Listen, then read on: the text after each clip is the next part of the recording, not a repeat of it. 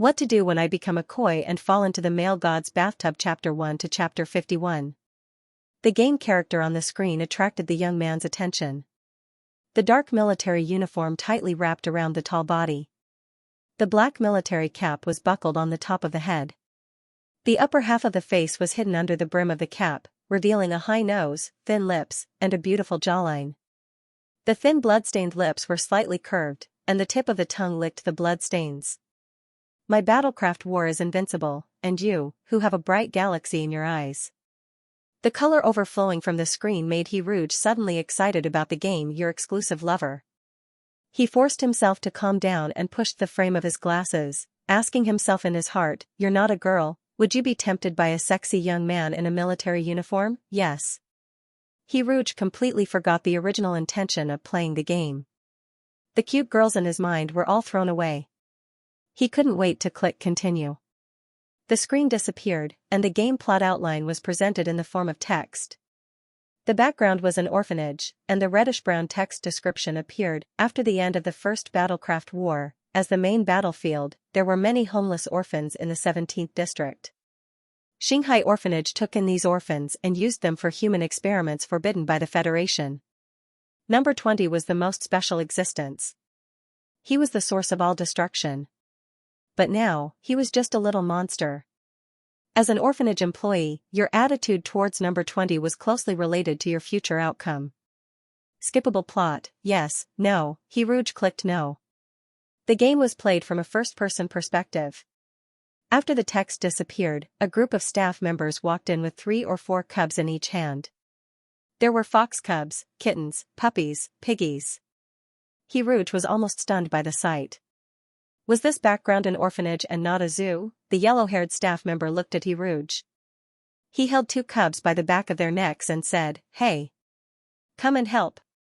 The camera automatically moved forward and fell on the white tiger cub in the yellow-haired staff member's left hand. The cub's fur was full of blood stains, and its blue eye revealed a trace of hostility. It was baring its fangs and brandishing its claws. "You carry this tiger cub. Be careful, he just bit me.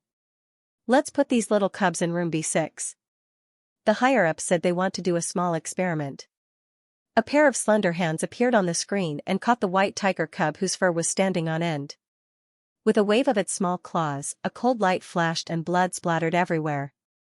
5 bloody scars appeared on the back of the hand. Obviously, his in-game self had been scratched. This little white tiger was like a hedgehog, wanting to prick everyone until they were covered in cuts and bruises. The camera switched to the second floor of the orphanage. It was room B6 at the end of the staircase. The door was pushed open, and the space inside the room was divided into 20 cubicles by iron plates. 10 iron cubicles were built on the left and right sides of the walls, and each cubicle had a blood-red Arabic number hanging in front of it. He carried the white tiger cub with his blood-stained hand and arrived in front of the iron cubicle number 20. He saw a cotton bed and a cat litter box in the small cubicle. The little white tiger was thrown headfirst into the cotton bed. Even though he reacted quickly and got up in time, pouncing towards the door with all his might, he was still one step too late. The iron door slammed shut, and the little white tiger crashed into the iron door. After a while, a childish roar came from the cubicle. Plot end, game start, daily mission. The cub in room B6 is the experimental subject of the ICE project. As a staff member, you have to participate in the ICE project and record the changes in the experimental subject's data. In the ICE project, only number 20 has special treatment. Note, the experimental subject is locked in an enclosed space in the ICE project. When staff members deliver food and carry out cleaning work, try to avoid physical contact, verbal communication, and eye contact with the experimental subject. Main mission, No 20's growth is extremely fast. You have to gain his favorability when he is weak. After the 6th experiment, if number 20's favorability towards you is lower than 60, you will die. If number 20's favorability towards you is higher than 90, you will get military uniform play. Note, military uniform play. Number 20 will wear a military uniform and play games with you. Rouge, who was sitting in front of the computer, pushed his glasses up again. He fell into deep thought as he looked at the 2 indecent symbols.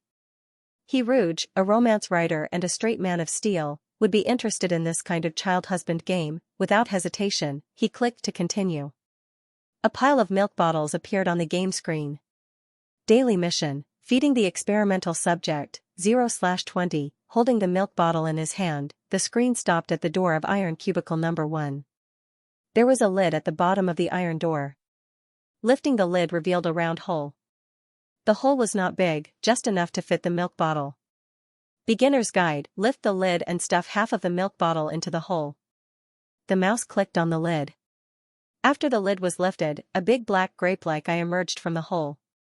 Woof woof woof woof woof woof. Warning, during the feeding period, if the experimental subject stares at you for more than 3 seconds, it will be regarded as eye contact. Mission will fail. A 3-second countdown appeared on the screen. He Rouge was so scared that he immediately stuffed the milk bottle into the hole. Half of the milk bottle was stuffed in, and the other half of the bottle was firmly held in He Rouge's hand. The occupant of iron cubicle number 1 was a small puppy. He Rouge recalled the brief glimpse he had of the puppy. Its eyes were black, and its fur was light yellow. It was very small, and it seemed to have a good temper. At least, it was much better than the little white tiger. The details of the game were handled very well. For example, the scratch marks on the back of his hand were still there. The milk in the milk bottle was quickly decreasing. He Rouge looked at the gradually empty milk bottle, and his heart was filled with a faint sense of happiness. Raising a puppy in the cloud, this kind of happiness was unimaginable. Beginner's guide: when the experimental subject finishes drinking milk, please take the milk bottle away and put the lid back on. He Rouge followed the beginner's guide. When he closed the lid, the puppy's bark sounded like it was crying, as if it was begging him to stay and not leave. It was clearly a fake game, but he felt a little sorry for it. However, when he thought about the daily mission, his hesitation quickly disappeared. He Rouge fed from iron cubicle number 1 to iron cubicle number 19. He confirmed the identities of the 5 puppies and 3 kittens through their barks. The other barks, such as AO AO, GG, and Goo Goo, were not representative. In addition, the light in the cubicle was very dim, so he could not see clearly for 3 seconds. He Rouge put a question mark on the identities of the occupants and prepared to find a chance to fill in the information. It was finally iron cubicle number 20. He Rouge felt that the guilt in his heart could finally be relieved. He was forced to neglect 19 cute animals, and he could finally openly cultivate a relationship with the little white tiger. Beginner's guide: when you are in close contact with iron cubicle number 20, you must avoid the monitor. Every time iron cubicle number 20's affection for you increases, you will receive a small heart. A small heart can block the monitor for 10 minutes. Note 1: small hearts are the currency of the love mall. Note 2: love mall: when iron cubicle number 20 has a good impression of you, the love mall will automatically open. He Rouge searched for a long time on the screen, but he did not know where to look at the affection and small hearts. However, at this time, a newbie gift pack fell from the sky. Newbie gift pack *1, please confirm to receive, successfully received. You have received disposable monitor jammer *3 candy *3 common medicine *3 band-aid *3. He Rouge used the disposable monitor jammer and received 10 minutes of intimate interaction with the little white tiger. The mouse clicked on the cover of iron cubicle number 20. After the cover was lifted, the blue eye that he imagined did not appear. From the round hole, he could only see darkness. This did not make sense. He Rouge had been feeding from iron cubicle number 1 to iron cubicle number 19. Every time he lifted the cover, he could see the sparkling eyes behind the round hole. The cubs were very enthusiastic. If it were not for the iron cubicle, they would have pounced directly on He Rouge, the milk bottle in his hand. At this moment, an option appeared: frowny face. Iron cubicle number 20 did not appear immediately like the other experimental subjects. You are a little confused. You choose A. Maintain the status quo. B. Move closer to the round hole to see what happened. The 10 minutes of interaction time passed by little by little. If the little white tiger slept in the cubicle for 10 minutes, then wouldn't the item be wasted? He Rouge chose option B, and himself in the game moved closer to the round hole. Because it was a first-person perspective, the whole screen became pitch black.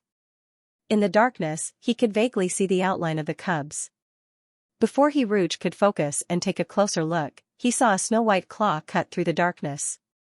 It stretched out of the round hole and quickly and accurately clawed forward. A familiar flash of cold light appeared, the familiar splash of blood. You have been attacked by iron cubicle number 20. There is a trace of blood on the bridge of your nose. Do you want to use the Band-Aid *1? Yes, no, Rouge, so the Band-Aid was prepared for me. He silently used the Band-Aid. Following the sudden appearance of the little white tiger, a floating box appeared. There were many interactive options on it: frowny face conversation, petting, feeding. There was also a status: frowny face hostile. Number 20 hates everyone in Shanghai orphanage, including you. Unawakened, no one has realized that number 20 is a little monster, except for you. No wonder he couldn't find the romance store and couldn't see the affection points. It turned out that this status was hostile. He didn't know how much the affection points were. Rouge didn't know whether to laugh or cry, as it was his first time facing a hostile target, and it was even a cute and fierce little white tiger. He had to complete the daily mission first. The little white tiger was hostile to him, but it wouldn't be hostile to the milk bottle. He clicked on the milk bottle and entered the feeding mode. As expected, the little white tiger didn't do anything to the milk bottle. The bottle of milk was quickly finished. The little white tiger, who was full, didn't want to be hugged or kissed like other cubs. It burrowed into the cotton nest without looking back and held fiercely before it left. Daily mission: feeding the experimental subject. Breakfast completed. Rouge expected the little white tiger's reaction. His gaze fell on the 3 interactive options: conversation, petting, and feeding. He might as well click on each of them. Rouge clicked on conversation, and a dialog box appeared: number 20. Number 20 didn't say anything and just quietly laid in the cotton nest. Rouge clicked on conversation again. Number 20 doesn't seem to want to talk to you. Rouge, although I already guessed this reaction, why do I still feel a little hurt? He clicked on petting. The metal door was opened and closed at lightning speed. The little white tiger, lying in the cotton nest, widened its eyes and looked at Rouge in disbelief. When the scratched and scarred hand touched the little white tiger, Rouge turned his face away. He couldn't bear to see what would happen next. Number 20 is angry. He thinks that his space has been invaded, so he scratches and bites you. You were attacked by number 20 and your forearm is injured. Do you want to use the Band-Aid *1? Yes, no, Rouge. 3 sets of Band-Aids didn't seem to be enough. Under the little white tiger's wildcat punch, a pair of black-rimmed glasses rolled to the ground. Perhaps it was a coincidence, but that pair of glasses was the same as the ones Rouge wore in real life. Rouge looked at the black-rimmed glasses that fell to the ground innocently and couldn't help but touch the frame of his glasses. Because of his appearance, the glasses in real life were his real body. Wearing glasses could help him avoid a lot of unnecessary trouble. Number 20, your glasses fell. Number 20 saw that you weren't wearing glasses. Number 20 stopped attacking. Status: frowny face hostility disregard. Number 20 hates everyone in Shanghai orphanage, but he doesn't think you look like a bad person. Rouge? Rouge was stunned and flattered as he took the good guy card. There were 2 options next to the black-rimmed glasses: put on glasses, and take off glasses. If this was in real life, Rouge would definitely choose to put on the glasses. However, in the face of the little white tiger's attitude, Rouge decisively chose to take off the glasses and nervously clicked pet. His attitude had changed from hostility to indifference. His treatment should have improved a little. Number 20 agilely avoided your hand. The little white tiger on the screen didn't scratch or bite. It only raised its little head and gave him a look of contempt. No. Have been hit. Rouge clicked talk again, full of anticipation. Number 20 is puzzled by your behavior. The little white tiger sat upright in the cotton bed, its azure blue eyes staring at the person in front of it. He tilted his head expressionlessly, his snow-white whiskers trembling slightly with his movements. It's shameful to act cute. Rouge pretended to be calm as he pushed up his glasses. He moved the mouse and clicked feed. The only food option was the candy from the newbie gift pack. Candy consumed *1, his unhealed hand clenched into a fist. Under the little white tiger's vigilant gaze, he opened his palm to reveal a piece of candy. Number 20 smelled the fragrance. He didn't do anything. He just looked at you coldly. The little white tiger realized that Rouge had no intention of attacking, so it lay on the cotton bed. Its body was like a white dumpling sprinkled with sesame seeds. Its blue eyes weren't filled with hostility like before. It lazily looked at the person in front of it with a hint of a dead fish's eye. I'm floating, I want to steal him back home. Rouge seriously reflected on himself. He wanted to try, talk, pet, and feed again, but he realized that the 10 minutes of intimate interaction time was up. He could only walk out of the cubicle regretfully. When he left the cubicle, Rouge thought that the little white tiger would pounce on him and take the opportunity to sneak away. However, the little white tiger didn't do that. It lay on the cotton bed and calmly watched Rouge leave. It didn't even flick its tail the entire time. Shiguei-chan lay down in the gaming cabin. Shiguei-chan's ears were filled with the noise of people, and the thick smell of blood lingered at the tip of his nose. The humid coldness was endless. The high degree of realism of the holographic game made Shiguei-chan feel as if he was in reality. He opened his eyes. She saw Shanghai Orphanage and the busy workers. This was a game. Shiguei-chan knew very clearly that everything he was experiencing now was a fake game. Because he had once destroyed everything here. The skin on the back of Shiguei-chan's neck was gripped tightly. In this fully simulated holographic game, Shiguei-chan could feel the stinging pain and the feeling of his whole body being lifted into the air. He lowered his head and looked at his little paws that were kicking around in the air. It wasn't a sharp claw that could easily take a life, but an extremely small one with a tender pink padding.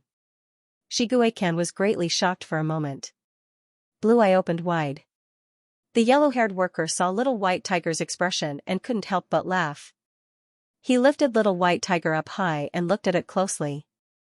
Shiguei-chan was caught off guard and looked into the yellow weasel's eyes. He saw the playfulness in the yellow weasel's eyes. The last person who looked at him like this had already been knocked off his head. Due to the limitations of his young body, Shiguei-chan could only regretfully bite little white tiger. The taste of blood in his mouth made him feel a little nauseous. It came again. This familiar feeling of nausea. A whirlpool-like spiritual storm appeared in his spiritual sea, destroying it bit by bit. Once his emotions fluctuated, his illness would begin to act up. Another worker grabbed him by the back of the neck. Shiguei-chan was tortured by his illness, but he still resolutely clawed at the other person. Because of the whirlpool-like spiritual devouring disorder, the Federation had specially created a game for his illness. Was this the kind of lousy game that he was thrown into the iron compartment in a daze when his illness acted up, the existence that had trapped him for 3 months and made him extremely disgusted and hateful? This knowledge made Shiguei-chan almost explode with anger. He wanted to rush out like a small firecracker, but he slammed into the iron door with a bang. Shiguei-chan. Beep, violent fluctuations in the player's spiritual sea have been detected. For the sake of the player's health, the game will automatically cut off the spiritual link. 3, 2, 1, logout successful. The game cabin opened automatically, revealing the man's pale face. His brows were slightly furrowed, and his thin lips were tightly pursed. His sick face had a sharp and fragile beauty. His eyes suddenly opened, and the originally weak and sickly beauty was instantly replaced by an angry general. Shiguei-chan's pale skin flushed with anger. He punched the metal shell of the game cabin. The shell, which was said to be made of military metal, cracked like a spider web. Shiguei-chan's fist was unscathed. He pulled out the optical computer chip in the game cabin, opened the game storage, and prepared to delete this lousy game completely. Your exclusive lover? What a lousy name. Shiguei-chan dragged the game into the cleaning bin, and then he became even angrier. Because he found that this lousy game couldn't be deleted, Shiguei-chan was so angry that he vomited blood. He really did vomit blood. His illness was taboo. Once there was a big emotional fluctuation, he would have a headache, vomit blood, and lose hair. Shiguei-chan's original form was a bald tiger. His human form was still quite thick, so he hadn't changed into his original form for a long time. He expressionlessly wiped the blood from his mouth with the back of his hand and picked up the optical computer to contact the doctor in charge. As soon as he pressed the number, the other party immediately picked up. A slightly plump middle-aged man appeared out of thin air. This was the doctor sent by the Federation to treat Shiguei-chan, the Mousy Association. The Mousy Association's gaze fell on the blood stains on Shiguei-chan's mouth that hadn't been wiped clean.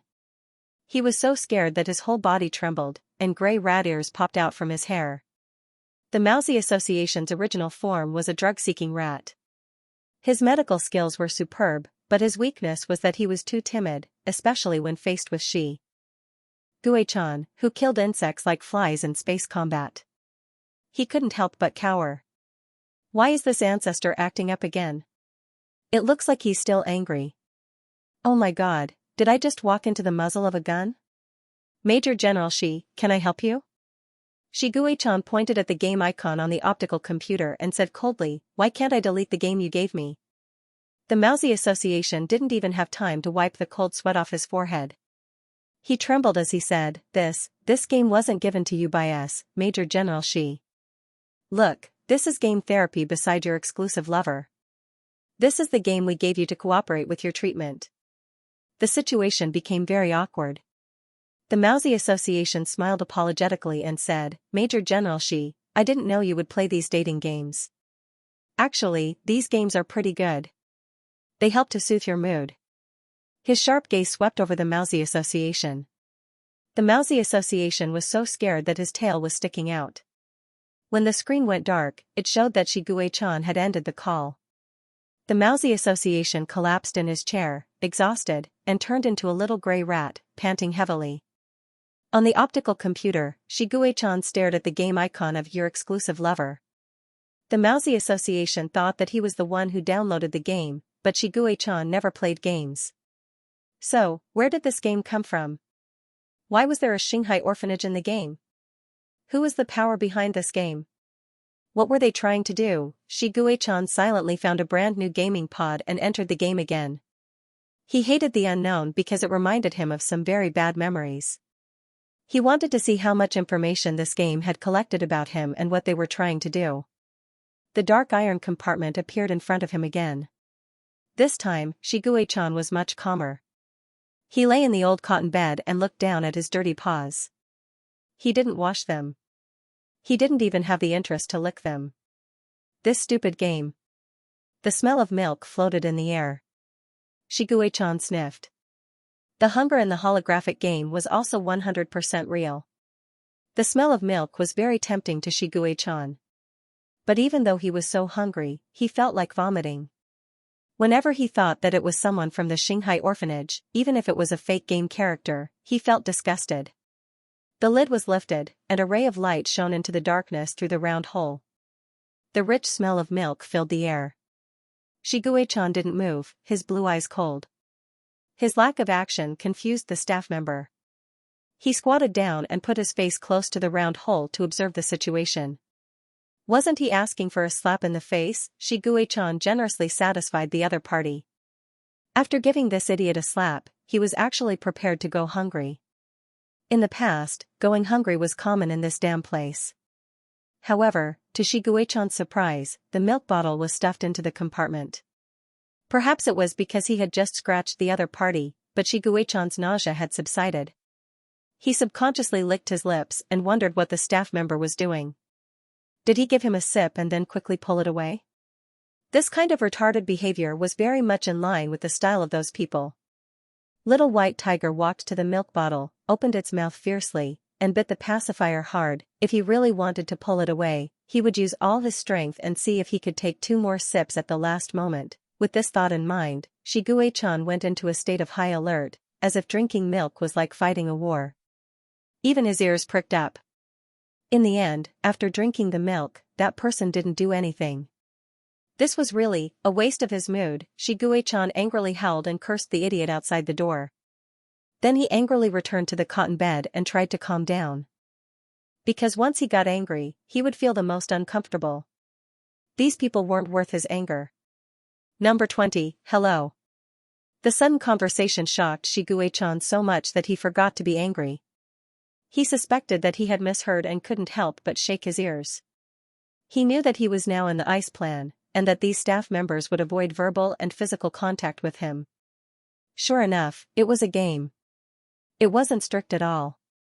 In the ice plan, he had stayed in a closed compartment full of crying for 3 whole months. From beginning to end, he hadn't communicated with anyone. Can I talk to you? No. Get lost. I have nothing to say to you. The person outside the door didn't get a response. It seemed that he had left. Shiguei-chan suddenly felt that the world was much quieter, even though the room was still filled with cooing and meowing. Click. A sudden light blinded Shiguei-chan's eyes. The next moment, the iron door was quickly closed. The uninvited guest swaggered in front of Shiguei-chan and stretched out his salty pig's feet. Shiguei-chan, very good. You've successfully provoked my anger. Little White Tiger exploded like a small firecracker again and wildly used its cat fist. In the chaos, it accidentally knocked off a pair of black-rimmed glasses. When Shiguei-chan raised his paw again and was about to hit someone, he saw a face without anything covering it. His mind went blank for a moment. Shiguei-chan was speechless for a moment. He couldn't use any words to describe the face he saw. Other than being good-looking, the word stunning popped up in his mind. The sharp claws that had appeared hesitated for a moment before silently retracting. That hand reached out again. Shiguei-chan originally wanted to hit someone, but when he saw that face, he couldn't bring himself to do it. Thus, he swallowed the humiliation and avoided that hand. Shiguei-chan didn't think that he was obsessed with good looks, but the face of the person in front of him was beyond the scope of normal good looks. Hello, number 20. My name is Hiruj. I want to talk to you. Is that okay? Shiguei-chan, do you think you can do whatever you want just because you're good-looking? If you say any more nonsense, I'll really hit you. That person didn't get a response, nor did he get angry. He seemed to take something out of his pocket, clenched his fist, and placed it in front of Shiguei-chan. He opened his palm, revealing the candy in his palm. Shiguei-chan. Emotionless typing machine, do you want to spell? Hiruj glanced at the message on Penguin and realized that he had been addicted to games for a long time. He was stuck on his emotions and wanted to play games to find inspiration. Then, he fell in love with Your Exclusive Lover with a pink icon. Although the game looked unfamiliar, Hiruj had downloaded many games in one go before, so he must have downloaded it when he was not paying attention. After that, Hiruj was mesmerized by the handsome man in military uniform with his tail spread open. She was also mesmerized by the cute little white tiger. She was completely addicted to this game. Inspiration. He did not find it at all. His mind was filled with the little white tiger. I'd been playing games for so long that I almost forgot to write. Come on, let's write. Therefore, Hiruj made the risky choice of working full-time right after graduation. Working full-time meant avoiding contact with others and avoiding trouble. That face of his was a huge problem. Hiruj pushed up his glasses and stopped thinking about other things. He focused on writing. Although he had a 30,000-word manuscript, he was still like a hard-working little bee. Every day, he was trembling with fear as he happily put the manuscript into the manuscript box. 3 hours later, Hiruj finished writing 4,000 words and decided to open the game to relax. After all, it was important to strike a balance between work and rest. Opening the screen was the familiar temptation of a military uniform. The time in the game was synchronized with the time in real life. Hiruj skillfully fed himself for lunch. When he reached cubicle number 19, he lifted the lid but did not hear the energetic G. Hiruj remembered the occupant of cubicle number 19. The occupant had bright red eyes and would make incessant G sounds. He guessed that the occupant was a little rabbit. Cubicle number 19 is sick. Your choice, A. Follow the rules of ice plan and ignore cubicle number 19B. Open the cubicle. This will cost you a one-time monitoring device jammer *1. Hiruj opened the save point and found 4 save slots. He saved first and then chose B. The door to cubicle 19 was pushed open, and a little white rabbit sneezed nonstop on the cotton bed. Its little head nodded, and its 2 long rabbit ears shook rapidly with its sneezing. When it heard the sound of the door opening, it quickly shrank into the corner. Its little nose twitched rapidly, and its red eyes squinted at Rouge. Number 19, Patient 19 has a respiratory infection. Consume normal medicine *1, yes, no, since he had already used one item, he didn't mind using a second one. Rouge used normal medicine X1 and a pill appeared in his hand. Rouge clicked feed. The sickly little white rabbit stared at the yellow pill and sniffed it with its small nose. It seemed to be suddenly energized and opened its mouth to swallow it. After moving its mouth a few times, the little white rabbit let out an angry growl in disbelief. Then, it spat with all its might, trying to spit out the pill. Unfortunately, it did not succeed. Number 19,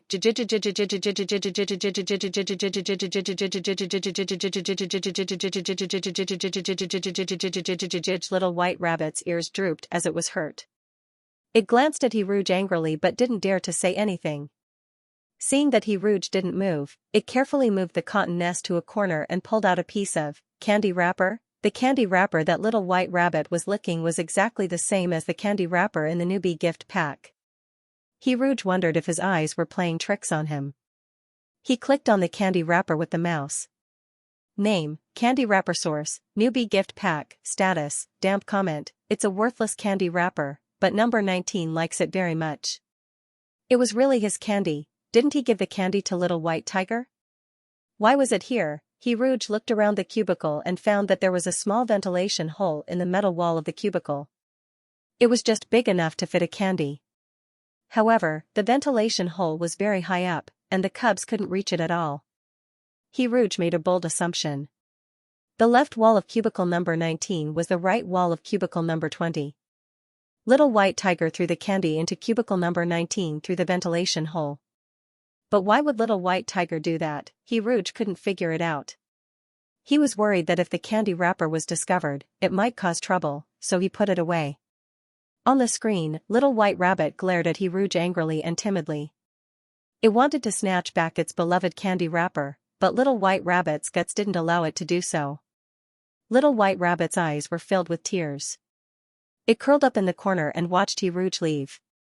Big bad, Rouge muttered to himself in front of the screen, good medicine tastes bitter, little idiot. So I'm being treated as a bad guy? He sighed helplessly. As soon as he finished speaking, a gorgeous firework effect appeared on the game interface. The love store was officially open. Rouge. Shigue-chan looked at the candy in his palm and felt very strange. He was a powerful and influential person. Although he wasn't very popular, he still received countless gifts. Whether it was rare treasures or new mechas, he had everything. However, no one would give him such a shabby gift. It was like playing house. He looked down at his mini paws. He didn't think that he would be abducted by a candy. The person in front of him seemed a little disappointed. The person placed the candy on the ground, got up, and closed the door gently. Shigue-chan suddenly thought of the word gentlemanly. The metal door closed again, and everything returned to darkness.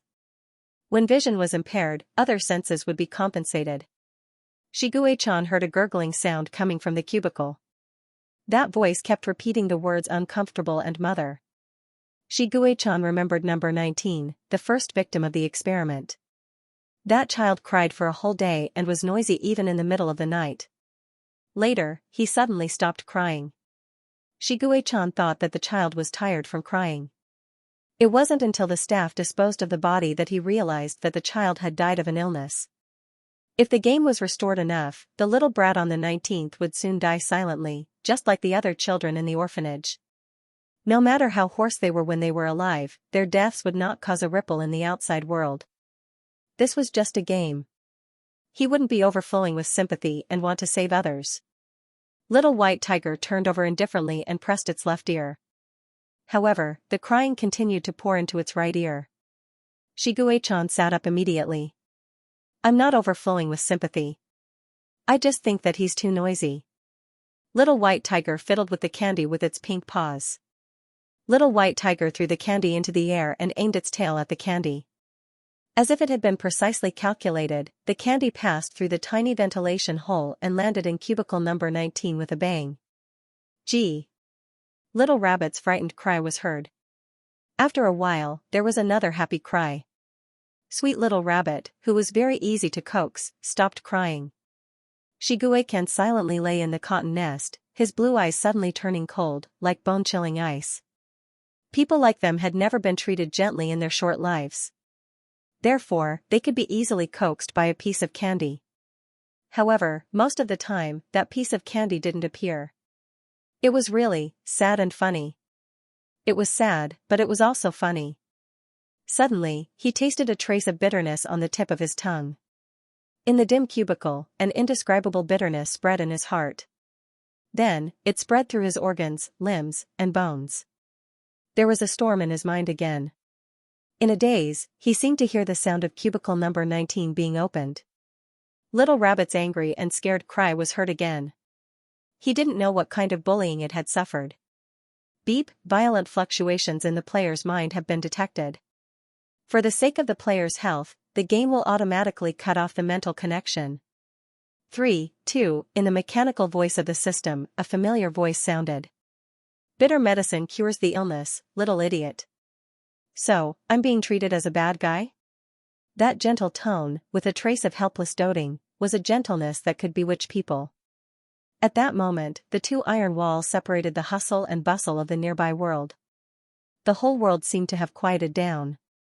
In the dim darkness, there was an extremely soft sigh. The soft sigh was like the autumn wind sweeping away the withered leaves on the branches. It blew away the gloominess in his heart. Because of the unspeakable memories, Shiguei-chan had never been stingy in using the greatest evil to speculate about others. Especially the people in Shanghai orphanage. They were so dirty that he couldn't help but vomit whenever he thought about them. Shiguei-chan never believed that there were good people in Shanghai orphanage, but Hiruj was a special existence. In the oppressive and dim iron compartment, the young man pushed the door open and entered. He looked down as if he was overlooking all living beings. He had black hair and black eyes. His skin was as white as snow. He looked so clean that there was no dust on him. There was one thing that Shiguei-chan didn't want to tell anyone now, and he didn't want to tell anyone in the future. When the glasses fell off, he liked Hiruj at first sight.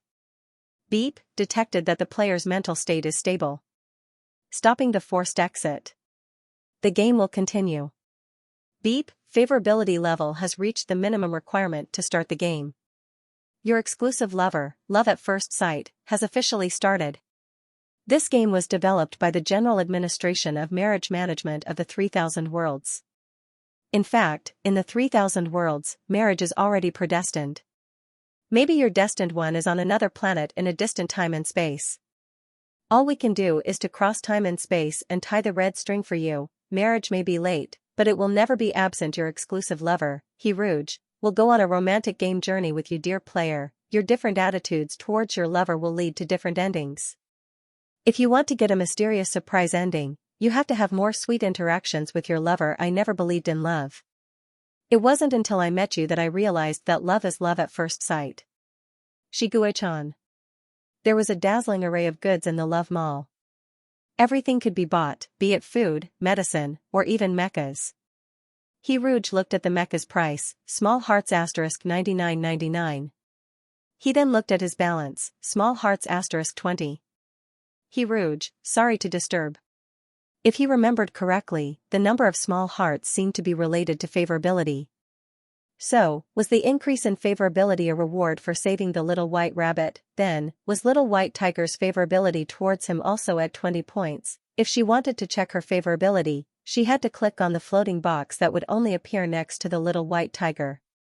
Hiruj used the last disposable monitoring device, opened the metal door, and saw the little white tiger with a dumbfounded expression. Hiruj pushed up his glasses and confirmed. He saw an incredulous expression on Plush and Woolen's face. However, this surprise was fleeting, and little white tiger quickly returned to its expressionless state. Compared to its previous baring of fangs and brandishing of claws, little white tiger's state was clearly much more relaxed, and its slightly swaying tail revealed its joy.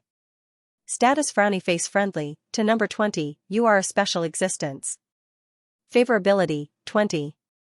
Unawakened, no one has realized that number 20 is a little monster, except for you. Wow, a special existence. The joy in his heart became a rippling wave. He Rouge clicked on, talk, with anticipation. Number 20 frowny face. Roar roar, speak. This was the first time He Rouge heard little white tiger's calm voice. It actually sounded a little like snoring. It was a very soft snoring sound, the kind that would not be woken up at night. He Rouge didn't know if he had a filter for little white tiger, but he felt that the snoring sound was quite cute.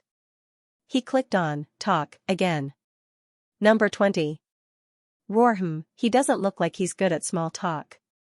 Every time he answers, he thinks for a long time. Little white tiger roared seriously and lazily swung its tail on the cotton nest. He Rouge's heart trembled at little white tiger's obedient attitude. He felt that he could continuously click on the conversation and watch little white tiger's reaction until the end of time. His mouse followed his heart and clicked on, talk. Number 20. He doesn't feel like talking. He just looks at you quietly. Little white tiger's chin rested on its paws, and its blue eyes stared at the person in front of it. He Rouge looked at little white tiger, who was about to turn into a cat biscuit. He was no longer satisfied with a simple conversation. He wanted to pet the cat. He Rouge shakily tapped on, stroke, and the hand on the screen reached over. The band-aid on the forearm was especially conspicuous. When the fingertip was about to land on the little white tiger's forehead, He Rouge had unknowingly held his breath. Little white tiger tilted its head and easily avoided He Rouge's hand. The only thing that comforted He Rouge was that little white tiger didn't avoid him like before. It only tilted its head. The hand on the screen froze in midair. Just like He Rouge's mood at the moment, no matter how much he comforted himself, he still felt a little disappointed. Just as He Rouge was about to finish adjusting herself, the little white tiger suddenly raised its paw and touched her fingertips as if it was condescending to do so. Number 20 tilted its head to avoid your touch. He looks at you, who is slightly depressed. He touched your fingertips. Oh? Although I don't really understand, will this make you happier? The eyes behind the lenses widened in surprise. He Rouge almost couldn't suppress the joy in his heart. The corners of his mouth curled up crazily as he said, happy, happy. Very happy. As He Rouge spoke, he tapped on, stroke, again. This time, he didn't touch its head, but its paw. Little white tiger struggled slightly, but in the end, it still allowed the person in front of it to pinch its paw. Although it was just a small paw pinched by an illusory limb, when the camera zoomed in on the paw that was pinched, the pink paw was pinched until it caved in slightly. The HP bar was emptied instantly. Number 20, oh, I'll only let you touch it once. Oh, it feels so weird to be pinched like this. I feel the soft touch of number 20's paw. Little white tiger let out a low howl and retracted its hand like a little wife who was being molested. When He Rouge tapped on, stroke, again, his outstretched hand was pressed down by little white tiger's paw. Little white tiger shook its head solemnly.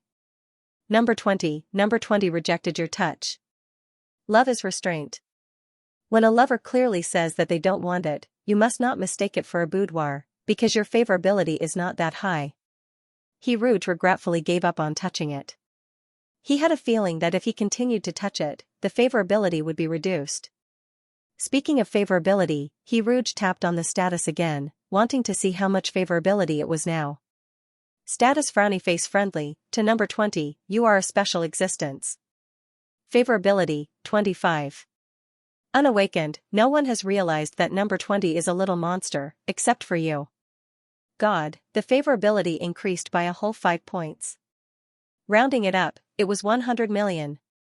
At this rate, would he be far from the days of happily stroking the cat? He Rouge felt that the future was bright, and his gaze fell on the dignified and reserved little white tiger.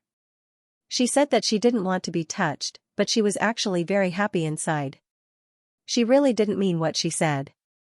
On the screen, little white tiger, who was originally sitting upright, shivered as if it was shivering. It looked at the person in front of it in confusion. Then, it lay down on the cotton bed and thought about life. Little white tiger didn't have any expression, but there was a childlike temperament between its eyebrows. Its light blue eyes and black pupils were extremely small. There was a saying, white tiger with droopy eyes. It was referring to the shape of its eyes that were upturned. In addition to the black patterns on its snow-white fur, there were two patterns that happened to grow from the ends of its eyes, like bright outer eyeliner. Rouge couldn't help but think of the Adonis in military uniform in the game. That man had his head lowered, and the brim of his hat covered his eyes. If he raised his head and revealed his blue eye, the corners of his eyes would be upturned even when he wasn't smiling. However, it wasn't charming, but indifferent. What if, he smiled, with this kind of eye shape, when he smiled, it would definitely be two crescent moons. No, no, no. Little white tiger was so fierce. When he smiled, it wouldn't be sweet. His eyes would be like curved blades, sharp enough to cut people. Coupled with the military uniform, it would make one's visual nerves tremble. Rouge was almost bent by his own handsome imagination. He didn't know why, but when he first saw the avatar, he had the illusion that his heart would beat faster. It was as if the other party was really an exclusive lover who grew up according to his wishes. Except that the gender wasn't quite right. Rouge's fingertips lightly pushed the frame of his glasses. He started brainstorming about the possibility that he was bisexual. After careful consideration, he came to a conclusion: I should be a paper bisexual. Paper dolls were so good-looking. They were sexy and seductive in military uniform, and when they took off the uniform, they could become cute kittens. They could be salty and sweet. Who wouldn't love them? He looked at little white tiger lovingly on the screen and clicked feed with his mouse. Come, let's eat candy. Rouge couldn't help but look at the screen. His tone was as gentle as if he was coaxing a child. Little white tiger's bud-like tiger ears trembled slightly. Looking down at the candy in its palm, it seemed to have gone through an intense psychological struggle. It was in a stalemate with Rouge for a long time before it used its paws to pull the candy down. Rouge looked at the screen expectantly. He didn't even dare to blink, afraid that he would miss the scene of little white tiger eating the candy. Little white tiger glanced up at Rouge, then turned around with the candy in its mouth and faced Rouge with its butt. Rouge? Number 20 took your candy. He was a little shy, so he turned around and ate the candy behind your back. Wow, it's shy. Rouge's happiness once again turned into waves. After Xianxia listened to a long list of game descriptions, he suddenly realized that he was playing a love game. And his exclusive lover was Rouge, who had nothing but good looks, a pleasant voice, a kind heart, and a gentle personality. The name sounds pretty nice too. Major General Xi, who had never praised anyone in his life, awkwardly changed the word nice to pleasing to the ear in his heart. If the attending physician, the Mousy Association, heard this, they would probably be so shocked that they would turn into their original selves. Xianxia was a person who didn't like anything he saw or heard. The highest evaluation he had ever given was average. Just as Xianxia was silently evaluating Rouge, the young man pushed open the metal door. The person standing in front of him seemed to have just run out of his heart. This illusion made Xianxia's mind go blank for a moment. Rouge was wearing black-rimmed glasses this time. Xianxia took a serious look at them and thought that the glasses were quite pleasing to the eye. Can I talk to you? The person in front of him squatted down, and his voice rose happily, light and pleasant. He seems to be very happy. Why is he happy? The glasses couldn't hide the brightness of his black pupils. They were extremely transparent, and as his eyes moved, they flickered with a dazzling brilliance. Xianxia couldn't describe how he felt at this moment. The brilliance was like the person in front of him setting fire to his heart, making his mind shake. He subconsciously agreed. Go ahead. When Xianxia realized what he had just said, he was stunned. Xianxia didn't like to chat with others. Perhaps it was because he had experienced the ICE project when he was young that his desire to express himself was deprived. He didn't want to talk or interact with others. Chatting seemed to be very far away from him. Giving orders and doctor-patient communication were words that replaced chatting in his dictionary. But, Rouge was really a special existence. Everything that was annoying became pleasing to the eye when it was associated with this person. The young man lowered his head. His eyes were gentle, and there were layers of smiles in the bottom of his eyes. Bathed in such a gaze, Shiguei-chan heard this person's unique and gentle voice. He suddenly recalled the time when he left the ice project. For the first time, he left the iron compartment that he had stayed in for 3 months. He was locked in a cage and moved to another location. Those people carried the cage and walked down the aisle. At the end of the long and narrow aisle, there was a half-open window. The afternoon sun shone through the window lattice and sprinkled on the ground. The world as far as his eyes could see was shaking and swaying. It was a very gentle light. Just like when Rouge pushed the door open and entered, the light poured in from behind him and dyed it with a gentle color. Shiguei-chan was so engrossed in his thoughts that he didn't even notice when Rouge ended the conversation. When a hand reached out, he subconsciously tilted his head to avoid it. The distance was so close that Shiguei-chan could smell the milky fragrance lingering on the other party's fingertips. The other party's skin was milky white, lustrous and white. If he licked it, he could still taste the milky sweetness. He wanted to take a bite. Shiguei-chan was startled by his sudden thought.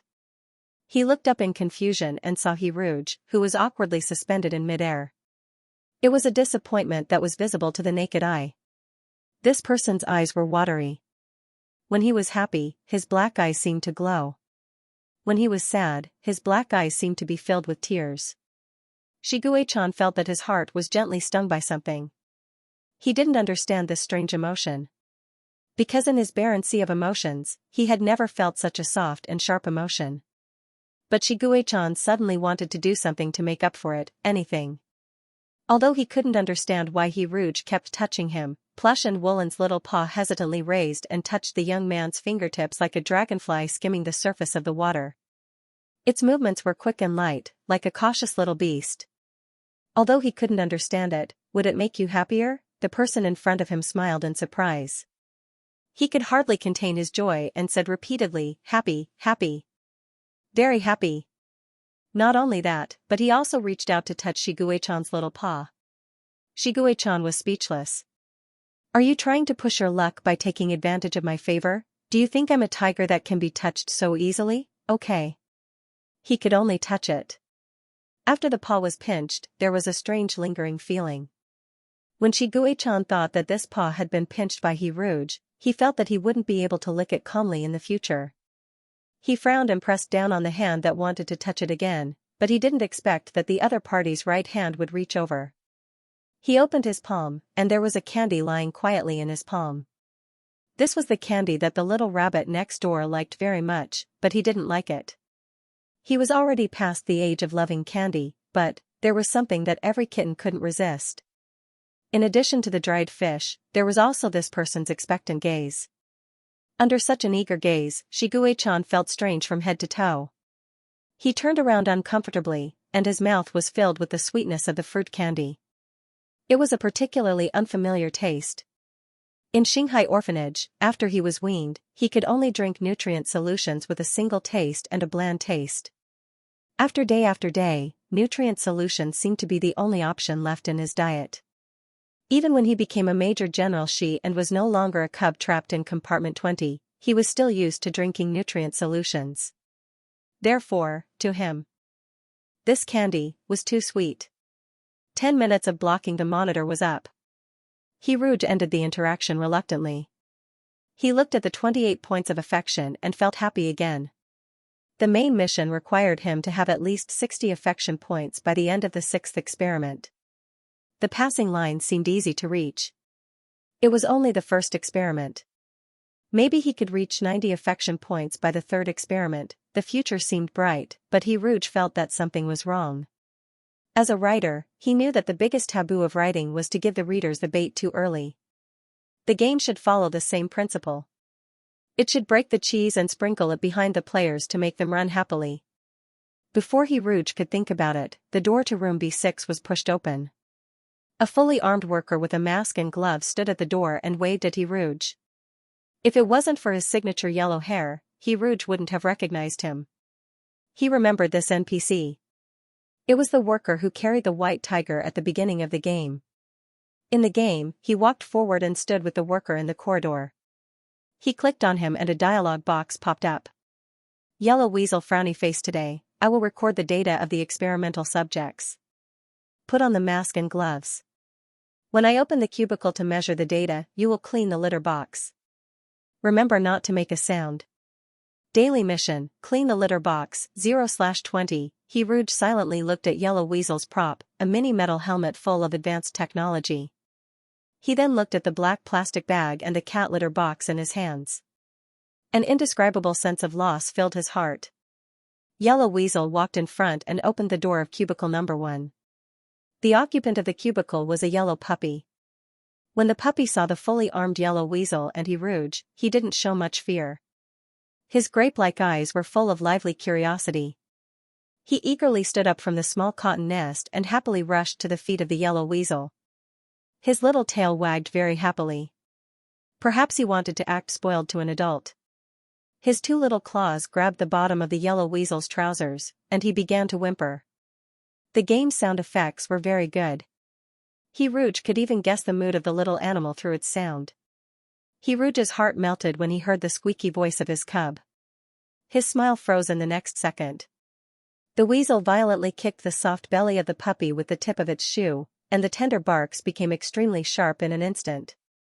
It was so sharp that it was like the ear-piercing sound of iron scraping against glass, and also like the cry of a startled bird. The murmurs of the other cubs in the room disappeared. It was as if they were collectively frightened. The little puppy was kicked to the ground. Before he could react, a strong hand grabbed his neck and a cold metal helmet was placed over his head. Rouge's eyes widened slightly as he watched Yellow Weasel casually press the red button on the helmet. A dazzling white light vaguely leaked out from the inside of the helmet, followed by the heart-wrenching scream of the little puppy. He seemed to be in great pain, his whole body convulsing. The hurried scream was filled with panic. He desperately wanted to get rid of all this, but the absolute suppression of force suppressed his resistance. The metal helmet was like an execution tool at this moment. As the torturer, Yellow Weasel didn't have a trace of pity. He raised his head and looked at Rouge, using his eyes to signal Rouge to clean the cat litter box. Beginner's Guide: click on Papa and use the cat litter spatula to put Papa into the bag. The game was too realistic, and the sound was very infectious. Rouge watched the process of measuring the data in a daze. For a moment, he even felt that everything was real. The painful howls continued to play in the background, and his hand moved the mouse with a heavy hand. Daily mission, clean the cat litter box, 1/2. At the same time, Yellow Weasel finished measuring. He took off the helmet, and the little puppy was paralyzed on the ground, trembling and shivering. When the door of the cubicle was closed again, the little puppy didn't even raise its head. In the dead silence, the iron door of cubicle number 2 was slowly pushed open. The cotton nest was upside down on the ground, and there were no cubs in the cubicle. Yellow Weasel stopped in front of the cotton nest. He circled around the cotton nest a few times with interest. Finally, he simply lay on the ground, put his face close to the edge of the cotton nest, and slowly lifted the cotton nest. He looked at the little fox who was curled up in a ball silently. Quack! When more than half of the cubs were measured, a very strange phenomenon appeared. The cubs that had been measured didn't make much noise, and were locked in the cubicle like corpses.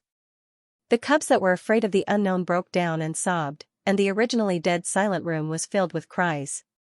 The experience was as exciting as playing a horror game. Rouge's fingers kept rubbing the frame of his glasses, and he turned the volume to the lowest. He focused on shoveling the poop, like a self-deceiving tortoise. As long as he retracted his head into his shell, everything around him would never happen. However, when the screen jumped to cubicle number 20, the hand that was rubbing the frame of his glasses stopped. Rouge took a deep breath, and looked at the screen with a sharp gaze. If you have any problems, come at me. Don't touch a single hair of my little white tiger. Rouge's spirit was highly concentrated, and he stared at the iron door. Yellow Weasel stood in front of the iron door and opened it. Before the iron door was completely opened, a little snowball rushed out like an avalanche and hit Yellow Weasel's abdomen. Yellow Weasel arched in pain. The amazing jumping ability was completely unlike a cub that was drinking milk. It seemed like it was born to be good at climbing. Its little claws hooked onto the fabric of Yellow Weasel's clothes and climbed from his abdomen to his chest. It fiercely clawed at Yellow Weasel's weakest point, the eyes. The familiar cold light flashed, fresh blood spurted out and splattered on Yellow Weasel's mask. Yellow Weasel painfully covered his eyes and stretched out his hands to throw the little white tiger away. Unexpectedly, the little white tiger nimbly jumped into Yiruja's arms before he could do that. When it leaped over, everything in front of him was played in slow motion. The little white tiger's pink and tender paws and white soft belly were exposed in midair. Its tail was slightly swaying as it firmly pounced on Yiruj. It was like the little cutie of his dreams had fallen from the sky. Yiruj. This little white tiger is throwing itself into my arms? The little white tiger in his arms firmly held onto Yiruja's arms with its 4 little paws. He turned his little head to look at Yellow Weasel. Its fur stood on end and its blue eyes were filled with hostility. It bared its teeth and growled in a threatening manner. It was hard to imagine that this little cub had the murderous aura of the king of beasts. Yellow Weasel half knelt on the ground and wailed as he took out a spray bottle from his arms. He trembled as he sprayed it on his right eye. After a while, the blood gradually stopped, but the white of his eye was dyed red and looked particularly frightening. Even though the mask covered his face and only revealed Yellow Weasel's eyes, the hatred in his eyes could not wait to crawl out. Yellow Weasel looked at Yiruj and gritted his teeth. "Give him to me, I want to kill him." Little white tiger curled up in Yiruja's arms and only revealed its little head. It looked down at Yellow Weasel with contempt and roared coldly. After roaring, it turned to look at Yiruj. The little white tiger, who had always been scowling, had a rare gentleness in its expression. It stretched out its little paw and placed it softly on Yiruja's shoulder. A hint of confusion appeared in its blue eyes. But very quickly, the little white tiger moved closer to Yiruj like a hero dying for a cause. It rubbed against Yiruja's mask awkwardly and unskillfully. "Yiruj. Damn it, this cutie has nowhere to put it." Shiguei-chan did not know why, but he felt a little disappointed when the person in front of him left before he could finish the candy in his mouth. When little white tiger realized what he was feeling, he quickly shook his head and threw these weak and meaningless emotions out of his mind. When he was still a cub, he had already decided to give up on these emotions. For the cubs of Xinghai Orphanage, their only value in life was to be used as experimental subjects. Crying would only lead to beatings and scoldings. As the saying goes, everyone has a different life. Shiguei-chan did not want to stay in this game for too long. Without Yiruj, the overly realistic game would awaken too many unpleasant memories. He wanted to go offline, but the sweetness on the tip of Shiguei-chan's tongue made him hesitate.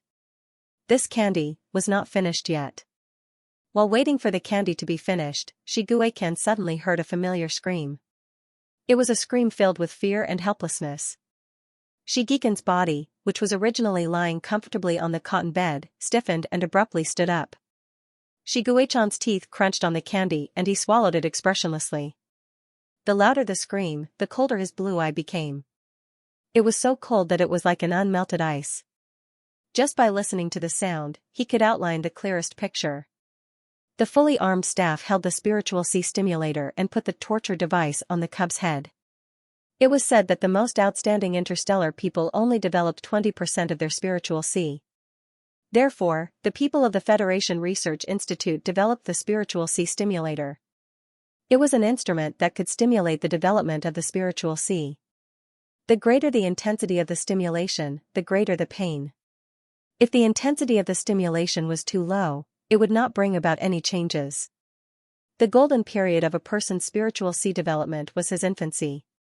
Most people did not want their cubs to suffer too much pain. There were very few parents who volunteered to participate in the test of the new instrument. The result was that all the cubs died. Everyone was exploring the mysterious spiritual sea. No one knew how much stimulation was the most suitable intensity for the cubs. This data must be obtained through long-term repeated experiments. Almost no one was willing to let their cubs die. The spiritual sea stimulator that caused a sensation was eventually forgotten. However, when the benefits were enough to move people's hearts, all laws and conscience could be trampled. After the Battlecraft War, as the main battlefield, there were many orphans of the 17 stars.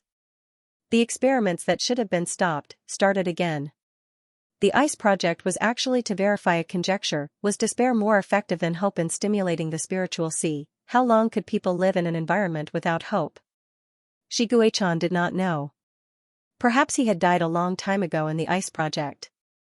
What was alive now was a distorted soul. His ears were full of crying. In fact, as long as he closed his eyes, the Shanghai orphanage was no different from a battlefield. It was the same everywhere. There were desolate bones everywhere. There were spirits everywhere. Hell was empty. Demons were in the human world. When the iron door was opened, Shiguei-kan rushed out, just like how he had charged and broken through enemy lines countless times. He pounced on the enemy as fast as lightning. His palm came into contact with sticky blood. Before the enemy erupted, Shiguei-kan had already chosen his foothold and his place of refuge during the battle. Hiruge was obviously not aware of the situation. This was the exclusive lover given to him by the game. He had no choice but to trust him. The young man wore a mask, revealing only his black eyes. They were like the night sky that had been washed by water. They were exceptionally clean, so clean that they did not fit in with the filth. When he pounced on the other person, that person subconsciously opened his arms to him, exposing his eyes to him without any hesitation. Why was he so stupid? Didn't he see that he had just scratched his colleague's eyes?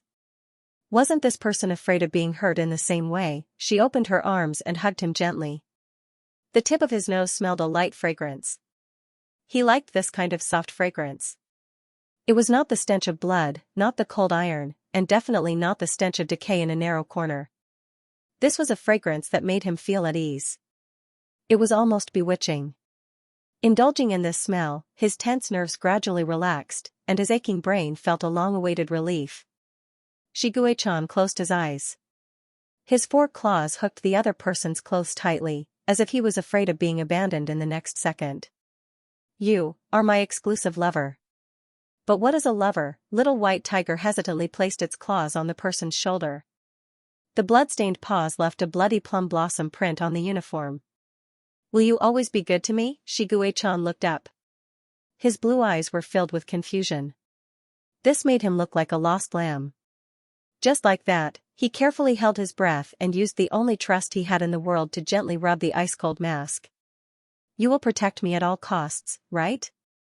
After number 20 scratched the yellow weasel, he sought refuge in your arms. The angry yellow weasel demanded that you hand over number 20. Your choices are A. Hand over. B. Refuse. Hiruge chose option B without hesitation. He looked at the little white tiger in his arms and his heart was filled with tenderness. Don't be afraid, I will protect you. If you can act coquettishly, I will love you even more. No one can destroy the experiment at will. Number 20's life is not in your control. You are always so impulsive, Yellow Weasel. Yellow Weasel, ha, good, very good. Yellow Weasel approached you and number 20. Then he pulled down the zipper of his pants.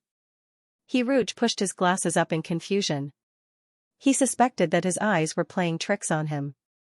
The yellow weasel on the screen was wearing a pair of magical pants. The pants had 2 zippers, one in the front and one in the back. The yellow weasel angrily pulled down the zipper at the back, revealing a long yellow tail. The tail suddenly stood up, and then he sprayed out a stinky liquid. Yellow Weasel, he attacked your and number 20's stink glands. You are dizzy, nauseous, and vomiting. Number 20 can't help but vomit milk after smelling it. Hiruge was speechless. What kind of stupid game was this? The yellow weasel zipped up and walked in front of Hiruge. The little white tiger in Hiruge's arms lay listlessly in his arms. It looked weak as if it had not recovered from the stink gland's attack. However, when it saw the yellow weasel in front of it, it still forced itself to be energetic and fiercely waved its little paws. Yellow Weasel, give him to me. Measuring the data is something that must be done. Don't forget, Mermaid. Mermaid, Hiruge looked at this title and a guess appeared in his mind. The name of the NPC was the name of their original form. Yellow weasels, commonly known as weasels, would release a stinky breath when they encountered enemies. Was his original form in the game a mermaid? Was it that cool? Hiruge's mind wandered for a while before he refocused on the game. The screen was showing the plot. Hiruge could not choose at all.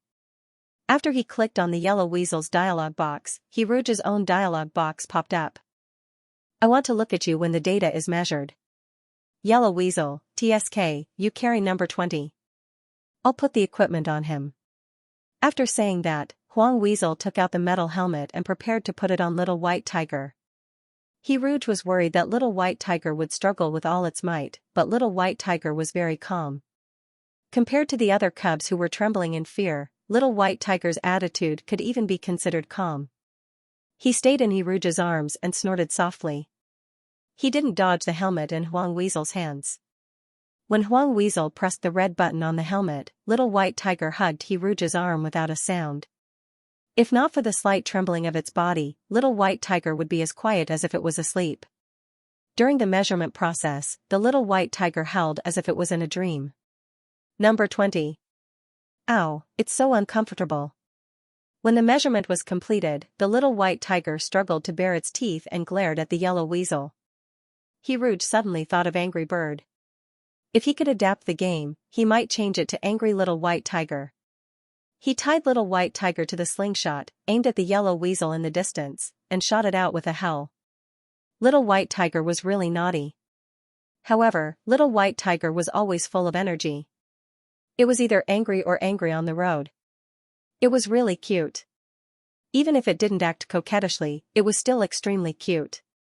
Rouge quietly looked at the weak Little White Tiger on the screen. Even if it was baring its teeth and brandishing its claws, it still looked like a bluff. Suddenly, his heart ached. He thought of Little White Tiger's cry of discomfort during the measurement process. His Little White Tiger was supposed to be the king of all beasts. How could it be trapped in a small cubicle and be bullied by any weasel? Give it to me. Measuring the data is something that must be done. Don't forget, mermaid. Mermaid, Tiger ears moved slightly. The staff of Xinghai Orphanage didn't use their real names. Instead, they used code names. Code names were usually their original forms. Mermaids only existed in legends. Rouge's original form couldn't be a mermaid. Perhaps it was a creature of the sea.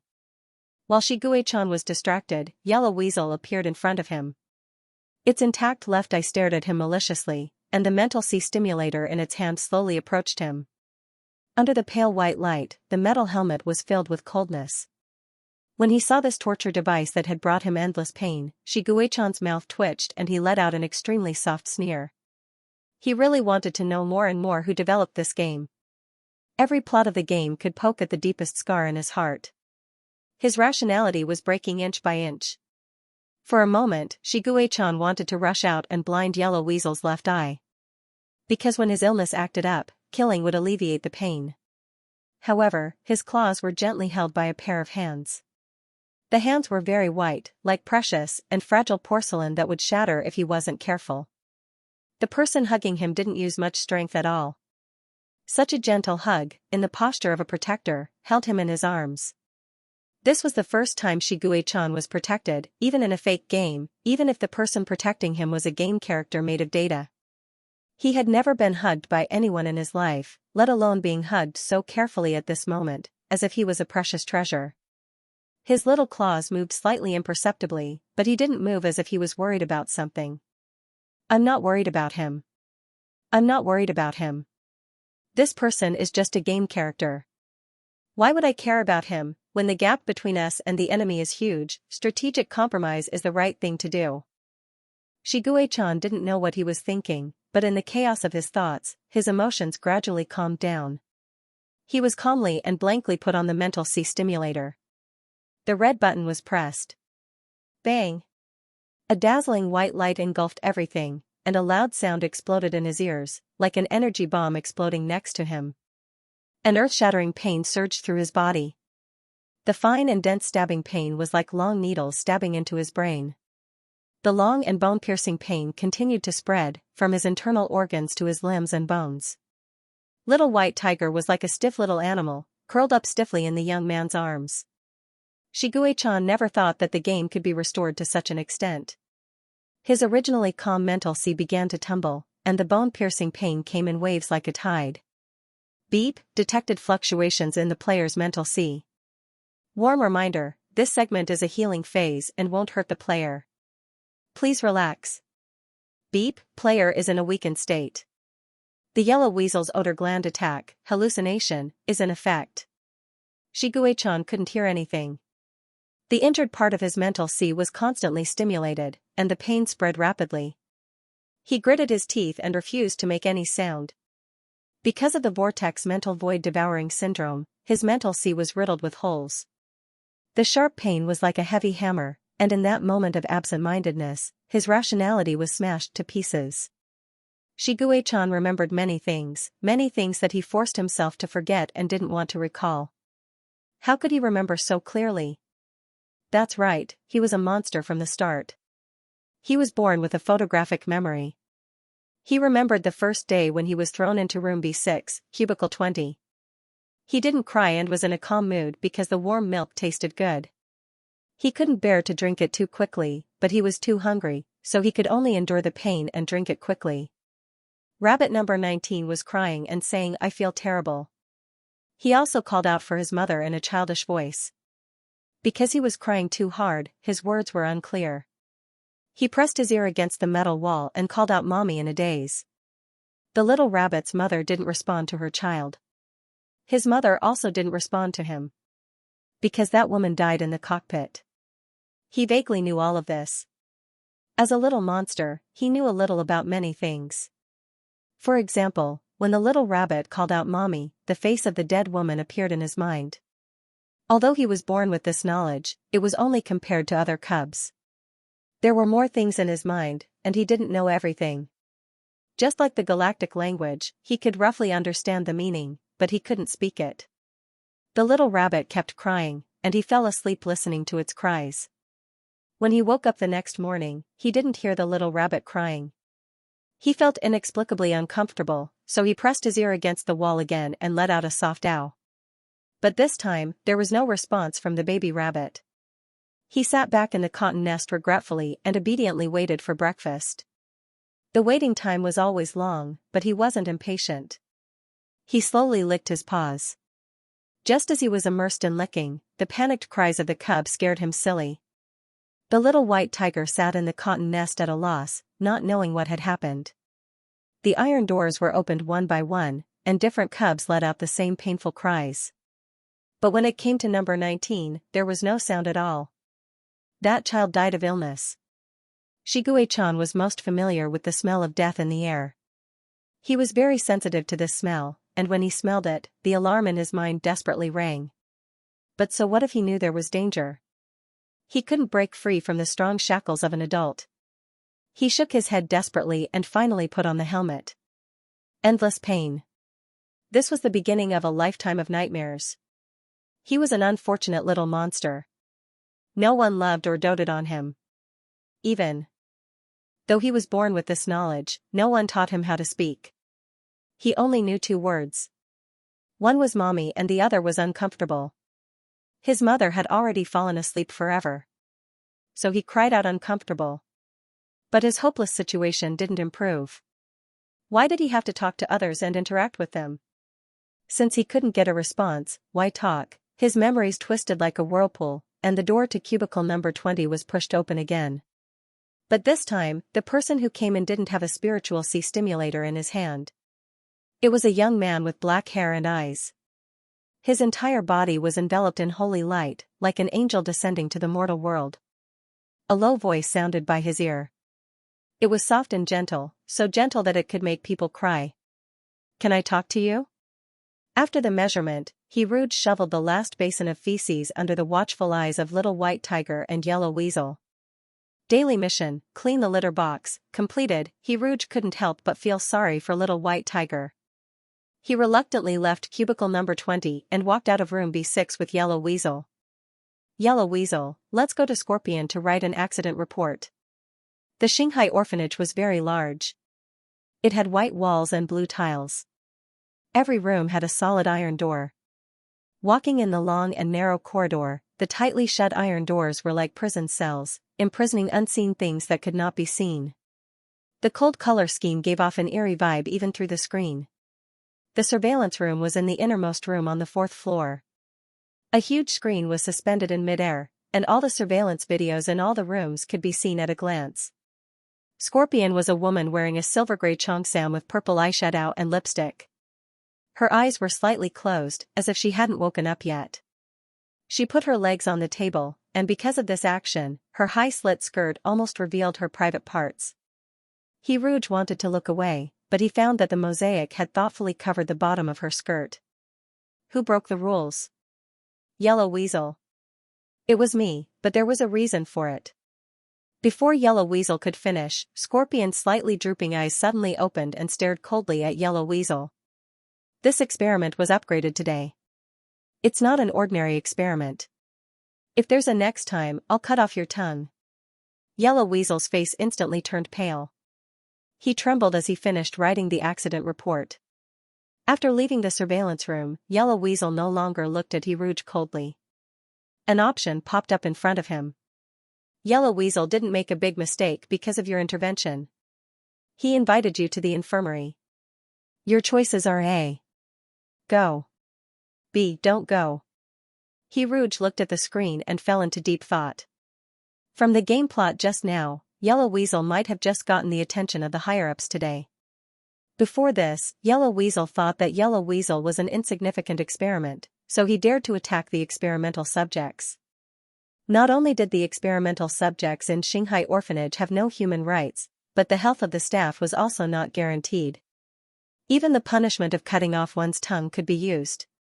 As a love game, was it really a good idea for it to be so violent and bloody? Previously, when he stopped Huang Weasel, it could be said that he had unintentionally helped Huang Weasel escape a calamity.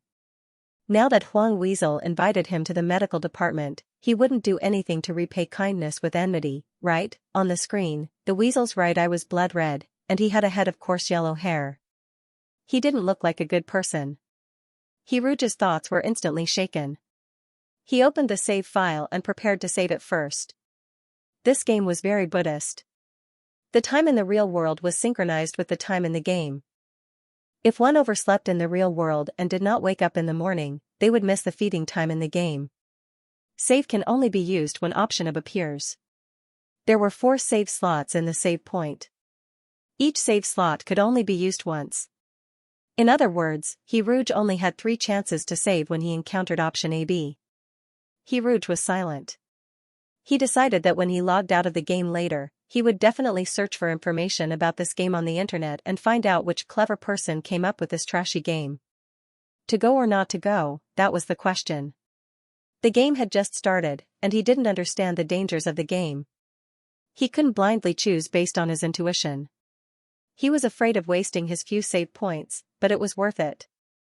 In the end, Rouge decided to save and chose A. Huang Weasel turned left and right until Rouge was dizzy. Finally, he arrived at the infirmary. The style of the infirmary was very different.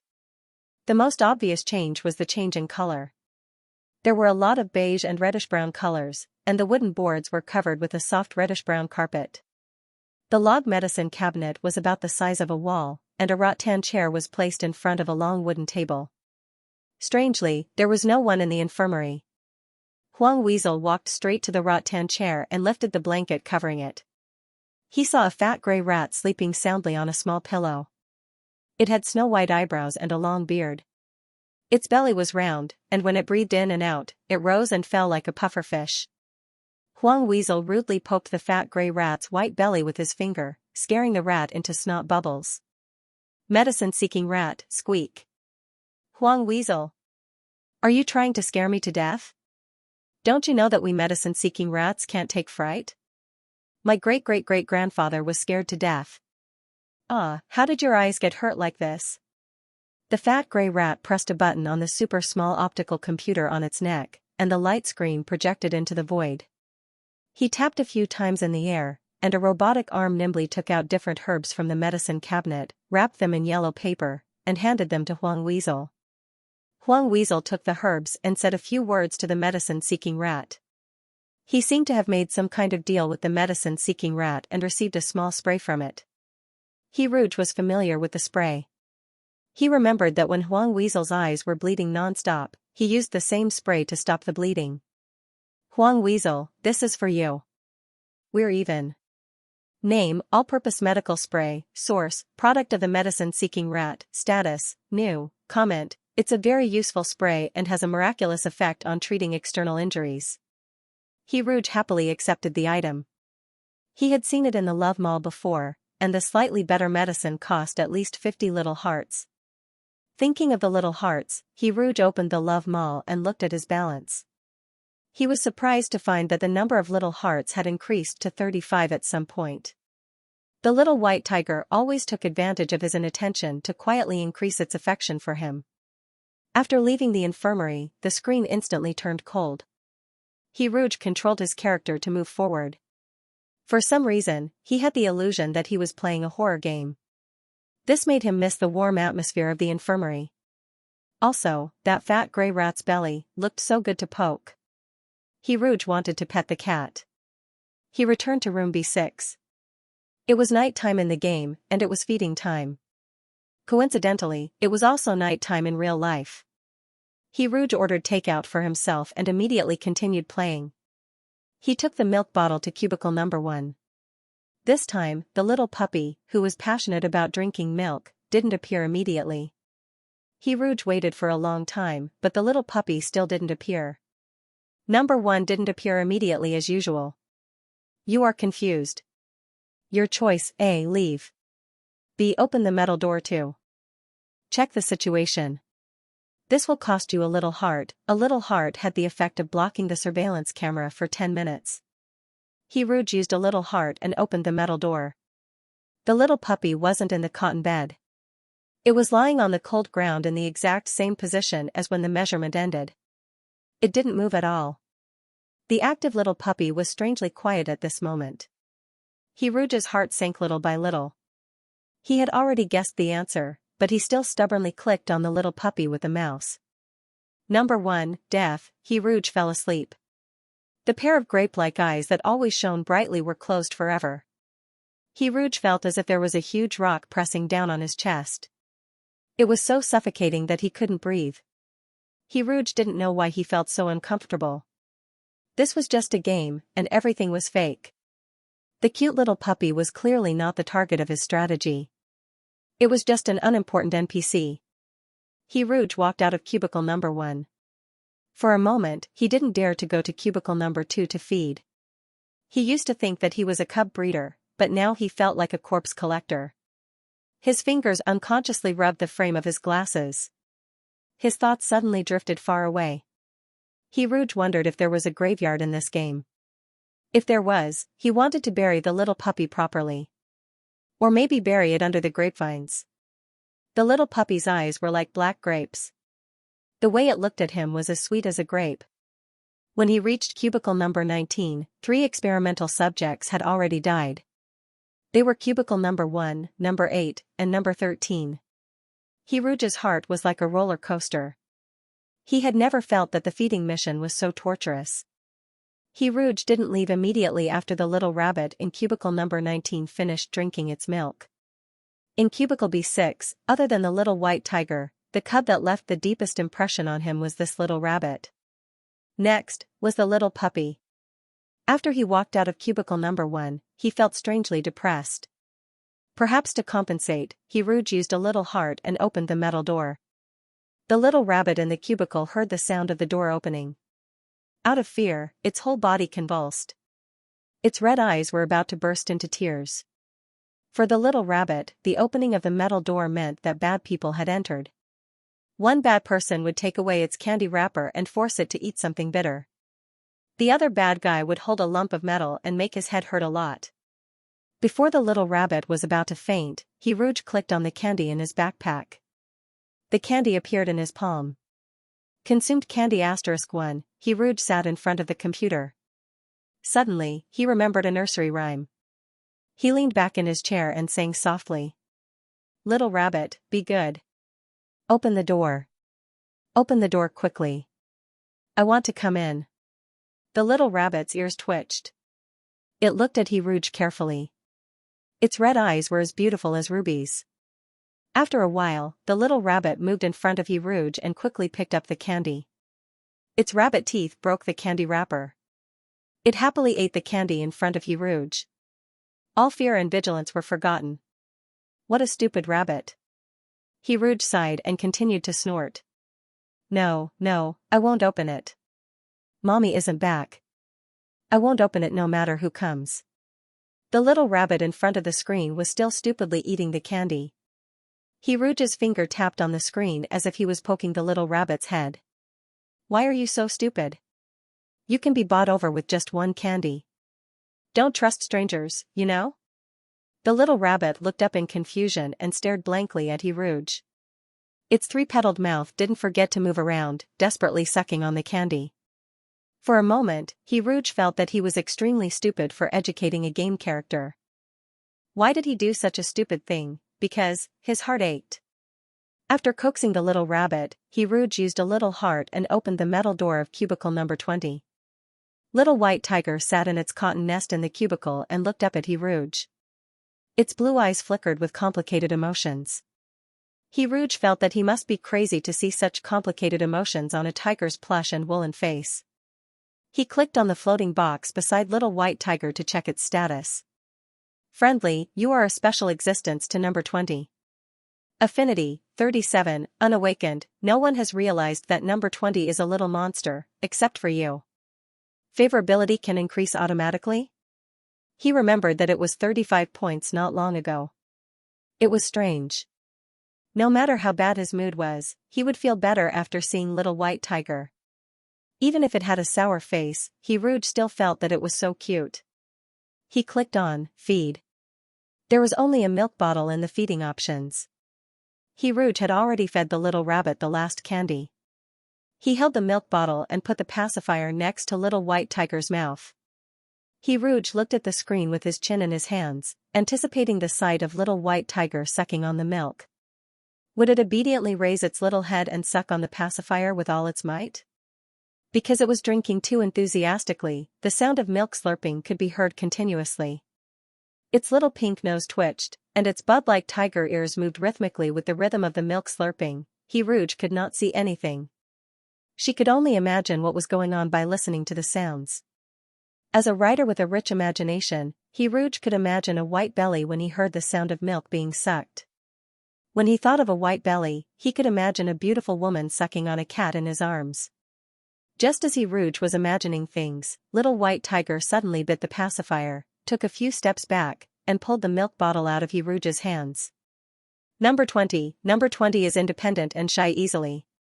Not used to being fed milk by others, and not used to eating in the presence of others. Little White Tiger turned around and faced Rouge with its butt. Rouge looked at Little White Tiger's back view in disappointment.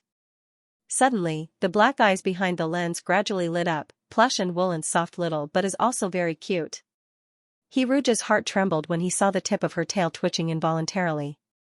Although he couldn't touch the tiger's butt, would the game provide the option to touch the tiger's butt after he reached a high level of favorability? One had to have a dream.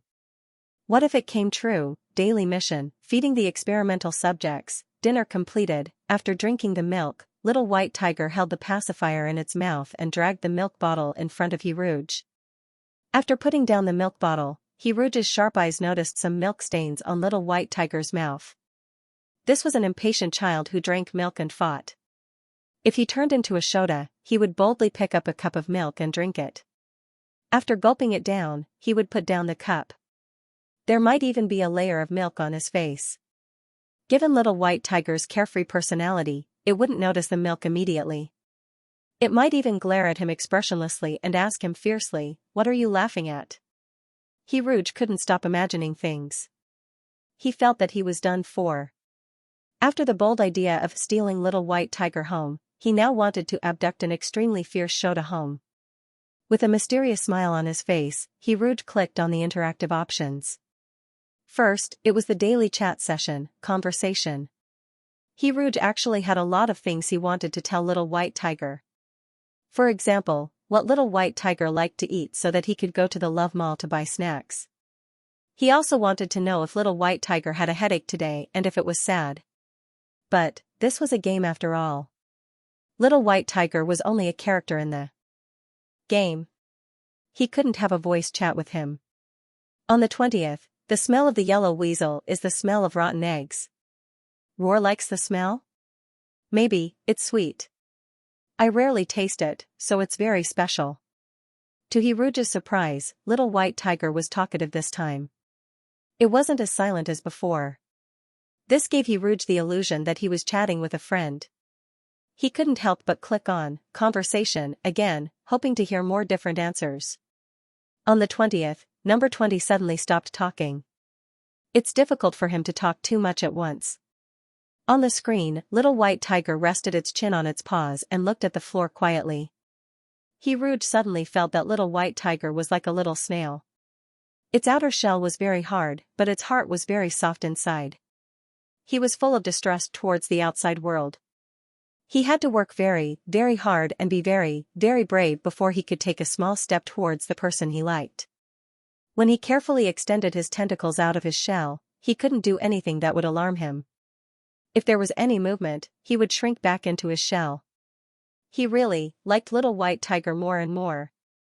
He clicked on Stroke, and the hand on the screen slowly approached little white tiger. Little white tiger looked up at the hand that was getting closer and closer. It didn't avoid it. Instead, it maintained its posture of resting its chin on its paws and looked at the hand calmly. When the hand gently stroked its little head, little white tiger also had a calm attitude. It was this calm reaction that made Rouge feel flattered. On the 20th, number 20 is starting to get used to your touch. Hand feels warm and soft fur. Number 20 slowly closes eyes. Little white tiger seemed to be asleep. On the 20th, number 20 is a little sad, but also a little happy. He's tired. The 10 minutes of interaction time hadn't passed, and Rouge hadn't bought anything to feed little white tiger. However, at this moment, he consciously left the cubicle. This might be strange, but his little white tiger was tired. If it was tired, it should have a good sleep. Everything would pass. He didn't know what the plot of this game would be like. He didn't know what little white tiger would encounter next. For the first time in his life, Rouge had the urge to spend money. If this game allowed him to spend money, he wanted to spend as much money as possible to pamper little white tiger. After taking off his helmet, Xianxia realized that this game really seemed to be able to treat his illness. The spiritual sea that he had lost control of was now faintly connected to him once more. This was a good thing. He fell into the cotton bed. The pain in his consciousness didn't subside immediately. Xianxia had an extraordinary tolerance for pain. Perhaps it was because he had tasted most of the pain in the world when he was a cub. When he grew up, he wouldn't cry, show weakness, or cry out in pain no matter how serious the injury was. It was said that a crying child would get milk. When a child couldn't be comforted no matter how much he cried, he wouldn't cry anymore. Later on, he accidentally discovered that killing could reduce his pain. When his head felt like it was about to explode, he would do terrible things.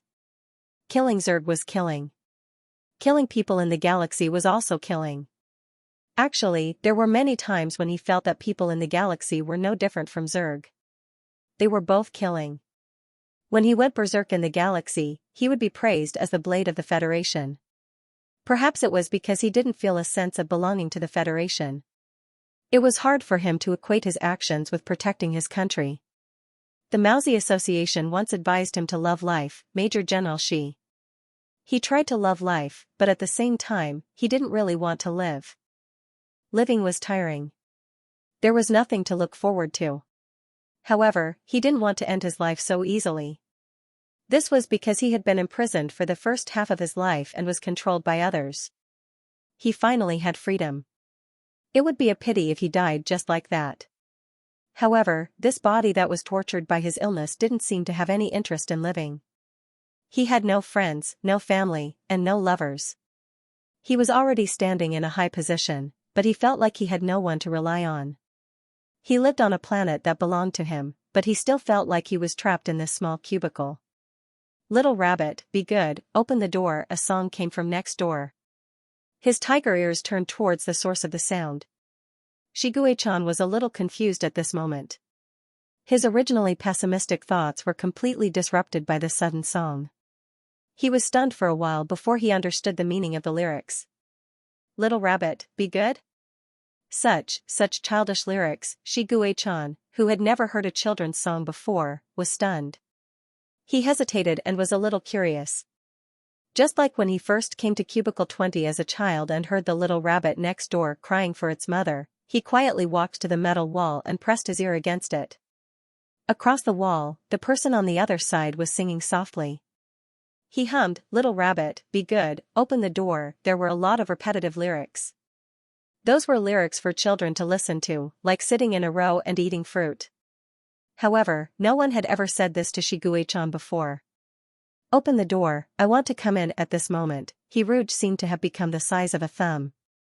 He stood in front of his heart and politely knocked on the door, asking if he could come in. Behind that person was another world. It was a grotesque and colorful world. Many overly sweet fruit candies would fall from the sky, creating a pitter-patter of candy rain. Hiruj sat on the cloud and sang. That person's voice was soft and gentle. He spoke slowly, but when he was happy, he would be very lively, and the ending note would be joyful. He held a handful of fruit candies in his hand and shook his head as he threw them down from the sky. The air was filled with the sweet smell of fruit candies. Little White Tiger sniffed and heard the little rabbit next door eating candy with satisfaction. The tail that was shaking unconsciously stopped. Little White Tiger sullenly sat back down on the cotton bed. He suddenly felt a stomach full of anger. There was a sense of anger, as if something that belonged to him had been snatched away by someone else. Clearly, this was his exclusive lover. These candies should also belong to him. Also, Hiruj had never sung to him before. Shiguei-chan thought unhappily with a straight face. At this moment, the metal door was pushed open and the young man walked in with a smile. His gaze was fervent and his black eyes seemed to be glowing. Hiruj was a very special existence in this game. The person who designed this game was extremely sinister. The designer had restored everything as it was. The gloomy environment was so gloomy that it could give birth to demons and monsters. Only Hiruj was a lively existence. His eyes were bright and his lips were full of blood, making him look warm. Other than Hiruj, no one else would be nice to him. Therefore, in the game, it was inevitable that he would develop feelings for this game character. He asked himself, did he like this exclusive lover? Maybe a little. He liked the way Hiruj looked at him. It gave him an uncontrollable illusion that he was really loved. Could someone like him also be loved? Shiguei-chan thought about this question as he drank his milk. If you like me, how much do you like me? Will you like me more than the little rabbit next door? No, I should ask this. In this game, your love for me has already been set, right? If it's set properly, then what's your favorability towards me? He wanted to ask this question.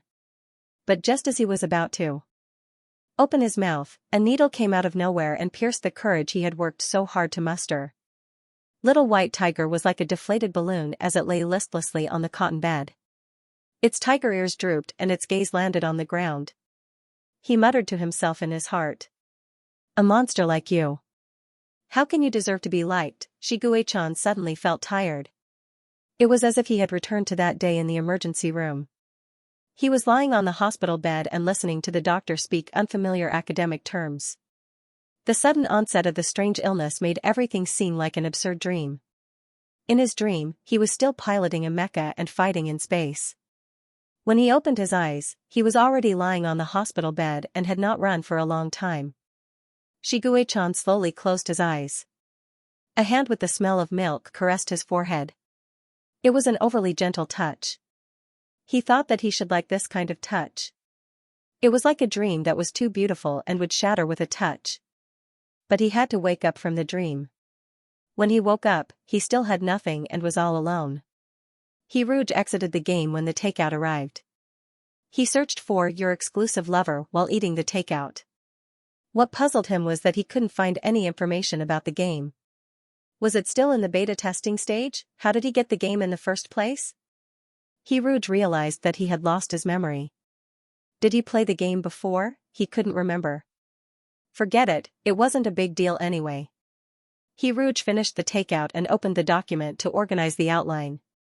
It was already past 9 o'clock in the evening. Hiruj was a person with a regular schedule. He went to bed early and woke up early. He ate 3 meals a day on time. He turned off the computer and went to the bathroom to take a bath before going to bed. The bathtub was filled with warm water, and the little yellow duck floated on the surface. Rouge's cheeks were flushed from the heat. He lowered his eyes and looked at the little yellow duck affectionately. His fingers turned the little yellow duck in the other direction, and Rouge muttered to himself, "Don't look at me with such a cute expression. I'm a little embarrassed."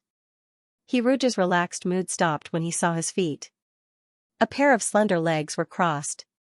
Under the water, they emitted an ivory halo. Strange blood-red lines appeared on the inside of his thighs, covering his skin like bloody agate.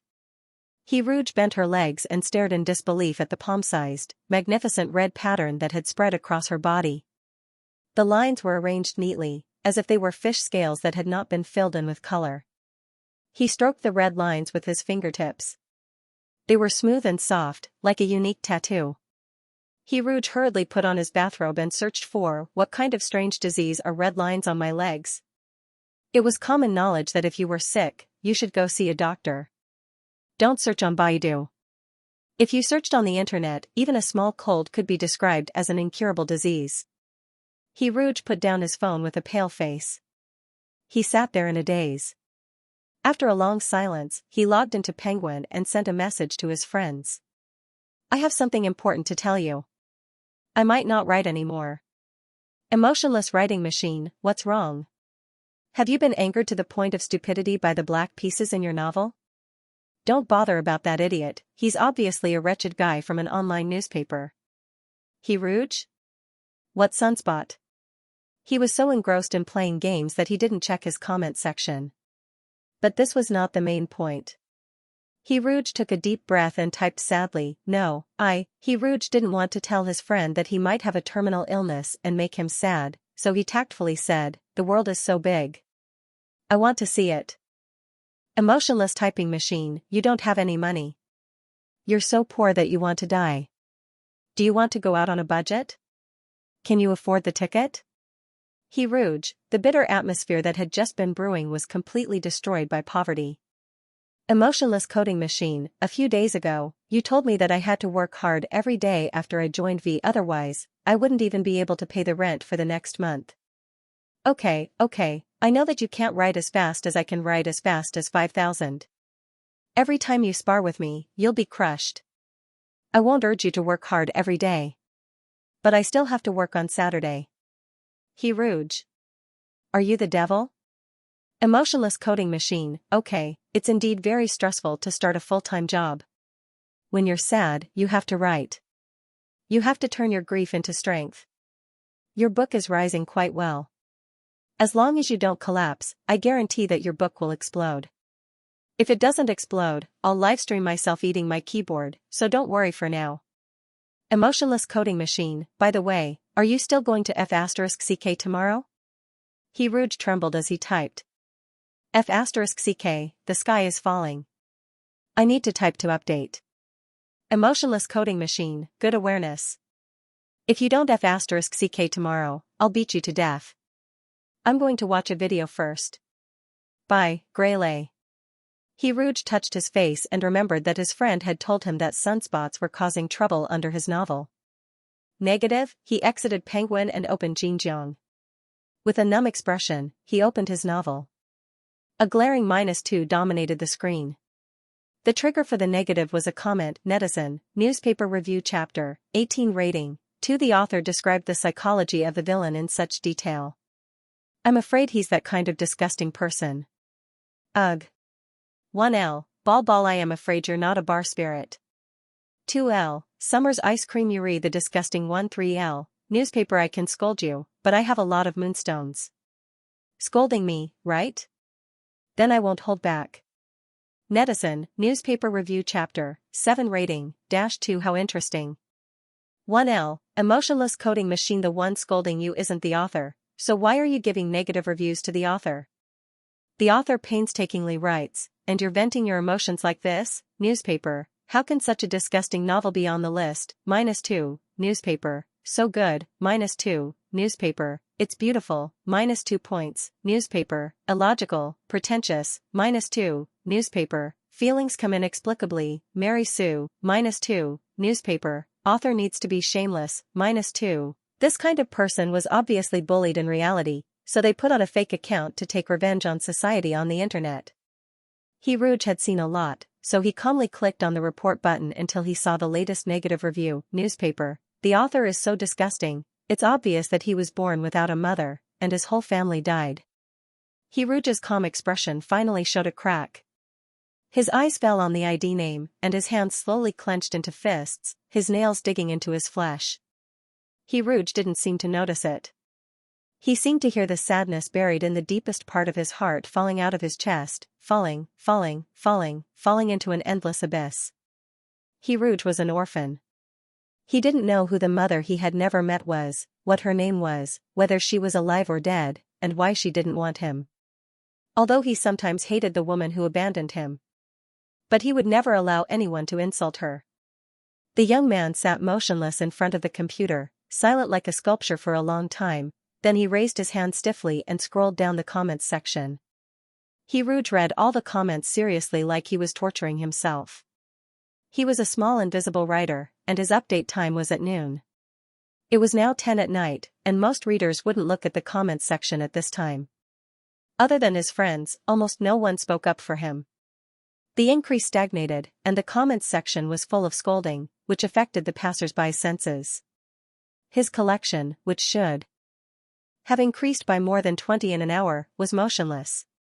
His fingertips trembled slightly, and he slowly typed a reply on the keyboard, "Please speak with some dignity." His remaining rationality prevented him from saying something as uncultured as the other party. Rouge pushed his glasses and reported every negative review as malicious slander. He was using a computer, but for some reason, the comments section was stuck again, and the reporting interface kept jumping and not moving. In this era, keyboard warriors could hide behind the screen and scold people as they wished.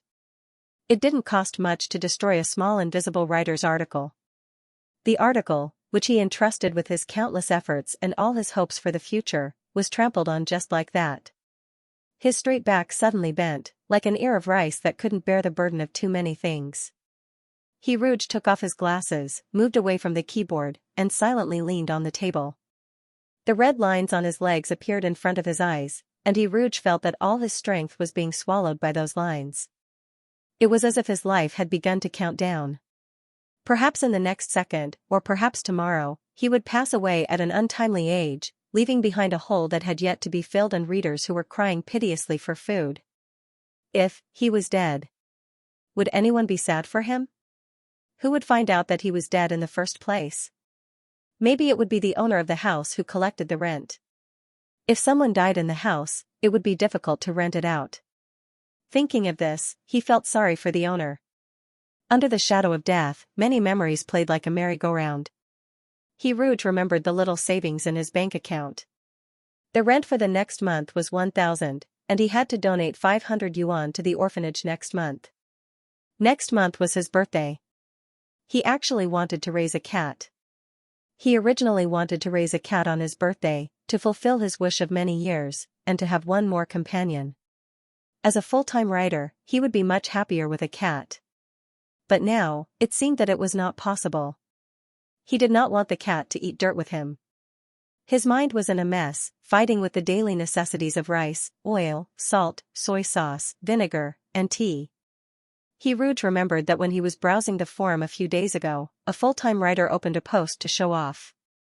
That girl had cats and dogs, and her family supported her writing.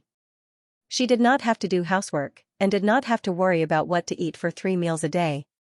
Her parents could not help but show off her, even if she was just a poor writer. Her parents would proudly say, "Our child is a great writer." Our family, that sentence somehow touched Rouge's weakest point. He did not know if he was envious or jealous, but he saved that post, which was overflowing with happiness. Rouge fell asleep in front of the computer. He dreamed that his whole body was covered with strange red lines, and everyone avoided him. He was so poor that he slept under a bridge, and there was a stray cat under the bridge. It was skinny but frighteningly fierce. He went closer to the kitten to take a look. It actually looked exactly like his little white tiger. The original nightmare turned into a beautiful dream. When Rouge woke up, his mood was unexpectedly calm. He did not look at the comments section, but opened Your Exclusive Lover. The game popped up a daily check-in. Check-in for 7 consecutive days would give him a chance to draw a prize. He Rouge clicked on the check-in, then took the milk bottle to feed the cubs. He used a little heart to open the metal door of cubicle number 20. His eyes met with Little White Tiger, who was lying on the cotton bed. Little White Tiger still had a sour face, as if the whole world owed it money. It was as fierce as it was in the dream. But he Rouge felt that he was cured. He looked down at Little White Tiger's back view, and the gloominess in his heart was blown away. Little White Tiger's round tiger ears twitched. Suddenly, it turned its head and stared at he Rouge with its watery blue eyes.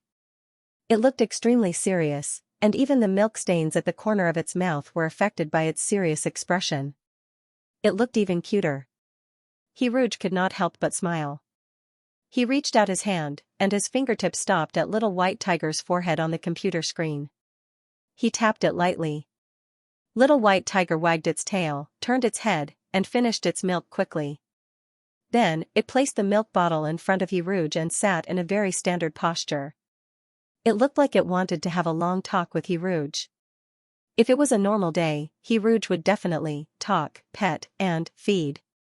But today, he did not have the leisure to do so. For the sake of his life, he had to go to the hospital to see a doctor. He felt that he could still be saved. So, after he Rouge went offline, he missed Little White Tiger's epic fierce expression. Xianxia sat down on the cold floor, but he was not in the mood to move to the cotton bed. What happened? He was very tired yesterday, so he fell asleep in the gaming cabin. No matter how good the gaming cabin was, it was not as comfortable as sleeping on a big bed. Xianxia was about to go offline after waking up, but it was almost time for breakfast. Yes, he did not want to see he Rouge so early in the morning. He just wanted to drink some warm milk. So, he continued to lie in the gaming cabin. But what Xianxia did not expect was that he Rouge, whom he had been longing for, to come early. He Rouge would leave after delivering milk. How could this be? It was fine that there was no candy to eat or music to listen to, but now, he was not even willing to talk to him. He stopped smiling when he saw him. His face was haggard and his expression was melancholic. Did he lose his charm, or was there a bug in the game program? Little White Tiger was like a resentful woman who was alone in an empty house, miserable and sorrowful. Just as he was about to go offline angrily, he suddenly heard the game sound frowny face beep. Your exclusive Lover's Guardian Night chapter has officially opened. There is a theory in love: the more you give, the more you care. A love that does not give for the lover is not complete. As his lover, are you willing to be like a guardian knight and cut through all obstacles for him, protect him, and create a safe haven for him? If you are my angel, then I will be your knight. Little White Tiger, who had a very bad expression, finally turned into a ferocious and terrifying one. Who dares to bully my people? I will bite them all to death. Offline mission, face-slapping keyboard man. In the interstellar era, players didn't have to lie in the game pod the whole time. Sometimes, the game would release offline missions that required players to activate part of the optical computer's authority and complete the mission under the game's supervision. Xianxia received this type of offline mission. The game cabin automatically opened, and Xianxia opened his eyes. The magma-like fury in his eyes made people tremble in fear. He Rouge's vulnerability and helplessness were like a sharp weapon to gain sympathy, stabbing into Xianxia's heart. When Xianxia clicked on the comment section and saw a screen full of harsh and sarcastic comments, his anger reached its peak. Roar, what is Sima? I don't know, is a horse used to scold people? Roar, what is its shitty author? I don't know, is a dog used to scold people? Roar, our cat image is still the best. Although he didn't understand anything, Xianxia instinctively knew that this was not a good word. The hostility in blue eye gushed out unabashedly, like fire surging under ice. He stared coldly at the ID of the newspaper, the way he looked at Zurg in Star Wars. The way he stared at a dead object. He clicked on the screen. His fingers flying as he intercepted bits and pieces of information in the torrent of data. Perhaps the game wanted to reduce the difficulty, so this website was like a product of a low-level technological civilization. Xianxia easily took down the troll's disguise in minutes. This troll posted comments on all kinds of websites, insulting artists, athletes, writers, and artists. A young girl was violated, wearing so little. Slutty and cheap. An internet celebrity posted, ugly. Plastic surgery freak. A writer posted, primary school student writing style. Uneducated even though Shi Guichan knew that all this was a fake game plot and that the troll who insulted He Rouge was just a pre-designed villain, his heart still felt like it was being clenched by a hand. The pain nerves wrapped around his heart were constantly being pulled, stimulating his mind to a dull pain. A strand of hair slowly floated down from the top of his head. After vomiting blood whenever he moved, Shi Guichan finally faced the crisis of baldness. Hair loss in human form was a very serious matter. This meant that Shi Guichan's original form was almost bald except for the hair on his forehead. Shi Guichan coldly shook off the strand of hair and hacked into the 3D communication software of the newspaper office. He posted the evidence of what the other party had done, despicable people hid in the virtual world, harming innocent people to obtain mental pleasure. Then, he would expose its actions to the public so that it would have nowhere to hide. Zhang Meng claimed to be a keyboard warrior. Every time he was caught cheating or stealing, Zhang Meng would put on a virtual network vest and pick up the keyboard to type out impassioned words. Zhang Meng thought of the girl who rejected his confession yesterday and sneered. He regarded the female author named Rouge as the bitch who rejected his confession and cursed crazily, "Disgusting, what the hell did you write?" Ugh.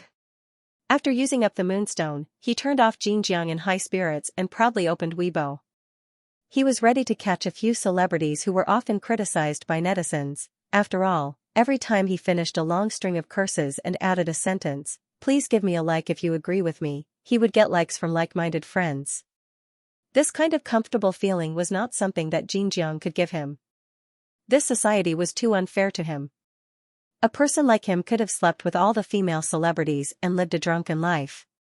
It was all his fault for not having a good father, Zhang Meng snorted and opened Weibo. He was about to change to a Smith account that specialized in insulting others when he suddenly found that he had hundreds of unread private messages. Could it be that he won the lucky draw a while ago? Zhang Meng excitedly opened the comments.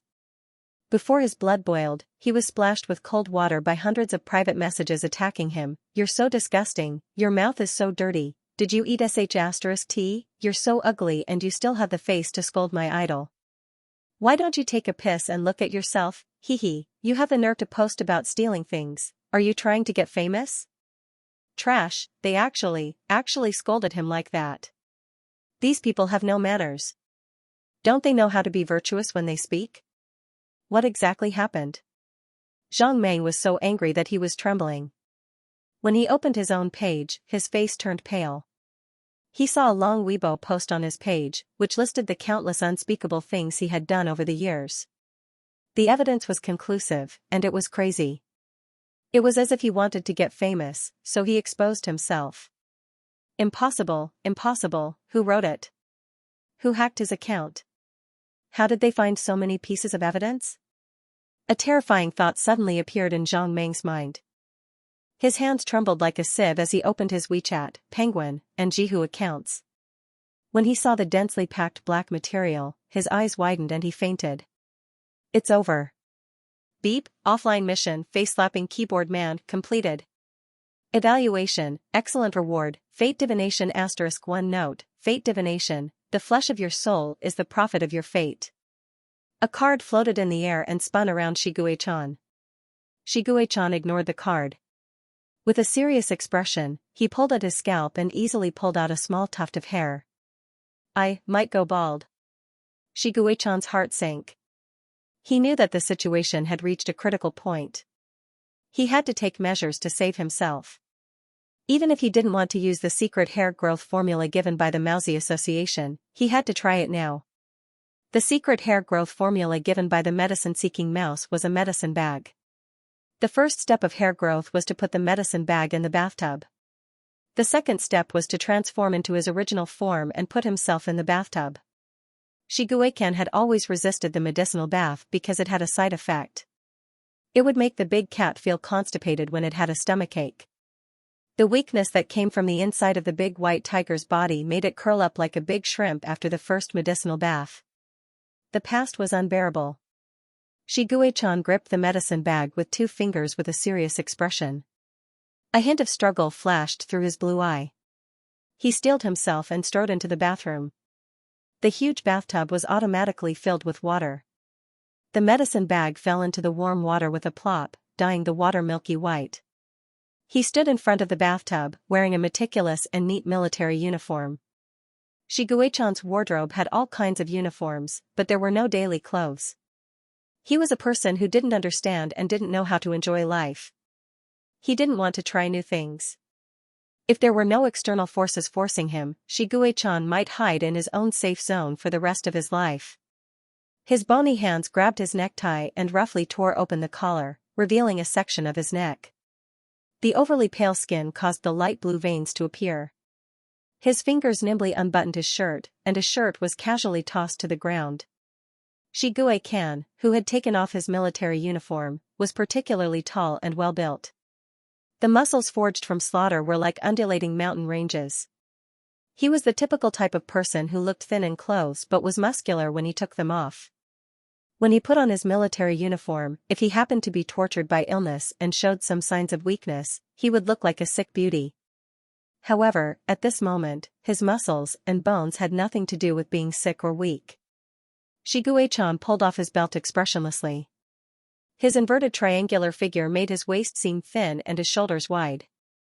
When his straight pants slipped down, a 3-meter-tall big white bald tiger appeared in the bathroom. The vigorous tiger roar echoed in the bathroom. The great white tiger in the mirror was bald except for the hair on its head. There were 2 long scars on its shoulder blades. The great white tiger kicked away its wrinkled pants with its hind paws and stepped into the bathtub gracefully without making too much of a splash. Its blue eye, which was as sharp as ice, softened into a wet blue under the water vapor. Shiguechan raised his tiger claw and tapped the bracelet on his claw lightly. A holographic screen appeared. An optical computer was the identity of an interstellar person. It had many functions such as communication, logging into the galactic network, and payment. Shiguechan's optical computer was the most expensive model. When he was in human form, the optical computer was in the form of a ring.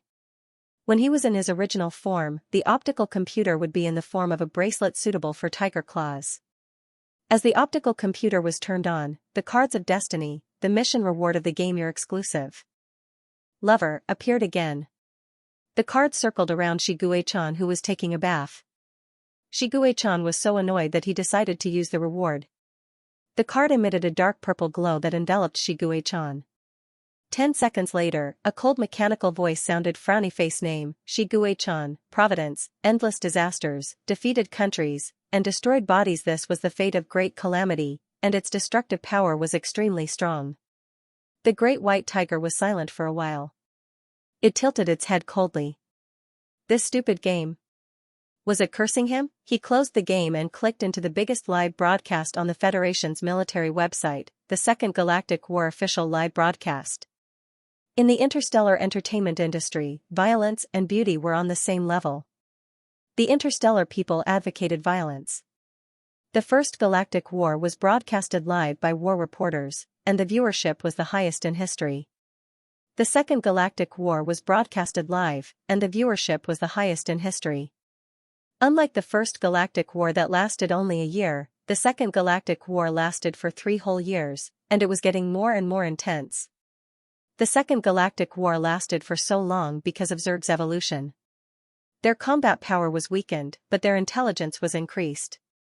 The interstellar people were forced to retreat, and half of the 17 planets had already fallen. The live broadcast showed the army led by Lieutenant General Snow Lion being surrounded by the swarm of insects. The big lion took the lead and tried to lead the army to break out of the encirclement, but it ended in failure. In the dead silent live broadcast, 100 million viewers remained silent at this moment, silently expressing their highest respect for the heroes.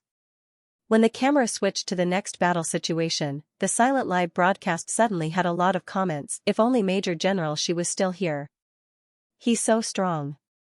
If he wasn't sick 3 years ago, he would have been promoted to a marshal by now. The only person who can hold back 10,000 enemies is Shiguechan. He's the god of war in my heart, the guardian of the Federation. 1 against 100, he's invincible. The day he returns will be the day the Federation returns triumphantly. Emotionless typing machine, chatting with the poor for 3 generations, writing fast, no one cares if you stop updating, tall, rich, and handsome. Emotionless typing machine, writing? He Rouge sat on the bus home, pulled down his cap, looked at the phone screen, and sighed slowly. Right. Rouge went to the hospital early in the morning and spent more than 4,000 for a checkup, but nothing was found. The results showed that he was very healthy and did not even have the occupational disease of a writer. The bad news was that he only had 800 yuan left. Since he would not die anytime soon, Rouge could finally relax. No matter how hard life was, he still had to write.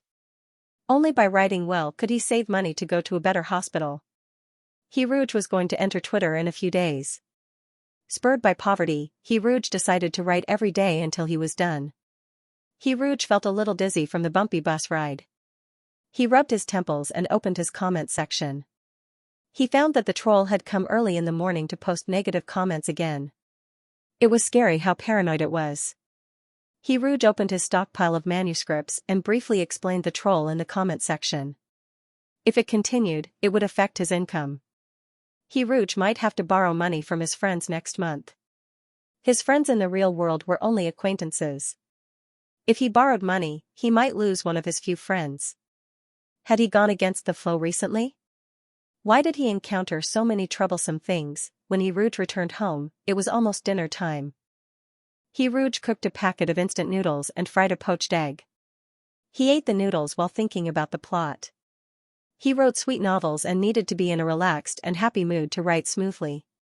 However, he could not feel happy at the moment. There was a lump of depression in his chest that blocked his inspiration. Rouge replied to his friend confidently after eating the noodles, "I'm stuck.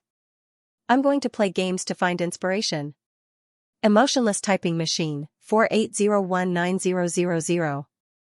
Emotionless typing machine, go ahead. If you don't die today, I'll pluck all your feathers and turn you into a begging pigeon. Rouge felt a chill run down his spine. His action of turning on the computer paused for a moment, but this nervousness was quickly dispelled by the pink game icon. Little White Tiger. I'm coming once again. It was time for the familiar feeding session. Rouge fed the milk to cubicle 19 with ease and used a small heart to open the iron door of cubicle 20. The little white tiger was uncharacteristically curled up in its cotton nest. When it heard the sound of the door opening, it twitched its ears and looked up at Rouge with a sickly expression. Number 20 is not feeling well. He might be sick. Your choices: A. Take him to the infirmary. B. Use common medicine. Blue Eye had lost its usual vigor. Little White Tiger roared weakly at Rouge. This was the first time Little White Tiger had taken the initiative to greet Rouge. However, Rouge was not happy. His heartache suppressed all his emotions. Should he choose A or B? Why was there an option to go to the infirmary? The ICE plan required him to ignore the experimental subjects, regardless of whether they were dead or alive. If he went to the infirmary, wouldn't the drug-seeking mouse discover that he had violated the rules of the ICE plan? Could it be that going to the infirmary would trigger a new plot? Rouge's expression gradually turned serious. He silently pushed up his glasses. He didn't know why this love game had so many tricks up its sleeves. He just wanted to feed, talk, and touch 3 times in a row to relax his mood. On the screen, Little White Tiger had curled up like a shrimp again. Its tail was between its legs, and its round tiger ears were drooping. Its listless and pitiful appearance made people want to take pity on it. In this game, a cub falling sick was a very serious matter. Any small illness could easily take the cub's life. If the common medicine in the newbie gift pack couldn't cure Little White Tiger, Rouge reluctantly used up one of the few saved chances. He chose option B first. A yellow pill appeared in his hand. Rouge clicked on feed.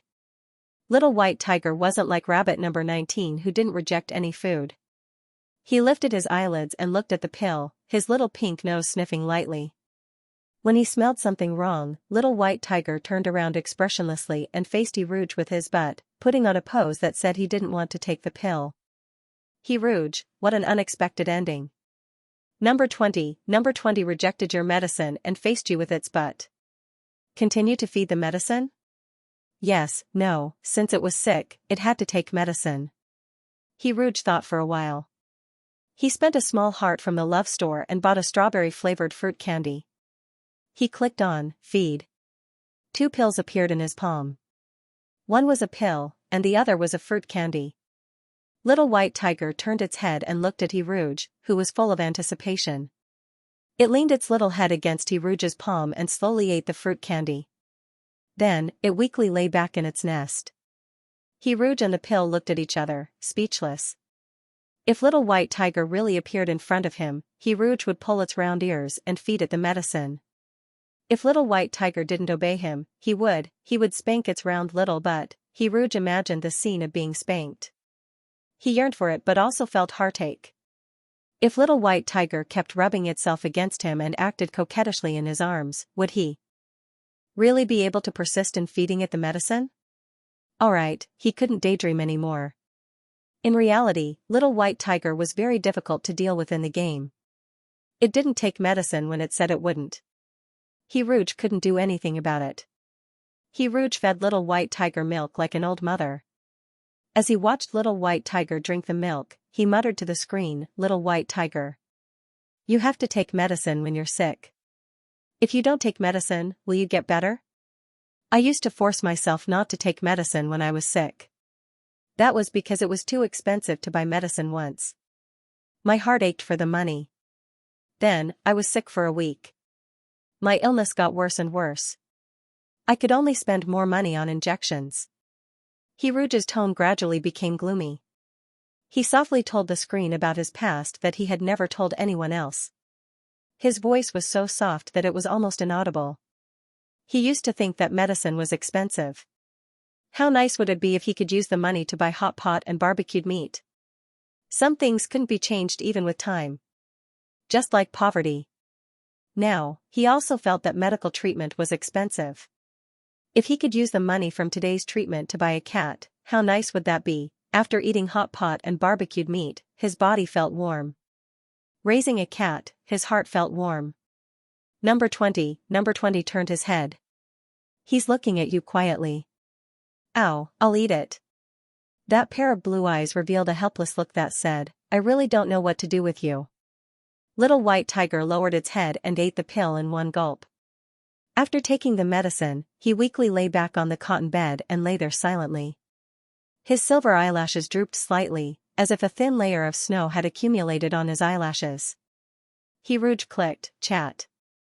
Number 20. Number 20 is very weak. He doesn't want to talk. Rouge's heart clenched. He leaned closer to the screen and stared at Little White Tiger. Little White Tiger seemed to have noticed something. It also looked up at the screen. That pair of blue eyes was filled with a person's reflection. That touch of blue melted his heart. Rouge once again felt that the game's details were very realistic. If he could really raise Little White Tiger in reality and earn tens of thousands of cat food every day, he would be willing to do so. He clicked, stroke. His palm gently stroked Little White Tiger's back as if he was coaxing a child to sleep. Little White Tiger's face was full of bitterness and hatred. It looked at Rouge helplessly and continued to curl up like a shrimp. Number 20 is very uncomfortable. He likes your touch. Ow, use your hand to cover my stomach. Little White Tiger turned sideways and revealed its softest and most fragile abdomen in front of Rouge. Perhaps it was his illness that made him clingy. When Rouge placed his hand on his abdomen, Little White Tiger's two small paws weakly hugged Rouge's wrist. It was said that cats were made of water. Little White Tiger curled itself into a ball and hid Rouge's hand in its chest like a heating pad. It whined and held softly. Its little voice was sweet and soft, as if it had been wronged and was acting coquettishly. Number 20, ow, uncomfortable. A layer of water appeared in Little White Tiger's azure blue eyes. Little White Tiger put its face close to Rouge's hand. Its snow-white fur was like snow velvet. The tips of its fur trembled as it approached the back of his hand. It looked like it was about to rub itself against his hand. Its gentle and obedient temperament was replaced by a vicious aura. The Little White Tiger's blue eyes suddenly turned cold, and a cold light flashed. It opened its mouth, revealing two sharp little canine teeth, and bit down on the back of the hand. When it bit the flesh, it didn't let go and took a deep breath as if venting its anger. The wound on the back of his hand started to bleed. It was obvious that Little White Tiger had bitten very fiercely and didn't show any mercy. Number 20. Number 20 is suddenly angry. He bit you. There is a wound on the back of your hand. Do you want to use a band-aid *1? Rouge was speechless. He originally thought that the last band-aid in his bag was useless. The culprit, on the other hand, returned to her nest like a punching bag. She angrily turned around and faced Rouge with her butt. What could Rouge do? It didn't hurt to be bitten in the game, and there was no option to spank. Other than calmly using the band-aid, he tried to put himself in Little White Tiger's shoes and tried to guess the thoughts of the game character. Sick, alone, trapped in a small cubicle, Rouge's heart softened. He looked down at his thighs. Even though they were covered by his clothes, he could still feel the existence of the red lines. The unknown was always scary. However, he had no one to talk to about this fear. So, just like him, the Little White Tiger actually wanted a warm hug.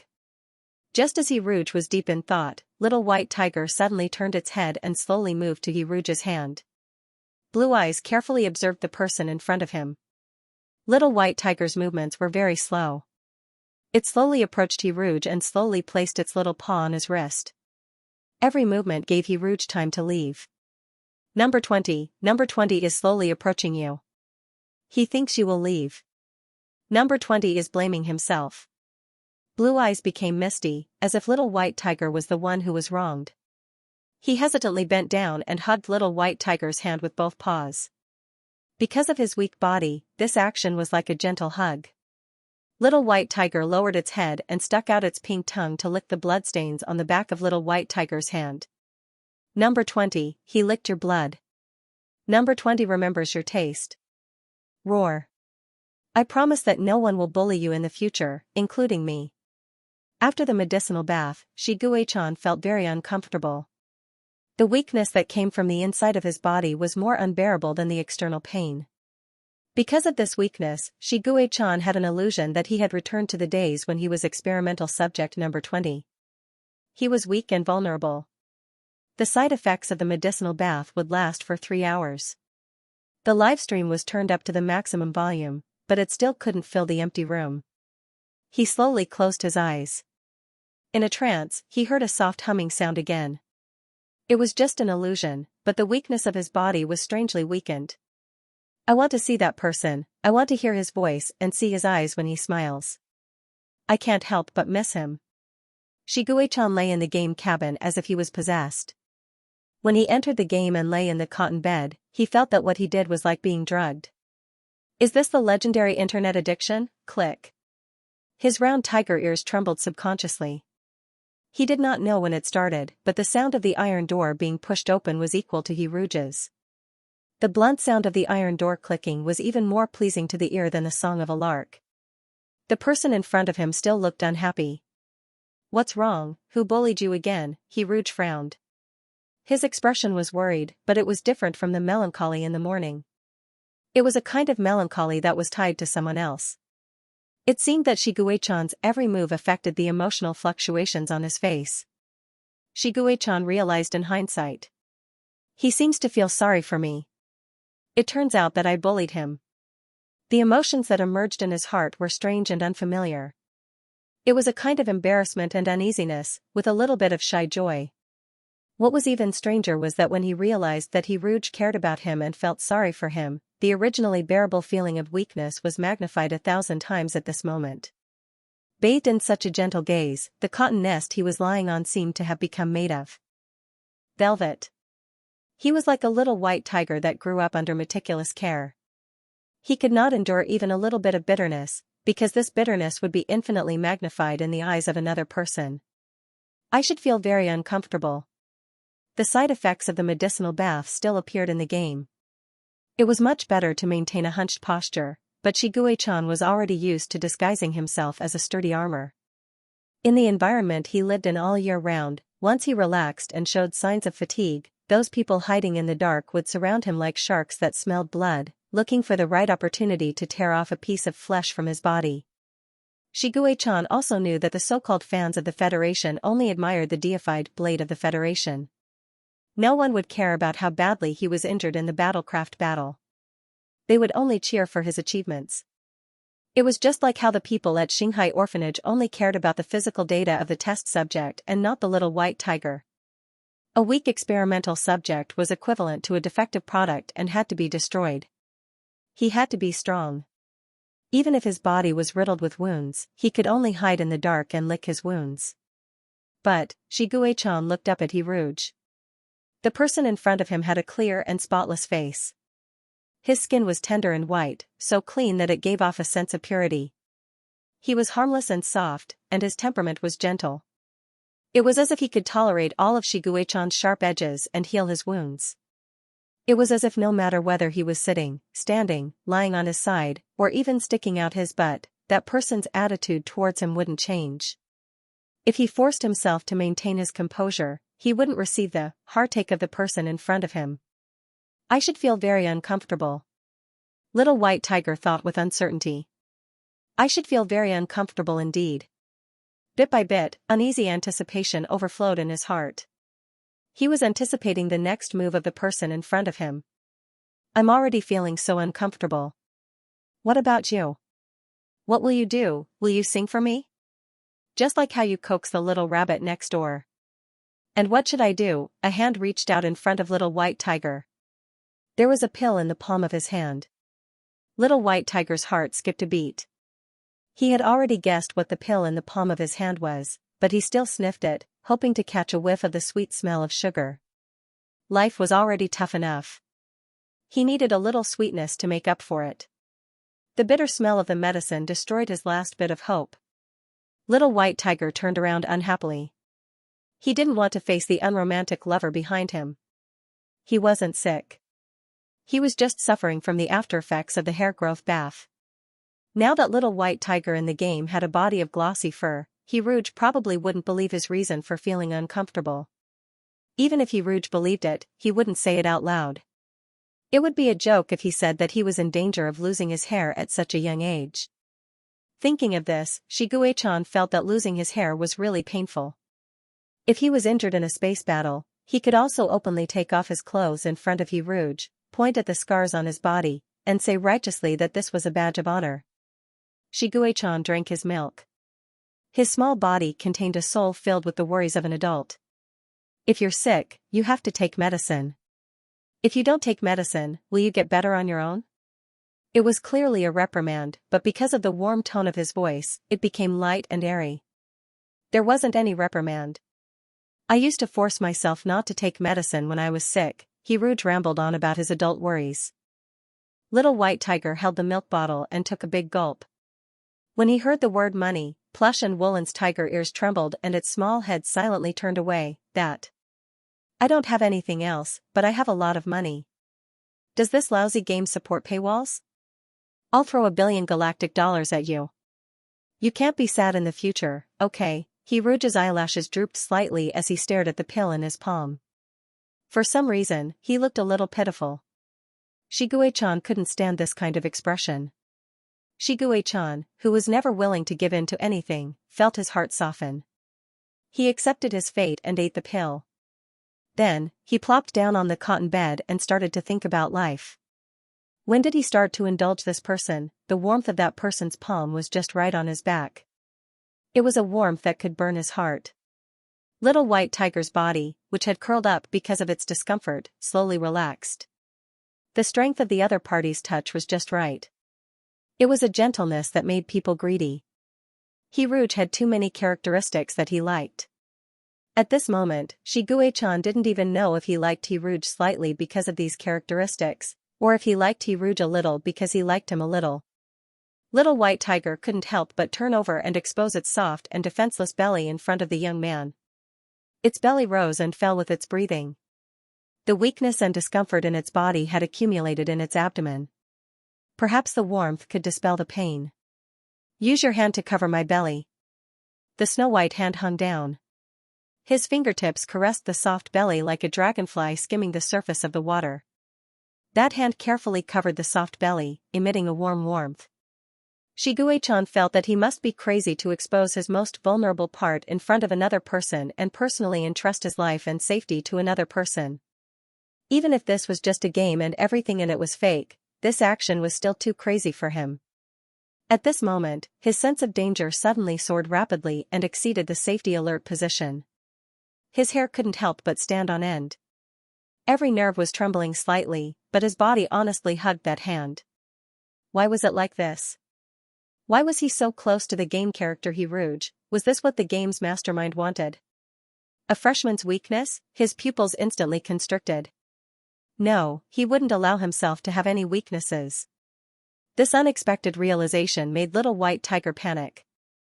It was at a loss of what to do and viciously bit the other person as if it was desperate. The bite was so deep that the taste of blood filled the tip of its tongue. It was slightly salty. Little white tiger was agitated by the smell of blood and took a big step back. It was flustered and exasperated as it stumbled back into its nest. His gaze landed on the glaring red on the hand. Against the snow-white skin, that red spot was so bright that it almost burned Xianxia's eyes. Rouge looked over in confusion. All along, Rouge had been wearing plain clothes like a pure and holy angel. But at this moment, Xianxia felt that if that patch of pure white was dyed red, it would be a captivating color. Little white tiger turned its head with a swoosh, its heart beating like a drum. Bang! Bang! Bang bang! The sweetness of the fruit candy from before still lingered. It mixed with the smell of blood, and there was no boundary between the two. Xianxia's claws tightened nervously. He hesitantly licked his canine teeth with the tip of his tongue. There was an extremely faint strawberry taste in the blood. It was sweet. In a daze, Xianxia seemed to smell the fragrance of that fruit candy again. He knew that this was an illusion, but this sweet smell was everywhere, wrapping around his entire body. The overly sweet fragrance was so sweet that it made his heart tremble. He wanted to bite that person's throat open. Gurgling blood would flow out with the sweet taste of candy. The winding streams would converge into a long river, which was a river of red candy. That person would sit on the clouds in the sky and sing. As she sang gently, she sprinkled colorful fruit candies. No. He couldn't do that. Little white tiger's tense body shuddered, and a look of disbelief appeared in its blue eye. Clearly, the monster in his body hadn't awakened yet. Why did he have such a terrifying thought when he was sober? Didn't this mean that he was a monster from head to toe? His heart hurt as if it was being clenched tightly by a hand. Its claws unconsciously scratched the cotton nest. Perhaps 3 seconds later, or perhaps even longer, little white tiger lay on the cotton nest as if it had lost all its strength. Rouge. As he muttered this name, ripples appeared in his heart. Those were fleeting emotions that disappeared in a flash. Even Xianxia himself didn't know what exactly the throbbing in his heart meant. He didn't know what exactly this game was up to. He didn't want to know either. There were some things that didn't need to be investigated. He was tired. Xianxia thought about his original intention of entering the game. He wanted to hear that person sing, he wanted to see that person's smiling eyes. He wanted to be close to that person who was warm. Hence, nothing else mattered. He just needed a little bit of warmth. He didn't ask for too much. Just a little bit was enough. Little white tiger walked step by step towards the person in front of him slowly and firmly. Blue Eye looked at that snow-white face. He had to admit that from the very beginning, he was bewitched by this pure beauty. Even now, when he widened his eyes to look at her, he felt a piercing pain in his eyes. Just like when he left room B6 and saw a large halo of light through the window lattice, he, who had lived in darkness for a long time, continued to stare at the light even though his eyes were piercing. In the dim light, Rouge's eyes were bright. He could clearly see the light in her eyes. A bright and soft light. The darkness that had tormented him for the first half of his life spread again. Xianxia lowered his head and licked the wound on Rouge's hand. Once again, he confirmed that it was the taste of Rouge. It was delicious. But he couldn't drink it again in the future because this person would get hurt. I promise that no one will bully you in the future. Including me. I may not be your knight, but I will never allow myself to be reduced to a monster that hurts you. So, don't be afraid of me. Rouge was amused by little white tiger's promise. It was like an old father hearing his child say that he wanted to earn money to show filial piety to him when he grew up. Whenever I can suck your belly, that will be the best reward. He clicked on Little White Tiger's status. Number 20, weak, friendly, number 20 is trying to accept you. Affinity, 50, unawakened, no one has realized that number 20 is a little monster, except for you. The medicine didn't have much of an effect? Why was he still in a weak state? Rouge's heart sank. He clicked on Conversation. Number 20, howling medicine is useless. Roar, I won't feel uncomfortable if you hold me. Roar is very warm. Little White Tiger didn't bare its teeth or brandish its claws. It quietly raised its little head and looked at Rouge. It could even be described as obedient. Perhaps it was too uncomfortable to be sick. It roared softly and hugged Rouge's hand as if it had no bones. It closed its eyes and rested without moving. It was too quiet. It was so quiet that there was no sound. Rouge thought of the little puppy. When he left, the little puppy was also quietly lying on the ground. When he opened the cubicle again, its black grape-like eyes were still closed. Will something happen to you? Rouge couldn't accept this possibility even if it was only for a moment. Maybe he had made the wrong choice. Normal medicine was ineffective. The right choice was to go to the infirmary. Rouge pushed his glasses and loaded the file with a serious expression. Do you want to read the file? Yes. No. Load successful. The image on the screen turned into dots of light and dissipated. Before everything blurred, Rouge thought he saw Little White Tiger's shocked expression. Unfortunately, the image disappeared in a flash. Rouge didn't have time to see it clearly before everything returned to how it was before. Number 20 is very uncomfortable. He might be sick. Your choice is A. Take the risk and take him to the infirmary. B. Use normal medicine. Rouge chose A without hesitation. The mysterious infirmary side mission has been activated. Deducting 4 small hearts to block the surveillance. Mission countdown, 15 minutes. Please return to B6 cubicle within 15 minutes. Be careful to avoid the staff in the corridor. Operation hint, press the keys to move the character. Press the spacebar to observe in secret. This game does not provide a map. Players, please use your memory to reach the infirmary. Countdown, 0:15, 00, Rouge. No, why was it so sudden? He wasn't ready yet. In the game, Rouge stretched out his hands and carried the listless Little White Tiger. The Little White Tiger was in a daze, as if it was unaware of the situation. Rouge was also in a daze in front of the computer because he saw a hand lifted the hem of her shirt, revealing a soft, snow-white waist. Her skin was so white that it was dazzling to the eyes. It almost gave off a soft glow, illuminating the dim cubicle. Little White Tiger was stuffed into her arms. She pulled down her clothes, and the area around her abdomen bulged like a pregnant woman. Countdown, 0:14, 43, Rouge couldn't care too much as the countdown was a race against time. He tried his best to recall the route to the infirmary with Yellow Weasel. Exit from B6, turn right, and exit from the second staircase. The infirmary was on the 5th floor. The route in his mind gradually became clearer. Rouge controlled his character to move forward. Every time he reached a staircase, Rouge would press the spacebar to observe in secret. He would hide in a corner and poke his head out to look around. Observe in secret. You didn't discover any danger. The corridor was empty, and the sound of the character's footsteps echoed faintly. Last time, Yellow Weasel led the way, and the character followed automatically. Rouge didn't feel nervous when he walked in the orphanage, but this time, he was afraid that someone would discover him. Rouge walked on tenterhooks the whole way. This orphanage was very strange. It was broad daylight, but there was basically no sign of living people. Room B6 represented the 6th room on the 2nd floor. If he remembered correctly, the infirmary was in E13. To be safe, Rouge used secret observation at every staircase. When he reached the 4th floor, he hid at the first staircase on the left of the 4th floor to secret observation.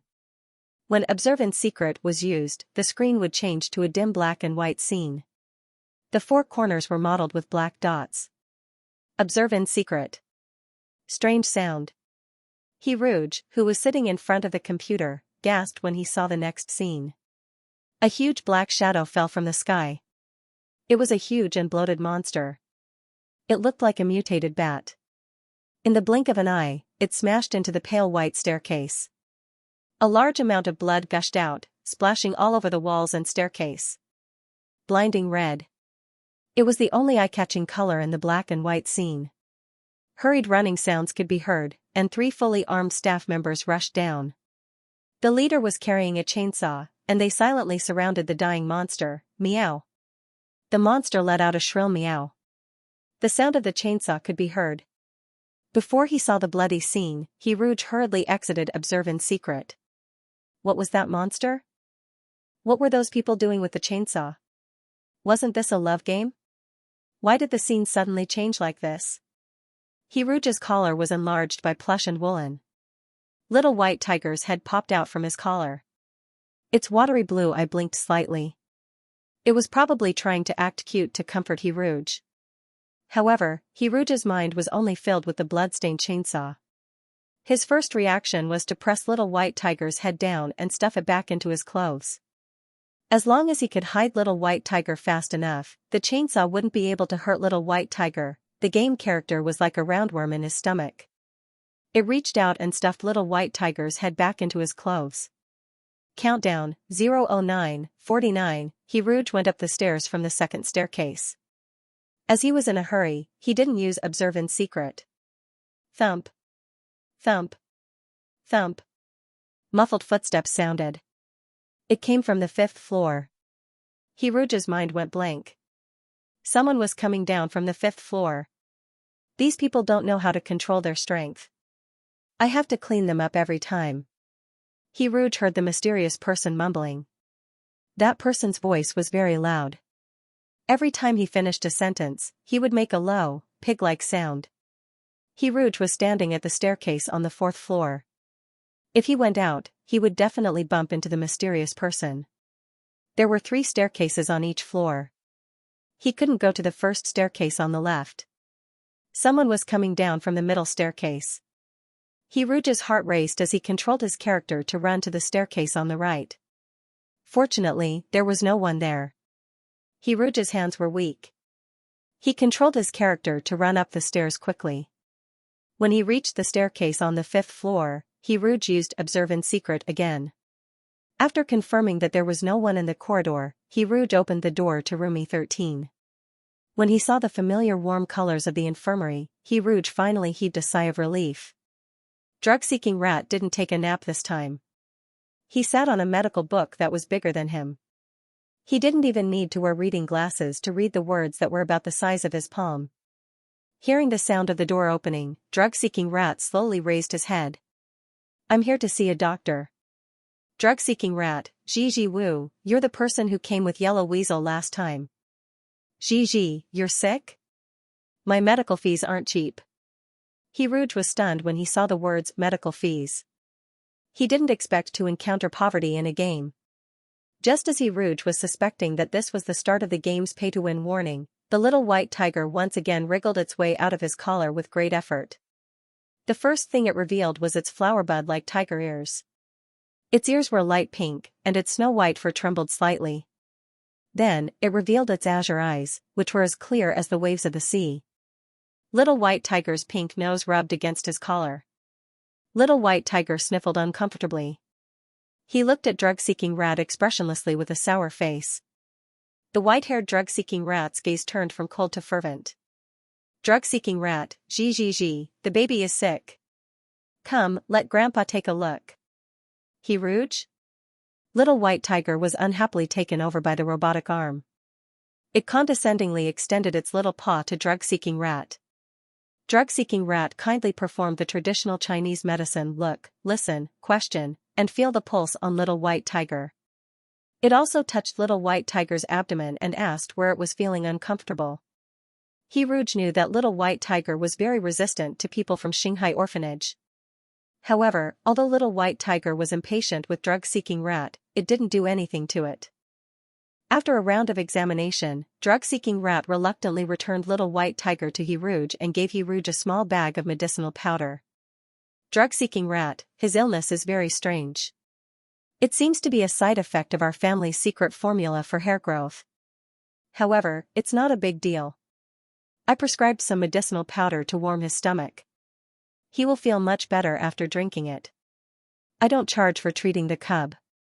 Be careful when you take him away. The destruction plan has started again. Unclean things are everywhere. The chubby rat paused for a moment. He looked at the spider web in the corner and sighed. Don't get stuck. Beep, side mission, mysterious infirmary exploration progress, 6%, Grandpa drug-seeking rat is an old doctor who likes cub. He has good medical skills and is a clean person. Why would he stay in Shanghai orphanage? Rouge didn't have much time to think because he didn't have much time left. Countdown, 004, 12, he had to bring Little White Tiger back to room B6 in 4 minutes. Little White Tiger obediently snuggled into his arms. Rouge was on tenterhooks all the way back to his room. When he brought Little White Tiger back to room 20, Rouge finally understood why there was a 15-minute countdown. It was because the door to room B6 was pushed open again. Yellow Weasel, who was wearing protective glasses and holding a metal helmet, was standing at the door and waving at Rouge. Yellow Weasel, it's time to work. The cute little puppy was dead. The measurement began with the little fox in cell 2, and its mournful wails filled the room. Rouge couldn't bear it, but he couldn't do anything. When the measurement reached cell 19, the silly little rabbit was shaking like a sieve, but when it saw Rouge, it jumped up like a rapidly rolling little snowball. Yellow Weasel was shocked by this appearance that was so similar to that of the Little White Tiger. Once bitten, twice shy. He didn't catch the little rabbit immediately, and it jumped into Rouge's arms. The little rabbit's red eyes looked like it was about to cry. It gave up and curled up in Rouge's arms, trembling crazily. Yellow Weasel reacted and grabbed the little rabbit's tail. He pulled the snowball out and put a metal helmet on the crying little rabbit. The little rabbit's legs spasmed from the pain. When the metal helmet was taken off, the little rabbit still had the strength to sob at the side. Its golden beans fell to the ground. It looked at Rouge with red eyes, terrified and attached. This was indeed a very stupid little rabbit. Just because it fed him a candy and sang him a song, it treated Rouge as its closest person. If the target of the strategy was not the Little White Tiger but this little rabbit, he would probably be able to gain a lot of favorability points before the first experiment was over. Cubicle number 19 slowly closed. The eyes of the crying rabbit hiding in the corner were like rubies that had been washed with water, shining brightly in the dark. Rouge silently pushed the frame of his glasses. After a long while, he pushed it a second time. The bridge of his nose felt the weight of the frame. This weight would have been easily ignored in the past, but at this moment, it was as heavy as a mountain. It was a presence that couldn't be ignored. Rouge took a deep breath and took off his glasses. His pair of black eyes that were not covered by the lenses stared at the screen without blinking. He looked at the crying bunny in the game from afar. Rouge wondered why this bunny had so many tears. It was as if it was made of water. He thought of many things at this moment. He thought of the cold body of the little puppy, and the fact that the little rabbit would also leave quietly in the end. His thin lips could not help but press into a straight line. Would the game really have a definite death ending? Rouge lowered his eyes and put on his glasses. All of his churning emotions were suppressed behind the lenses. The metal door of cubicle 20 was pushed open, but Huang Weasel didn't. Enter immediately. He stood cautiously behind Rouge. When the Little White Tiger in its cotton nest saw Huang Weasel's actions, its blue eyes showed a hint of mockery. Perhaps it was because of its weak body, but its eyes were slightly closed. That hint of mockery added to the arrogance of a superior. The Little White Tiger's ability to attract aggro was maxed out. Huang Weasel's face darkened as he took the spiritual sea stimulator and put it on the Little White Tiger's head. After a short and long measurement, Huang Weasel packed up the instrument and left. The Little White Tiger lay softly in the cotton nest. It did not have the sharp appearance that Huang Weasel had when he was around. It was like a hedgehog that carefully kept its thorns, leaving its remaining softness for Rouge. Rouge mixed the powder that the medicine-seeking rat had made into a milk bottle and brewed it for the Little White Tiger to drink. This time, the Little White Tiger did not turn around. It held the milk bottle with its two paws and sucked on the pacifier solemnly. Its snow-white whiskers trembled in midair. He clicked on, stroke. His palm landed on the little white tiger's head and slid down its neck to its back. He stroked its fur. The fur under his palm was very smooth. The little white tiger narrowed its eyes as if it was enjoying it. Room 20, ow, a little, comfortable, do you like to touch me? Actually, I like it a little too. When the little white tiger said that it liked it, there were many more options under the original, stroke, option frowny face head stroke, back stroke, claw squeeze, ear rub, butt poke, locked, tail play, locked, belly suck, locked, he rouge. Belly suck was not a dream. He clicked on, claw squeeze, tentatively. The little white tiger instinctively retracted its paws. It hesitated for a while. Under He Rouge's expectant gaze, the little white tiger gently placed its paws on He Rouge's palm. The little paws were small and exquisite. They only took up 1/3 of He Rouge's palm. Room 20, oh, my paws will become very big in the future. They can completely cover your hand. Roar. When they grow up, their paws will also be pink. He Rouge clicked on, rub ear, with her mouse, and her slender fingers loosely wrapped around the tiger's ears, bending the bud-like tiger's ears. The little white tiger tilted its head as if it was afraid of being tickled, and it looked at He Rouge with its blue eyes full of complaints. Room 20, roar, don't move. It's very ticklish. Roar, roar, if you move again, I will. Ow, I will lick your ears. The little white tiger turned its head and avoided He Rouge's hand that was playing with its ears. The pitiful tiger's ears trembled and stood up like a battered flower bud. The little white tiger's sharp canine teeth did not match the pitiful appearance of its ears. He bared his teeth and growled in warning. The cute and fierce little white tiger that he had not seen in a long time was back. He Rouge wanted to continue rubbing its ears, but he was afraid that the little white tiger would be angry. Thus, he clicked on, head stroke. The little white tiger was fuming as He Rouge stroked its head. Perhaps it was due to the increase in favorability, the system's default head stroking had changed. From the initial light stroking to this moment, the fur on the little white tiger's head would move back a little. The little white tiger's angry dead fish eyes were pulled into almond-shaped eyes due to the movement of the fur on its forehead. The next moment, the silly almond-shaped eyes turned into sullen dead fish eyes. Room 20. Humph. Room 20's mood is getting better. Humph. When the little white tiger snorted, its pink nose moved slightly. Its nose was the image of a heart. Every time it snorted, it was as if the little white tiger was shooting a heart at He Rouge. He Rouge clicked on, backstroke, happily and stroked the little white tiger who was pretending to be angry. As he stroked, the little white tiger's tail swayed gently. Room 20. Humph. Humph. Room 20 is very happy. Room 20 likes it when you touch his back. He Rouge went offline with a smile and satisfaction. Happy times were always short. Without realizing it, he had been addicted to the game for more than an hour. The emotionless typing machine, you stupid pigeon. Have you finished typing? I have finished typing all 9,000 words for today. He Rouge closed Penguin guiltily and pretended that he did not see anything. He opened Xianxia and wanted to see if the troll in the comment section was still there. The familiar green interface appeared, and the ID of the news agency had disappeared. The comment section was filled with a large number of Xianxia words. I don't care about the sky above, the earth below, or the air in between. I only care about burying you. Every day is not a dream, a rocket launcher is coming. He Rouge was stunned for a moment. What happened? Everyone, why did they suddenly throw a grenade? Hundreds of new comments suddenly appeared. Some of them were familiar IDs, but most of them were unknown IDs that had been lurking. Hugging author da-da, let me tell you something. You might not believe that our world is actually a main world. Authors, scriptwriters, cartoonists, and so on create all kinds of derivative interfaces. But in this world, there are always so many bad guys who want to rule everything. Therefore, there are saboteurs. They travel through the interface and become various haters. They appear in the comment section of many Dada's works to stop them from creating. So, Dada, you have to work hard. Don't be defeated by the dark forces.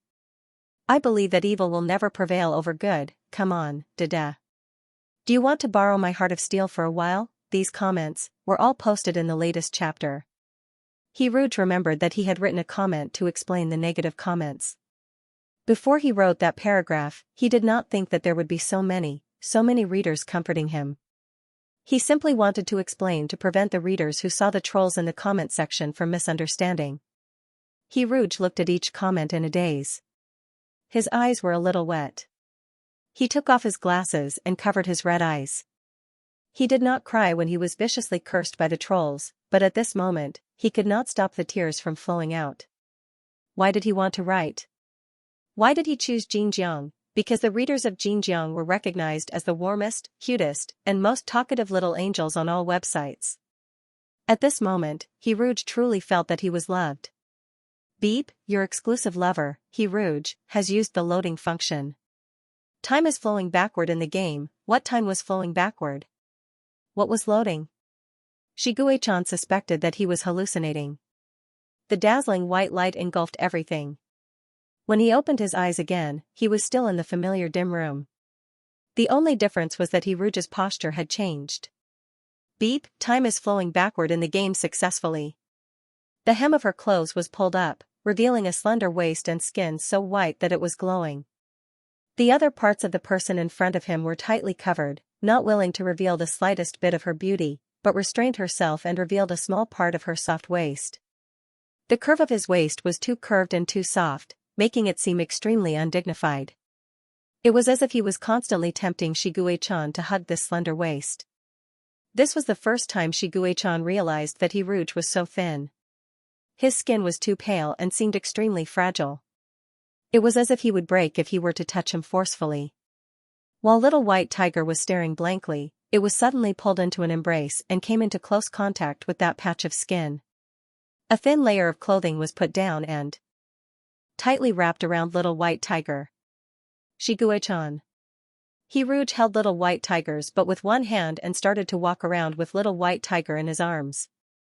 Due to inertia, Little White Tiger's entire face was directly pressed against that patch of warm skin. It was soft, very smooth, and very fragrant. Its little nose bumped into her waist, and a warm fragrance wafted into her nose. That was an ambiguous fragrance coming from her skin. Little White Tiger's face instantly flushed red, from its face to its neck, and even its back. If it wasn't for the cover of its fur, it would have looked like a cooked prawn.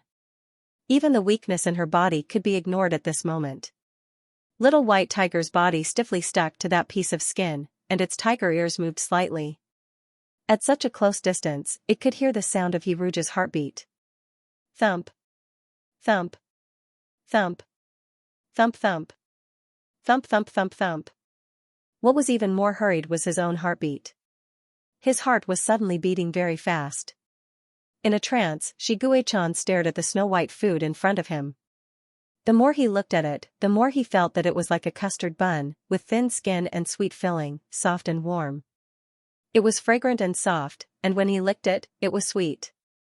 Rouge gently licked the smooth skin with the tip of his tongue. When the Little White Tiger realized what he had done, he was so shocked that the fur on his tail stood on end. His claws were like springs as he pushed his entire body a short distance away. Fortunately, the Little White Tiger was wrapped in clothes. Rouge's hands were also firmly holding onto the little ball of fur, preventing the frightened Little White Tiger from falling. Had they been discovered? Xianxia's breath caught, and his heart skipped a beat.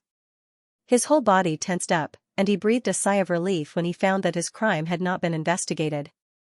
I just licked it.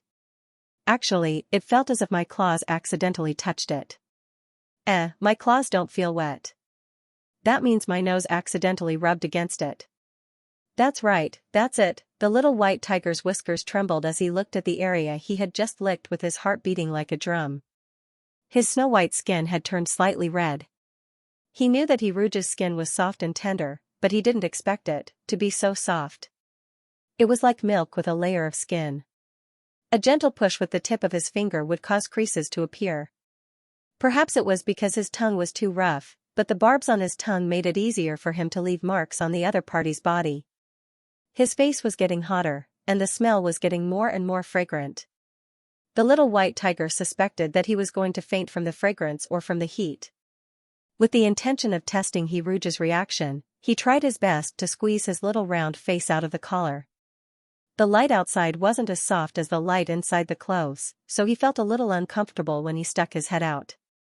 The little white tiger blinked and tried to put on the most innocent and harmless expression, pretending that he didn't know anything. Because he didn't have any experience in acting cute, he froze for a few seconds. His expression was still blank. Then, the dumbfounded little white tiger was mercilessly pressed down by a hand, Xianxia. Xianxia still remembered how gentle and caring Rouge was when they first met. Why did he treat him so badly after just one day? The little white tiger, who had suffered a huge blow, collapsed into a cat biscuit. Half of its body was pressed against the soft and warm skin, and one of its little pink paws was subconsciously stomping on the breast again and again. The sound of the door opening and closing could be heard. "I'm here to see a doctor." Xianxia heard Rouge's voice. He was stunned for a while before he realized that he was the patient. Just because he wasn't feeling well, they took the risk to bring him here to see a doctor. "Oh, you're the one who came with Yellow Weasel last time. Are you sick? My medical fees aren't cheap." A familiar voice sounded. The little white tiger stuck his head out and saw the medicine-seeking mouse sitting on the page. Mao Xingyong. Xianxia remembered the name that he had almost forgotten. The medicine-seeking mouse who chose to commit suicide after winning the Anlejos Medicine Prize. Before the Anlejos Medicine Prize was announced, he was just a nobody. When he was young, he was suppressed by the glory of his peers. When he entered the Federation Research Institute in his middle age, he failed to achieve anything. He was supposed to live a mediocre life and never have anything to do with the Anlejos Medicine Prize. However, birds die in pursuit of food and men die in pursuit of wealth. This medicine-seeking mouse was even willing to dig out its own conscience for the so-called honor. It held a warm heart and used a cold scalpel to cut it open for research. Xianxia stared at the old medicine-seeking mouse, his eyes filled with a mixture of disgust and pity. When the medicine-seeking mouse said the secret formula for hair growth, the little pity in the little white tiger's eyes quickly disappeared. As expected, it was best for this stinky mouse to die. It could end its own life and donate its body to the research institute. Rouge carried the angry little white tiger away. The little white tiger squirmed in Rouge's arms and showed Rouge its thick hair with an unhappy expression. "I'm not bald, I'm really not. Quick, look, here, there's hair everywhere.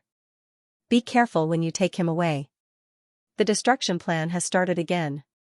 Unclean things are everywhere." Destruction plan. Xianxia recalled that Rouge's face didn't look too good when he popped his head out. His skin was already white, but at that time, it was so pale that it lost its color. Did he accidentally bump into the destruction plan's execution? Regardless of whether it was the party that was being destroyed or the party that carried out the destruction, it was an existence that gave people nightmares. So, was he scared to death? The little white tiger blinked and was about to strike a pose that could heal people's hearts when Rouge stuffed it into his arms again. Xianxia, who was stuffed back into his arms a second time, didn't make a fuss anymore. He didn't have time to be angry when he was in his arms. He found a comfortable position that he liked and nestled comfortably. This was probably the most relaxed moment he had been in the past 3 years. His whole body was warm, and the fragrance of the hot steam lingered at the tip of his nose. The fragrance was deep and light, and it made him feel at ease. Because of the problem with his spiritual sea, Xianxia couldn't sleep well. He often had strange dreams. It was a very strange dream. In the dream, he was powerful and crazy. He led Zerg to invade the Federation. Many people cried and begged for mercy. They were innocent, not innocent, young, and old. But in the dream, his head hurt so much that only killing could relieve his pain. In the end, when there was no one left to kill, he destroyed all of Zerg and himself. His corpse kept falling into the endless abyss. A strong sense of weightlessness enveloped his body. His heart was also empty, as if it was always missing something. Xianxia hated these dreams. If he could bring Rouge home to sleep with him in the game, would he have a good dream? However, it was obviously unrealistic to turn the people in the game into reality. Because of the existence of holographic games, a small number of people in the galaxy fell in love with their in-game lovers. They even held in-game weddings and spent the rest of their lives with their virtual lovers. Shigue-chan didn't want a lover. He only wanted Hirouge, a game character that would always be warm and beautiful. Blue Eye stared at Hirouge. Will you always be beautiful, always pure white, untainted by darkness? Hirouge wrote until the wee hours of the morning. He hadn't stayed up so late in a long time. Ever since he saw the warm comments in the comment section, his inspiration gushed out, and he wrote 9,000 words in one go. Hirouge added the update to the stockpile, stretched lazily, and prepared to sleep. But before going to bed, Hirouge looked at the time and realized that he could sign in the game. He logged into the game and completed the second day's check-in. Since he had signed in, Hirouge went to cubicle number 20 to see the little white tiger. The little white tiger was sleeping soundly. Its sleeping posture was very delicate. Its little head was pressed on its two paws. One side of the tiger's whiskers survived in the gap between its face and paws, while the other side stood upright. When the little white tiger breathed, its upright whiskers trembled slightly with the rise and fall of its body. Hirouge wanted to reach out and tease it. It would be great if he could carry the little white tiger to bed and sleep with it. Hirouge shook off the thought that flashed through his mind and clicked on Status in the floating box. Intimate, number 20 likes to stay with you. Favorability, 65. Unawakened, no one has realized that number 20 is a little monster, except for you. Hirouge looked at the other data: small heart *53 ordinary medicine *1 all-purpose medical spray *1 unknowingly, the number of small hearts was more than 50. It was time to buy something. After opening the Love Mall, Hirouge didn't look at it carefully. Now, he went to the mall on a whim. The first thing he went to was the food section. There were a lot of snacks there: fruit candies, milk candies, strawberry cakes, multi-layer cakes, dried meat, dried fish. Because the little white tiger was still breastfeeding, it couldn't eat big fish and meat. Most of the food was unlocked. Hirouge flipped to the back and saw Catmint. Name, Catmint. Price, small heart *10. Comment, many felines like this plant. I want to buy it. He couldn't go to the shopping website late at night. It would make his desire to shop overwhelm his rationality. The small number of small hearts calmed Hirouge down. He decided to finish shopping in the entire Love Mall before considering the products.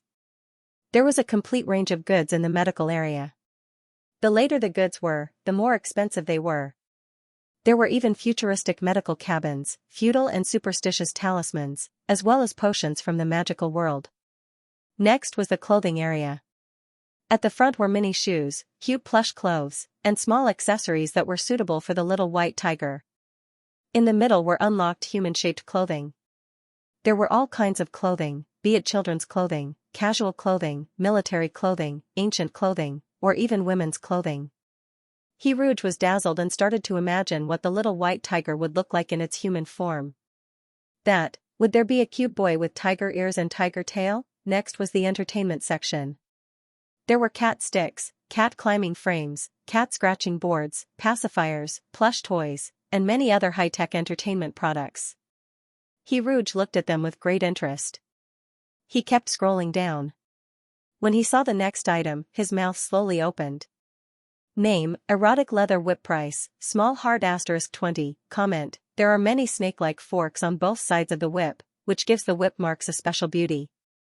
Name, sexy handcuffs. Price, small heart *15. Comment, its color is rose gold, which is very suitable for snow-white skin. Hirouge. What kind of terrible product is this? Hirouge was extremely shocked. He hurriedly closed this section and browsed through the weapons section.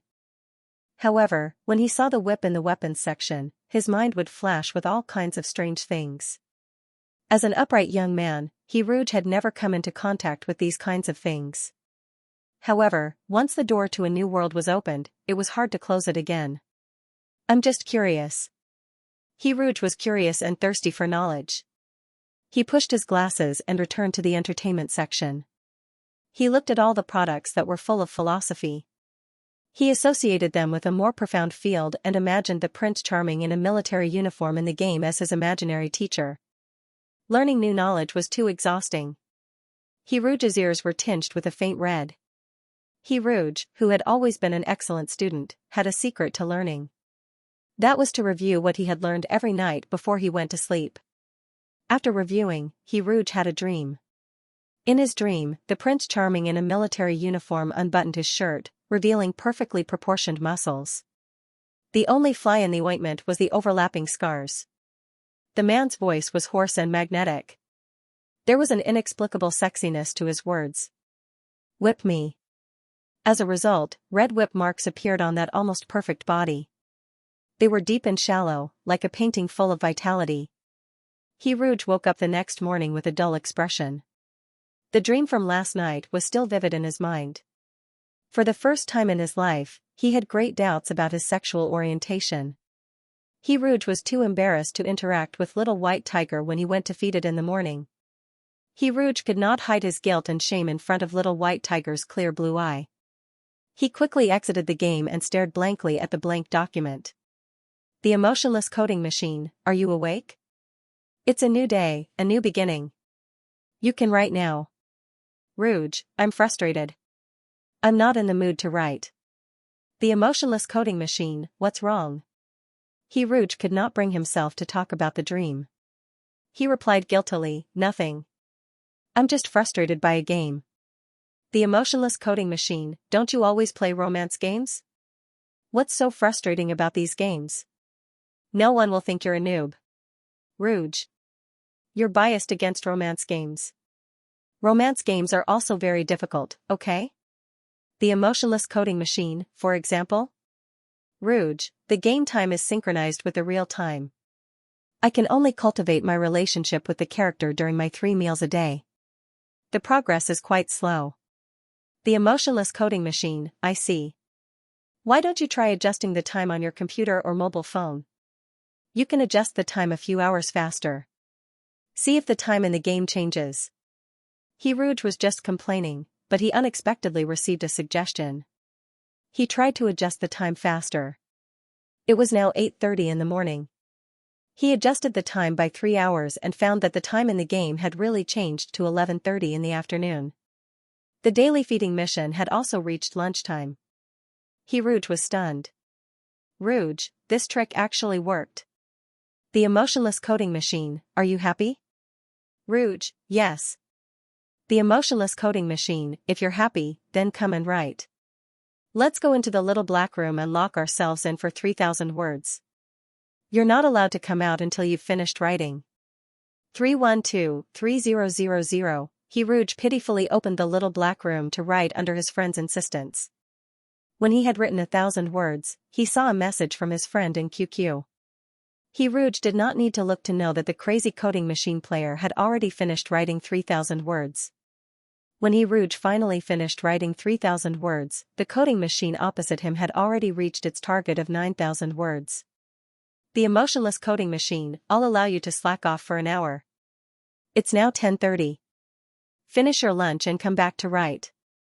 If you don't finish writing 9,000 words by today, I'll show your readers how to cook braised pigeons. Rouge, who was constantly being reminded, especially cherished this hard-earned time to relax. He logged into the game and fast-forwarded. After fast-forwarding for 4 by 24 hours, the plot progressed a lot faster. Rouge found that the weasels did not measure the data every day. They only used the metal helmet to measure the data for the first 3 days. After that, they did it once every 7 days. On the first day of the measurement, the experimental subjects that died were number 1, number 8, and number 13. On the second day of the measurement, the experimental subjects that died were number 4, number 7, number 11, number 17, and number 18. On the third day of the measurement, the experimental subjects that died were number 3, number 6, and number 12. After 7 days of the game, there were only 9 surviving cubs left. Perhaps because he kept fast-forwarding, Rouge did not feel much about the deaths of these cubs. After fast-forwarding, Rouge successfully collected 7 days of daily check-ins and received a chance to draw a prize. Pink twisted egg. This is the pink twisted egg that you received after check-in for 7 consecutive days. Open the twisted egg and you may get a surprise, but there's a high chance that you'll be disappointed. Note: pink twisted egg. 99% of unlucky people will get a fruit candy. The pink egg swayed back and forth, filling the screen with pink bubbles. Rouge nervously clicked on the twisted egg. As an Asian, the prize he won the most was one more bottle. Although he did not get the favor of the goddess of luck, he was not unlucky either. No, he was a bit unlucky recently. Rouge subconsciously looked at his thigh. He did not know if it was an illusion, but the moment he clicked on the twisted egg, the red lines on his thigh suddenly became hot. It was summer, and Rouge was wearing shorts. He simply rolled up his pants to see what had happened to the red lines on his thigh. The red lines, which were originally only the size of a palm, seemed to have dimmed. They were no longer as magnificent and bright as before, like red paint that had been diluted. Frowning, Rouge was deep in thought when he heard a dang dang dang sound effect from the game. The twisted egg on the screen was opened, and there was a red and white ball. The shape of the ball was enigmatically familiar. The ball had a sparkling special effect on it, which made it look especially shiny. Name: Pokeball. Quality: rare. Evaluation: when in danger, just shout "Go, Pikachu," and the Pokeball will come to help you. The premise is that you need to catch a Pokeball. Note: little elves. This game believes that after the death of a baby, they are not wandering ghosts. They are cute little elves. Usage description: the best time to catch a Pokeball is 3 seconds after the death of a Pokeball. The success rate of catching a Pokeball is related to the fondness of the Pokeball towards you. Restriction: one Pokeball can only catch one Pokeball. Please do not be greedy. Rouge was stunned for a moment. It was the first time he got a rare item in a game, but his mood was not as happy as he thought it would be. Pokeball: those Pokeballs were indeed very cute Pokeballs. After the pink egg's interface disappeared, 3 game announcements popped up on the screen. In consideration of the player's gaming experience, the game supports fast forwarding. However, there is one thing that the player must be aware of. During fast forwarding, the player cannot increase the player's favorability with the player. There are only 3 chances to do so in a day. They are from 6 to 9 in the morning, 11 to 12 in the afternoon, and 5 to 8 in the evening. Gentle reminder: in the fast forwarding of 7 by 24 hours, the player has used a total of 21 little hearts. The remaining number of little hearts is 31. Attention! There are still 10 minutes before 11 o'clock Beijing time. Please fast forward to 11 o'clock. The game will not be responsible if you miss the chance to increase favorability. Rouge closed the game announcement with a dull look in his eyes. He held his head sadly with his hand. This stupid game must be doing this on purpose. It waited until he had used up all 20 of his little hearts before it came out to tell him that he couldn't increase favorability with the player during fast forwarding. The little hearts he used to block the monitor were useless. Was this the punishment for hacking? He couldn't think about it anymore. He would just treat it as spending 21 little hearts to buy a rare item. No matter how heartbroken he was, Rouge still obediently adjusted the game time from 8 o'clock in the morning to 11 o'clock. Rouge was already familiar with the task of feeding the little rabbit. When it came to feeding number 19, Rouge hesitated for a moment. He remembered the Pokeball he had won from the lottery. People's hearts were biased. Although all the cubs here were very cute, they had to be ranked. The first place was given to the little white tiger, and the second place was given to the little rabbit. Although the little rabbit was very weak, it wasn't as smart as number 2's little fox, it wasn't as fierce as number 15's little wolf, it was stupid and loved to cry. If it really encountered danger in the future, it would be best if it didn't cry in the Pokeball. However, when Rouge used a little heart to open cubicle 19 and saw the little rabbit jumping in joy, his heart softened without him realizing it. It was just a game. It was okay to be emotional once in a while. The little rabbit went up and hugged Rouge's thigh. It rubbed against it a few times sweetly and coquettishly, looking at Rouge with its red eyes.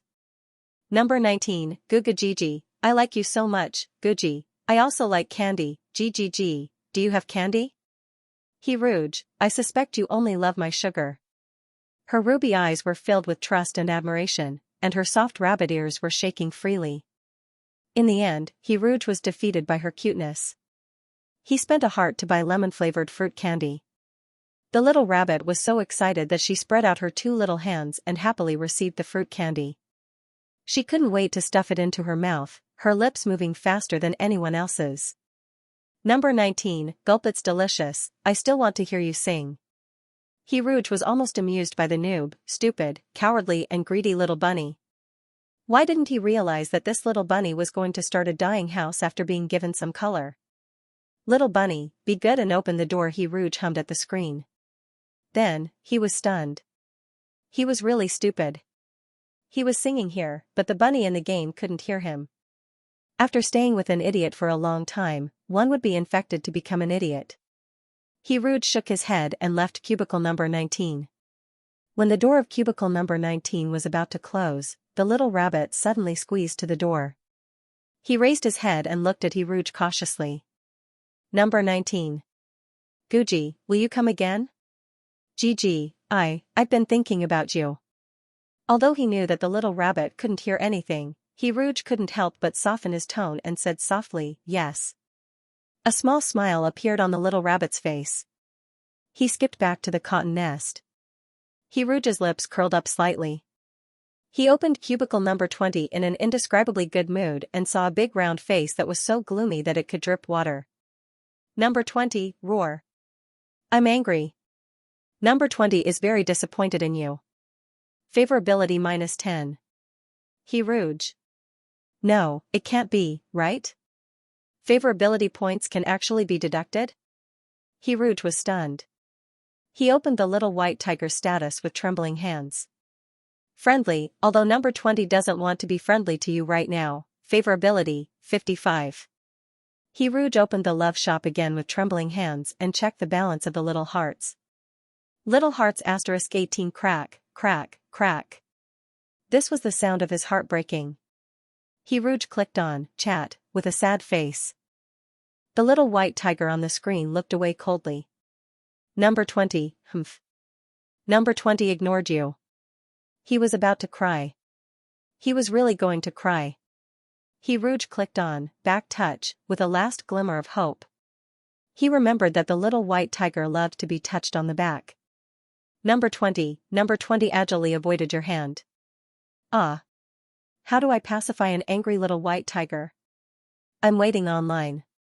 Super urgent, Rouge ran to the love shop and spent 10 little hearts to buy catmint. He clicked on the catmint in his bag and dragged it out to put it beside the little white tiger's feet. The little white tiger looked down at the catmint with a cold face. Its pink nose twitched. Was it smelling the fragrance? Rouge stared at the screen nervously. Then, he saw the little white tiger mercilessly raise its paw and ruthlessly stomp on the catmint that Rouge had placed all his hopes on. Number 20 rejected your catmint. Rouge wiped his face and looked at the little white tiger. He muttered to himself, why is it suddenly angry? Other than feeding the little rabbit candy, he didn't do anything else. Eh? Could it be that the little white tiger wanted to eat candy? Rouge thought that he had found the reason. He quickly fed the little white tiger some fruit candy, but was ignored again. Baby, what's wrong? Rouge was helpless. Don't be angry, okay? As soon as she finished speaking, the little white tiger on the screen shook its tiger ears. One of its bud-like tiger ears shriveled as if it was afraid of being tickled and drooped limply. However, the other one agilely turned towards Rouge. The blue eye's gloominess dissipated. It was as if the dark clouds in the sky were cut open by the sun, revealing a patch of blue.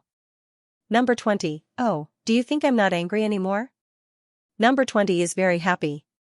Friendly intimate, number 20 likes to be with you. Favorability, 65. Shiguei-chan felt that there was a bug in this lousy game. He lay down in the game pod. In just 10 minutes, Rouge had fed him milk 3 times and touched his head 10 times. Shiguei-chan suspected that he was going to go bald. Beep, the game time has been detected. Please exit the game. You can log in again in 3 minutes. Shiguei-chan got up from the game pod. He touched his head with lingering fear. After confirming that his hair was still there, he secretly breathed a sigh of relief. He found the strawberry-flavored nutrient solution he had just bought yesterday and prepared to solve his lunch problem. Although the game pod came with its own nutrient solution to ensure that the player wouldn't starve to death due to being addicted to the game, Xianxia preferred to drink the nutrient solution before entering the game pod. This was because the nutrient solution in the game pod was tasteless, and Xianxia had recently fallen in love with the strawberry-flavored one. The man opened the lid and drank a few mouthfuls of the pink nutrient solution as if he was drinking wine. His pale lips were stained with a light pink color, and his furrowed brows relaxed. Xianxia raised his head and gulped down the nutrient solution. His chin and neck formed a curve, and his Adam's apple bobbed up and down slightly. It was sweet. It was the taste of fruit candy in the game. After eating lunch, Xianxia lay back in the game pod again. This time, he found that the bug in the game was even more serious. He was like a bystander in the game, watching Rouge interact with a little white tiger. The little white tiger was obviously not him, but Rouge could gently touch its head and pinch its paws. The explanation given by the game was that the bug had been fixed. Xianxia felt a little unhappy. He coldly watched the interaction between Rouge and the little white tiger. The remaining strawberry taste on the tip of his tongue began to deteriorate, and it tasted a little sour. Fortunately, before the sour taste began to spread, the fake little white tiger disappeared, and Xianxia became the little white tiger again. Xianxia patrolled the dim compartment with satisfaction. He sat on the cotton bed, but he was like an emperor inspecting his territory on his throne. After confirming that he was really back and that there were no other problems in the game, Xianxia became happy again. He smelled the fragrance of milk in the air. Maybe next time, he could buy a powdered nutrient solution, Xianxia thought seriously. His snow-white tiger ears trembled, and Xianxia heard Rouge's footsteps walking around the room. His mood was getting better and better. When I found out that you were feeding the little cub in front of you, I, who was last in line, couldn't help but be happy. His little tail wagged left and right, and the little white tiger tried hard to put on a reserved expression. Listen, the footsteps were getting closer and closer. His two tiger ears couldn't help but turn to the source of the sound. Xianxia was sure that the person he was thinking about was next door. Perhaps in the next second, she would open his door. His little tail wagged more and more happily for 1 second, 2 seconds, 3 seconds, click. This was the sound of the iron door next door being opened. The wagging tail suddenly stopped, and the little white tiger tilted its head, suspecting that it was hearing things. I like you so much, I also like candy, do you have candy? Blue Eye began to freeze. Yummy, I also want to hear you sing. The little white tiger began to grind its teeth. Will you come again? I've been thinking about you. The little white tiger stopped grinding its teeth. Its ears perked up as it listened attentively, afraid that it would miss the other person's answer. I will. The man's voice was filled with deep affection and gentleness. At the same time, Xianxia's burning anger was spreading like a flood. I am angry. Over, the kind that couldn't be coaxed. Xianxia glared at Rouge, who had opened the door and entered. He wanted so badly to tear this person apart, but in the end, he couldn't bear to bite him. Talk, what do I have to talk to you about? Weren't you chatting happily with that little brat next door? Touch me, I'm about to go bald from your touch today, and you still want to touch me? Catmint, even your hair smells better than this grass, and you still want to use it to fool me? Fruit candy, do you think I'm like that stupid rabbit next door, who can be fooled by a piece of candy? Treasure, the furious little white tiger was stunned. One of its tiger ears went limp from this word, and it couldn't stand up. It turned its head in a daze and stared blankly at the young man in front of it. Who is your treasure? Little white tiger's heart was like a needle at the bottom of the ocean. Rouge put away the catmint and clicked on, back petting, again. This time, little white tiger didn't dodge, but he didn't enjoy it like before. Instead, he mumbled worriedly. On the 20th, roar, touch gently. Rouge? This strength wasn't something I could control. However, after little white tiger said that, the hand stroking little white tiger's fur in the game visibly lightened. Little white tiger was satisfied, and the balance of the little heart increased to 20 points. The happy times of raising a cat in the cloud were always short. When it was 11:30 p.m., Rouge rolled into the little dark room to write under the constant urging of his friends to update. Rouge wrote until 6 o'clock and added 5,000 words to his stockpile. Tomorrow was the day he would enter V, so he checked his stockpile. When he saw that there were 40,000 words in his stockpile, he felt a little more confident. Rouge opened the game happily. After feeding the cubs dinner, Rouge received a new mission. Bath day, I love to bathe. Good health. Please follow Yellow Weasel's instructions to complete the cleaning of the experimental body. Yellow Weasel pulled a cart with a huge metal cage. Yellow Weasel opened the compartment and threw the few cubs into the cage. When cubicle 20 was opened, the little white tiger was different from the other cubs who were huddled in the corner. It stood at the door openly and roared at the Yellow Weasel. Yellow Weasel's hand, which was about to grab little white tiger's neck, paused, and he subconsciously took a step back. Little white tiger strode into the cage aggressively with its short legs. Its aura was too shocking, and it stood out among the trembling cubs. The other cubs shrank into a ball and consciously made space for little white tiger. Rouge was stunned. Little white tiger calmly closed the door of the cage and took up half of the space in the cage like a bully. It turned its head and bared its teeth at the little rabbit opposite it. The little rabbit squeaked, as if it was going to cry in the next second.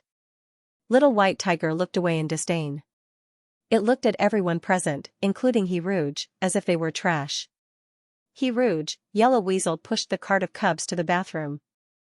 Rouge looked at the cubs lovingly and began to imagine the beautiful scene of washing the cubs clean later. The bathroom was very big and the structure was very strange. It wasn't a bathhouse. There was no pool or separate compartment. If it wasn't marked as a bathroom, this big, empty room would look like an unfurnished room. The weasel opened the iron cage and pulled out 4 cubs at once. Among them was a rabbit. Rouge Yellow Weasel's eyes. Rouge, he hid in the corner of the cage and calmly watched what was happening in front of him. The 2 long ears of the rabbit were grabbed by the weasel's hand, and the weasel pulled out the struggling rabbit like pulling out a carrot. The frightened little rabbit and the other 3 cubs were thrown together in the middle of the open space. They were like 4 quails trembling in fear, not daring to move at all. The weasel activated the mechanism in the room, and a transparent glass wall separated the 4 cubs from everyone else. There was a movable water pipe on the glass wall. Rouge suddenly had a bad premonition in her heart. He saw the weasel controlling the water pipe and spraying a powerful stream of water at the 4 cubs inside the glass wall. The cubs were drenched in an instant, and they even took a few steps back because of the great impact. The little rabbit was even directly knocked to the ground. The other cubs reacted and began to run for their lives. Only the extraordinarily stupid little rabbit was so scared that it curled up on the ground, crying and trembling all over, allowing the huge water flow to hit its body. The weasel was tired of tormenting the little rabbit, so it began to spray the other cubs with water. After this bath, the 4 cubs were all dispirited, and the little rabbit looked like it could die at any time. Rouge frowned and stared at the little rabbit on the screen. He wanted to give the little crybaby a handful of candy to make it stop crying. The weasel placed the frozen and shivering cubs in the drying area. The little rabbit felt that the surrounding environment had become warm.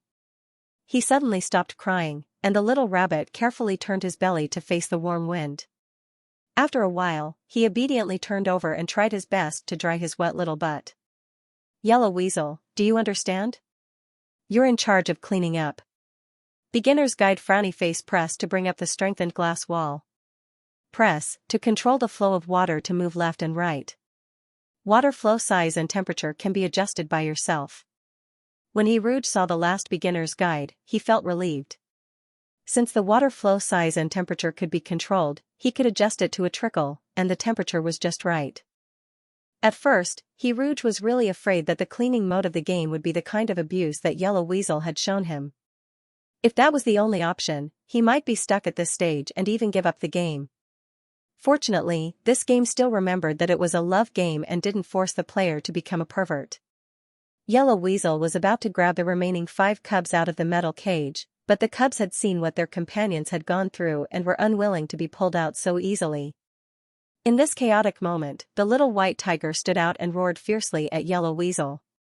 Before Yellow Weasel could react, it rushed out and sat in the middle of the empty space. Unlike the dignified little white tiger, the other 4 cubs were thrown all over the place.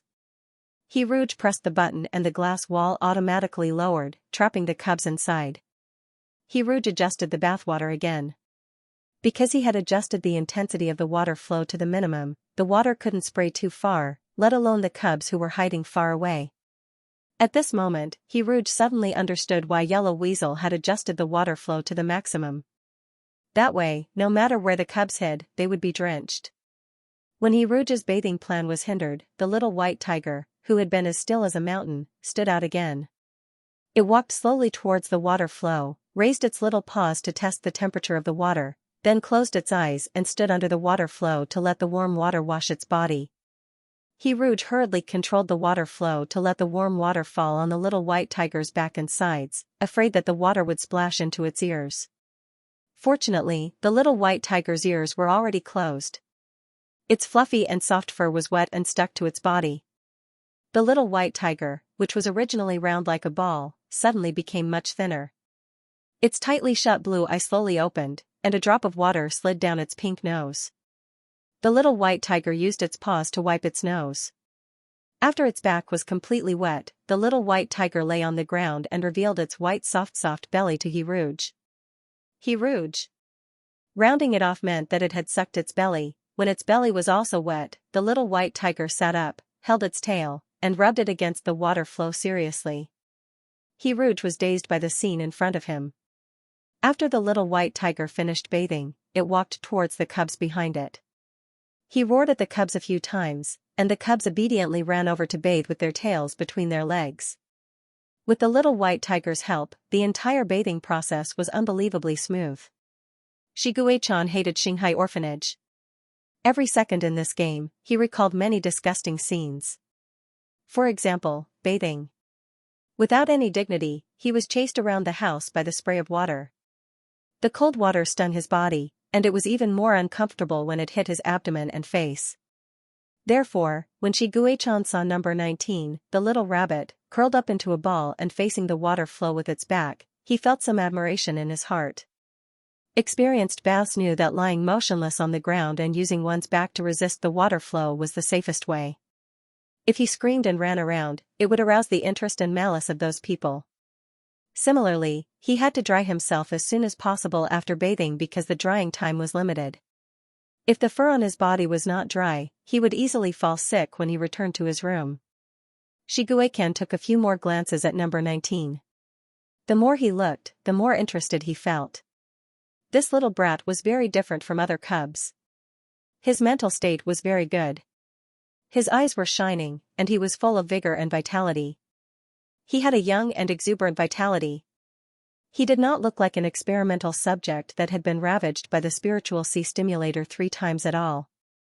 According to this state of mind, there was a high chance that number 19 could survive the ice plan. What was the factor that made number 19 in such a good state? Xianxia, who was deep in thought, was awakened by the commotion next to him.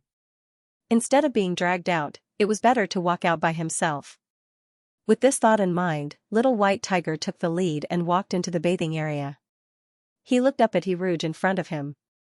Although I hate bathing in this kind of environment, if that person is you, then this matter is not so annoying.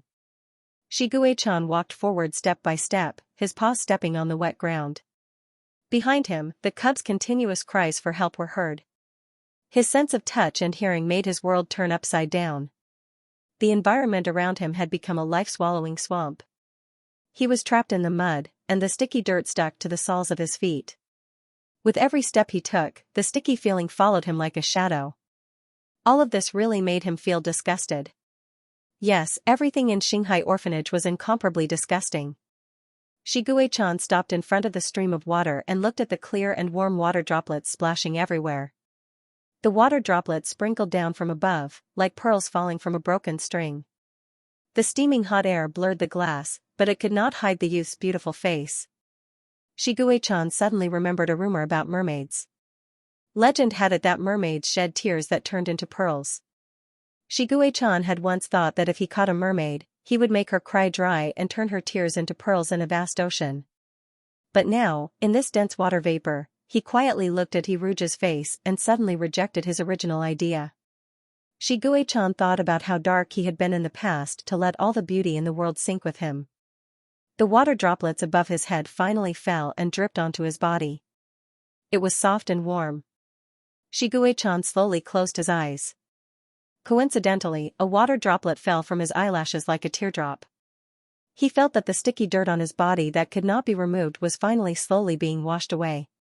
After the bathing mission was completed, Hiruge bought a fruit candy for the little rabbit to comfort its hurt heart. Hiruge fed the little white tiger a fruit candy and checked its status. Intimate, you are an important presence in number 20's heart.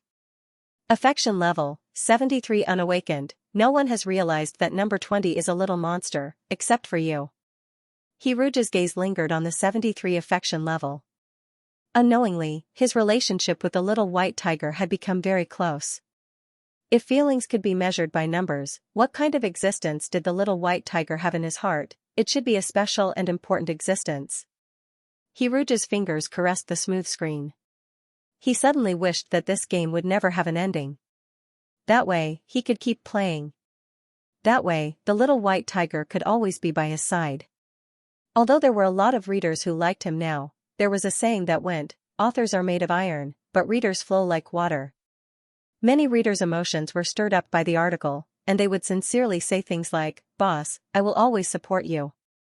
Hiruge believed these words when he wrote the first novel. He remembered the IDs of those readers. One day, those readers disappeared. Hiruge kept waiting. He waited until the last chapter, until the next novel, but those readers still did not return. There was no such thing as love that lasted forever. Being truly loved for a moment was already a fortunate thing. Hiruge slowly retracted his fingers from the screen. He closed the game and prepared to wash up and sleep. In the bathroom, Hiruge realized that the red lines on his legs had become bright red again. The range of the lines had also expanded a little. It was as if they could automatically draw new lines on his skin. What kind of illness was this? Hiruge washed his face in front of the mirror. The young man in the mirror had a soft glow. His skin was flawless and rosy. His complexion was good and he did not look sick. Since he was not going to die anytime soon, he should work hard to write novels and earn money. He should save up enough money before he went to see a doctor. He should not think too much in case he scared himself. After giving himself a pep talk, Hiruge lay down to sleep. However, when he thought about entering V tomorrow, he tossed and turned, unable to fall asleep. Would there be a lot of readers who read pirated works? If this was just an overpriced collection and the profits were not good, what should he do next? What about next month's rent? Was his decision to go full-time back then the right one? What should I do if I don't have enough money to pay for the medical bills? If his illness suddenly flared up and he suddenly died at home, what should he do? Hiruge did not even know when he fell asleep with a stomach full of uneasiness. Hiruge woke up at 6 o'clock the next morning because he was thinking about the matter of entering V. He had already set the time for the manuscript box to publish the V chapter at noon. Hiruge pushed his glasses up and couldn't help but push them up a second time. The higher the expectations, the greater the disappointment. The results of this article were so good that he began to worry about his gains and losses. He seemed to have returned to the day when the results of the college entrance examination were released. His heart was in his throat, and the slightest movement would cause his uneasiness to overflow. Without the company of his family, Hiruge learned early on how to swallow these emotions alone. He took a deep breath and opened Your Exclusive Lover. A sudden game notification popped up on the screen. Frowny face, you woke up too early today. Your exclusive lover is not ready to welcome a new day. Therefore, intimate interactions will not increase favorability. Hiruge almost couldn't catch his breath. He suspected that this game was deliberately tormenting players. Because he couldn't farm favorability now, Hiruge chose to fast forward. 7 days later, experimental subjects number 10 and number 14 died. Hiruge gathered 7 days of check-ins and received the pink twisted egg. Before clicking on the twisted egg, Hiruge remembered the strange phenomenon of the red lines burning up. He rolled up his trousers to reveal the red lines. When the mouse clicked on the egg, Rouge stared intently at the red lines. A second passed, but there did not seem to be any changes. It seemed that he had been overly paranoid recently. Just as Rouge was about to shift his gaze away, the red lines that were originally bright red became extremely bright. They were red and bright, like slowly flowing lava. The skin where the red lines were burned up again. Rouge's eyes widened behind the lenses. He blinked hard, suspecting that he was seeing things. Dang dang dang, the game music sounded. Rouge didn't look up to check the item he had drawn. He held his breath and stared at the red lines. The bright red lines dimmed, as if they were drained of energy. The light and heat only lasted for a moment, but it was this short moment that seriously destroyed Rouge's worldview. This is not scientific. Who am I? Where am I? What did I just see? Rouge looked up absent-mindedly. A brand new rare item came into view. It was a shiny helmet. Name: Holographic Game Helmet. Quality: Rare. Evaluation: This is a holographic game helmet from the interstellar plane. Although it is an obsolete model, it is still ahead of the current level of technology on the blue planet. Restriction: Only you can use it. Player, please fill in your address and contact information, and pay the courier fee. Address, contact information, Rouge. F***CK, is this lousy game crazy about money? More than 8,000. He didn't even have 800 in his entire fortune. Rouge quickly closed the payment interface. The rare item appeared in his backpack, marked with 3 small words, to be paid. Rouge didn't have the slightest desire to spend money. He even wanted to laugh. The game always started with a small amount of money. To ask for so much money at the beginning, unless the player was stupid and had a lot of money. Poor as he was, he never paid the IQ tax for himself. Mocking the game was one thing. Rouge looked at the 2 rare items in his backpack and fell into deep thought. Logically speaking, rare items should be very difficult to obtain. How did he get them twice in a row? Why did the red lines glow when he clicked on the pink twisted egg? Could it be that there was a mysterious connection between the two? Maybe the glow of the red lines could increase his luck. Rouge suspected that he had written too many web novels, and his perspective of thinking had been distorted. This wasn't a novel, and he wasn't the main character.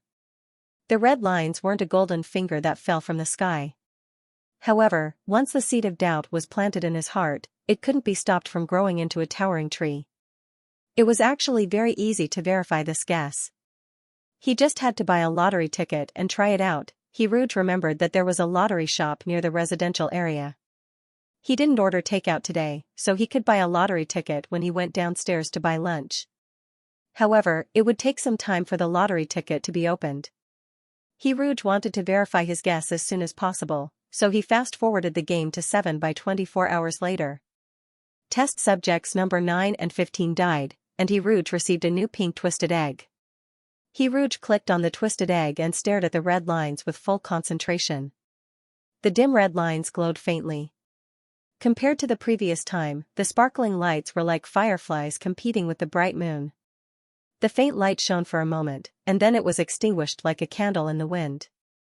The originally dim red lines were almost invisible. If this happened a few more times, they might disappear completely. Clang, clang, clang. The pink twisted egg opened, and there was a strawberry fruit candy inside. Rouge pushed his glasses up. He had a guess in his heart. The red lines might be a golden finger that could increase his luck, but it could only be used once a day. Rouge wasn't sure how much it affected his luck. Buying a lottery ticket might be a good way to test it. Rouge could study the effect of the red lines on his luck based on the amount of money he won. The emotionless writing machine said, "Good morning, are you up? You can write now." The beeping of the penguin pulled Rouge back to reality. He silently looked at his friend who was urging him to update. He suddenly felt that he was an idiot who had gone crazy when he thought of the red lines as a golden finger. Rouge pushed his glasses up expressionlessly. He had nowhere to vent his anger, so he opened the author's forum and made a post. Hashtag I have an illness I've never heard of, but I think it's a golden finger given to me by God. Hashtag 0 There were red lines on his legs. Every time he opened the lottery, the red lines would glow and heat up. What was even more amazing was that the original poster, who was Asian, had won 2 rare items in a row after the red lines glowed. 1. Someone come, another crazy person. Hurry up and drag the original poster out. 2. He had won 2 rare items in a row QAQ. It was reasonable to suspect that the European king was showing off. Beat up the Europeans. 3. Ha ha ha ha. Today's source of happiness. 4. Original poster. Are you done with your writing? Stop dreaming, hurry up and write. 5. It glows and heats up. This post is so green. Original poster, you should be more serious when you try to make a joke. I can't answer you honestly if you're so fake. 6. Growth lines? Stretch marks. He Rouge, who had been ridiculed by the group, felt much better. He shook his head and laughed self-deprecatingly. What was I thinking about just now? I'm going crazy from writing. He Rouge closed the game and locked himself in the small black room of the writing software. He wrote until noon and finished 6,000 words. The scheduled B chapter in the stockpile had been published. He Rouge took a deep breath and opened the platform to check the income. When he saw the string of numbers, he was stunned. It was very high. It was beyond his expectations. The last point was very stable. The clicks were almost the same as the clicks he usually got when he updated his chapters. This meant that almost none of the readers who followed his chapters were pirates. Most of them were little angels who subscribed to the original version. It felt like a dream. He Rouge walked out of the room lightly and went downstairs to buy a lunchbox, the most expensive lunchbox. Then he went to buy a lottery ticket. When he passed by a shop, he couldn't help but buy a bottle of wine. He moved a chair and sat by the window. He didn't open the lunchbox, but opened the wine first. Outside the window, the sun was at noon. It was so bright that He Rouge couldn't open his eyes. He closed his eyes and took a sip of wine. The bitter taste of the beer filled his mouth. He Rouge was not used to it. It was obviously bitter, but under the warm sunlight, he actually tasted a hint of sweetness. He Rouge didn't know how to drink. The only time he drank was on the day of the graduation party after the college entrance exam. He drank a mouthful to toast his teacher and the youth he struggled for. What a beautiful youth. He closed his eyes and opened them again. He looked straight at the noon sun. He Rouge smiled and gulped down the entire bottle of beer. Because he looked straight at the sun for too long, his eyes started to tear up. But her black eyes, which were wet with tears, still looked at the sunny sky. This is my future. Look, it's bright. After drinking a bottle of beer, He Rouge was completely drunk. He put down the bottle in a daze and reached out to touch his red face. It was very hot. He Rouge said to himself, I'm roasted. His nonsense was interrupted by a sudden hiccup. He Rouge touched his stomach in confusion and looked at the unopened lunchbox hesitantly. It was too strange. He hadn't even eaten and he was burping? Could it be that he was too happy? He Rouge smiled foolishly and opened the still warm lunchbox. Whether he was full or not, he had to eat the lunchbox. He had bought the most expensive lunchbox. If he wasted it, his conscience would hurt. He ate the lunchbox carefully. When He Rouge stood up, his head was heavy and his feet were light. He almost couldn't stand steadily. It was really strange. Why was the room shaking? Was there an earthquake? He Rouge walked in a daze with the help of the wall.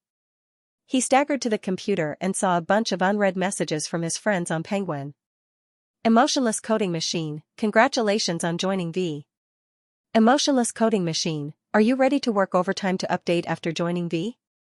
Don't forget what you said about F*King 10,000 times after joining V. The quiet room, the noon sun, the heart soaked in alcohol, for some reason, became melancholy. Rouge, machine, thank you for supervising my F*King 10,000 times, helping me look at the saved manuscripts, and helping me find the flaws in my articles. Bits and pieces of the past appeared in his mind. He Rouge typed furiously, without you, I wouldn't be where I am today. Good friend, let's walk together for life. Emotionless coding machine. F*CK, what machine? Who's the machine? Are you stimulated or drunk? Rouge, machine, emotionless coding machine, don't call me machine. Rouge, machine, I'm not drunk. I just drank a little beer. Emotionless coding machine, all drunkards say they're not drunk. Be good, now go to bed. And sleep.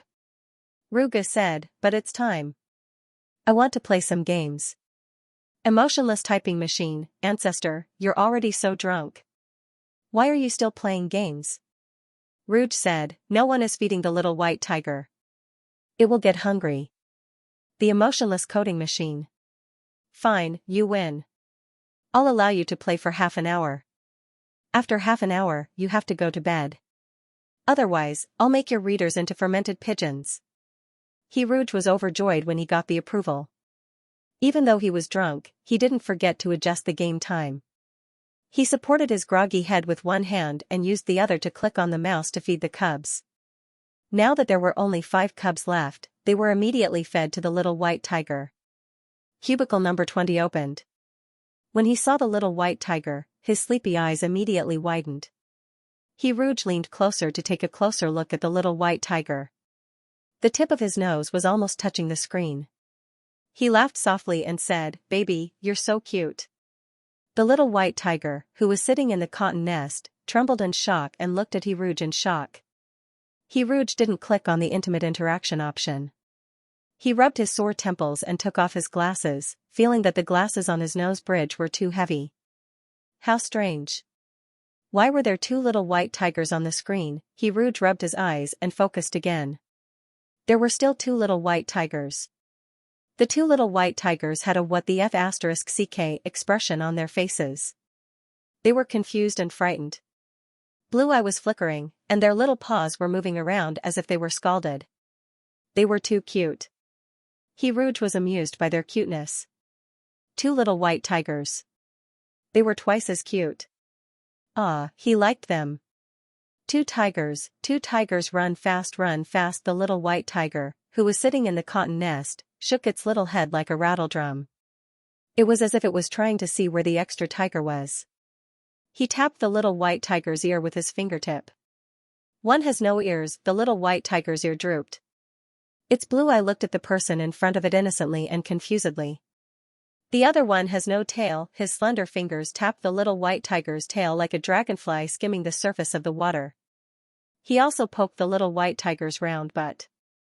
The little white tiger instantly exploded. It glared at Rouge in embarrassment and anger. Rouge laughed softly. How strange, he was really drunk. He forced himself to finish singing this line and fell asleep in front of the computer table. Last time in the bathroom, Xianxia found that the number of surviving experimental subjects was very small. This time, he heard Rouge feeding the other experimental subjects. Other than himself, there were only 4 experimental subjects left. The game must have sped up the game. Xianxia calmly analyzed the situation. The duration of Project Ice was 3 months. If the game wasn't sped up, he would be forced to experience the previous encounter for 3 months. Even with Rouge around, he would still feel extremely aggrieved. The bug he encountered previously must have been a loophole in the game's acceleration. The slightly dragging footsteps stopped. The metal door was slowly pushed open, revealing a flushed face. The slight redness on the face hadn't faded. It wasn't the redness from exercise, nor was it the redness from shyness. It was an indescribable color. His white skin was dyed pink like peach blossoms in March. His neck was light pink. The light pink spread all the way up, stacking on top of each other. From his lips, to the tip of his nose, and then to his cheeks, it was as if a red cloud had flown up. It was gorgeous and eye-catching. Xianxia always knew that Rouge was good-looking. He was so clean that he couldn't be touched. He was so beautiful that it was as if touching him would tarnish his pure whiteness. But at this moment, the person in front of him gave him a completely different feeling. Red stained with juice. Except for white, red was surprisingly suitable for him. That body dyed red was soft, and it wasn't very nimble when it walked. When it arrived in front of Xianxia, all of its movements seemed to be played in slow motion.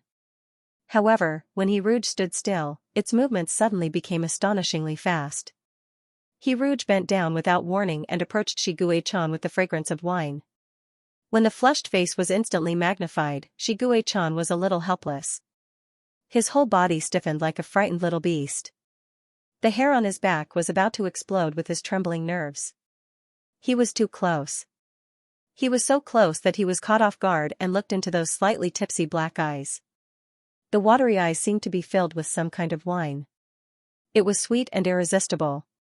The hot breath at the tip of the nose blew on Shiguei-chan's face. It was the smell of wine, but it was different from ordinary wine. It was mixed with a subtle fragrance.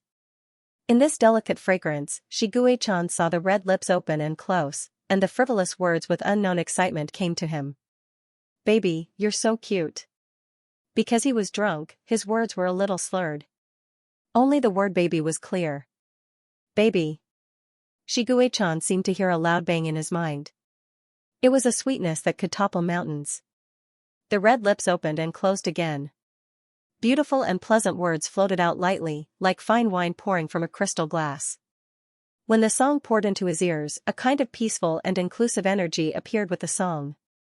It was gentle like the wind and inclusive like the sea. It poured into Shiguei-chan's mind little by little. His mind, which was full of holes, trembled, and all the pain was swept away. The damaged areas were gently repaired. Shiguei-chan had never felt so peaceful and comfortable. He seemed to have become very small, like a little white tiger that could not stand steadily. He lay in a gently rocking cradle. Someone was pushing the cradle while humming an unknown song. A finger touched his ear. Shiguei-chan's ear was touched and his ear was burning red. He was a little angry, but he could not get angry because the song in his ear was too beautiful. The feeling of bathing in his mind was too comfortable. He almost forgot all the troubles in the world. However, the finger poked his butt again. Shiguei-chan finally glared at this insatiable person. The young man laughed. His wet eyelashes drooped slightly, like a butterfly struggling in a sleepy net. Rouge blinked slowly. His blinking speed became slower and slower. In the end, his closed eyelashes stopped trembling. He fell into a deep sleep as if he had lost all his strength. The song also stopped abruptly. If it was not for the long-awaited comfort and peace in his mind, all of this would have been like a dream. The faint fragrance of wine still floated in the air. In the dim room, tiny dust particles floated up and down in the light. The young man was lying on his side on the floor. He was in a deep sleep. Shiguei-chan saw that the faint redness on his skin had not completely faded. It was a warm and soft white with an indescribable sweetness. His eyelashes were long and curly, and his lips were brighter than usual. The little white tiger leaned over as if it had been tempted. It used its paw to gently touch the young man's cheek. It was warm. The little paw retracted immediately as if it had been electrocuted. But after a while, the little white tiger carefully lowered its head again. He held his breath, and for some unknown reason, he kissed those lips. It was sweet. It was sweeter than fruit candy. It was intoxicating, with the lingering smell of wine. It was intoxicating. Hangovers were painful, especially when Rouge woke up and saw a scary game notification frowny face beep. Time to block the monitor has expired. Detected that the player has not left the cubicle. Automatically consumed a love heart *1 to extend the blocking time. Your love heart balance is insufficient. You have been sent out of cubicle number 20. Rouge. Was this game the devil? Rouge, who was penniless, closed the game with trembling hands. For a moment, his heart ached so much that he could not breathe. Emotionless coding machine, are you sober? Rouge opened Penguin and fell silent. His muddled brain vaguely remembered what he had done before, but he could not remember the details clearly. But it did not matter. The chat history was the best dark history. As long as he wanted to, he could always recall the stupid things he had said. Emotionless coding machine, it's already noon of the second day. Are you still sleeping? Rouge, emotionless coding machine, oh, you're awake. You can even type ellipses. Looks like you can still write. Friend, do you want to die? Do you want to die, friend? Rouge. Die. Emotionless coding machine, don't call me machine. I'm not used to it. Rouge. Machine. Emotionless coding machine, shut up. Don't call me that. Write for me. After he finished writing, Rouge opened the game. He looked at his love heart and fell silent for a long time. Without the love heart, he could not block the monitor. Without the monitor, he could not have intimate interactions. Without intimate interactions, there was no love heart. Very good, a perfect cycle of death. Rouge had no other choice but to fast forward. He fast-forwarded another 7 days. At the same time that test subject number 16 died, Rouge received a new pink twisted egg. He clicked on the pink twisted egg. The red pattern on his leg heated up again. Rouge stared at the red pattern. The red pattern glowed and then dimmed. He looked up and saw the new rare item, Love Luck. It was the third time.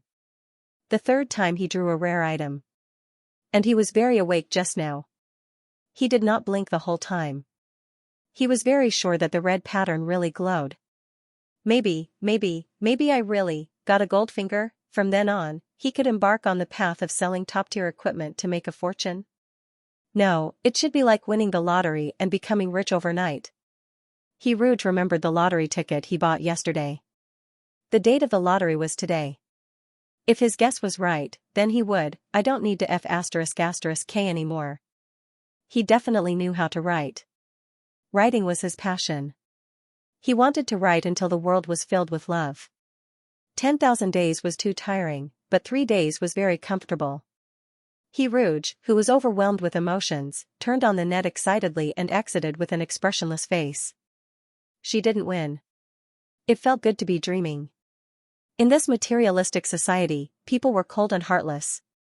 Only daydreams had a trace of warmth. Rouge remembered his previous speculation about the red vein.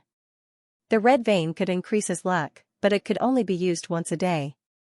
He had drawn 2 items in the game yesterday, so he might have used up all his luck.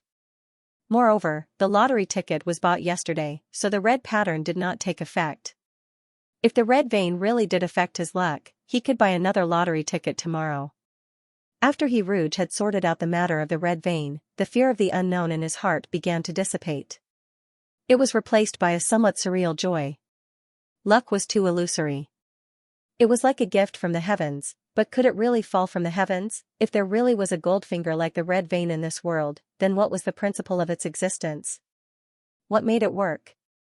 There must be a reason why the red vein could only be used once a day. Maybe it was just enough energy to be used once a day. The red vein was growing on his leg. Could it be that it was absorbing his life force? Rouge was frightened by the speculation. Getting rich was precious, but life was even more precious. Before he figured out the purpose of the red vein, he should not use it without restrictions.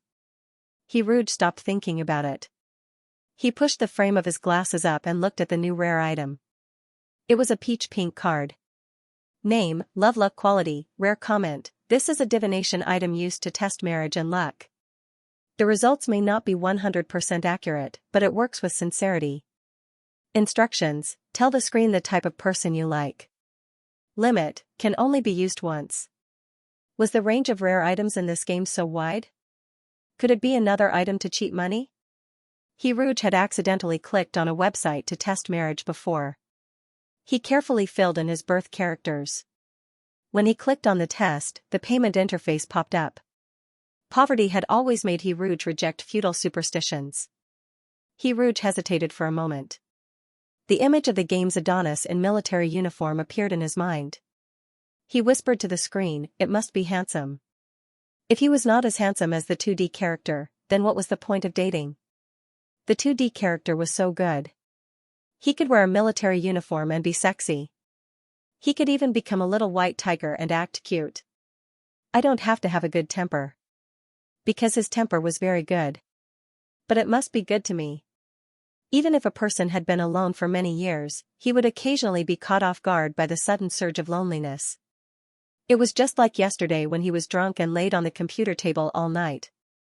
When he woke up, his head was dizzy and his back was sore. When he struggled to sit up, there was a moment of helplessness. He also had extravagant hopes. A thin blanket draped over his back, a cup of hot tea by his hand, or a late hug. It seemed like he had never been hugged before. What would it feel like to be hugged? Would it be very warm? It must be very warm. We must like each other. The corners of Rouge's lips curled up slightly as she revealed a faint smile. And money. He clicked on the peach-pink card. The card spun a few times. When it stopped, pink words appeared on the screen. Marriage, luck and love. Luck, fortune and husband. Xiu, your sweetheart is a hero of the world. One day, you will bring your colorful bubbles to him. From then on, you will help each other in times of need and grow old together. The meaning was obviously good, but Rouge felt that something was wrong. He flipped through the results several times before he suddenly realized that something was wrong. Fortune and husband, as expected, this game was prepared for girls. Not only was the target gender restricted, even the marriage results were prepared for girls.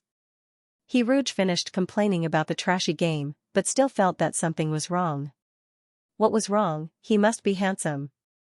His previous resolute words echoed in his mind. Rouge. Why was his first reaction that he must be handsome? Shouldn't he be beautiful? Sure enough, the game had a subtle influence on people's thinking and cognition.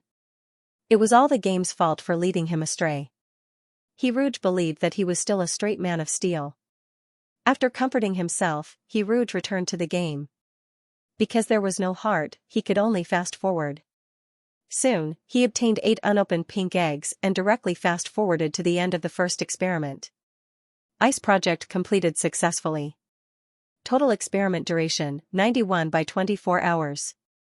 Survival rate, 10%. Surviving experimental subjects, number 19, number 20.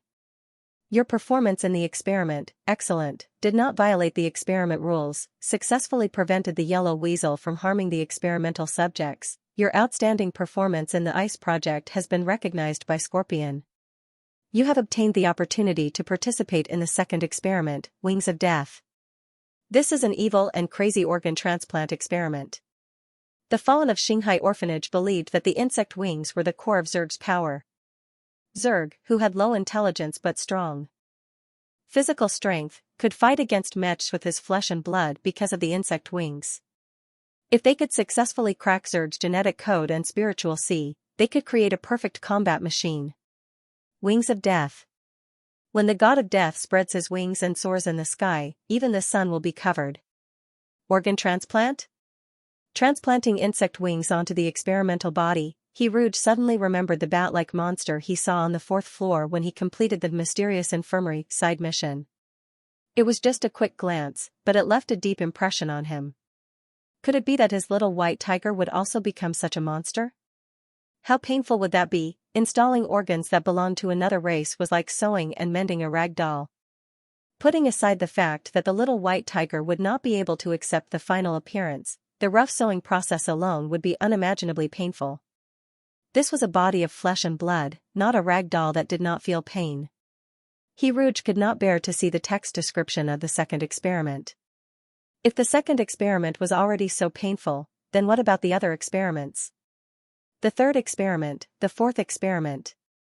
After the 6th experiment, the little white tiger would lose a layer of skin even if it did not die. Even though he knew that this was just a fake game, Rouge still felt distressed. If the game creator wanted the players to feel distressed over the capture target, then this game had achieved it. Rouge's joy of changing the map was washed away by his heartache. Yellow Weasel opened compartment 19 and put the curled-up little rabbit into a small iron cage. At the same time, himself in the game also put little white tiger into the iron cage. Yellow Weasel was not qualified to participate in the Wings of Death, so he handed over the iron cage containing little rabbit. Rouge carried little rabbit in his left hand and little white tiger in his right hand and left room B6. The staff member who led the way did not speak from beginning to end. He wore a protective mask and tight work clothes, walking along the corridor like a ghost. Little Rabbit, who was being carried by Rouge in the iron cage, was especially excited. He kept looking left and right, especially when he passed by the window at the end of the corridor. Little Rabbit stared at the sunlight, its ruby-like eyes sparkling. Little White Tiger's reaction was very calm compared to Little Rabbit's. It did not look outside the bright window, but quietly looked at Rouge. The Wings of Death experiment was on the second floor underground. When Rouge walked to the first floor underground, Little Rabbit suddenly quieted down and anxiously curled itself into a ball. The underground floor was very dark, so dark that it seemed to be able to nurture ghosts. Rouge saw the experimental site of the Wings of Death. Even through the screen, he felt a chill run down his spine. In front of him was a large hall. Countless iron cages were stacked together. Some were big, some were small. The big cages were big enough to fit an elephant, while the small cages could barely fit a hamster. The ground occupied by the iron cages was a dark red, and the greenish-white ground was dyed with a new oppressive color. Rouge felt a chill run down his spine when he saw that all the cages were filled with skeletons. They were like tombstones in a deathly silent hall. The staff member leading the way was silent. He looked straight ahead as he walked in the hall, not even sparing a glance at the iron cages piled up like a mountain. As they crossed the hall, the worker stopped and turned to point in the direction of the hall. "Crow, that's a garbage dump. In the future, if you see any trash, just throw it there. The street sweeper will take care of it." After walking out of the hall, there was a dim corridor. On both sides of the corridor were closed doors. Crow opened room 214. Room 214 was very small. What surprised Rouge was that in such a small room, there was actually a large iron cage that took up half of the room space. A huge golden python was coiled up in the iron cage. On the snake's back was a pair of extremely out-of-place wings. Compared to the giant python's huge body, the wings were pocket-sized. Moreover, the joints between the wings and the snake's skin had already begun to rot, and the twisting white maggots were faintly discernible. "Crow, although the room is a little small, there will be space soon." Crow's subtext was very clear. The golden python was going to die soon. The reddish-brown snake's eyes were covered by a layer of murky gray. Although the golden python took up a lot of space, it didn't move at all. It was so quiet that it didn't seem to exist. When Little White Tiger and Little Rabbit's small iron cages were placed in the corner of the room, the golden python suddenly flicked its tongue. This sudden movement scared Little Rabbit so much that her whole body stiffened. Little White Tiger glanced at the golden python, its blue eye carrying a hint of unclear pity. "Crow, the fresh raw materials will arrive tomorrow. Tomorrow, a new round of Death's Wings will officially begin. I'll take you to the staff accommodation first." Rouge was a little worried when he left room 214. Even though the golden python looked like it wouldn't live long and was locked in the iron cage, Rouge couldn't help but worry that it would do something to harm Little White Tiger and Little Rabbit. The staff accommodation that Crow brought Rouge to was at the end of the corridor. Between the two of them, Crow and Rouge were not only colleagues, but also roommates. In the ice plan, the game didn't mention his living environment. Why did Death's Wings suddenly have an additional staff accommodation? Rouge frowned and pushed up the frame of his glasses. "Crow, the Death's Wings program will officially begin tomorrow. In the future, after the daily mission, you can choose to rest in the staff accommodation. You can also open the doors of the various rooms in the corridor. If you see a dead experimental subject, throw it into the garbage dump." Crow took off his protective mask as he spoke.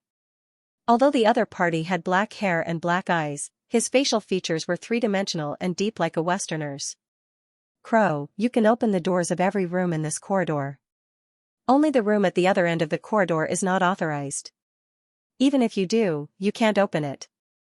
He warned Rouge in a methodical manner. There wasn't a trace of emotion in his black eyes. "Crow, you have to know that curiosity kills the cat." Rouge didn't want to court death. When he saw this sentence, it was as if a cat's paw had suddenly appeared in his heart and playfully scratched it. His curiosity gushed out. Rouge was speechless. As soon as Shiguei-chan logged into the game, he found that the game was almost at the end of the ice plan. Except for the variable number 19, the other experimental subjects had died just like in reality. In the beginning, Shiguei-chan didn't know why number 19's mental state was so good. However, since the last time Rouge sang to him, Shiguei-chan understood the reason. Rouge's singing had a mysterious and powerful force. Shiguei-chan could feel that the force wasn't fully exerted. Only a small trace of it leaked out. However, it was this small trace of power that stabilized his mind, which was riddled with holes and could collapse at any time. Rouge had also sung to Little Rabbit before. Little Rabbit's mind had been baptized by the mysterious force, so the benefits she had received were no less than his. Although Shiguechan's mind hadn't been completely repaired, the fact that his condition had been stabilized was shocking enough. Before yesterday, the vortex mental emptiness syndrome was a strange disease that even the drug-seeking rats were helpless against. Back then, the Mousy Association had personally told Shiguechan that game therapy was the game they had developed to treat the disease. Shiguechan was really becoming more and more curious about who the creator of Your Exclusive Lover was. He was able to grasp information about the Xinghai orphanage, treat the vortex mental emptiness syndrome, and create the character Rouge. Shiguechan had opened game therapy when he went offline last night. The game simulated the battlefield of space battles and reproduced the battle process with Zerg and space battles to a high degree. Shiguechan only tried the game for 10 minutes before he exited. This was because he found that the biggest effect of the game might be to vent his frustration. In the past, when Shiguechan lost control, only killing could barely calm him down. The Mousy Association had created that game based on their past experience. In the past, killing was the best placebo for him. But not anymore. Rouge. Even if he only silently muttered this name in his heart, he could feel a slight joy. The door of Cubicle 20 was opened. Little White Tiger looked up and saw Rouge carrying a metal cage. He was going to the new experimental site. Many years ago, Little White Tiger had struggled crazily and attacked the staff with the intention of destroying everything. In the end, it had suffered a lot and was forced into the metal cage. Little White Tiger was now so obedient and gentle that he didn't need anyone to urge him.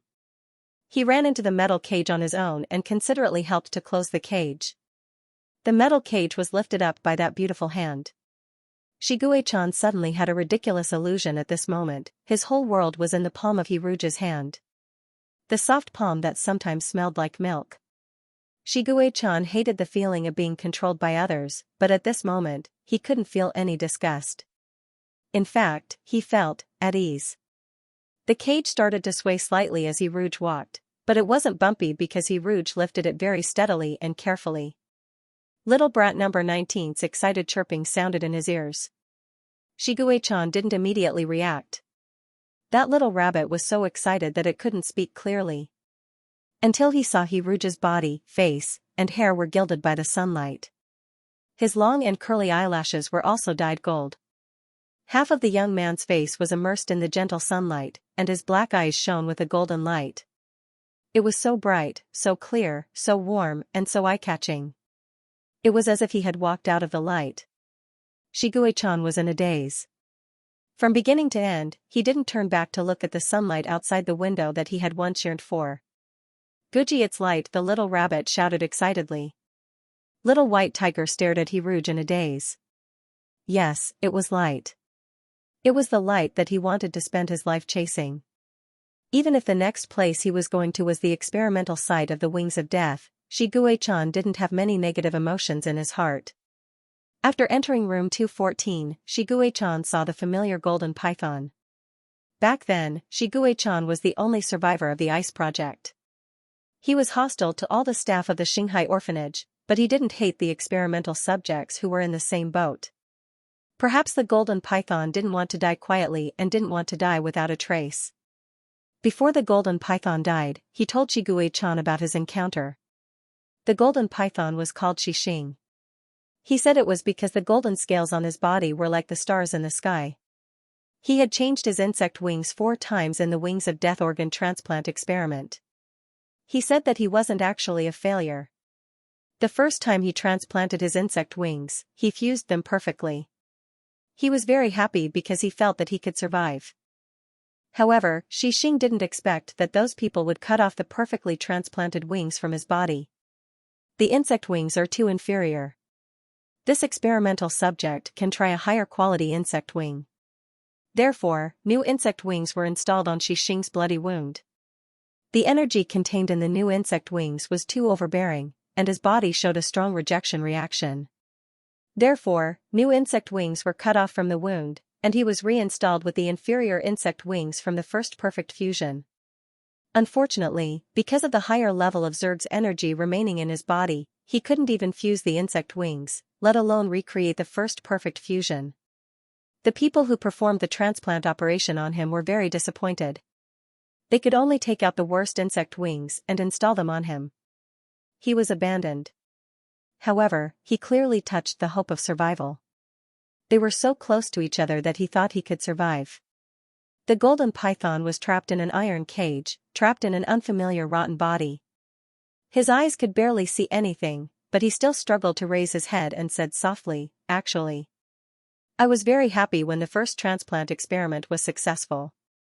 Because I thought I could live until one day I could leave this damn place and fly with the insect wings transplanted. Fly very high in the sky and become a star." When the golden python mentioned the word star, its turbid eyes suddenly emitted a dazzling radiance. After a long time, number 20 was so powerful that he was no longer number 20. No one dared to call him number 20. He had to have a name. A name that belonged to him. He suddenly thought of the golden python. It was said that after a person died, their soul could become a star. Then let's call him Shigue-chan. No matter what happened in his life, he could become a star after death. Hiruge's daily gaming time was limited to 1.5 hours because she needed to play 10,000 times a day. He typed for 3 hours after logging off and studied the red lines again before going to bed. There were more red lines. However, the new red lines were on his ankles. There were 2 red lines in 2 different places. Did this mean that he had 2 opportunities to be extremely lucky in a day? Hiruge had already won the rare item Love Luck today. In theory, he didn't have a second lucky chance. It was past 9 at night. Hiruge logged into the game and took out the pink twisting egg from his backpack. When he clicked on the twisting egg, his eyes kept jumping to the red lines on his ankles and thighs. He was afraid that he would miss the changes of the red lines. The red lines on his ankles glowed in an instant. Clang, clang, clang, name, diary, quality, rare, comment. Although I don't have the ability to read minds, I can secretly flip through your diary. I found out all your little tricks. Note, diary. This game believes that all media that records the past can be called a diary. Instructions: choose any person in the game to see their secrets. Restriction: the chosen one must have the habit of recording secrets. Once chosen, the chosen one cannot change targets. He actually had 2 lucky chances a day, however, this restriction was a little harsh. Hiruge couldn't find a chosen one. Were there really NPCs in this game who had the habit of writing diaries? Maybe. He could teach the little white tiger to write diaries since it was young.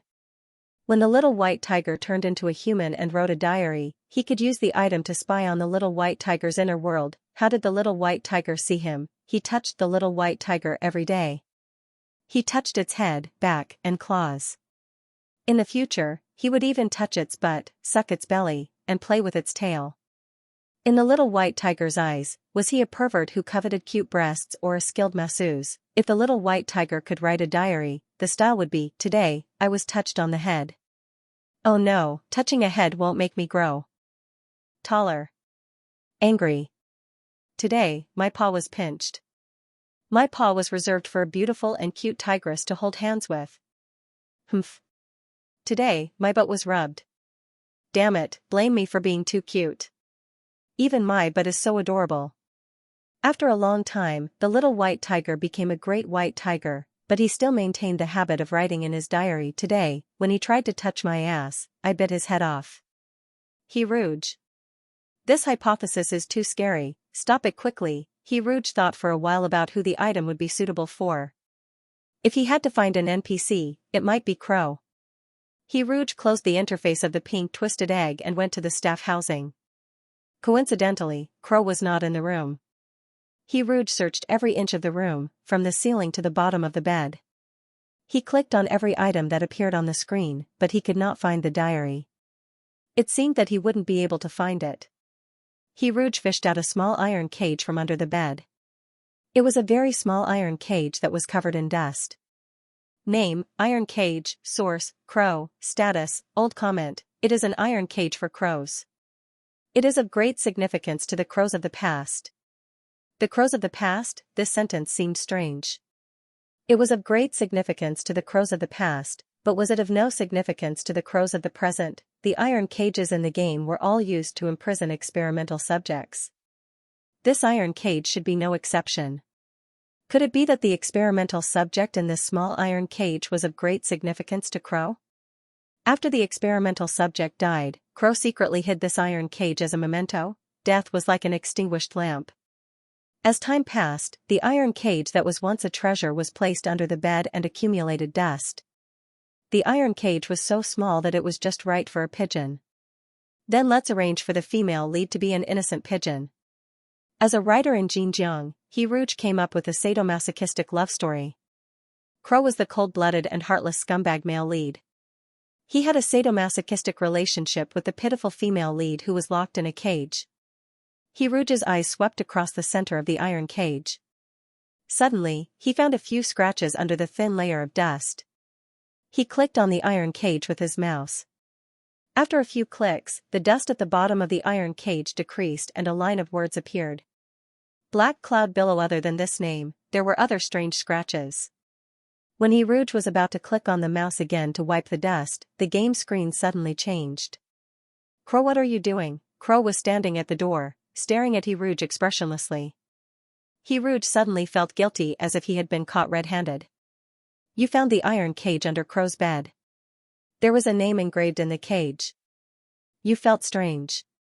You choose A. Ask who Black Cloud Billow is. B. Say that you are cleaning. There was only one save chance left. He Rouge did not want to waste it. Option A was too risky. He Rouge hesitated for a while before choosing option B. I was cleaning the room. I found this iron cage under your bed. Crow, throw it in the garbage. He Rouge was slightly surprised by Crow's indifference. It seemed like Crow did not care about the iron cage at all. Then why did he hide the trash in the first place? Crow went to bed. He Rouge took the iron cage and walked out of the staff housing. He walked through the dark corridor and came to the hall where countless iron cages were piled up. Inside the cages were the corpses of the experimental subjects. He Rouge suddenly thought of a problem. If the hall was filled with the abandoned products of the Wings of Death experiment, then where did the successful products go? After the successful products were successfully transplanted with the insect wings and gained great power, wouldn't they hate the Xianxia orphanage and take revenge on the Xianxia orphanage? He Rouge clicked on the small iron cage again. All the dust on the iron cage was swept away. Other than the name, there were many blurred words. He Rouge was speechless. Okay, this hint is obvious. I understand. The iron cage is the diary. He Rouge used the rare item diary. The small iron cage was wrapped in a yellow halo and turned into a diary. It recorded the past events that had been sealed in time. I was selected to participate in the Wings of Death. They cut off my wings and replaced them with insect wings. I will definitely kill these people. The fusion rate of the insect wings is very high. I have become stronger. I will definitely kill them. I will definitely kill them. Wu Yunlan, the murderous intent between the lines almost overflowed the screen. However, the diary stopped abruptly. The yellow halo dissipated and the diary turned back into the small iron cage. However, the words engraved on the iron cage had disappeared. Along with the name Wu Yunlan. The small iron cage was still small. It was small enough for a pigeon and a crow. Wu Yunlan was an experimental subject of the Xianxia orphanage. He was selected to participate in the Wings of Death. In this organ transplant experiment, he lost his original wings. The insect wings gave him strength. He used his claws to record everything on the iron cage. The sentence he wrote the most was, I will definitely kill them. However, the deepest scratch on the iron cage was his name, Wu Yunlan. Perhaps he used all his strength to leave this name. The scratch was so deep that even the dust could not cover it. He definitely did not want to forget these 3 words. At this moment, He Rouge suddenly touched on an almost cruel truth. Crow was Wu Yunlan. The perpetrator was the original victim. He did not know what had happened. He was now wearing a white uniform and walking in the Xianxia orphanage like a ghost. He did not even have his own name. He only had the codename Crow. He Rouge logged into the game at 8 o'clock the next morning.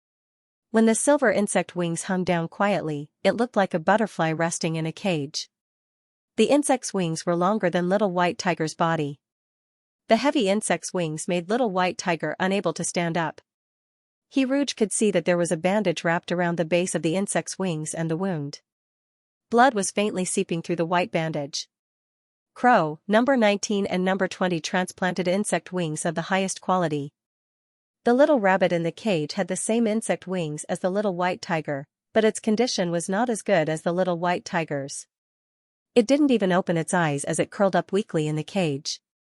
When Rouge took over the cages of Little White Tiger and Little Rabbit, the Grim Reaper's wing experiment officially began. Daily mission: you are responsible for the experimental subject in room 214. As a staff member of Death's Wing, in addition to delivering meals and cleaning the experimental subject in room 214 on time, you also need to clean up the dead experimental subjects in other rooms.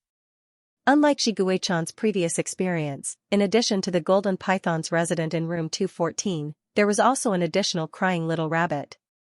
Shiguei-chan knew that Little Rabbit number 19 had always been afraid of him. Rouge had sung to the little rabbit and fed it sweets. Shiguei-chan always felt that his exclusive love had been taken away from him. This was clearly his game, and Rouge was his exclusive lover. Little Rabbit was a shameless thief who stole Rouge's attention with its crying. Little White Tiger was very petty and secretly held grudges. Previously, on the day of the bath, it had roared at Little Rabbit, scaring the little rabbit so much that it didn't even dare to breathe loudly when it saw Little White Tiger. However, what Xianxia didn't expect was that when Little Rabbit entered room 214 and encountered the even more terrifying golden python, the little rabbit, who had been avoiding him, began to cry for help. "Cuckoo, the big snake is so scary," Little Rabbit said with a sobbing tone. Little White Tiger turned a deaf ear. "Woo-woo." Little Rabbit trembled. Little White Tiger turned over. 20, do you think the big snake will eat us?" Little Rabbit cried very loudly. Little White Tiger was annoyed by the noise and turned to roar at Little Rabbit fiercely. "Shut up, stop crying." Little Rabbit, who had been trembling in fear, stopped trembling after being roared at. He wiped his tears with his long rabbit ears and faced Xianxia. He carefully said, 20, we're still neighbors, right? Neighbors, number 19, number 20, they were just experimental subjects with connected serial numbers. How could they be considered neighbors? Xianxia looked at Little Rabbit with an unfathomable expression. He saw that Little Rabbit's eyes were red and helpless, just like little number 20 used to be. Xianxia looked at him for a long time and snorted coldly. Yes. The little rabbit fell asleep with relief.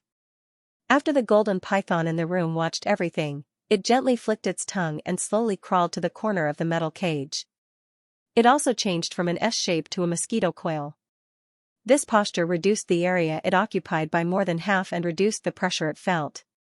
At least at first glance, it didn't look like a terrifying python, but more like a fried egg. Many things that he thought he had forgotten surfaced in his mind. Xianxia remembered that many years ago, when he came to room 214, he was also scared at first sight of the golden python. However, his personality was different from Little Rabbit's. He was scared deep down, but he had to pretend to be calm on the surface, just like a paper tiger. He remembered that on the first night in room 214, the golden python also silently coiled up and closed its eyes early to sleep. At that time, number 20 even secretly heaved a sigh of relief. He was glad that he didn't have to pretend to be a paper tiger. It turned out that his weakness back then could be seen at a glance. It turned out that he had also encountered kindness back then. Even in the darkest period of his life, he had also received a trace of kindness. Xianxia's memory of transplanting the insect wings was a heavy stain in his memory. He thought that he might lose control of his emotions after experiencing the pain again in the game. However, nothing happened. When they left Rouge and were about to be sent to the laboratory, Bunny cried so hard that it hurt his eardrums. Xianxia's emotions were surprisingly stable. He looked at Rouge through the iron cage and saw that person's black eyes were overflowing with worry and love. When he went to the Star Wars, he was alone and did not fit in with the large number of recruits who were participating in the war. Those recruits were saying their final goodbyes to their families. Everyone had endless things to say and endless tears to cry. The atmosphere was sad and depressed to a certain extent, but it actually became lively. They boarded the starship, and the starship began to take off. The people on the ground waved their hands to send them off and looked up at them. Xianxia remembered that those people's eyes were also like this. They were worried and loved, bright and focused like lamps that would never go out.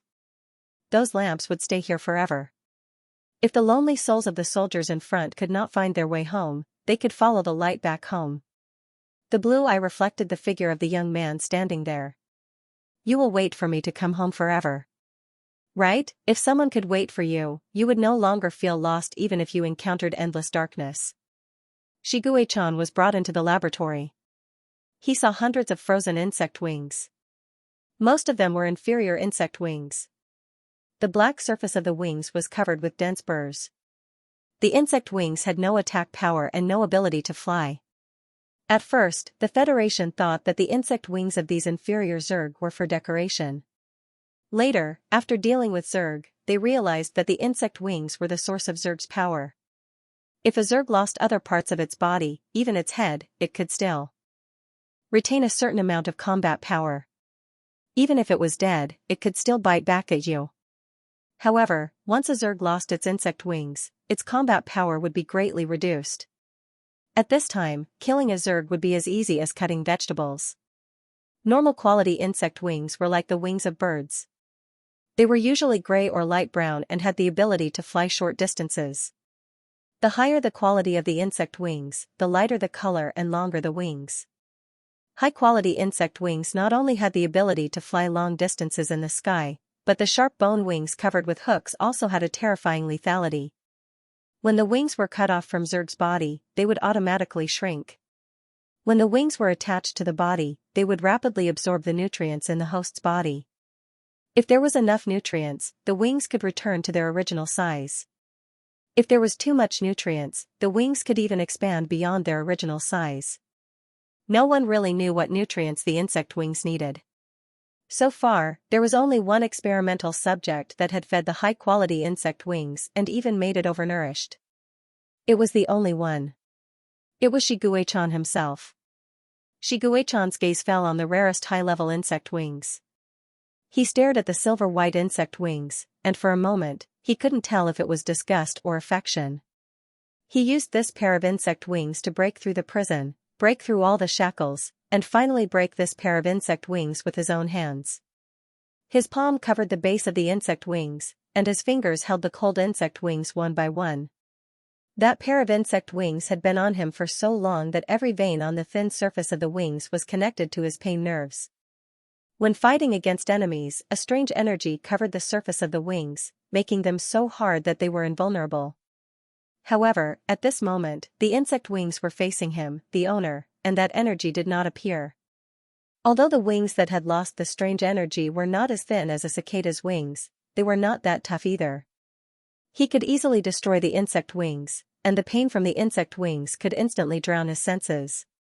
His palm crushed the surface of the wings inch by inch, and dark golden blood flowed out. It was a coldness that was completely different from his body temperature. After all, it was an alien thing. No matter how long it had been in his body, the blood was still cold and could not be warmed. His 5 fingers gripped the hard bone wings, and his hand trembled from the pain as he forcefully pulled the wings out of his flesh. Blood spurted out, but the insect wings had already fused with his flesh. If he wanted to pull the insect wings out, he would have to tear off a layer of flesh on his back. Xianxia sat in front of the full-length mirror. He turned his head, and a strand of slightly long hair fell down, covering his slightly closed blue eye. He silently used all his strength to break off one of the insect's wings, the veins on his forehead bulging. Xianxia's skin had always been very pale, without any color. Even after doing such a strenuous thing, his face still didn't turn red and his heart didn't beat fast. His blood-stained hand broke the other insect wing, and his face was still pale.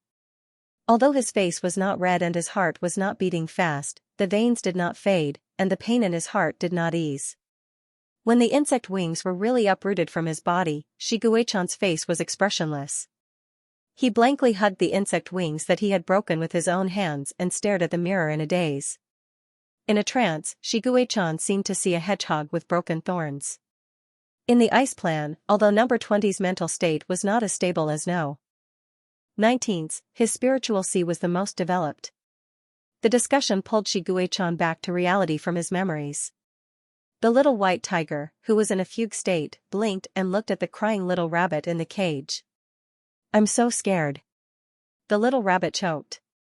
Even though it did not know what was going to happen next, the little rabbit's instincts made it sense danger. There was indeed danger. Xianxia heard that those people planned to install the highest quality insect wings on him and the little rabbit. The higher the quality of the insect wings, the greater the rejection reaction. Even if they survived the rejection reaction, there was a possibility of sudden death in the subsequent process of providing nutrients. "Don't cry, it won't hurt," Xianxia said to the little rabbit. The sobbing little rabbit stopped and looked at Xianxia somewhat foolishly. "Really?" The little white tiger nodded. The only mercy in this experiment was perhaps the anesthetic before the operation. Using anesthesia on the experimental subjects was the idea of the infirmary's medicine-seeking mouse, Mao Xingyong. Although the medicine-seeking mouse was cold-blooded and utilitarian, sometimes there were some small details that did not affect the overall situation of the experiment, and there was still some human care left. It was probably because its conscience had not completely disappeared that it would deceive itself and do some good deeds to comfort itself. The staff wearing masks separated the little rabbit and the little white tiger and fixed them on 2 operating tables. Before the operation, they were injected with anesthesia. Although the pain was gone, Xianxia could feel the cold tip of the knife cutting open his back and stirring around his shoulder blade. It was cold. The insect wings that he had thrown away with his own hands seemed to have returned once again. He had always hated and been close to this flying organ. This was a deformed and strange existence that had taken root in his body. At first, the young number 20 did not know what this insect wing meant. When he tried to turn his little head and glanced at the silver wings with great effort, he actually felt that the pair of insect wings were beautiful. If he secretly ran to a place with light, whether it was natural light or street light, as long as there was light, the insect wings would glow with a layer of soft light, and the thin surface of the wings would be as clear as glass. Number 20 had always liked shiny and clean things since he was young. Before the golden python died, it told the young number 20 that he could fly out of this damned place with wings. Therefore, number 20 had always cherished his little wings. He wanted his little wings to grow bigger quickly and become big wings, so big that the entire Xianxia orphanage could not fit them. He could set off a hurricane with a flap of his wings and blow away all the bad guys. When did he start to hate insect wings? His pupils contracted slightly. Those memories that he did not want to remember, it was better not to recall them. After the transplant experiment, the little white tiger and the little rabbit with wings were put back into the cage. The little rabbit was so uncomfortable that it did not even have the strength to cry. The rejection reaction could only be endured by itself. Insect wings were a very special existence, and any medicine was ineffective on them. The Xianxia orphanage used countless dead experimental subjects to obtain the most useful conclusion, which was that insect wings were related to the spiritual sea. The more the spiritual sea was developed, the stronger the resistance to the insect wings rejection reaction would be. The spiritual sea of Zerg and interstellar humans was very different. Zerg's intelligence was low, and most Zerg's instinct was to kill. Only a few high-level Zerg's intelligence could reach the level of ordinary interstellar humans. The only existence among Zerg with high intelligence was the queen insect. For such a race whose instinct was to kill, their spiritual sea was filled with violent and cold energy. In fact, in addition to developing the spiritual sea, Project Ice also wanted to make similar negative energy appear in the normal spiritual sea. Back then, Xianxia was used as an example of the success of Project Ice, and the fallen of Xianxia orphanage vigorously carried out Project Ice. Who would have thought that after more than 50 consecutive Project Ice attempts, more than 1,000 experimental subjects would all die without a single survivor? Because the death rate was too high, and the effort and investment were not proportional, Project Ice was eventually suspended, and number 20 became a success that could not be replicated. The little white tiger coldly recalled the past, and its gloomy and disgusted emotions almost drowned it, until the cage containing it was handed to Xianxia. As long as it raised its head, it would bump into that pair of gentle black eyes. "You were waiting for me. I'm back." Xianxia brought the little white tiger and the little rabbit back to room 214. When he opened the door, he saw the golden python curled up in the corner of the large iron cage. This golden python's condition was more than twice as bad as yesterday. Large areas of its wounds were rotten, and all of its scales were dull. Xianxia remembered that the little rabbit was very afraid of this golden python, so he specially moved the little rabbit's cage to the position furthest away from the large iron cage. Daily mission, feeding the experimental subjects, 0/3, the food that was fed was changed from the previous milk bottle to a nutrient solution. It was a glass bottle that looked like a test tube with a transparent liquid inside. Xianxia had the key to the iron cage. Because Project Death's wings did not prohibit physical contact with the experimental subjects, Xianxia used the key to open the iron cage. The door of the iron cage containing the little white tiger opened, but the little white tiger did not move. Perhaps the insect's wings made it difficult for the little white tiger to move, but it lay quietly in the cage. There were many options floating around the little white tiger. Rouge realized that he had not checked the little white tiger's status for a long time, so he tapped on status. Like, number 20 likes you. Favorability, 80, unawakened. No one has realized that number 20 is a little monster, except for you. He did not know when the favorability had quietly increased.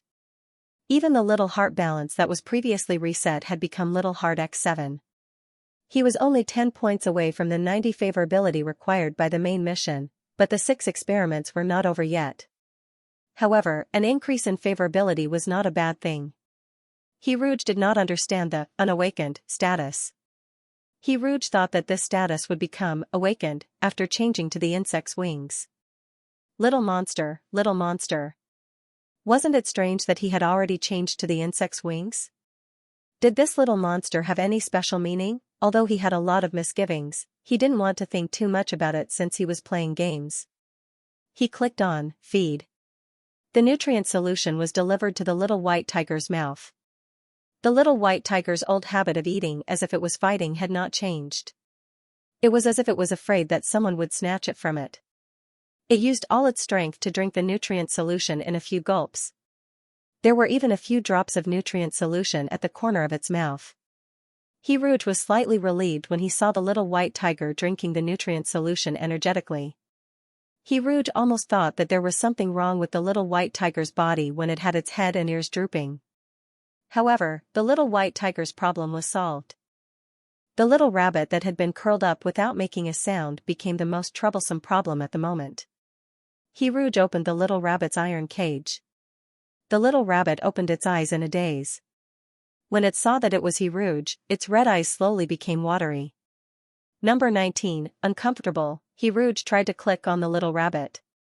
His in-game self reached out and carried the little rabbit out of the cage. Number 19, it hurts. A teardrop fell. The little rabbit hugged Rouge's hand helplessly. The teardrop wetted the back of Rouge's hand. Damn it, what could he do? A deep sense of helplessness overwhelmed him. Rouge could only watch the little rabbit cry. The little rabbit did not have much energy. After crying for a while, it got tired and pitifully said that it was hungry. Rouge fed the nutrient solution to the little rabbit, but the little rabbit did not become happier. Number 19, grumble, tasteless. Number 19 smacks its lips sadly, want to eat candy. Rouge silently used a little heart and stuffed a lemon-flavored fruit candy into the little rabbit's mouth in front of the little white tiger. The little rabbit's emotions were much more stable after eating the candy. Because it was afraid of crushing its transplanted wings, the little rabbit laid face down on the iron cage. It lay there motionlessly as if it would die at any time. Perhaps the hard iron cage was too uncomfortable. The little rabbit got up again, pulled the little cotton nest in the corner of the iron cage over, and laid down on the cotton nest. Rouge breathed a sigh of relief when he saw the little rabbit moving around busily. Rouge came to the front of the golden python and clicked to feed it. The golden python was too big and frightening. Rouge did not dare to open the iron cage at all. In the game, he passed the nutrient solution through the gap in the iron cage and then quickly retracted his hand. Hearing the sound of the nutrient solution falling, the golden python moved slowly as if it had just woken up from hibernation. It used its mouth to bite open the lid of the nutrient solution and slowly ate. As the golden python moved closer, Rouge could clearly see the rotting wounds on its body and many wriggling maggots. The impact of this scene was too great. Rouge was shocked and had goosebumps on his back. After the shock, he looked at the slow golden python and felt a trace of pity in his heart. Although the golden python's appearance was frightening, it was also a victim of this experiment. It was essentially no different from the little white tiger and the little rabbit. He clicked on the all-purpose medical spray in his backpack and used it on the golden python's wound with the mentality of trying it out. The spray covered the wound. The golden python was extremely frightened by the sudden spray. In an instant, half of its body stood up and suddenly opened its mouth so wide that the corners of its mouth were almost torn apart. Dense fangs were revealed, and pale yellow saliva dripped from the fangs. Golden python, hiss, get lost. I'll eat you. Rouge was shocked by the sudden change in the golden python's style. The little white tiger immediately stood up after hearing the words. The heavy insect wings made it a little unstable and slightly swayed. However, the little white tiger's roaring momentum did not lose at all. It also opened its mouth wide, revealing its small canine teeth that had not yet grown out. Number 20, Roar. Idiot, this is medicine. The scene of a tiger and a snake confronting each other appeared. Although the little white tiger was not even 1/10 the size of the golden python, its momentum did not lose at all. The little rabbit lying in the iron cage trembled and wanted to stand up, but its insect wings were too heavy. It did not have the strength to stand up majestically like the little white tiger and scold the golden python. The little rabbit was paralyzed on the ground. It raised its head with difficulty and fearfully looked at the angry golden python. Its red eyes were almost about to cry, and it cried out with a squeak. Number 19, Squeak, idiot, this is medicine. The medicine began to take effect. The maggots on the golden python's wound fell to the ground, and the originally frightening condition of the wound was slightly alleviated. Facts spoke louder than words. The golden python's momentum plummeted. The outburst just now seemed to have exhausted its last trace of energy. The golden python slumped to the ground dejectedly. Golden python. Sorry, I misunderstood you. The reddish-brown snake's eyes were turbid and dim. Golden python, this medicine is really effective. I can feel the parasites on my body stopping. In addition to the visible worms on my body, there are many small worms moving under my skin. I haven't felt so comfortable in a long time. It's just that this medicine is wasted on me. I'm dying. The little worms on my body also know that I'm dying. They're doing all they can to make me bite my skin. Thank you. You're a good person. I didn't expect to meet a good person before I die. Maybe it's because people love to nag before they die.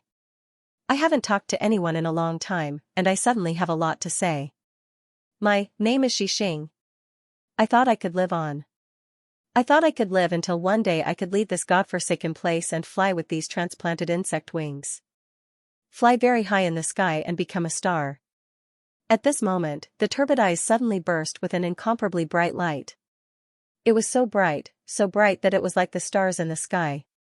The light was only for a moment. The golden python said this sentence as if it was the final radiance of the setting sun and completely collapsed. Only the occasional light spitting of the snake's tongue proved that it was still alive. Rouge's chest was so stuffy that he couldn't breathe.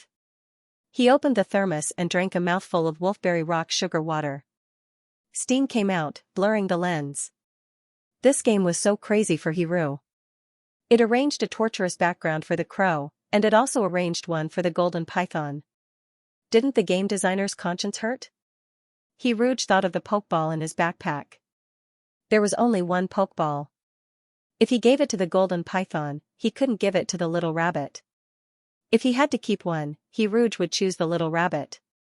Thinking that he hadn't used up the 2 lucky chances today, Rouge found the pink twisted egg in his backpack and clicked on it to spin it.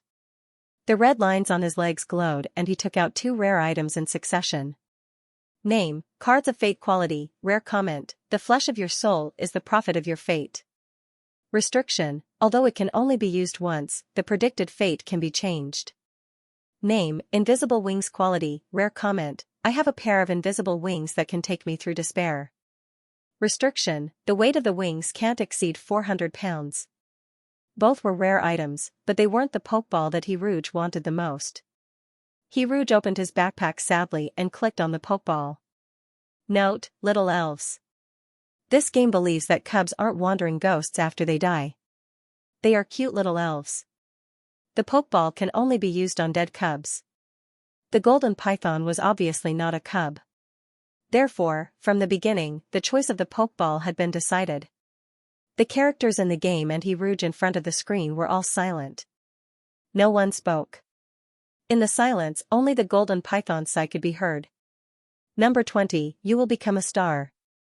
The little white tiger's sudden voice broke the silence. Number 20, after a person dies, their soul will become a star in the sky. Golden python. Is that so? The little white tiger expressed its certainty. The little white tiger's attitude was so firm that even Rouge in front of the screen suspected that becoming a star after death was a setting in the game. The little rabbit perked up and looked at the little white tiger hopefully. He looked carefully as if he was afraid to burst a beautiful dream. Number 19, I miss my parents. Are they in the sky too? The little white tiger turned its head and looked at the little rabbit quietly. Just like when it answered, "Does it really not hurt?" it firmly and slowly spat out its answer. Number 20, yes. The little rabbit was very happy to get a positive answer. He sent an invitation to the golden python. Number 19, when we become stars, I'll take you to the sky to see my parents, okay? Golden python. Okay. Number 19, I really want to see the stars now. Number 19, number 20, and the golden python all yearn for the stars. As a bystander, you are very moved. However, you know that in the basement 3 of Xianxia orphanage, it is impossible to look up at the stars. Your choices are A. Comfort you verbally. B. Take action and try your best to fulfill your wish. Rouge realized that the little white tiger in the game also wanted to look at the stars, but it didn't say anything. The little rabbit and the little white tiger had completely different personalities. The little rabbit had all its emotions written on its face. It would say what it liked openly and would even act coquettishly to ask for it. The little white tiger was different. It would directly express what it hated and take revenge on the spot. However, it would keep whatever it liked in its heart. If it wasn't for the game's narration, Rouge wouldn't have known that the little white tiger yearned for the stars. Similarly, if it wasn't for the 80+ points of affinity, Rouge wouldn't have been sure that the little white tiger liked him. Rouge looked at the taciturn little white tiger. His gaze suddenly softened and he clicked B without hesitation. It was rare for his little white tiger to like something. No matter how difficult the process was, he wanted to fulfill the little white tiger's wish. He could also kill 3 birds with 1 stone and fulfill the wishes of the other 2 little cuties. The side mission of stargazing together has been activated. The player is required to bring number 19, number 20, and the golden python to see the stars together. The golden python doesn't have much time left. If the player doesn't complete the mission before the golden python dies, the mission will automatically be closed. Operation tips: press to move the game character. Press the spacebar to observe secretly. The game doesn't provide a map. Please find your own way. A new side mission had been activated. Rouge suddenly realized a problem. The key to this side mission was not only to find a place to look at the stars, but also to bring the little white tiger, the little rabbit, and the golden python. It would be fine if it was only the little white tiger and the little rabbit. However, the golden python was so big. Rouge couldn't possibly wrap the golden python around his waist and valiantly run to look at the stars. He was bald. Why did he become bald from playing games? He started playing games because he was stuck. He didn't expect this game to make him feel so distressed and bald. Rouge touched his thick black hair and gloomily pushed his glasses up. His gaze fell on the little white tiger in plush and woolen. Very well, it's decided on you. Sometimes it feels good to suck the tiger, and sometimes it feels good to suck the tiger. With the wings, there was an additional option: touch wings. Rouge first clicked touch head, and messed up the little white tiger's hair. The little white tiger looked at Rouge expressionlessly. Although it was unhappy, it indulged Rouge's touch. This kind of silent acceptance made Rouge want to sing the song Grateful Heart. Back then, when he was scratched by the little white tiger, he never thought that one day, the little white tiger would retract its claws for him. When could he unlock the 3 options: poke butt, play with tail, and suck belly? Together, Rouge finished touching the little white tiger's head and clicked on the new option: touch wings. His fingertips fell on the translucent surface of the wings, and his fingertips gently moved along the veins of the wings. The little white tiger suddenly shook its wings and avoided Rouge's hand, just like when its ears were touched. Number 20, roar don't touch, it's itchy. The little white tiger took a few steps back. It wanted to see where its wings were touched, but no matter how it turned its head, it couldn't turn 180 degrees. It could only see part of the wings. There were no feathers. It wasn't soft or warm at all. How could such wings be worthy of other people's love? Rouge blinked his blue eye in confusion. The little white tiger was very careful and didn't dare to look directly at him. Number 20, don't you think it's very deformed? Deformed? How was it deformed? This pair of silver wings was so beautiful, like a work of art. Rouge subconsciously shook his head. Number 20 couldn't believe what he heard. Really? If this wasn't a game, Rouge would have kissed and hugged the little white tiger and praised it 10 times. You're super cute. Number 20. Humph. Number 20 was a little happy. The little white tiger shyly moved over and placed the tip of its wings on Rouge's hand. Number 20, roar and touch it. But you can only touch the tip of the wings. Rouge was so touched by the little white tiger's cuteness that his health bar was empty. He touched the tip of the wings, but in fact, what he wanted to touch the most was the little white tiger's butt. Number 19, gee, I can let you touch my wings too. Not just the tip of the wings, you can touch the entire wing. The little rabbit was enthusiastic and generous. Not only did it say that, but it also tried its best to do so. It pushed its wings out from between the two metal bars and then looked at Rouge with sparkling eyes. Rouge didn't have time to be moved before the little white tiger retracted its wing tip. It stingily glared at Rouge and roared at the little rabbit fiercely. The little rabbit hurriedly curled into a ball and pretended that nothing had happened. Rouge was left at a loss. What's going on? Why do I feel like I've been caught stealing food? Rouge helplessly pushed up the frame of his glasses. Why didn't he realize that the little white tiger was a little vinegar jar that would flip over easily? The feeding mission had been completed, but there was still the daily mission of checking on the experimental subjects in the other rooms. Rouge left room 214 and opened the other rooms one by one. There were a total of 40 rooms on both sides of the corridor, and each room had 2 to 3 experimental subjects. Rouge noticed that most of the experimental subjects had ugly black insect wings like the golden pythons.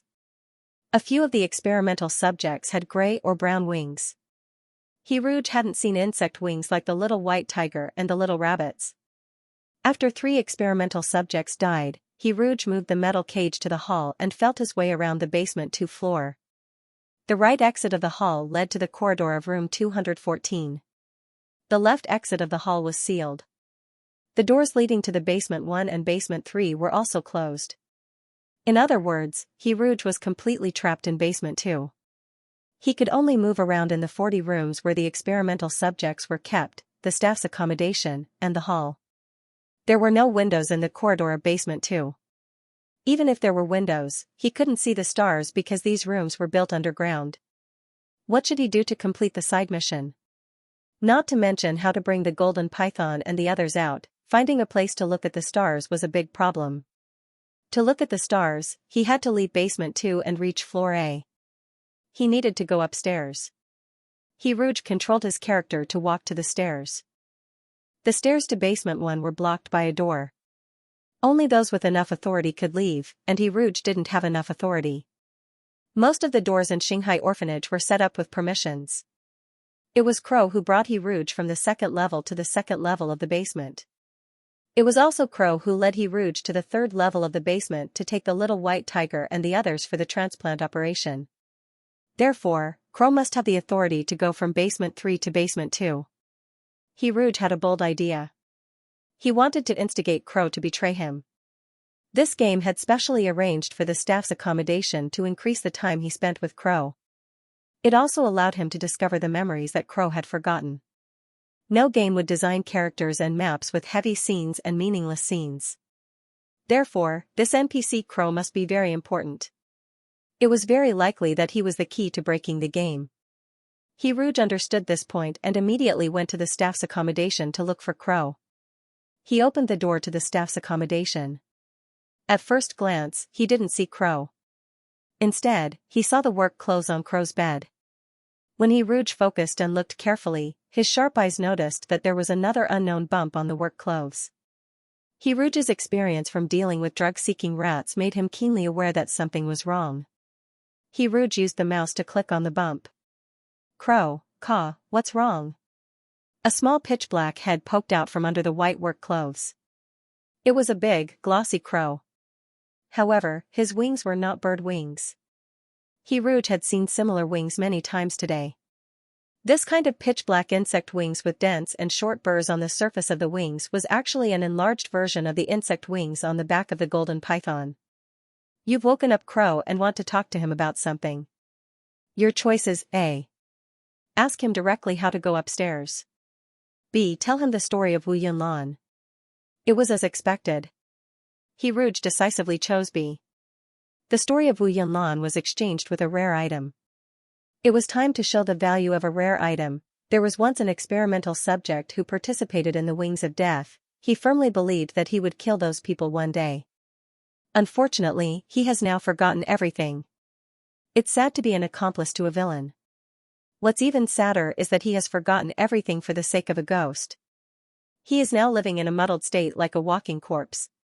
Do you remember who the experimental subject was, Wu Yunlan?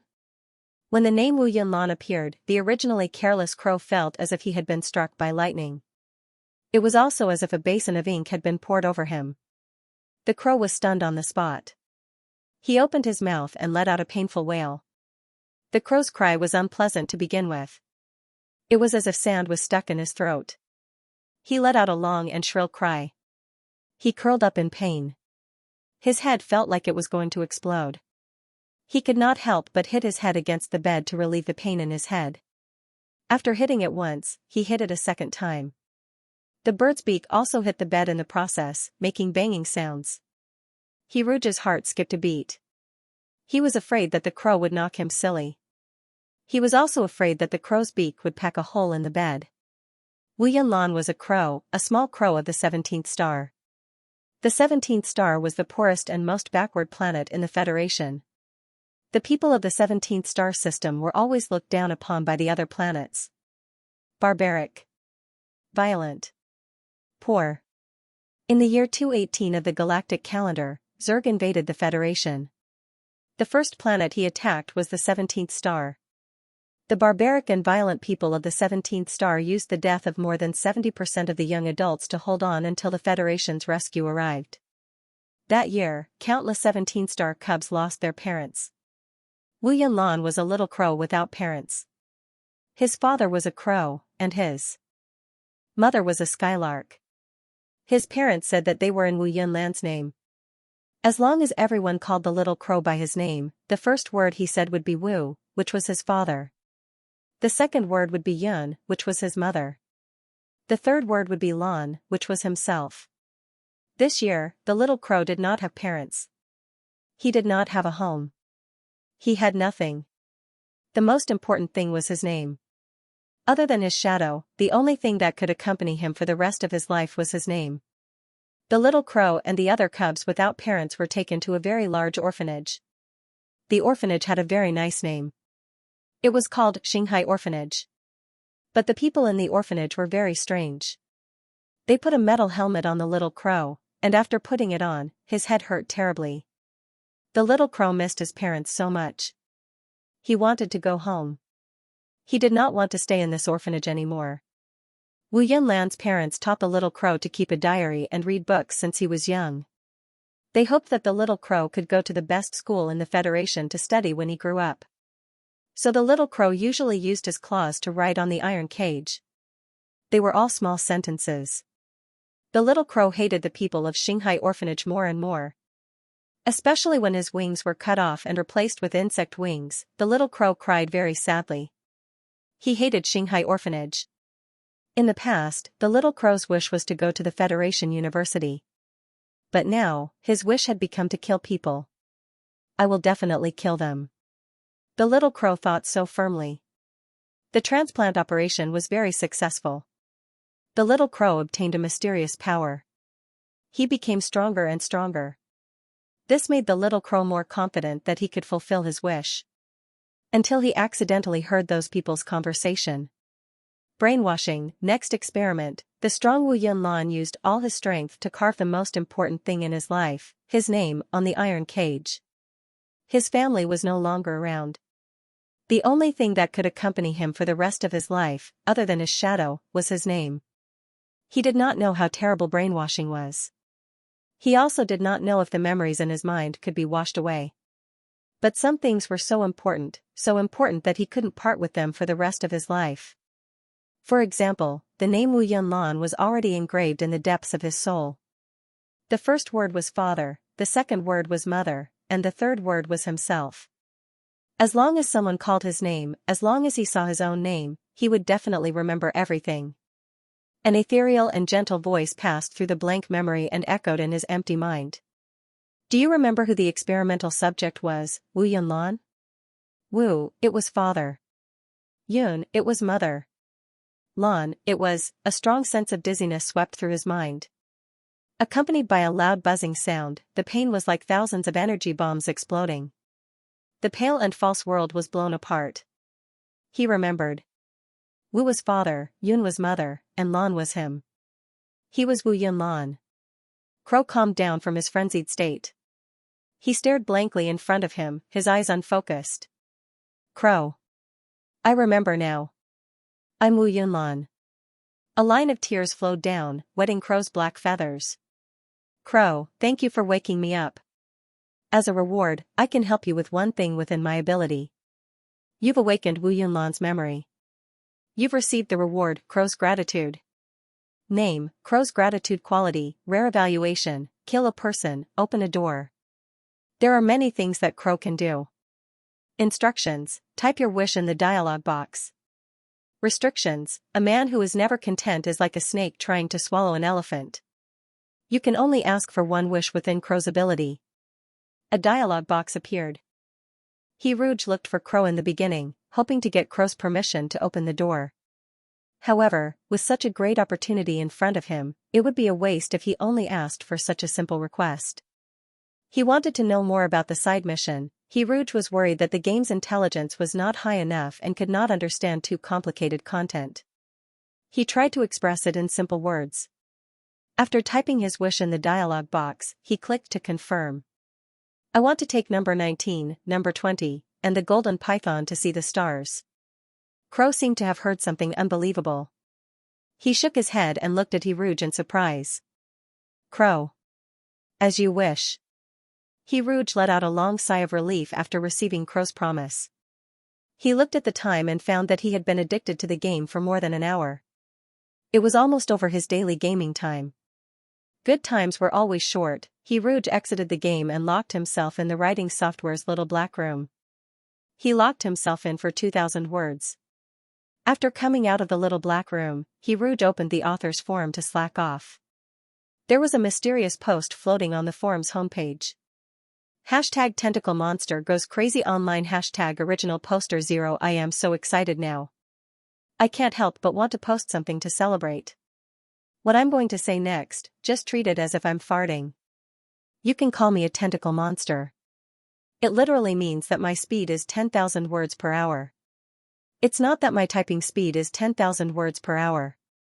It's that my brain speed is 10,000 words per hour. I've been writing diligently for 10 years, from the initial bullshit to the current barely readable. Before I got involved in web novels, I had always felt inferior because my appearance wasn't as good as my friends around me. Most of my friends had entered the entertainment industry. I was average looking and my acting skills were terrible. I brought money to join the cast and was forced to jump in. After the drama aired, I was scolded by the audience. I can't make a living in the entertainment industry. God didn't reward me with food. I thought that this might be my fate, so I left the industry in dismay and neglected it for a long, long time. One day, I accidentally came across a web novel. At that time, I just thought it was interesting and started it on a whim. However, I didn't expect that it would be the turning point of my life. I gained the love of the first reader in my life. It's pure love. It has nothing to do with sex or interests. It's the purest power of faith that we monsters have been searching for. At that time, I was dumbfounded. I'm not afraid of you laughing at me. Although I'm a tentacle monster, in the beginning, only 4 of my tentacles could move. The other 4 were used as decorations because they didn't have enough energy. However, after getting a little bit of faith power, my 5th tentacle actually reacted.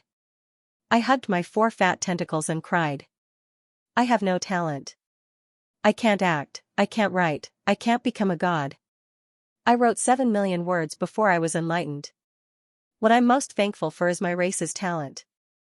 It allows me to easily exceed 10,000 words per hour. I've been on the street for 8 years and changed countless aliases. This year, I suddenly became popular. Every day, even if I don't write, there's an endless stream of faith rolling in. It turns out that the heavens reward the diligent. I'm really excited. I'm going to F***CK 100,000 to celebrate. 1. I thought it was a sexy poster typing online. 2. There's everything in dreams. It's great to be a tentacle monster. 3. Insert a poster. 649-6000. Poster, do you spell? 4. Hahaha, this post is so lame. 5. Poster, what TV series did you act in? Tell me about it. Unlike everyone else who was laughing, Rouge seriously browsed through the post. He almost couldn't hold his glasses steady. I actually think this post is real. Rouge thought of the red patterns that had mysteriously appeared on his body. These red patterns had already shattered his worldview. Rouge accepted the setting of being a monster and obtaining the power of faith through writing with ease. He put his Penguin account in the post and left a message. Poster, mysterious red lines have recently appeared on my thighs and ankles. These red lines can increase my luck. For example, I can always get a rare item in the game. Every time it's activated, it will glow and heat. I'm confused about these red lines. Can you add me to Penguin to discuss in detail? Rouge anxiously waited after replying. The poster didn't appear. She might really be F***king 100,000. However, there were many onlookers who replied to Rouge's post. For example, I'm shocked. Poster, did you post a post saying that a strange disease was a cheat? It's been so long. Poster, you still haven't taken your medicine? Green post, green start and finish, I'm convinced. Ha ha ha ha. Poster, are you going to claim the koi spirit? Dear, the suggestion here is to take your medicine early. You won't get better if you stay in Penguin account. Rouge, I'm not sick. I'm really not sick. Rouge, who was ridiculed by the crowd, quietly left the forum. He logged into the game after lunch and fed the experimental subjects in the game with nutrient solutions. The little white tiger was in good condition, but the little rabbit and the golden python were in bad condition. The golden python refused to eat. The golden python, eating is a burden to me. If I don't eat, I might be able to live longer. The golden python spoke weakly. Rouge suddenly remembered that when he was doing the mysterious side mission in the infirmary, there was a blood-red 15-minute countdown on the screen. When the side mission, Stargazing Together, came out, Rouge was glad that there was no specific time limit for the mission. Even though he knew that the golden python didn't have much time left and he had to hurry up and complete the mission, the sense of urgency was not as strong as the countdown timer. Now he realized that he was wrong. Terribly wrong. The unknown was the scariest. A side mission without a specific time limit was like a sword of Damocles hanging over his head. Maybe the sword would fall down in the next second and cut off his last hope.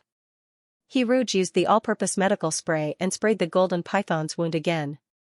He wanted this big snake to have a better life before it died. Golden python, thank you, but don't waste precious medicine on a dying person. It's not worth it. Unlike the golden python who refused to eat, the little rabbit was gluttonous. He drank a bottle of nutrient solution and then a second bottle. After gulping down 2 bottles, he was still complaining that he was hungry. Number 19, hungry. I'm so hungry. I want more. Rouge was a little embarrassed. The little rabbit's stomach in the game was obviously bulging. If he drank another bottle, Rouge was worried that his stomach would explode. Number 20, don't give it to him. If he drinks too much nutrient solution, he'll die. Little White Tiger stopped Rouge. Although the little rabbit was a little crybaby, he was very sensible. When Little White Tiger and Rouge didn't let him drink the nutrient solution, he didn't cry endlessly. Instead, he hugged his long rabbit ears and licked his fur. After licking his fur, the little rabbit looked at his bulging stomach with melancholy and mumbled that he was hungry. Looking at the little rabbit in pain, Rouge suddenly understood what it meant for parents to be heartbroken when their child was sick. He comforted the little rabbit with a fruit candy for the time being. Why did he feel hungry? Was it the side effect of transplanting the insect wings? But why didn't Little White Tiger feel the same? Rouge couldn't figure it out. He tapped on Little White Tiger's status. Like, no. 20 likes you a lot. Favorability, 82, unawakened. No one has realized that number 20 is a little monster except you. Little monster. From the beginning, the game clearly stated that Little White Tiger was a little monster. But now that it was the second experiment, Rouge only realized that Little White Tiger was strangely cute. And this favorability. It was only the second experiment, but it had already reached 82. It was too strange. The main mission required an excellent favorability of 90. It was only 8 points away from an excellent score. This was completely illogical. Could it really be so easy to reach 90 favorability? Rouge had a feeling that this game was holding back a big move. He hadn't talked to Little White Tiger in a long time. He clicked on Talk in the Intimate Interaction section. Number 20, Roar, I'm fine. Roar, don't worry too much. Sometimes death is a form of relief. Number 20 wants to comfort you, but he's not very good at comforting people. Number 20 is annoyed by his clumsy comforting. Little White Tiger's blue eye dimmed. He wrapped his tail around his forepaws and stared silently at his paws. At this moment, Rouge really wanted to pat Little White Tiger's little head. Little White Tiger suddenly raised his head. Rouge's blue eye was bright. He had a determined expression as he walked towards Rouge. One of his little paws was placed on Rouge's palm. Little White Tiger turned sideways and his plush and woolen tail landed gently on Rouge's palm. Number 20, Roar, will you be happier if I let you touch my tail? Tail play, unlocked. Rouge's gaze softened instantly. He looked at the uncomfortable Little White Tiger and said softly, yes. He clicked on Tail play. His slender hand carefully touched the tail. Unlike Rouge, who was restrained, Little White Tiger was much more open and enthusiastic. The tip of his snow-white tail wagged and this little tail took the initiative to hook onto the young man's index finger. It also trembled as it hooked onto Rouge's heart. Number 20, Number 20's tail is wrapped around your finger. Roar, you're mine. Rouge's heart trembled slightly. Yes, you're mine too. You're my little cutie. After interacting with Little White Tiger, Rouge was filled with love for this game again. The game had tortured him thousands of times, but he treated it like his first love. Rouge remembered that he had not checked the rare item he had drawn earlier. He took out the Card of Fate from his backpack. Name, Card of Fate restriction, although it can only be used once, fate can be changed. This card was a prophecy-type item. It was very precious and there were no restrictions on who it could be used on.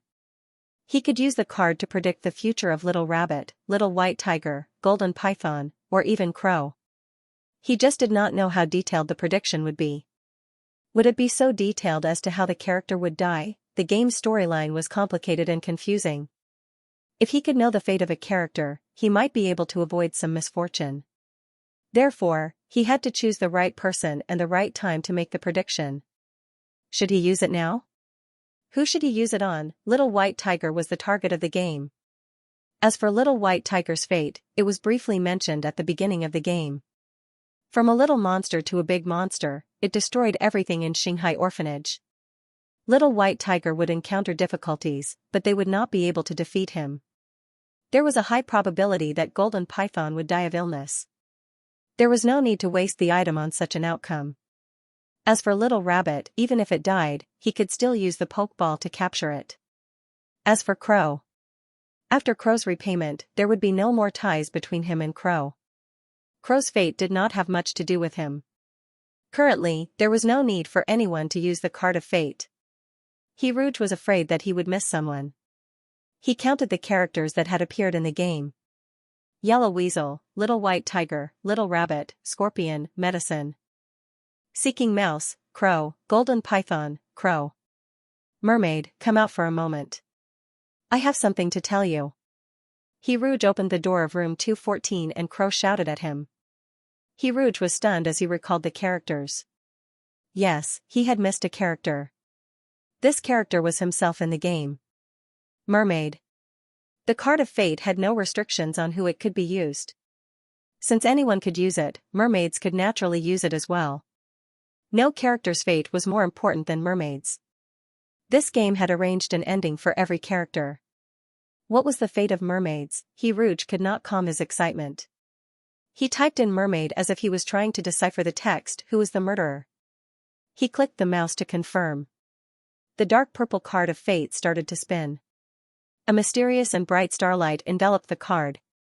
Identity, mermaid, fate, lucky carp, blessed with good fortune. Blessed with good fortune. Those with this fate will be able to turn misfortune into blessings. Be blessed with good fortune. Be healthy and virtuous. Be docile in nature. Be active and salty in nature. Seek fame and fortune. Bring fortune to the husband and family. Banter. What you lose is nothing, what you have is the future. Rouge? Why was it a bunch of words? This was different from what he had imagined. Rouge closed the card of fate interface, walked out of room 214, and manipulated his character to follow behind Crow. Crow led Rouge to the staff dormitory. His expression was solemn. Crow. I've told you before that the door at the end of this corridor cannot be opened. Tonight, I will open the door for you. The world behind the door is very magical. Keep climbing and you will reach a place where you can see the stars. I can only give you half an hour. You must come back in half an hour. If you can't come back, then stay there forever. Shiguei-chan looked at the golden python that had not eaten a drop of water, then turned to look at the bloated rabbit. He closed his eyes and smelled the scent of death in the air. After tonight, the golden python and the rabbit would be dead. The golden python's death was expected. Its body contained the power of 3 insect wings. The insect wings were the core of Zerg's power. Before the transplant was successful, they would not show any mercy to the new host and would crazily absorb the nutrients in the host's body. Only after the transplant was successful would they care about the health of the new host and restrain themselves. When the 3 different insect wings gathered together, they would compete fiercely and crazily eat.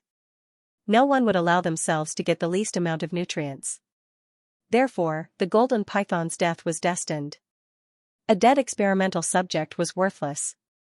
However, a successful experimental subject, even if it was Crow with inferior insect wings, had combat power comparable to an intermediate warrior of the Federation. An intermediate warrior who could pilot a mech and was excellent in individual combat. It took the Federation more than 10 years to train an excellent intermediate warrior. During this time, they had to invest a lot of money in teachers. However, the experimental subjects produced in batches by the transplant experiment were different. They had low investment and high returns. The biggest cost of this experiment was the transportation cost of the raw materials, because battlecraft combat provided almost everything. Zerg's body on the battlefield, and orphans who had no home to return to because of battlecraft combat. Zerg was a Zerg with high combat power but low intelligence. Their insect wings could break through hard mechs.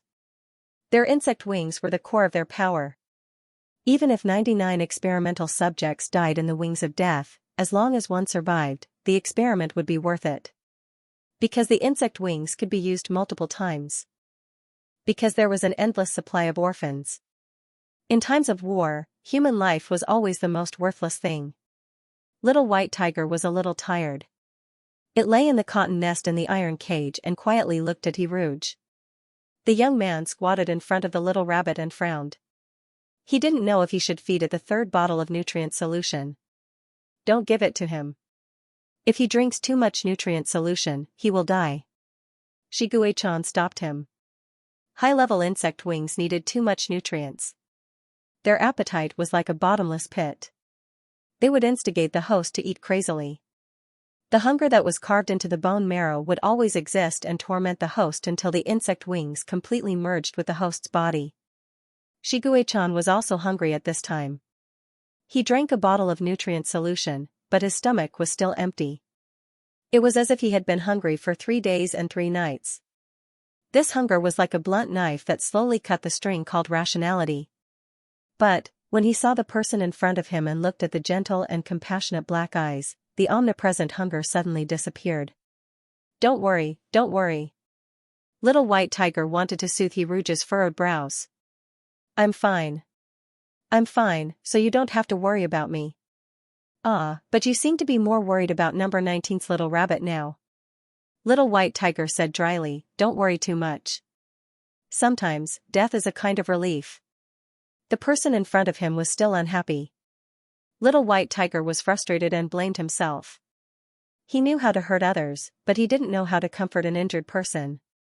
Life had always taught him to hurt, to curb violence with violence, and not to treat people with gentleness. He was like an ant on a hot pan, so anxious that he wanted to circle around the person in front of him. What did he rouge like? Little White Tiger thought hard. Seems like he likes me. Likes my claws. Likes my tail. Little White Tiger took the initiative to hand his tail to the person in front of him and asked uncertainly, if I let you touch my tail, will you be happier? The young man in front of him smiled. The smile spread from the corners of his eyes and brows. Little White Tiger stared blankly at the young man's smiling eyes. He couldn't help but use his tail to hook this person, as if hooking this happiness together with him. You're mine. His empty soul was satisfied. A feeling of finally being full baptized his body and mind. It seemed that he would be able to complete the side quest tonight. He Rouge finished reading Crow's words and was curious about the mysterious door that Crow mentioned. What was behind the door? He Rouge had played the game longer than his daily gaming time. He closed the game and prepared to find his friends to spell. He opened Penguin and found a friend request from Tentacle Monster. He Rouge's mood was a little strange. The head of the tentacle monster was a grayish-purple Q version of an octopus. Before today, he had never thought that there would be monsters in this world, nor did he think that he might be a monster. You've become friends with the tentacle monster. You can start chatting now. Rouge, hello. Tentacle monster, sorry, I was just writing. Can you send me a picture of the red pattern? He Rouge took a picture of the red pattern on his ankle. Tentacle monster, this is the demon pattern of the Water Clan, but I've never seen this type of demon pattern before. Tentacle monster, picture. JPG. There was a picture of a hand on the other side. There were light grayish-purple patterns on the wrist. The purple patterns were curved and there were small circles. When he saw the familiar pattern, He Rouge's suspicions all disappeared. No scammer would have the leisure to have this kind of tattoo on his hand. Tentacle monster, your demon pattern is very dark. Did you add a filter? Rouge, no. What's so special about the color of the demon pattern? Tentacle monster. The darker the color of the demon pattern, the stronger. It is. I thought that I was just casually fishing on the forum. I wanted to fish up a little novice, but I ended up with a big boss. He Rouge didn't know whether to laugh or cry at this analogy. Tentacle monster, are you also a writer in Xinjiang?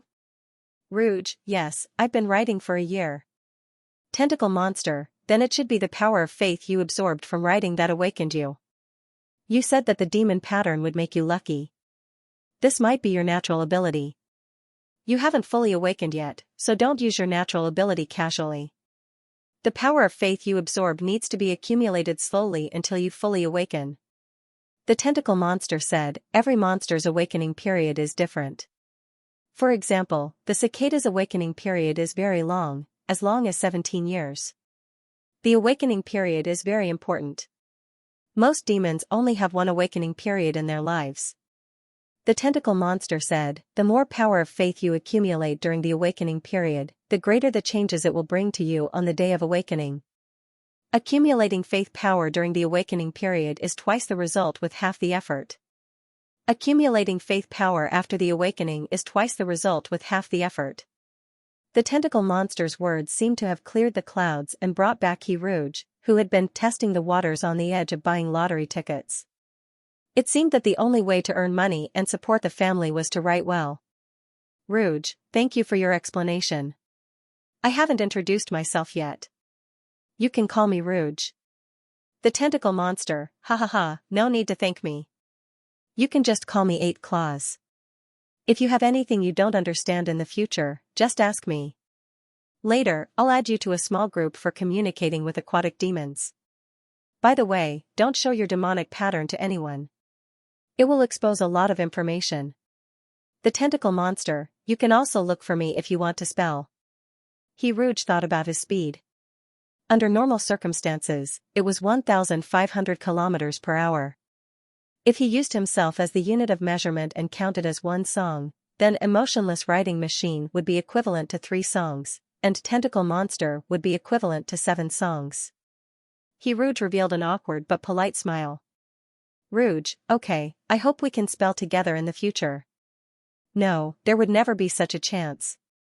Even trash had its own stubbornness. The group He Rouge entered was called Family from all corners of the world. There were 7 members in the group. When He Rouge entered the group, the online members were sparse. Lil Xiaojiao who wants to become a dragon, welcome, welcome. It's been a long time since I saw a new member. Virtuous Turtle, welcome the new member. Your old mother, welcome the new member, Rouge. Lil Xiaojiao who wants to become a dragon, 8 Claws, introduce the new member. 8 Claws, my colleague, Rouge, is still in the awakening period. Don't bully him. Rouge, hello, everyone. Lil Xiaojiao who wants to become a dragon, Rouge is also a writer. I don't want to be in the entertainment circle recently. I heard that the web novel circle is very easy. Is that true, 8 Claws? 8 Claws, it's not true. 8 Claws, you'll die if you don't have the talent. The web novel circle doesn't rely on your face to make a living. It relies on your talent. Lil Xiaojiao who wants to become a dragon, but you don't have the talent either. You've been a failure for 7 or 8 years. 8 Claws, who said I don't have the talent? My speed is 10,000 kilometers per hour. It's good enough if you can squeeze out 100 words in an hour. Lil Xiaojiao who wants to become a dragon, ing. 8 Claws, Xiaojiao, be a good girl. Can't you just be a flower vase? Lil Xiaojiao who wants to become a dragon. Ing. He Rouge was not good at joining groups. After quietly peeking at the screen for a while, he left the group to type. He typed 2,000 words in one breath in the small dark room. He looked at the full document in a daze. Would life change when he found out that he was a monster? Probably not. Life still had to go on, and he still had to type. However, a thought suddenly popped up in his mind. He didn't want to think too deeply about it, but this thought lingered. It drove him to open Boundless Family and said, I have a question. Do monsters have parents? He Rouge had always had a knot in his heart. Why was he an orphan? This knot was hidden in his heart. Once touched, he would feel a dull pain, a pain that he didn't look forward to. However, at this moment, he looked at the screen and suddenly held his breath. Countless unknown throbbing feelings appeared in his heart. They were long and short sentences. If I'm a monster, doesn't that mean, he had never been abandoned? Lil Xiaojiao who wants to become a dragon, monsters don't have parents. Could it be that they popped out of a stone? I'm the 2nd generation of a star. The change in his mood only lasted for a moment. His fingertips on the keyboard moved slightly, as if he was frozen stiff, and he replied slowly, okay, thank you. He blinked his dry eyes and closed the group chat. He Rouge was overwhelmed by fatigue. He was in a daze for a long time. After a long time, he opened the game and entered room 214. Little White Tiger was sleeping. He Rouge's gaze traced the outline of the little white tiger bit by bit, from its bud-like tiger ears to its delicate pink nose, thin and long snow-white tiger whiskers, and then to its 2 little paws that overlapped each other. His heavy heart felt like it was soaked in warm water. Every time Little White Tiger exhaled, a small bubble would appear on the surface of the water. He Rouge's birthday was next month. He Rouge once thought that when he had money, he would buy himself a cat as a birthday present. However, He Rouge didn't want to do that now. He wanted to raise Little White Tiger. He only wanted to raise Little White Tiger. Why did he always want to raise a cat? Because it was too lonely. He didn't want to live an ordinary and quiet life alone. Even if it was just a noisy meow, it would be fine. But now, Little White Tiger was accompanying him. Little White Tiger was very obedient. When he was typing, Little White Tiger would sit in the game and not cause trouble. Little White Tiger would never get angry because he was late.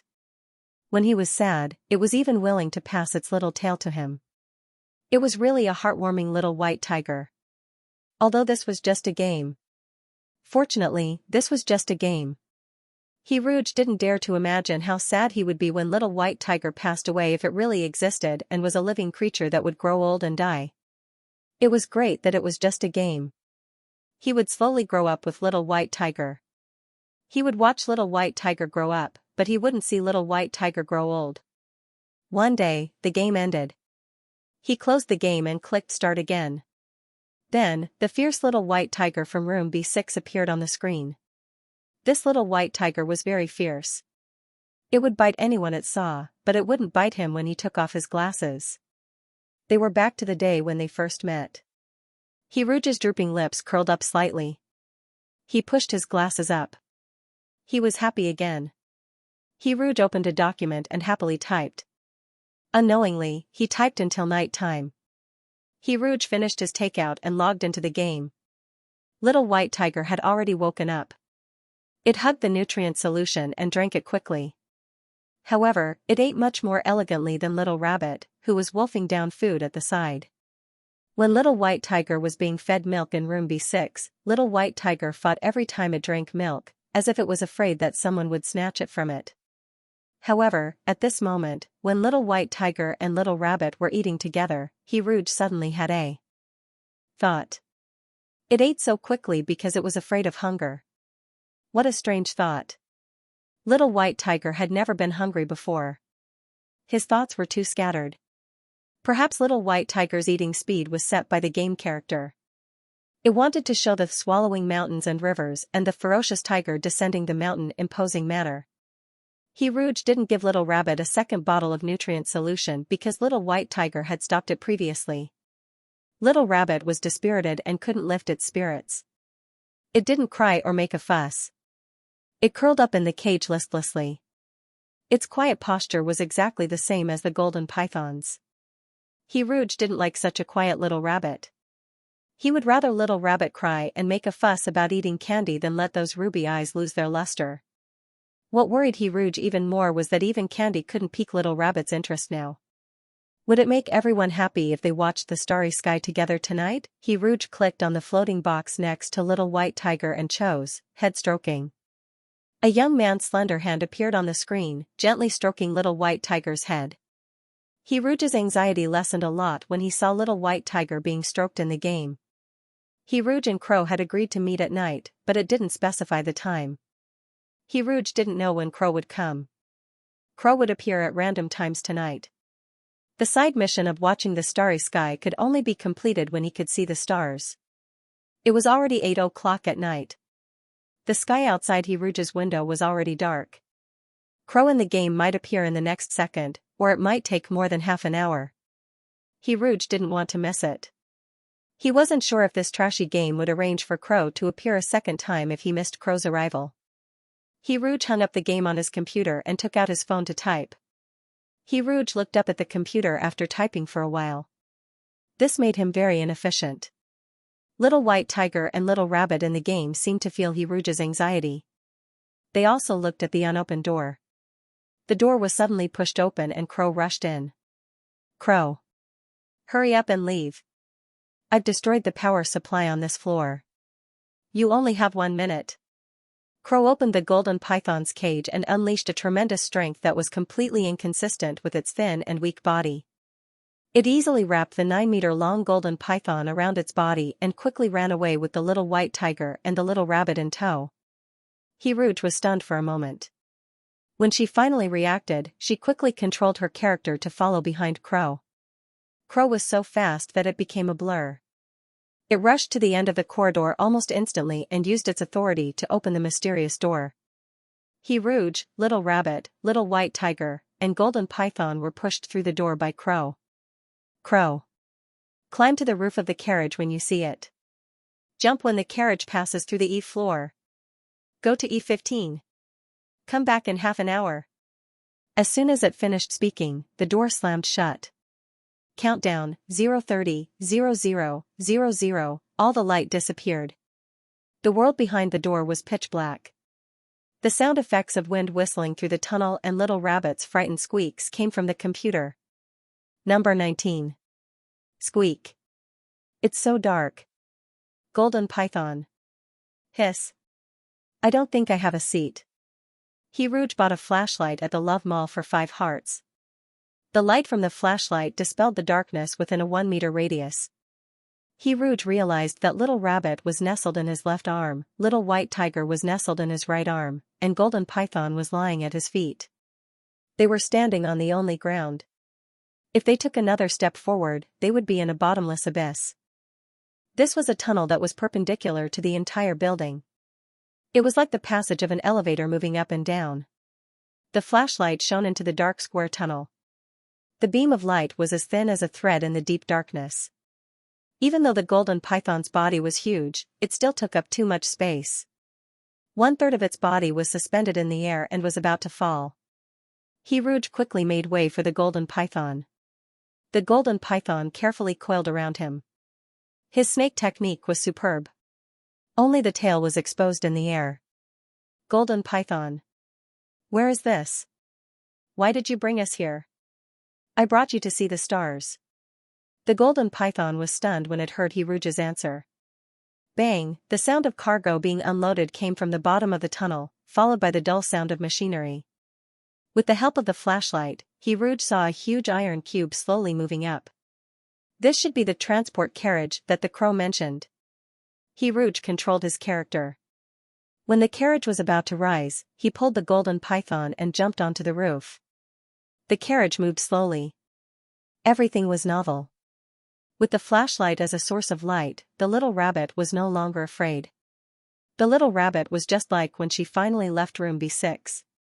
She looked around excitedly, and her listless expression was swept away. Number 19, Guji Guji, look at the stars. Are there really parents on the stars? Guji, I'll bring you to see my parents. Even the golden python glowed with new vitality, as if it had just woken up from hibernation. Only Little White Tiger was as still as a mountain. Little White Tiger nestled in He Rouge's arms, looking at He Rouge with its blue eyes. There were many complicated emotions in its eyes. He Rouge didn't pay attention to Little White Tiger because the crow had warned them that they had to jump off the carriage when they reached floor E. Therefore, He Rouge was nervously counting the floors that the carriage passed by, afraid that he would miss the number of floors. If something happened when they jumped off the carriage, he wouldn't even be able to cry. He Rouge recalled the crow's words as he counted the number of floors. Crow told them to go to room E15 to see the stars. Did this mean that there was no one in room E15, and there were no surveillance cameras? He Rouge wasn't afraid even if there were surveillance cameras. He could use Little Heart to block them. He Rouge was mainly afraid of bumping into people.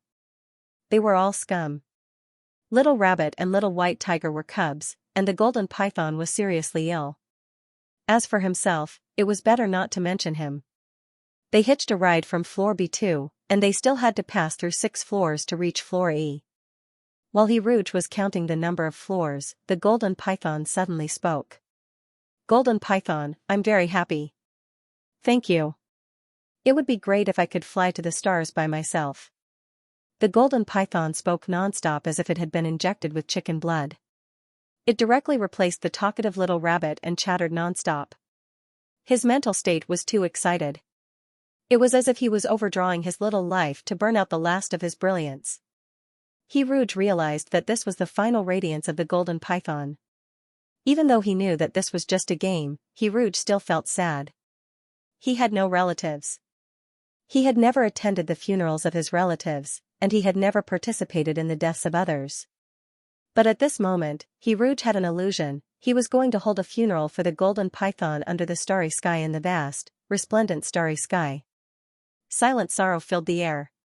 He Rouge listened attentively to the last words of the golden python in its life. What if it could fly by itself? He Rouge had a flash of inspiration. He immediately took out the invisible wings from his backpack. He Rouge checked the usage restrictions of the invisible wings. There were no other restrictions except that the weight could not exceed 400 pounds. If he gave this item to the golden python, did it mean that the golden python could fly by itself? Do you want to give the invisible wings to the golden python? Yes. No. Although this item was very rare, He Rouge still clicked yes, without hesitation. The item has taken effect. At first, Xing was afraid of death. He was still so young. His life had just begun. There were too many things he had never tried. So he was unwilling to leave this world.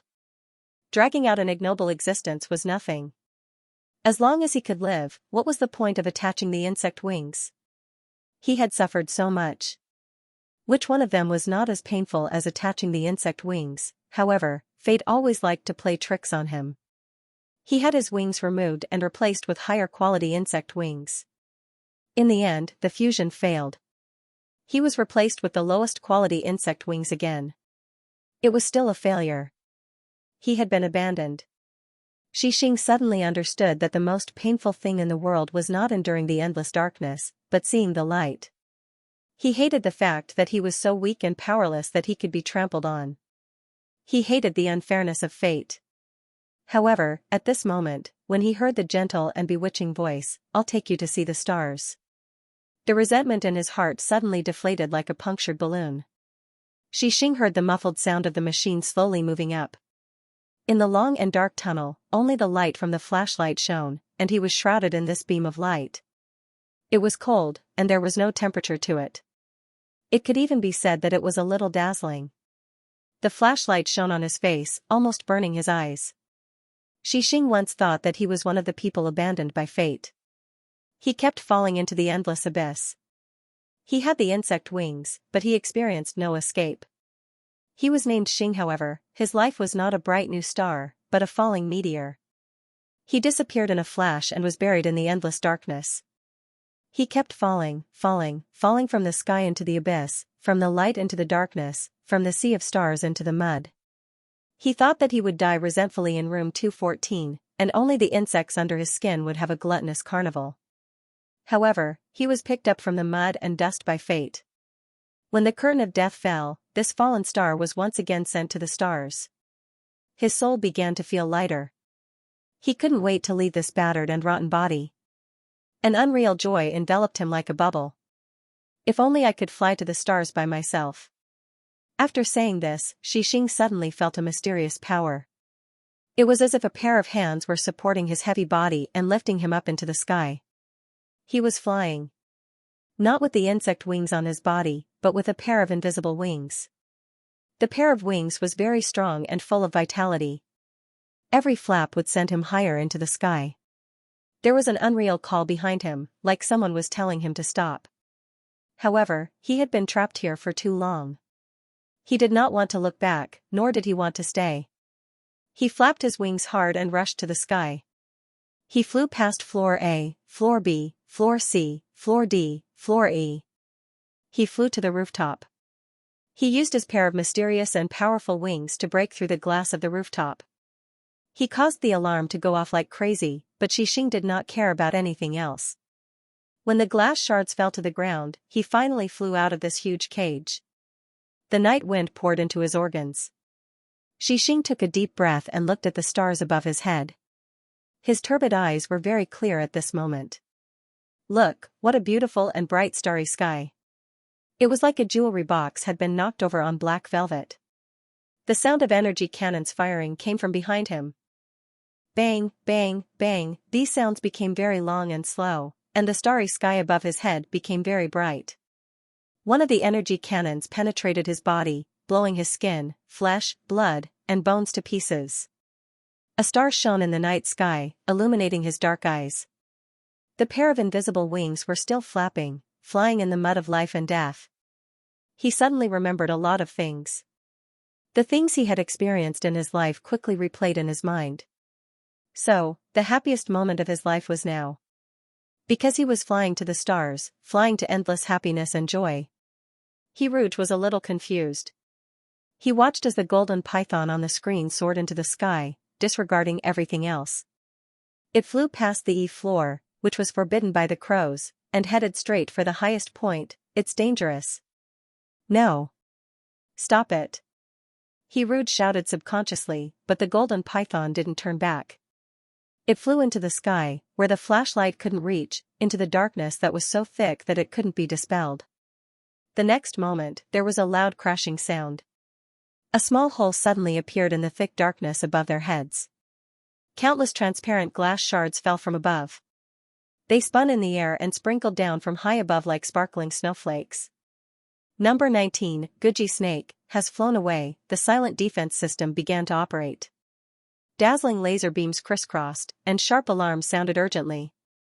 Accompanied by the sound of the weapon system operating, the walls pushed out cold energy cannons, the falling glass shards were hit by the laser beams, and spiderweb-like cracks appeared in the center of the shards.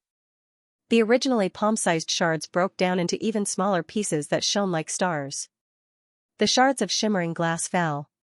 They laughed and danced in the silted light, colliding with each other happily and making tinkling wind chimes. The 2 rows of energy cannons silently turned and adjusted to a precise angle. Terrifying energy poured out. The bright white energy cannons cut through the darkness like celebratory fireworks. A loud roar sounded, bang, bang, bang, the dazzling energy waves shone in the night sky. The outermost light waves rippled like water, and the light turned the night sky into day in an instant. The little rabbit trembled in fear at the sound of the energy cannons, but when it saw the light above its head, its fear was replaced by amazement. Wow, it's so bright. The light was so bright that the flashlight's light source was like a firefly's light compared to the moon's light. The light shone down from a very high place. When the blood rain and starlight fell on the top of the carriage together, Rouge suddenly understood something. The golden python didn't fly into darkness, but into eternal brilliance. It was like a moth darting into a flame. Even if it blinded its eyes, burned its wings, and shattered its body, it was still willing to do so. Flying into the starry sky was the best ending for the golden python. Rouge controlled his character. When the carriage passed by level E, he carried Little White Tiger and Little Rabbit and jumped off. The door to level E was unlocked. It was probably left open by Crow for Rouge.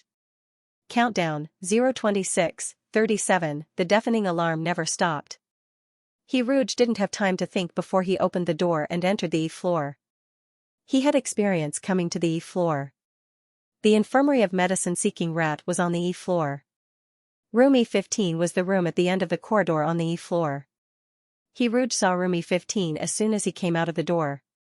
As he didn't know what Crow had done to avoid the surveillance, Rouge used a little heart to block the surveillance and opened the door to room E15 with the cubs. Room E15 was empty. Other than the 4 beds, there was nothing else. Rouge remembered that E13 was the infirmary of the drug-seeking rats. He guessed that E15 was the room used to take care of patients. The color of room E15 was very similar to the infirmary. It was obvious that it was decorated by medicine-seeking rat. Most of the buildings in Shanghai Orphanage were cold. Even through the screen, it felt gloomy. Medicine-seeking rat's infirmary was one of the few warm colors. Rouge's tense nerves relaxed a little. Little Rabbit in his arms also heaved a sigh of relief. Little White Tiger, on the other hand, had a very complicated and silent expression. There was a window in room E15. Rouge didn't open it. He put Little White Tiger and Little Rabbit on the windowsill and used the mouse to click on the curtains. He opened a small gap. The light waves of the energy bomb hadn't completely dissipated. The extremely faint light waves floated in the night sky like flowing clouds. Little Rabbit dragged his heavy insect wings and stood up with great effort. He raised his little head high. The tip of his nose was already pressed against the window glass. The beautiful starry sky was reflected in his ruby eyes. Room 19, Gigi, that's Daddy. One paw pointed to a star, and the other paw pointed to the star next to it. Room 19, Gigi, that's Mommy. The stars are like Daddy and Mommy's eyes. They're blinking and smiling at me. Little Rabbit smiled happily. He pointed to the brightest star in the night sky and said excitedly, frowny face, that's a snake. He's the brightest and most beautiful star. Little White Tiger sat in front of the window silently. It looked in the direction Little Rabbit pointed to and saw the brightest star. Room 20. Yes. He's the brightest star. Side mission stargazing together completed. Completion rate, 100%. Received Xixing's blessing. Name, Xixing's blessing. Quality, rare. Comment, the happiest moment in Xixing's life was when he flew into the starry sky. He wanted to share his infinite happiness and welcome with all of you. When you receive Xixing's blessing, you will recall beautiful memories. Restriction, can only be used once. The appearance of this rare item was a golden star. just like the golden scales on the golden python's body. Rouge pushed the frame of his glasses up. The tears in his black eyes hadn't fully formed when they were washed away by the sudden appearance of a new side mission. Side mission hide-and-seek activated. Xing's actions have alarmed the people of Xinghai Orphanage. The carriage's return route has been sealed. You need to avoid the staff and return to room 214 within the time given to you by Crow. Countdown, 0:23, 21, Rouge was speechless. He felt that this was forcing him. He didn't even have permission to go downstairs. How was he supposed to reach room 214? Was this lousy game the devil? He only had 23 minutes, so he had to race against time to return. Rouge frowned and tried to think of a way to get out of this situation. He quickly went through all the advantages and characters he could use in his mind. Finally, he thought of the medicine-seeking mouse in the infirmary. Rouge could only choose the medicine-seeking mouse if he had to choose a helpful person from Xinghai Orphanage. After all, the medicine-seeking mouse had treated little white tiger's illness for free last time. Compared to the other staff members of Xinghai Orphanage, the medicine-seeking mouse was pure and untainted. Everything had to be compared in order to be beautiful. After Rouge made up his mind, he carried Little Bunny and Little White Tiger who were standing on the windowsill. Room 19, Ruji? Are we going back? Ruji wants to sleep here. It's dangerous here. We have to hurry back. We can't stay here. Little Bunny listened to Rouge's explanation and nodded like an adult. Then, it obediently snuggled into Rouge's arms. Little White Tiger was also nestled in Rouge's arms. It looked at Rouge worriedly. Room 20, oh, it's dangerous outside. Room 20 is very worried about your safety. Rouge clicked on the chat window. After Little White Tiger's chat window disappeared, the game's reply popped up on Rouge's behalf. We're playing hide-and-seek with the bad guys. Don't worry. Little Bunny nodded as if it understood. Rouge opened room E15.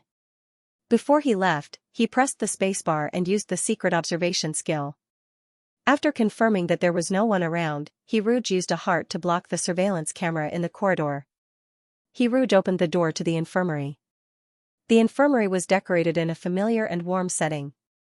There was a warm yellow light on the desk and drug-seeking rat was sitting on a book with its head lowered. When he heard the door being pushed open, he raised his head to look at Rouge. Drug-seeking rat, why are you here again? Before Rouge could say anything, drug-seeking rat's attitude changed 180 degrees when it saw Little Bunny and Little White Tiger in Rouge's arms.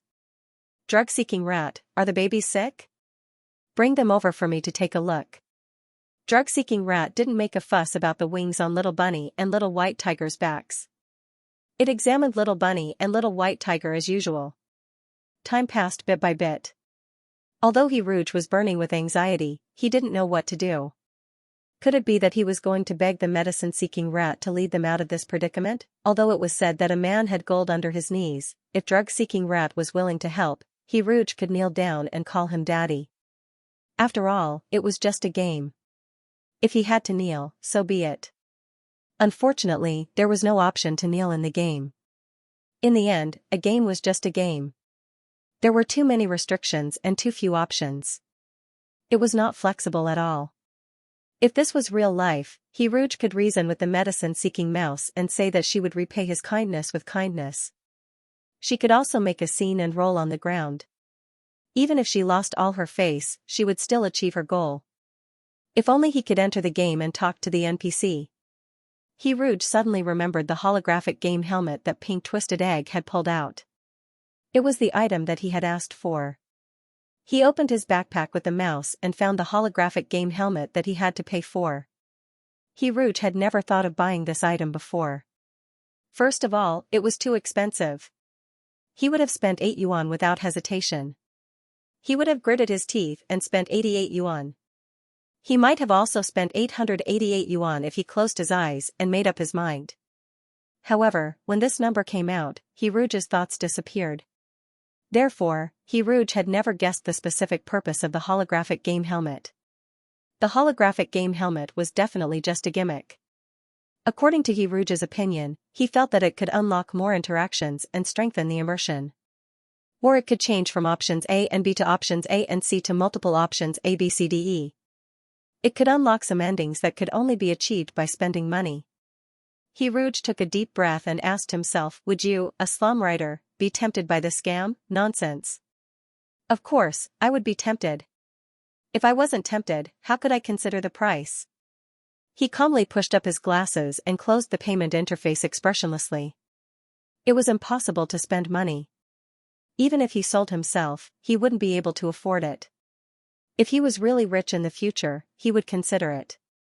Poverty calmed him down. Rouge looked at the screen again. In the game, the medicine-seeking mouse lovingly stroked the little white tiger and the little rabbit. The little white tiger avoided it with a look of disdain, but the little rabbit didn't avoid it. It allowed the medicine-seeking mouse to stroke its head. The medicine-seeking mouse was too small. It had to jump up to touch the little rabbit's head. The little rabbit, who had always been friendly, considerately lowered its head and let the medicine-seeking mouse stroke its rabbit ears. In a short while, the little rabbit completely conquered the medicine-seeking mouse. Medicine-seeking mouse, child, what's your name? The medicine-seeking mouse sat in the little rabbit's arms and lovingly asked for its name. Number 19, my name is Soft. Medicine-seeking mouse, Soft is so obedient. Is Soft hungry recently?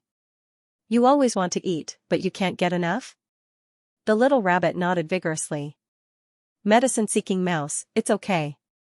Soft, don't be afraid.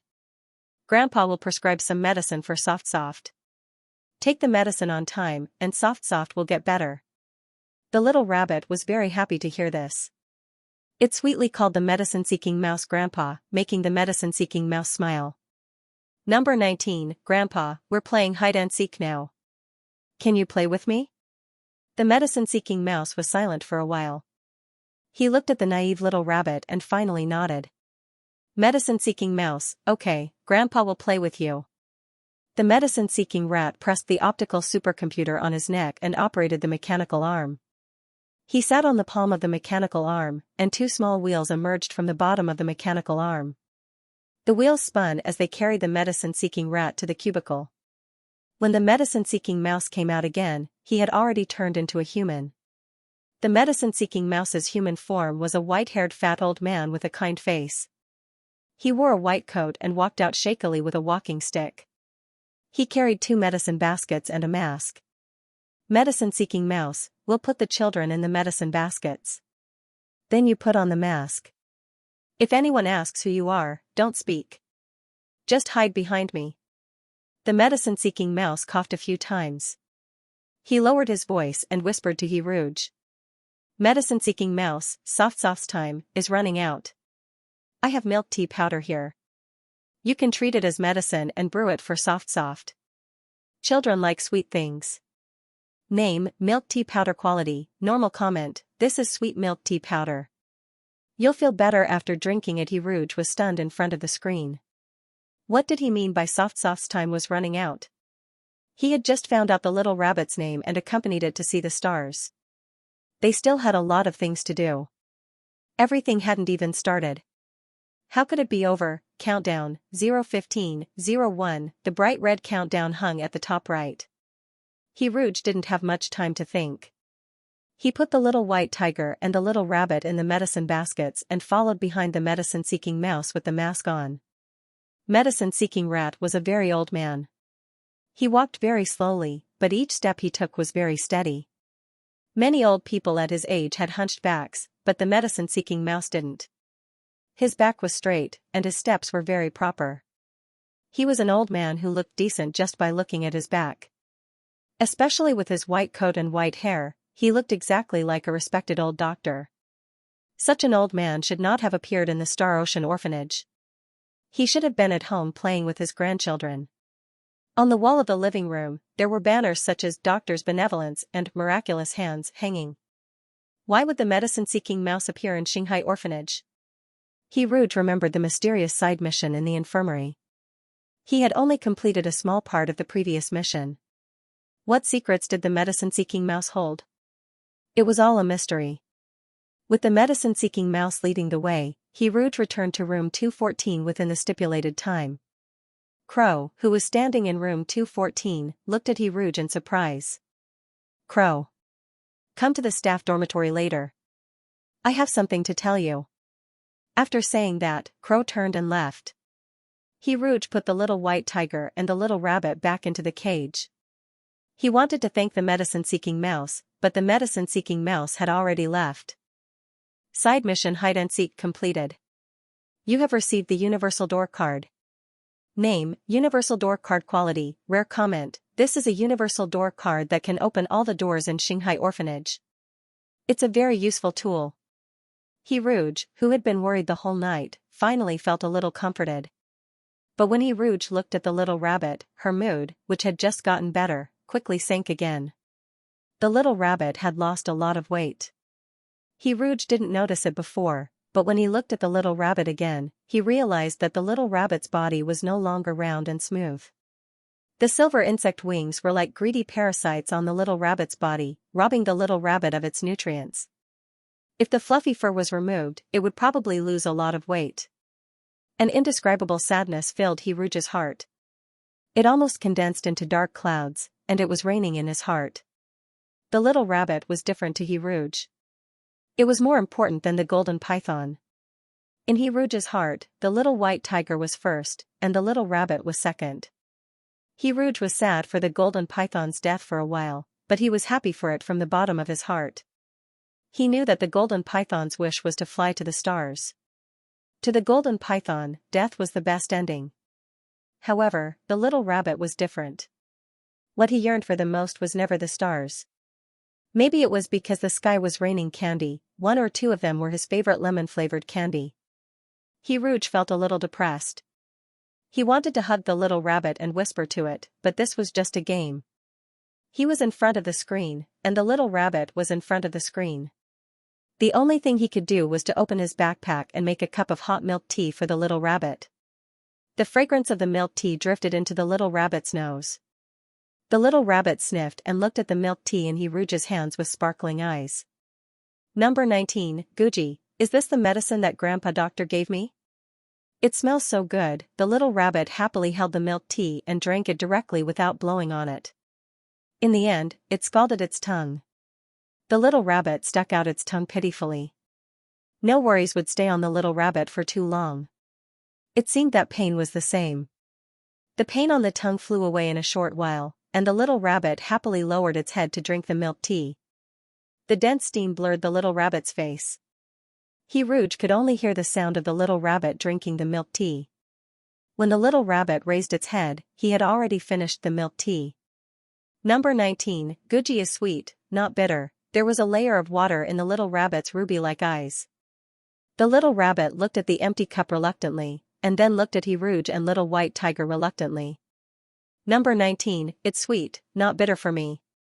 The little rabbit curled up on the cotton nest and looked at Rouge with its red eyes. It said in a coquettish voice, I want to hear you sing. Just like when they were still in room B6, Rouge was given some sunlight to sing to the little rabbit. Rouge also foolishly sang to the screen. Foolishness was contagious. Rouge was once again infected by the little rabbit and became an idiot. Even though he knew that the little rabbit in the game couldn't hear anything, Rouge still sang a nursery rhyme to the screen. Twinkle twinkle twinkle, the sky is full of little stars, hanging in the sky shining brightly, like millions of little eyes. Twinkle twinkle twinkle twinkle, the sky is full of little stars, the sun is slowly setting in the west, the crows are returning home in flocks, the stars are blinking their little eyes, twinkle twinkle twinkle till dawn. Soft was a little rabbit. He wasn't the fastest to learn to speak, but he was the most diligent. This was because once he learned a sentence, he would repeat it all day long. For example, Mommy, I like you so much, or Daddy, I love you so much. At this time, the mother rabbit would say that Soft was a silly little rabbit. However, Soft never thought of himself as silly. He thought that he was very smart. He was smart enough to know that his parents were lying when they said that they would be back soon. Otherwise, why would his mother's eyes be swollen? However, Soft was a considerate little rabbit. He tried his best to believe his parents' words and obediently waited for them to come back. However, after waiting for a long time, his parents still didn't come back. However, it didn't matter. He just had to change to another place and continue waiting for his parents to come back. The new place was very dark, and he was very scared. Soft was a little rabbit who was afraid of the dark. In the past, when he slept with his parents, there was always a small night light at the bedside that was specially left for him. It was sparkling, just like a little star in the dark night. He was really scared. Fortunately, he met a very beautiful mermaid. The mermaid would give him delicious fruit candies and sing nice songs for him. After listening to the mermaid's song, his head didn't hurt at all. Soft really liked mermaids. He liked mermaids as much as he liked his parents. If you like someone, you have to say it out loud.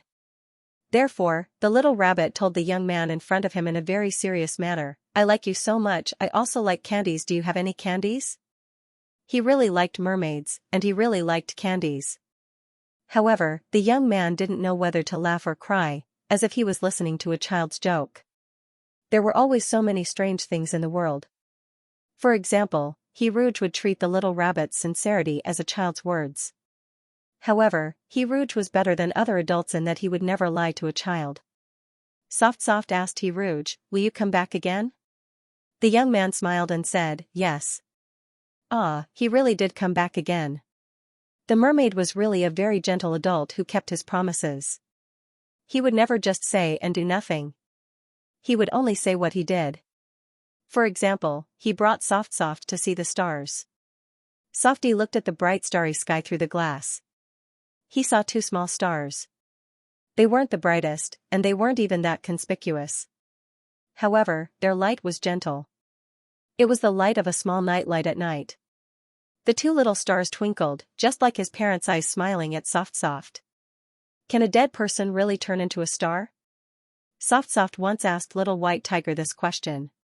Then, Soft realized that not only did adults like to lie, but children also liked to lie.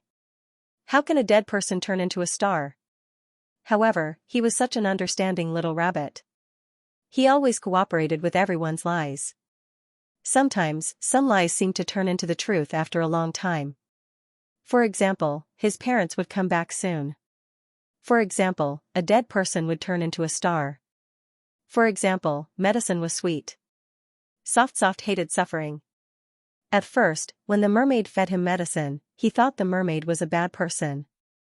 However, after he recovered that night and the mermaid fed him candy, he finally believed that the mermaid was a good person. Bitter medicine cures the illness, you little fool. They even called him a little fool. Even a little fool knew that medicine was bitter. Now that they used the sweet milk tea to lie to him and say that it was medicine, wouldn't they be big fools? However, the considerate Softy would never expose everyone's lies. He was indeed hungry, very hungry. Ever since he put on the wings, his stomach had been saying that he was hungry. Therefore, drinking a cup of sweet, hot milk tea was really a happy thing. Soft couldn't wait to take a sip of the milk tea. His tongue was scalded by the milk tea, and it was so painful that tears almost came out. However, the mermaid was in a daze and didn't come up to comfort him. Yes, the mermaid was a mermaid, not his parents. Only his parents would say pain, fly to him. He lowered his head and drank the milk tea in big gulps. Under the cover of the white steam, he secretly shed a few tears. The salty tears all fell into the sweet, hot milk tea. It tasted sweet too. Therefore, Soft's mood became better again. He drank the milk tea, looked up at the mermaid, and then looked at number 20. It was sweet. He didn't feel bitter. However, he was tired. He wanted to have a good sleep. Maybe when he woke up, all his worries would be gone. The mermaid was singing to him in a gentle voice. It was as if his mother was singing a lullaby to him. Twinkling little stars. They were his parents. This time, he really believed it. The little rabbit slowly closed his eyes and fell into eternal sleep. The little rabbit was curled up in the cage, its silver wings drooping weakly. Its face was peaceful and happy, as if it was having a beautiful dream. Number 19 Dead Rouge's heart skipped a beat as he opened the pokeball in his backpack. He immediately used the pokeball on the little rabbit, afraid that he would miss the 3 seconds required to capture it. Use pokeball on number 19. Yes, no. The red and white pokeball floated in the air, its gentle glow enveloping the little rabbit.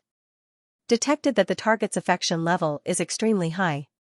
Capture successful. The red top half of the pokeball had disappeared, leaving only the white half of the pokeball. A small carrot symbol appeared in the middle of the white half. The white half contained a super mini rabbit, sleeping soundly with its eyes closed. Its two little paws were resting on the edge of the half. Its silver wings were too long to fit in the half, so the tips of its wings drooped outside the pokeball. Name, Pokeball quality, rare evaluation, what's in the pokeball? There's a cute little rabbit. When you're in danger, just shout, "Go, Pikachu," and you'll wake up Soft and ask it to come out and help you when you're in danger. Soft will come out of the pokeball without needing to be called. Soft skill, 100% attention grabbing. When the cute Soft appears, everyone's attention will be drawn to the Soft restriction. Soft is asleep in the pokeball.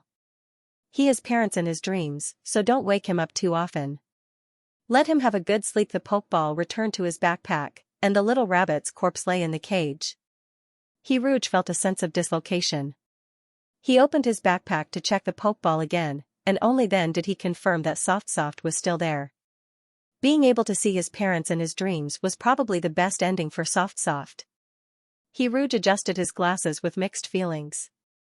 He still remembered the joy of being surrounded by 20 cuties when he first entered the game.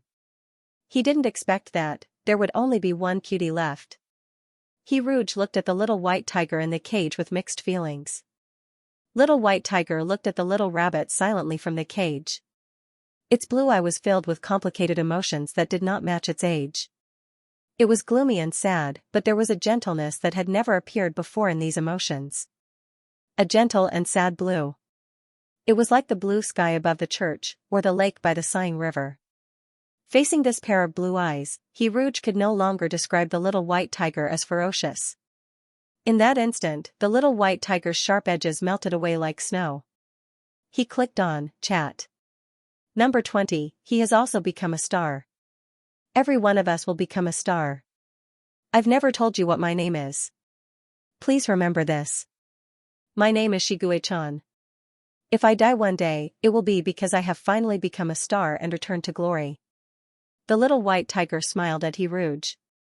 The little white tiger's smile was so cute that Rouge couldn't help but take a screenshot. Rouge left room 214 and went to the staff dormitory. Because Crow had something to tell him. He was stunned when he opened the door. The dormitory was filled with all kinds of laser weapons and energy bombs. Crow took off his mask, revealing a face that was so pale that it could not see the light of day. He sat on top of the large cannon and smoked. The smoke swirled around him, and the scarlet glow of the cigarette but flickered in the darkness. Crow. You're here. The higher-ups have begun to investigate the identity of the golden python. I'm responsible for the search of the basement too. I have to give them an explanation. My explanation, he blew out a smoke ring and said in a hoarse voice, blow up this laboratory. Xianxia lay in the cotton bed and looked at number 19 through the iron cage. The little rabbit was drinking milk tea in big mouthfuls. From his angle, he could see a drop of tear rolling down the rabbit's eye and splashing into the milk tea, creating small ripples. Just like the energy bomb that bombed the golden python exploded in the night sky, the outermost energy wave had not completely dissipated. It was the pattern of light that remained in the air. At that time, when he looked up at the sky, he suddenly remembered the golden python's wish. Fly to a very high and far sky and become a star. He really became a star. Many people couldn't get what they wanted in their whole lives. That's great. Xing must have been very happy when he broke out of the cage. A crack suddenly appeared in his heart that had been sealed in ice. Insignificant external emotions poured into the sea of his soul that had long dried up. That was other people's joy. It was not real joy. But Xianxia sensed it. Xianxia had always thought that joy was a luxury that only others had and had nothing to do with him. He didn't have the ability to empathize or perceive others' emotions. The emotions of others were always covered with a layer of gauze and he couldn't see them clearly. But at this moment, Xianxia felt soft and warm joy through that layer of gauze. It wasn't fear, disgust, or indifference. This was not the despair he had felt before. that day, the golden python had died in front of him. Its murky eyes had lost their light, and its enormous body had collapsed with a loud crash. A suffocating despair had spread out and enveloped his entire body. For so many years, he seemed to have been experiencing all kinds of negative emotions that were suppressed by despair, madness, and collapse. Now, there were too many emotions that almost blocked his perception. So the golden python could die so happily. This was obviously just a fake game, but Shiguei-chan couldn't help but take it seriously. Everything was too real. He really needed some fake comfort to numb himself. Little White Tiger turned its head and looked at Hiruj, who was hugging it. The young man looked up anxiously, his black eyes unblinking. Bright and resplendent light reflected in those pitch-black eyes that were like the night sky. It was very beautiful. Little White Tiger watched quietly for a long time. He wanted to tell Hiruj that for people like them, dying in the end wasn't the most terrifying thing. Dying quietly while at death's door was the most terrifying thing. This kind of quiet death would give people an illusion, perhaps they never existed. He wanted to comfort the person in front of him, but when Shiguei-chan recalled that he had destroyed the Shanghai orphanage and broken out of the cage, he realized that he wasn't happy at that time. Because that day, the monster in his body was released. The person who broke out of the cage wasn't him, but that monster. It was that monster that broke free of the shackles of reason and destroyed everything, including himself. That terrifying monster, that monster that had fallen into a deep slumber, was his monster, but it wasn't his monster. Shiguei-chan could feel that the monster in his body was extremely weak. It was so weak that it was on its last breath, struggling at death's door in his body. If there was a knife that could pierce through his body, Shiguei-chan would be willing to personally gouge that monster out of his body, just like how he would remove rotten meat from a wound. But, that monster wasn't rotten meat. It was his heart. Every time he breathed, the beating of his left atrium was proof of the monster's existence. Shiguei-chan had always felt that he was in a swamp, with the dark night sky above him. He had walked in the swamp for so long, and when he got tired, the monster appeared and took control of his body to walk aimlessly. He and the monster had depended on each other for so many years, but when he finally left the swamp, he wanted to remove the monster from his body, just like how he treated Bai.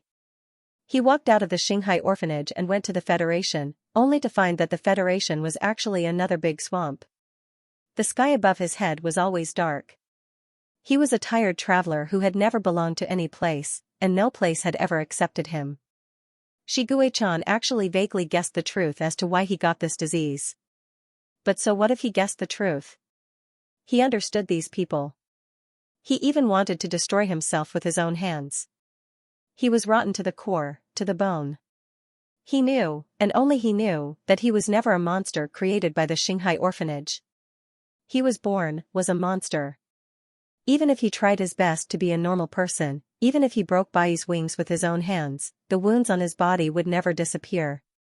Before encountering this game, Shiguei-chan had already made up his mind to die. He allowed himself to drown in the swamp, feeling the suffocating feeling of the mud covering his mouth and nose. Suddenly, one day, in the darkness of the wilderness, a beam of light pierced through the thick clouds and shone on his face. He actually yearned for light and wanted to get close to this beam of light, but he knew that the light was illusory, like the moon in the water. His fingertips could not catch it, nor could he keep it. The beam of light shone on his face, his body, and the swamp. He followed the path of the light and reached out to pick up a star from the mud, then a second star. Those stars flew into the night sky, and the dark sky above his head for many years suddenly had many bright stars. They twinkled, just like the song Hiruj sang. Twinkle, twinkle, twinkle.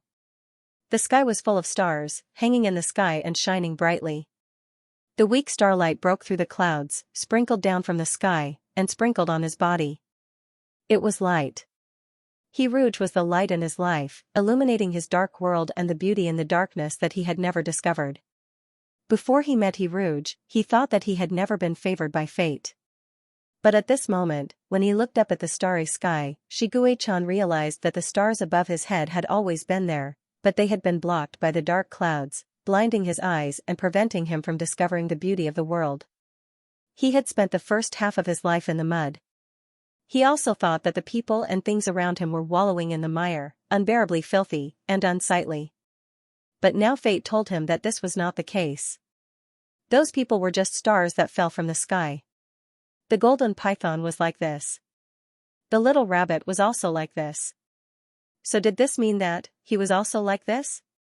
Did this mean that he did not rot in his bones, that the filth was just the mud and dust on his body?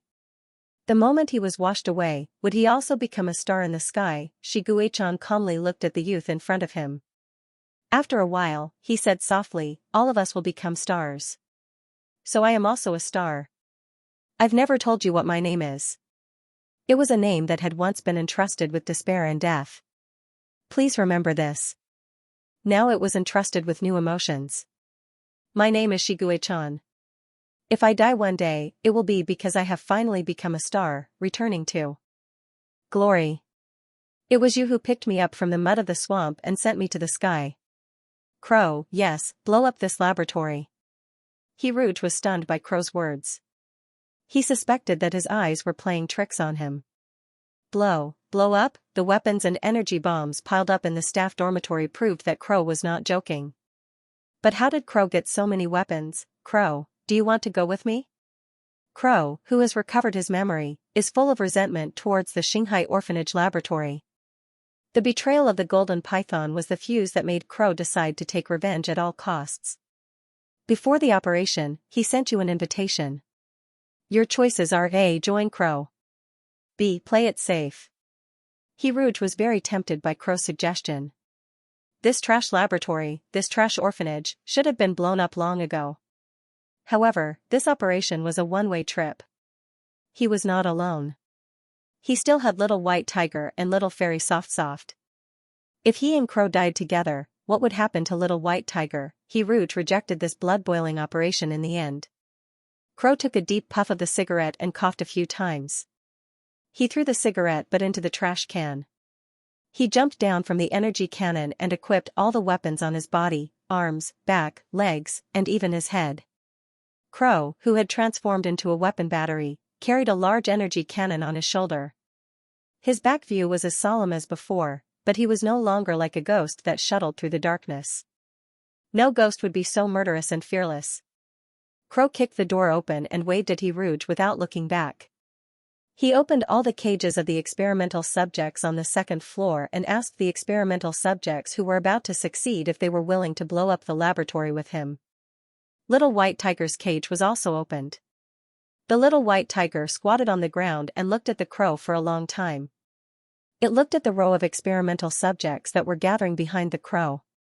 It let out a soft howl and didn't join the revenge team. Instead, it turned around and ran towards Xianxia.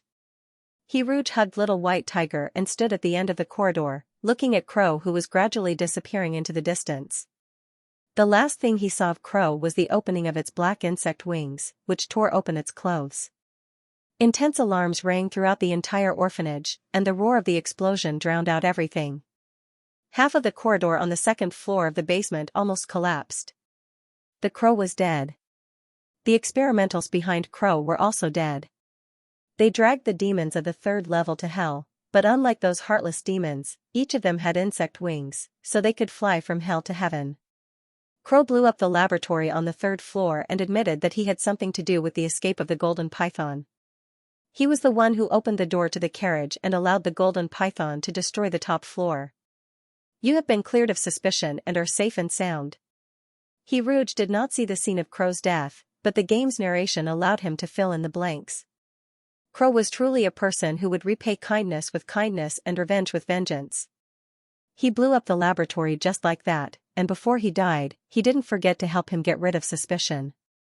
Xianxia pushed the frame of his glasses up, and his emotions piled up in his chest. He knew that he should be happy for Crow. To a person like Crow who knew when to take revenge, taking revenge on the spot was the best way to end things. If he had to endure, even if he survived, he would not be happy.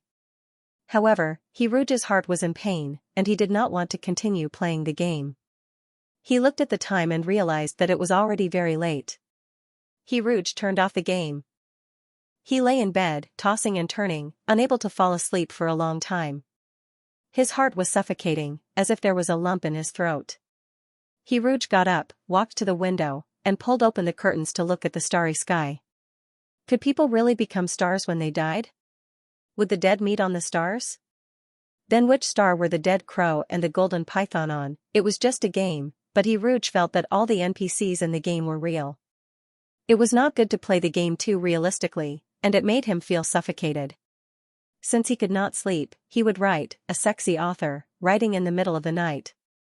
Rouge had been writing every day ever since he entered the game. Although he spent a lot of time writing every day, he still could not save up many chapters. With a speed of 1,500 kilometers per hour, it would take him 8 to 9 hours to write every day. Rouge was not a writing machine. Continuously writing would make him feel like his brain was empty. Other than writing, he would spend his days with Little White Tiger. However, according to his daily progress, this book would be completed in another 2 months. After that, he wanted to give himself a break.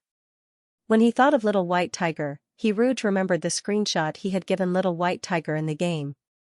He found the screenshot and used it as the background for his writing software.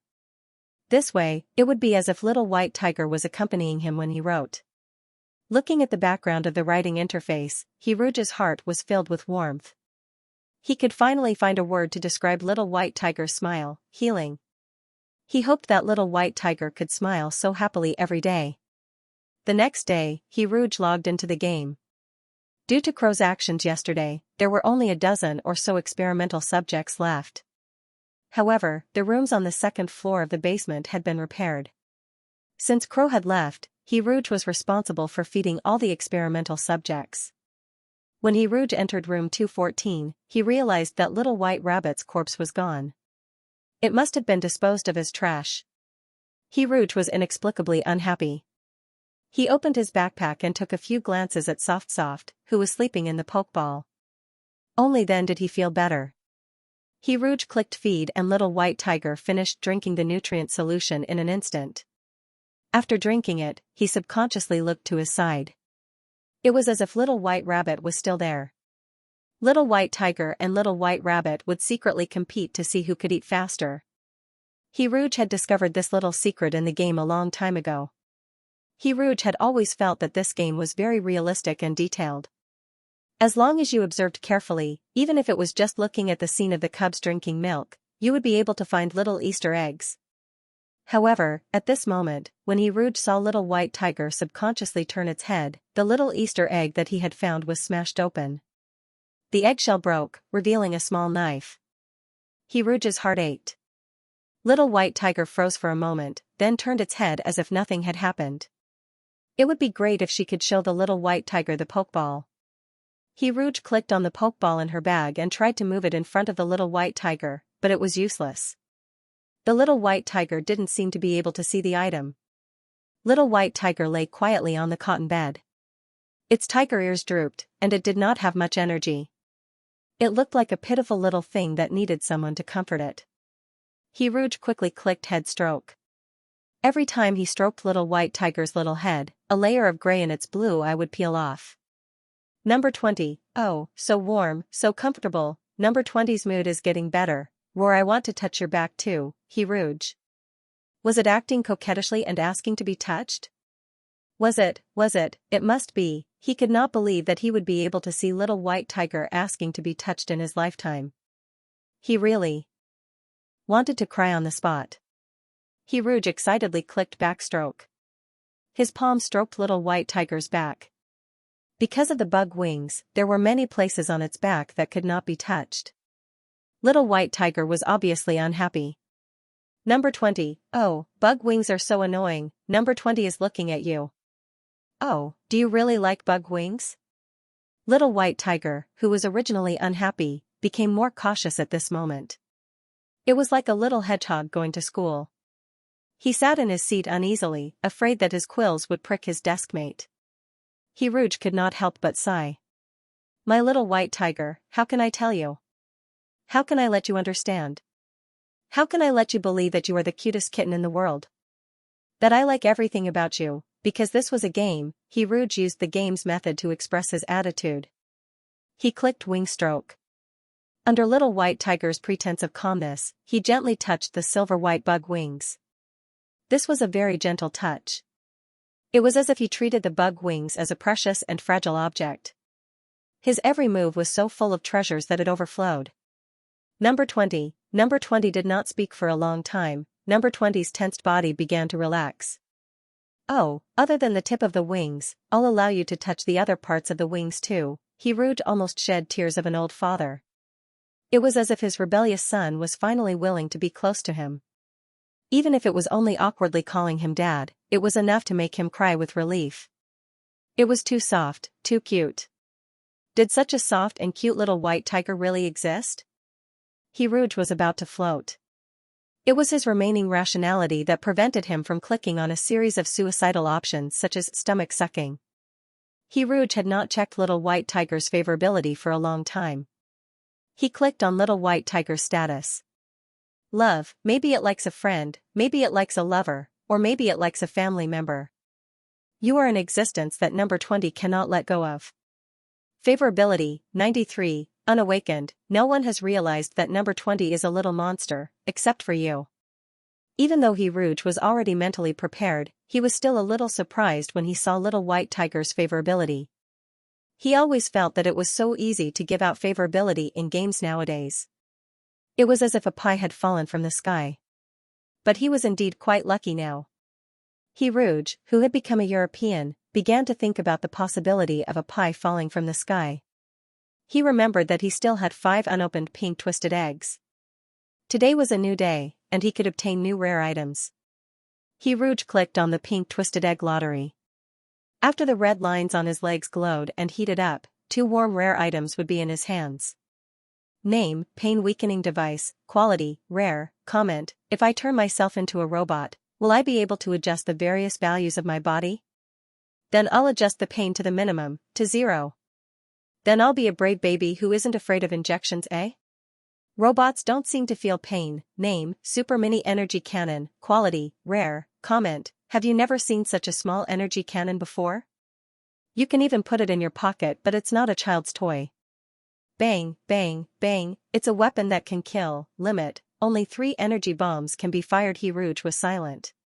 He had been playing this stupid game for a while, so he had noticed some patterns. For example, every time an item was drawn from the pink twisted egg, it would be used before it even warmed up in his backpack. A painkiller item and an energy cannon. What was this trashy game up to next? Was it going to force him to fight? Rouge put the props back into his backpack with mixed feelings. He turned off the game and started writing with amazing self-control. He saw a bunch of unread messages jumping nonstop in his penguin. Emotionless writing machine, congratulations, you're in the clip. Clip was Xianxia's 1,000-word earning list. It was on the top left corner of the bookshelf. Every novel had only one chance to be on the list, which was from the 4th day of the game. It could stay there for 24 hours, which was equivalent to being on the shelf. Clip covered all kinds of topics. The top 6 were on the first page of the clip. There was no other list in Xinjiang that had more exposure than the clip. There was a saying in the writer circle, clip determines life and death. Rouge was so engrossed in the game until late at night that he even forgot about the clip. Sure enough, the game made a mess of things. He calmly scrolled down the chat history. When he saw the next message, his calmness was shattered. Emotionless writing machine, clip is 3rd. You're on the first page. Steady, steady. You're going to fly. Emotionless writing machine, picture. JPG. This was a screenshot that had just been refreshed. Rouge's novel was 3rd. The 1st and 2nd place were both excellent writers. Rouge's hand that was holding the frame of her glasses trembled slightly. Trembling, she continued to read the next message. Emotionless writing machine, ah, you made a comeback. You made a comeback to 2nd place. Go. I won't allow you to stop. The message was sent at 3 in the morning. The ranking on the 1,000-word earning list changed. When the number of words was higher than the previous one, it would move up 1 place. However, a comeback was not very common. Emotionless writing machine, ah, I'm so excited and nervous when I see your ranking rise. You stinky pigeon, why aren't you replying? Don't tell me you forgot about the clip. Emotionless writing machine, good night. I'm so sleepy. I'm going to sleep first. The message log ended there. He opened Xianxia in a daze. When he saw the 1,000-word earning list for the first time, he realized, why does the cover of the first novel look so familiar? It seemed like he had made the cover himself. He, a lousy writer and lousy writer, had turned the tables and taken first place on the 1,000-word earning list at 9 o'clock in the morning. His article collection was increasing by the minute. Last night, it was still in the 4 digits, but now it was in the 5 digits.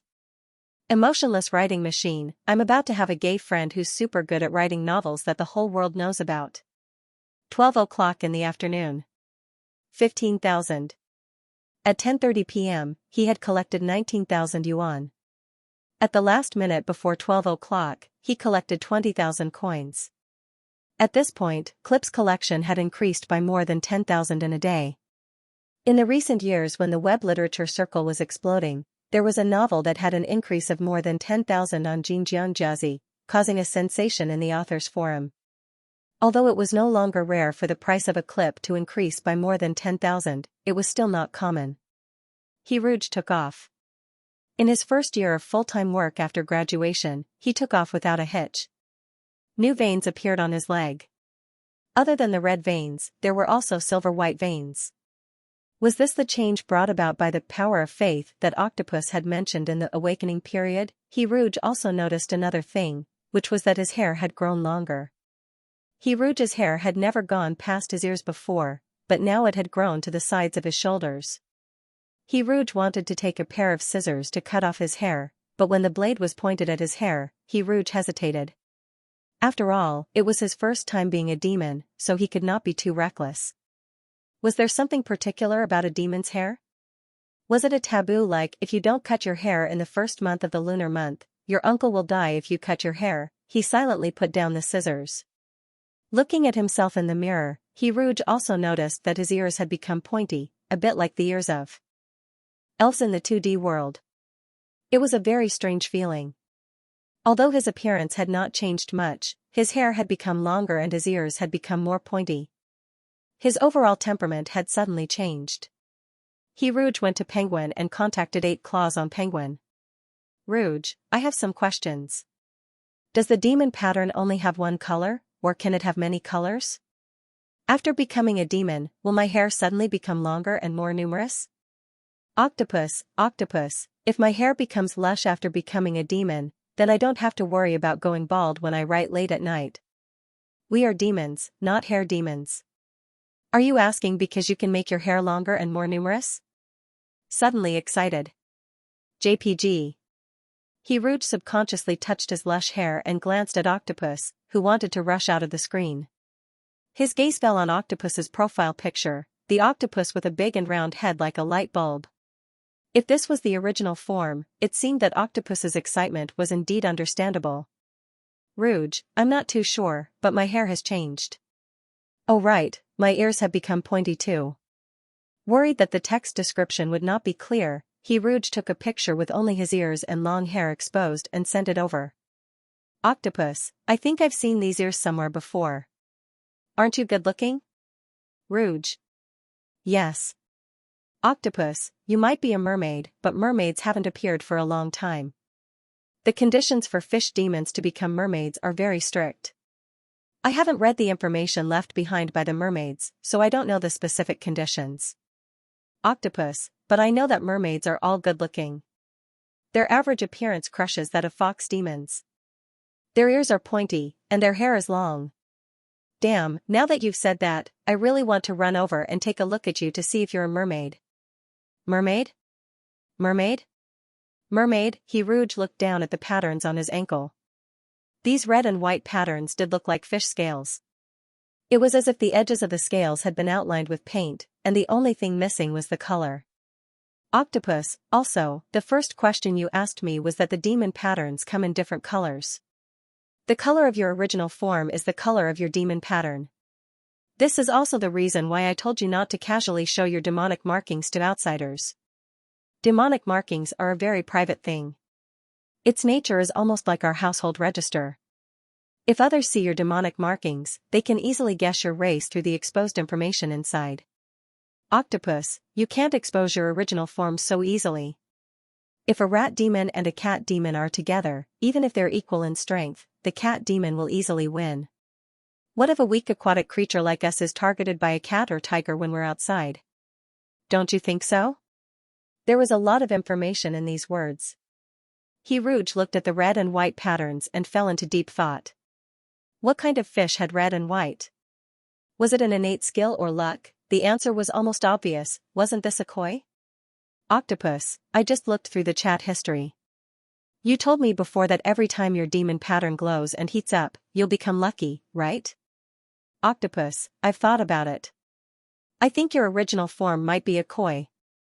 Octopus, when can we meet? I want to shake the koi's hand for luck. Rouge, who realized that he might be a koi spirit, was in a strange mood. He rejected Bazu's invitation to meet him and closed Penguin with a headache. He had exposed too much information. When he first realized that Bazu might be of the same kind, he did not have much vigilance and sent out his demon pattern. Bazu said that koi spirits were very rare because of their high luck. A powerful koi spirit could even affect the luck of others. Luck was something invisible and intangible, but it was very important to every monster. The requirements for a koi to become a spirit were very strict. Eight Claws knew that a koi spirit had once appeared in an ancient temple's wishing pond. As the wishing pond was bathed in the power of faith of the devout believers all year round, it was a precious place with abundant feng shui that could easily nurture a spirit. Due to various coincidences, a koi spirit appeared. After that koi spirit appeared, it had a huge impact in the monster circle.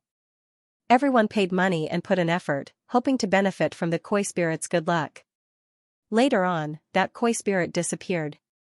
Some people said that a big boss monster wanted to complete a medicine that could bring people back to life and used the koi spirit as the catalyst. Some people said that a big boss monster wanted to change his fate and used the koi spirit as a sacrifice to the heavens. In short, that koi spirit had a tragic ending. Rouge was afraid that he would repeat his predecessor's tragic ending. Although Bazu promised not to reveal Rouge's identity, Rouge still felt uneasy. After dinner, he saw that his collection had increased and became happy again. After reading the reader's comments, Rouge lay down and slept. He had a dream.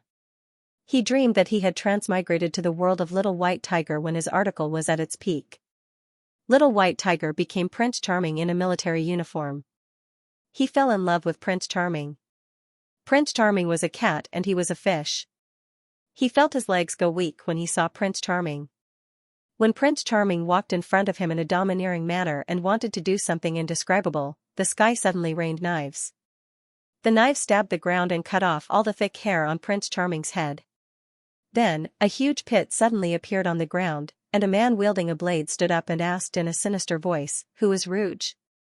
Countless people who had fallen into the pit gritted their teeth and said, "This author is not human. He's a eunuch. You dug a hole but didn't fill it. Just kill him." Rouge was startled awake. As a good Gugu who had never stopped updating since the start of the game, why would he have such a strange dream? As expected, dreams and reality were the opposite of each other. Rouge shivered and the first thing he did when he got out of bed was to look at his collection happily. Then, he went into the dark room full of motivation to write his story. While he was writing, he felt as if he had forgotten something.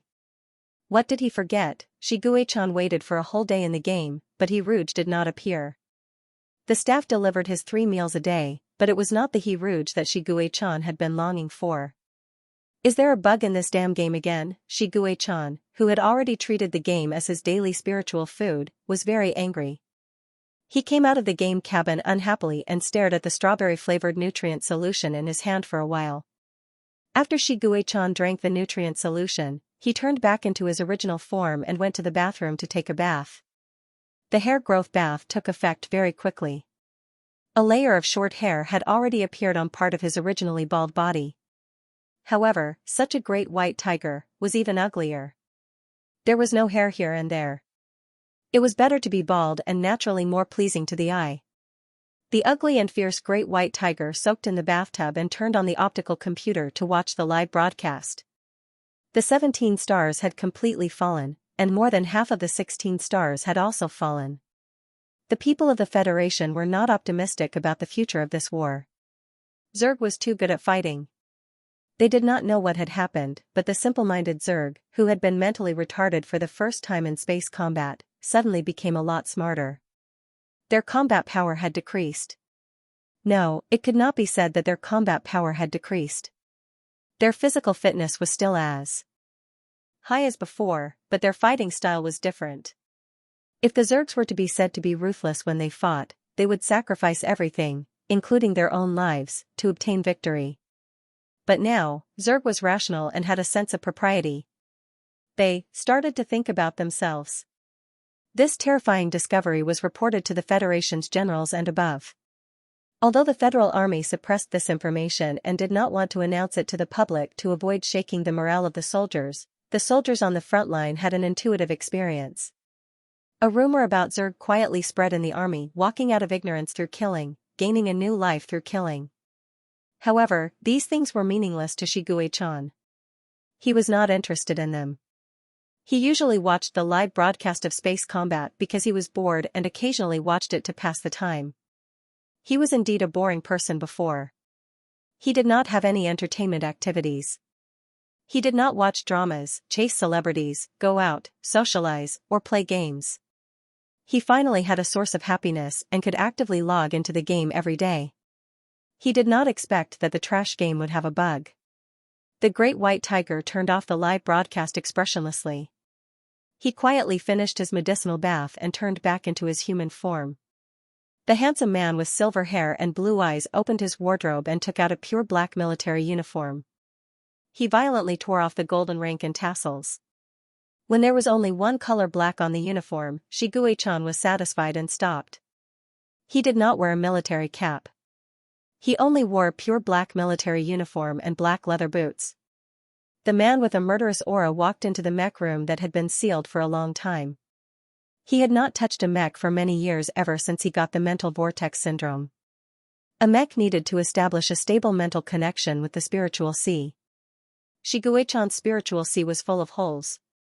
When his emotions were unstable, there would be a mental vortex and storm.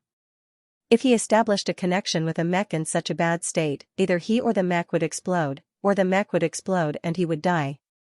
He had been warned by the doctor that it was best not to touch a mech before his condition improved. That was why Xianxia had sealed off the mecha room.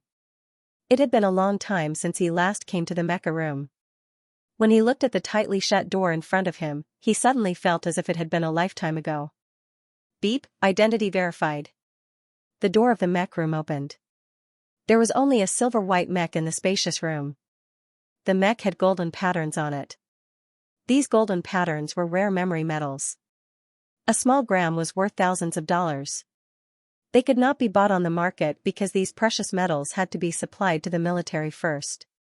When memory metals were added to a mech, the mech would have an automatic repair function.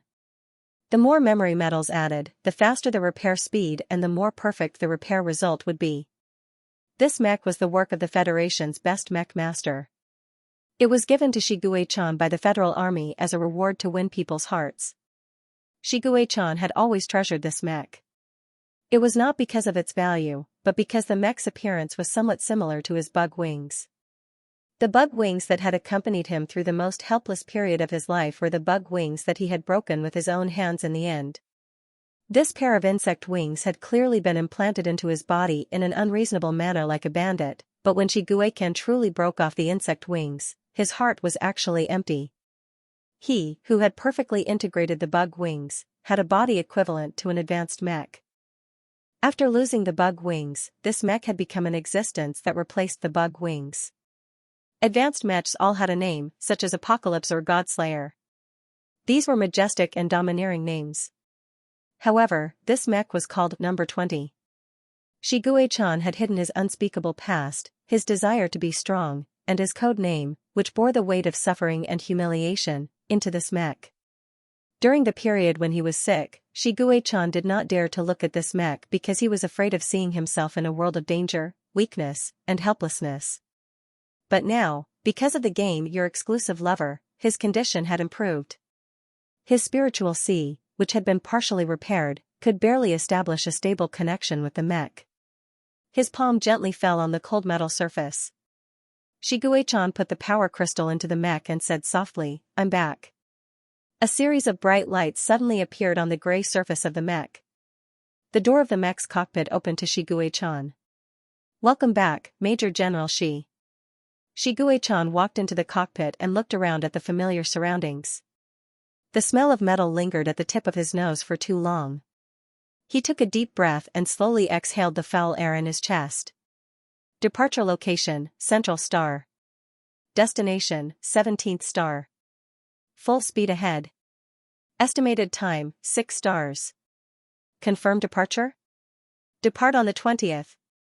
An advanced mech quietly departed from the special mech passage for generals. It shuttled through the silent sea of stars and the smoke of gunfire and arrived at 17th star. 17th star, which was occupied by Zerg. The mech landed on 17th star. Shiguei-chan walked out of the mech and walked on the silent 17th star. 17th star, which was ruled by Zerg, was silent. Not even the sound of insects could be heard. Shiguei-chan walked in the fallen zone, which was avoided by all the people in the galaxy, as if he was taking a stroll in the park. No one in the galaxy could walk in the fallen zone without any pressure like Shiguei-chan. Once Zerg detected the presence of an outsider, these insects would go crazy and destroy the outsider at all costs. But Shiguei-chan never cared about these things. Because of the existence of the monster in his body, these insects were even a little afraid of him. It was a reverence for the strong at the top of the pyramid. Some people in the Federation had already vaguely guessed this, but those people didn't have a more detailed guess, and they wouldn't have thought that he had the same presence as them. The monster slumbering in his body was such a special and depraved existence. Shiguei-chan could feel that when he arrived at 17th star, the weak monster in his body improved a little. The monster was like a sleeping patient, and it let out a sleep-talking sound. Then it was coldly ignored by Shiguei-chan. Shiguei-chan walked silently on the road. The sun was very bright today. The dazzling sunlight penetrated the clouds and shone down from the sky, casting a dreamy light beam. The only sound left in the world was the sound of leather boots hitting the ground. Every step the man took was measured with a ruler. His footsteps suddenly stopped. Shiguei-chan lowered his head and looked at a cluster of unknown white wildflowers on the side of the road. The snow-white petals were soft and weak.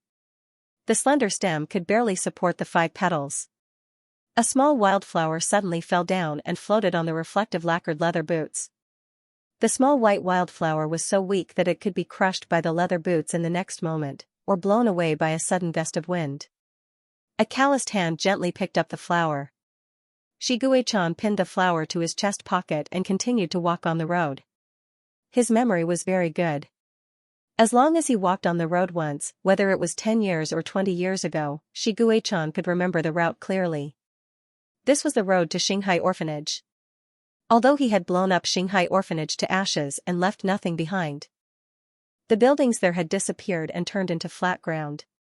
He hadn't come to this sad and humiliating place for so many years, but today he suddenly wanted to go there and take a look.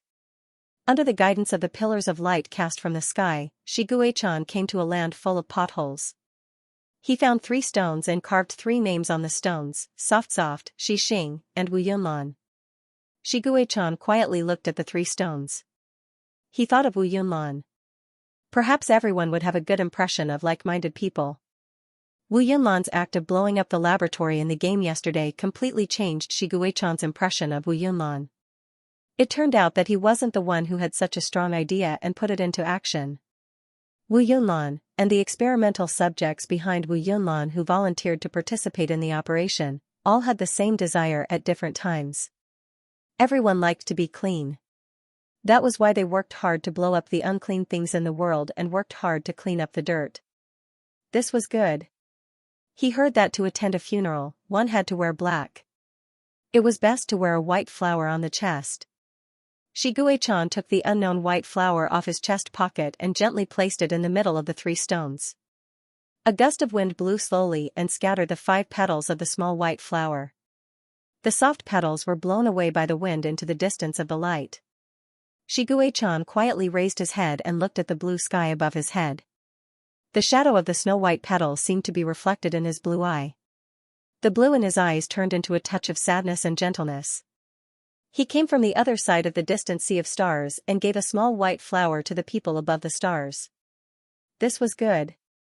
When Hiruge logged into the game again, it had already been a day and a half since the time of Crow's death.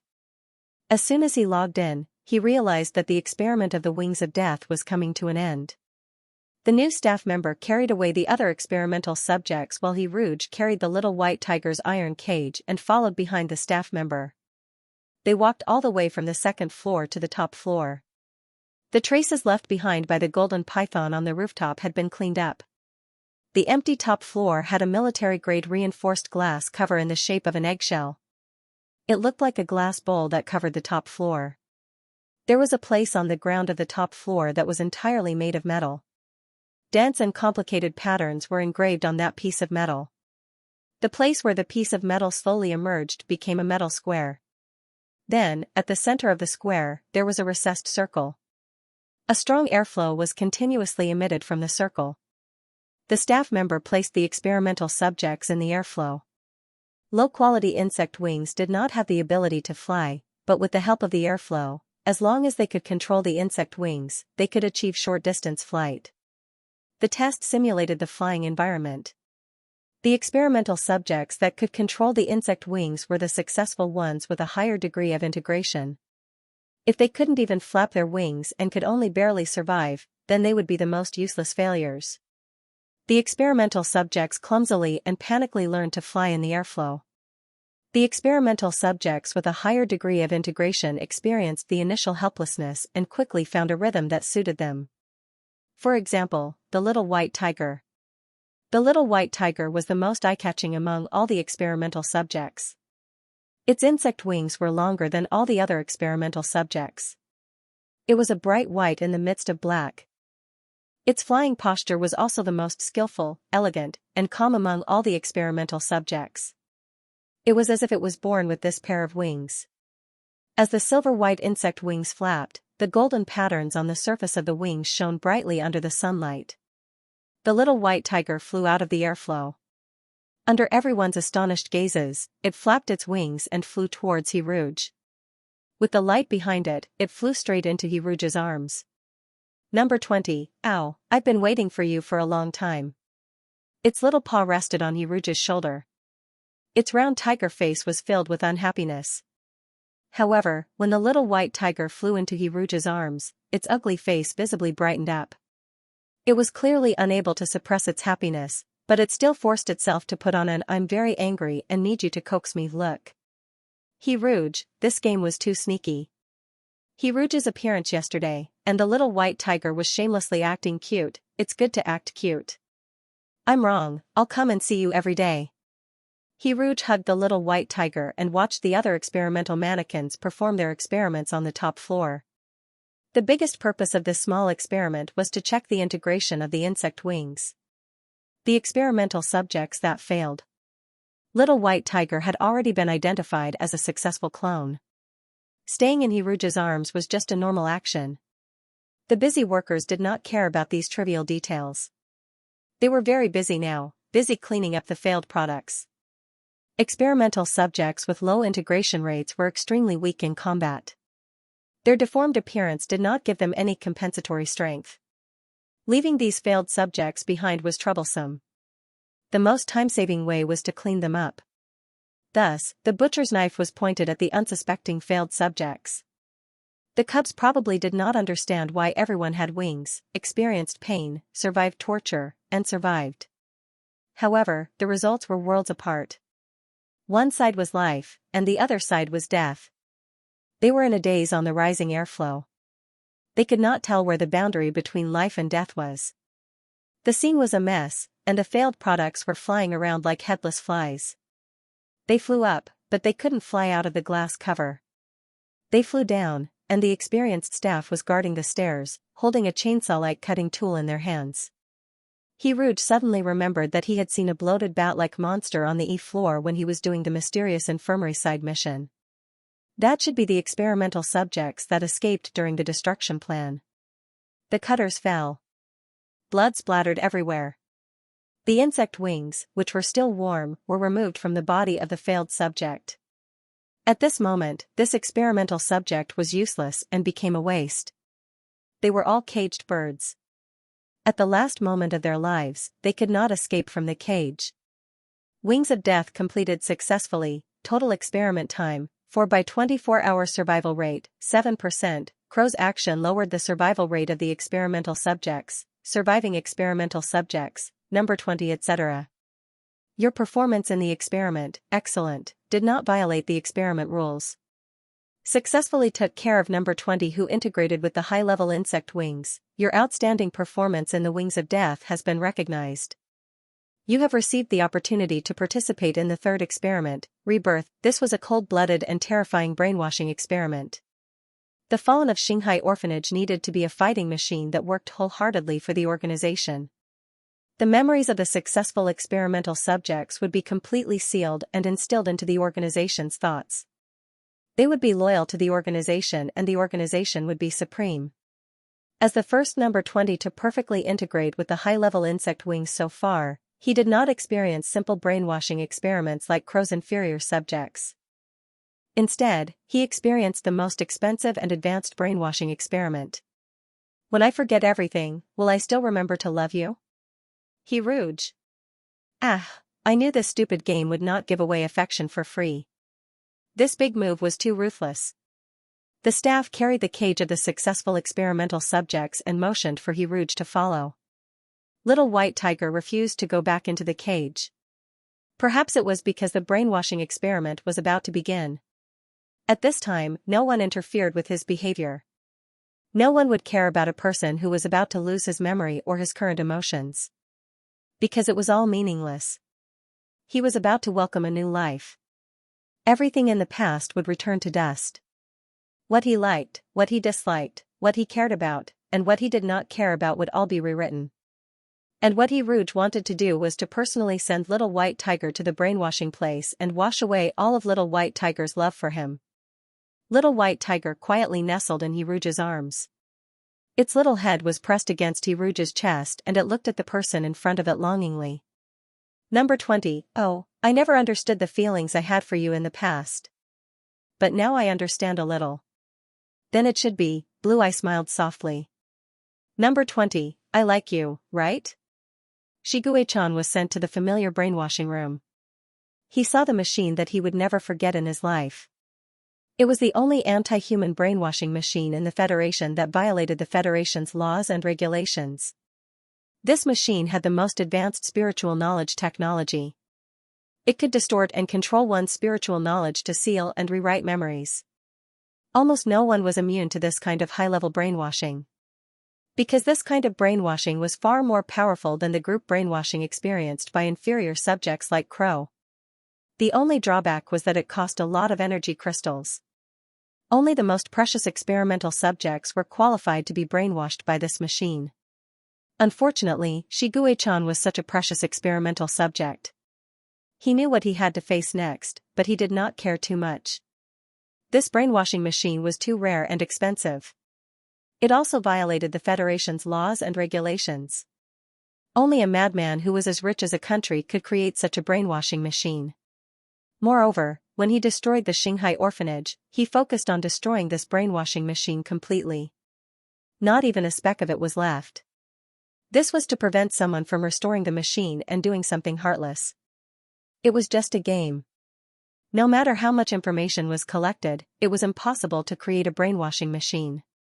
It was also impossible to brainwash someone on the virtual network through a virtual holographic game without physical contact. It was also impossible to brainwash someone on the virtual network through mental waves. If they had the ability to do so, they could just trick the actual ruler of the Federation into this game. After brainwashing, they could control the entire Federation.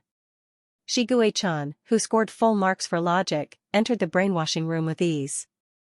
When the door was about to close, he looked back at He Rouge, who was outside the door. The brainwashing time was 1 day and 1 night.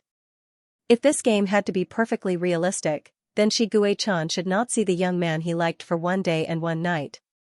Yes, he liked him. The unknown throbbing, the pale pink vines that bloomed at the tip of his heart, the emotions that wrapped around his heart step by step. This was love. He liked Tea Rouge. That was why he was immersed in the game all day long. That was why he was happy when that person came, and anxious when that person disappeared. He had never liked anyone in his life. That was why he did not know that he liked this person at first. Even if the other person was just a virtual character, even if they could not hug in real life for the rest of their lives, love was love. He liked Tea Rouge. Perhaps this love was not as much as other people could give. It was not as gentle as other people, and it was not as skillful as other people. However, he was willing to give all his love and gentleness to this person. Yesterday, when Xianxia looked up at the sky, he saw white petals fluttering in the air. He also saw the young man who smiled gently when he first met him. The young man was dressed in white. Behind him was a halo that dispelled the darkness. The light in his eyes was brighter than the light in Star Wars. Her silent heart suddenly skipped a beat, and the unknown throbbing in her heart all had a name at this moment. They bathed in the light and softly whispered the word like together. The door of the brainwashing room suddenly closed. Tea Rouge sat in front of the computer in a daze. He was so stiff that he did not move at all. Because he saw Little White Tiger's status, number 20, love, number 20 loves you. His love is deeper than the pursuit of light. Because even if the world is dark, you will always be pure in his heart. Favorability, 100, awakening, other than you, no one knows that number 20 is a little monster. The little monster in his body is about to wake up from its deep sleep. Xianxia was imprisoned in the cold machine. A blinding white light shot into his eyes, and in a moment of absent-mindedness, waves of mental energy surged into his mind. This was a real brainwashing experiment. Xianxia felt a chill run down his spine because of this terrifying realization. He desperately tried to break free, but the game, which used to automatically exit at his will, did not respond now. The mechanical voice extinguished Xianxia's last glimmer of hope. Beep, intense emotional fluctuations detected in the player. Warm reminder, this game will not do anything to harm the player. Everything is done with your condition in mind. I wish you a happy game and good health. A vortex silently appeared in the sky above his mind. The vortex constantly emitted mental energy waves. The overwhelming mental energy waves turned corpses and bones upside down, covering the eerie white bones with fake flesh and building mirages in the desolate soul field. This was a terrifying brainwashing experiment that could tamper with souls. Almost no one was immune to this brainwashing experiment, except for Xianxia. This was because this body contained two souls. Xianxia's memories began to blur, wrapped in layers of silk-like mental energy waves. All of his memories were covered by a thick veil. His world seemed to be covered by a heavy snowfall. From the sky to the ground, all of his surroundings were wrapped in silver. It was as white as a sheet of paper, ready to be painted. Just as everything was about to be rewritten, a small hole suddenly appeared in the thick layer of snow. A little white tiger with red eyes poked its head out of the snow. It seemed to have just been woken up from a deep sleep. It was dizzy and didn't understand the situation. A piece of fine snow floated to the tip of its nose. The little white tiger, whose eyes were red from the cold, sneezed. This sneeze scared the sleepy bug away. The little white tiger, who finally realized what had happened, was surprisingly angry. Roar! Who is it? I'm frozen again. The childish tiger's roar resounded through the lonely world of ice and snow. He struggled to pull out his claws from the snow and tried to get up with great effort. However, he seemed to be injured. Every time he moved, he felt a piercing pain all over his body. His onyx-like eyes were so angry that it seemed as if they were about to spit out flames. He suddenly exploded with strength and pulled himself out of the snow with a bang. A pair of enormous insect wings suddenly spread out from the snow. That pair of wings was beautiful and slender. The only regret was that one of the wings was broken at the base, tattered and covered in blood. The little monster used its remaining wings to fly with difficulty. Every time it flew, it wobbled as if it would fall from the sky at any moment. Its red eyes were filled with ruthlessness and killing intent. It desperately flapped its insect wings in midair and fell down halfway. It gritted its teeth and climbed up, then flew up again with a murderous aura. Because one of its wings was broken, the little monster could not control its body's balance. Every time it fell, the broken wing would bleed. The pure white snowfield was stained with blood, like a painting of treading in the snow looking for plum blossoms. After falling countless times and getting injured countless times, the little monster became more and more violent with pain. It stubbornly flew up despite repeated failures. After a long period of failure, it finally controlled its broken wing and flew shakily towards the whirlpool in the sky. It used its body to block the whirlpool. Under the intense impact of the spiritual wave, the broken wing, which was already severely injured, fell from its back. It fluttered like a falling leaf and landed on the snowfield. The little monster, who did not cry no matter how painful it was, finally broke down and cried when it saw its broken wing. It sat on the whirlpool in the sky and cried very loudly. In the vast world of ice and snow, the little monster's childish cries echoed again and again. For the whole day, Rouge could not see the little white tiger even when he opened the game. Every time, it showed that the little white tiger was still in the brainwashing experiment. What would happen after the brainwashing was over? Would the little white tiger completely forget about him? What was the little monster? Rouge took off his glasses and pinched the bridge of his nose in frustration when he thought about this. At that time, he did not have any other choice. The game did not give him any other options. He could only click to complete the mission. If only this was not a game. If only he could act according to his own ideas in the game. Rouge once again thought of the holographic game helmet that was priced at. What was the function of the helmet? Would there be more options? In that case, when he faced a situation like today, he would not have no other choice but to bite the bullet and complete the mission. Why was it so expensive? There must be a reason why it was so expensive. But why was it so expensive? Rouge felt uneasy when he was writing today. He could not concentrate at all. When he thought of the little white tiger that was about to be brainwashed and lose its memory, his heart was instantly in a mess. His heart was burning with anxiety and irritation. This anger was not directed at the feeling of being back to square one, but at the more inexplicable self-reproach of losing something very important. But he could not do anything because this was just a game. There was no other option in the game. He could only choose to complete the mission helplessly. Every experimental plan that was released from the beginning did not give him the option to reject it. He could not jump into the game and snatch the little white tiger out of the brainwashing room. Rouge looked at the little white tiger's picture on the writing interface. His frown did not loosen. He closed the document and opened the game again. This time, the little white tiger finally came out. This time, the little white tiger was not in the metal cage. It had completed the brainwashing experiment and its identity had undergone some subtle changes.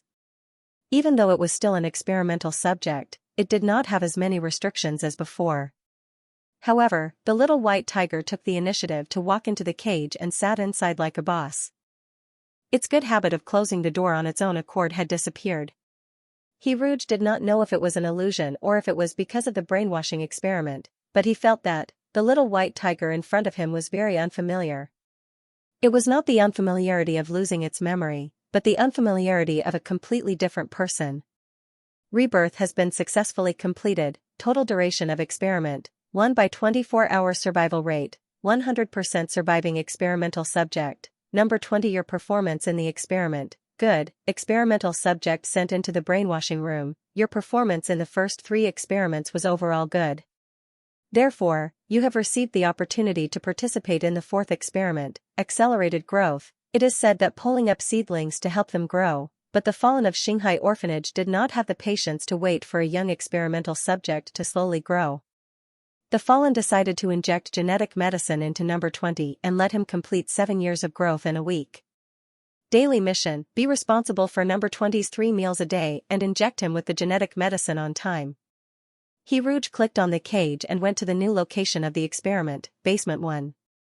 When he arrived at room 104, the little white tiger opened the cage and pulled out the cotton nest from the metal cage. It carried the cotton nest to a corner expressionlessly.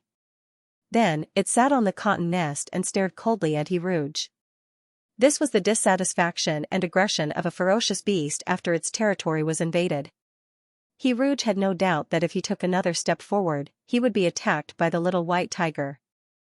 Her blue eyes were as cold as ice, but this was different from the pure indifference and disgust she had when they first met. At this moment, there was a manic and scorching wildness in her eyes, like fire flowing under the ice, and the flames could melt the ice at any time. Rouge clicked on the little white tiger's status. Number 20 disgust. Number 20 wants to kill everyone in Shanghai orphanage, including you. Awakened, the little monster has finally woken up. He wants to do something big that will destroy the world. So, the little white tiger was really gone. What appeared now was the little monster that the game had been hinting at. Rouge had always thought that the little monster in the state referred to the little white tiger being transformed into a little monster, or that it would gradually become abnormal after repeated experiments, and its mind would become twisted into a little monster. However, Rouge would never have thought that there was really a little monster sleeping in the little white tiger's body. If the little monster had woken up, then where did his little white tiger go? He helplessly clicked on the little monster's body. Head touch, locked, back touch, locked, claw squeeze, locked. None of the intimate interaction options were unlocked. They were all grayed out. The little monster's initial affection for him was even lower than the little white tiger's. At least when Rouge interacted with the little white tiger could still touch his head, even though it would be scratched. Why didn't the little white tiger continue to scratch him? Rouge was lost in his memories. If he remembered correctly, his glasses seemed to have fallen off. Could it be that there was a special setting for the glasses? Rouge clicked on the disguise button, took off his black glasses, and looked at the little monster expectantly. The little monster on the cotton bed had a cold expression and glared at Rouge fiercely. When the little monster that looked exactly like the little white tiger made such a ferocious expression, Rouge really felt hurt. It was the feeling of her heart breaking. He clicked on conversation. Number 20, roar. Scram. Rouge clicked on feed. The game automatically placed the nutrient solution 1 meter away from the little monster, not giving Rouge a chance to come into contact with the little monster. The game's automatic arrangement was probably for the sake of the player. If it wasn't easy for him to fill up his favorability only to be attacked by someone else in the next second, even if he had the invincible heart of Vedra, he would still shatter into pieces under such a huge difference. Although he understood the logic, when he saw the little monster's hostility and the diagonal distance between them, Rouge would be lying if he said he didn't feel bad. He didn't want the little monster, he only wanted the little white tiger. He also didn't want the little monster to hate him because the little monster looked exactly like the little white tiger. Rouge felt that he was a scumbag. His white moonlight left and he found a perfect substitute. On one hand, he despised the substitute for not being his white moonlight, and on the other, he was sad that the substitute didn't love him. Rouge was depressed as he controlled his character to leave the room. After walking out of the room, Rouge wanted to enter the room to look at the little monster. However, the little monster clearly didn't want to see Rouge. Thus, the quick-witted Rouge pressed the spacebar and used secret observation. In the old black and white camera, the little monster turned its head with great effort and licked its right wing. After licking it for a while, it actually cried silently. It cried so pitifully. Little monster's crying face made his heart ache. Rouge had never seen little white tiger cry before. Little monster was exactly the same as little white tiger. It was as if little white tiger was crying in front of him. Rouge's heart softened. Rouge wanted to walk into the room to comfort little monster, pat its head, or feed it candy. But little monster was not little white tiger. Rouge would only add fuel to the fire if he walked into the room. Rouge, who knew his limits, exited the game. He typed for a while and opened his account to check his earnings. Actually, if he tried 20,000 a day, he could buy the holographic gaming helmet with a stomp of his foot. He looked at his 20,000-word draft and felt a little tempted. I must be crazy. Rouge pushed up her glasses painfully and asked herself if it was worth it to spend money on the game. Little White Tiger and Little Black Room appeared in his mind. He thought about it carefully. The game was made with good intentions. The game was sold at such a high price. There must be a reason why it was so expensive. The gaming experience of a pay-to-win player was definitely different. Maybe he could get Little White Tiger out after buying the game. It was not easy to have a source of happiness. If he could get 100% happiness, he should not be satisfied with 30%. He opened the little black room and typed 20,000 in the word limit. He made up his mind and clicked confirm. The little monster sniffled for a while in the cotton nest inside room 104. The tears on his face were still wet. He stood up slowly. The movement was difficult for him because all 4 of his claws were shaking. It was severely injured. It was supposed to sleep in the mind until the end of time. But it was forcefully awakened by an accident. It even lost a wing. Little monster did not want to take over this body because it had not fully recovered. Also, Shigue-chan told it that Shigue-chan hated it. Shigue-chan felt disgusted at the thought of sharing a body with little monster. It did do a lot of bad things, but he could not help it. Little monster was like a child who had done something wrong. It said to itself, I didn't want to come out.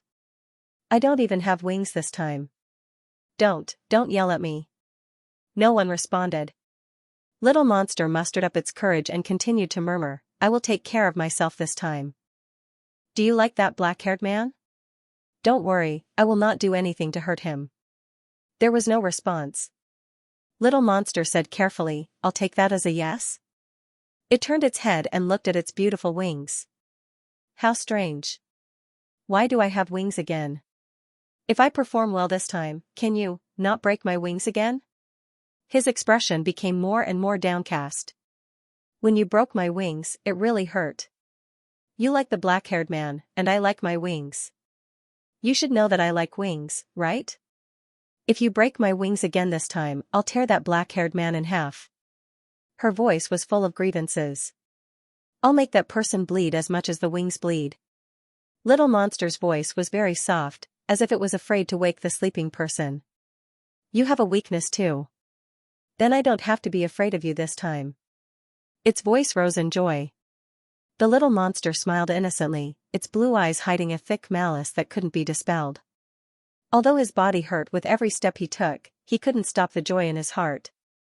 The little monster endured the pain and walked to the nutrient solution on the ground. It picked it up and drank it. After tasting it, little monster smacked its lips in confusion. It should not be. It seemed to have tasted something sweet when it was asleep. It was sweet and greasy. Why did it taste like water now? Little monster angrily threw the empty nutrient solution to the ground. The broken pieces scattered all over the ground. Little monster, who was angry, smiled when he saw the broken bottle. Before his smile faded, the door of the cubicle opened. A new staff member came in with the gene medicine. Little monster carefully looked at the man's face. Not black hair and black eyes. Not the person Shigue-chan liked. Little monster did not know whether to feel regretful or relieved. Since Shigue-chan liked that person, he wanted to do something to that person. Was that person's blood particularly sweet, or was his flesh particularly tender? Why did Shigue-chan like him? Yeah, he was most afraid of Shigue-chan. He hated him the most. Just like how Shigue-chan hated him the most. When Shigue-chan broke the insect's wings, he was in so much pain that he cried for a long time. However, Shigue-chan did not shed a single tear. Just thinking about it made him unhappy. If he killed that person, would Shigue-chan shed tears too? Would he cry with snot and tears? Would Shigue-chan cry and beg him, just like how he cried and begged Shigue-chan? Sharp claws emerged and sank into the ground. Little monster was so excited by this idea that his whole body trembled slightly. His little claws, which had been strengthened by the insect's wings, left deep scratch marks on the ground. No, he could not do this. Shigue-chan would wake up again. When the staff member saw the glass shards on the ground, he glanced at little monster, who had increased his workload.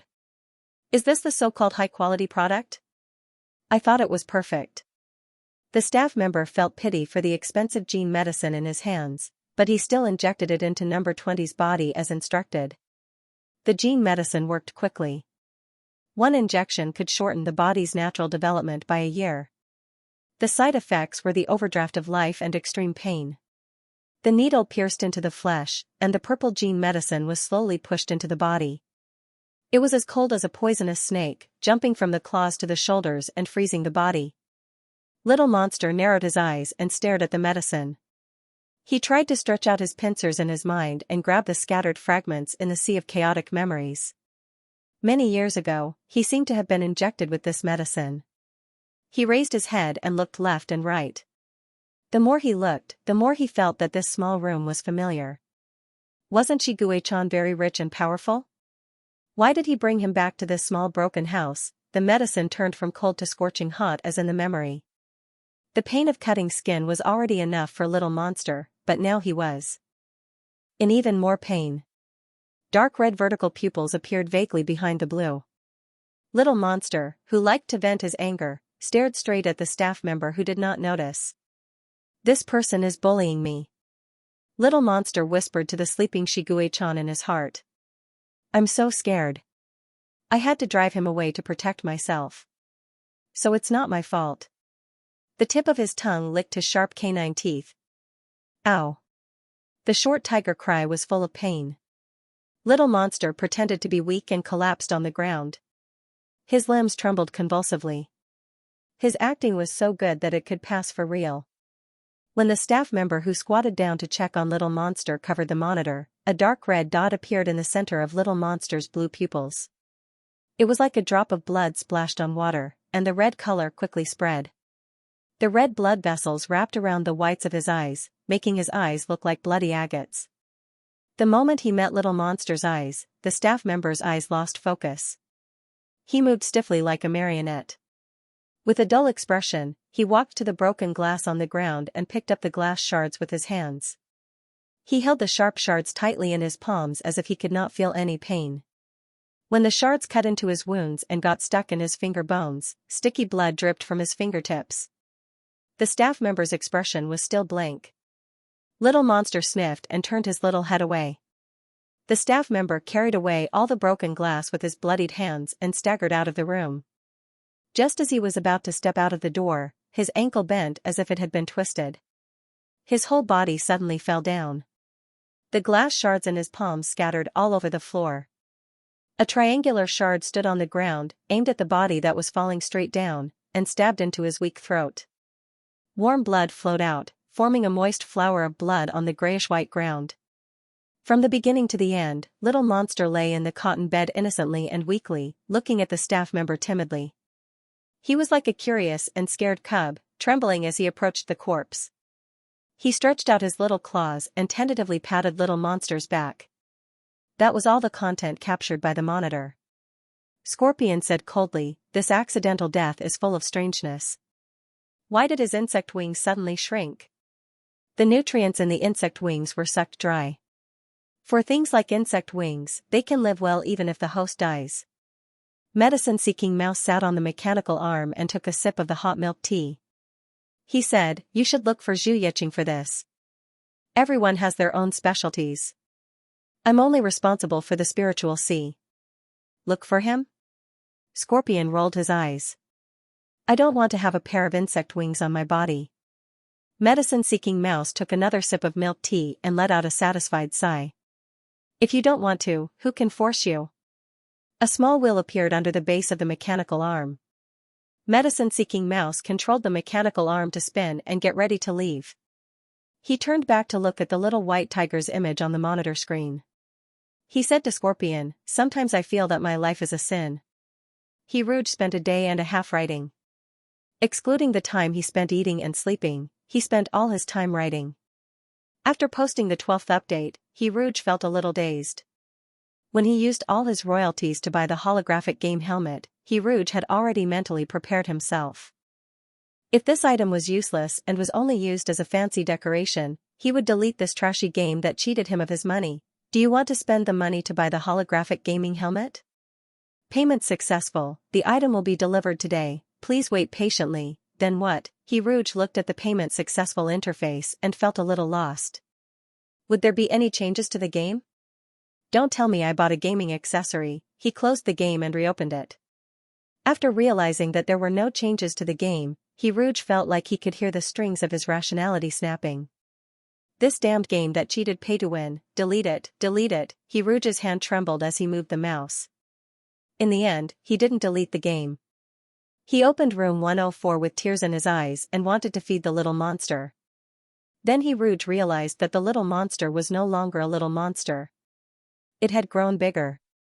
The cotton nest that could fit it before could only barely wrap around its butt now.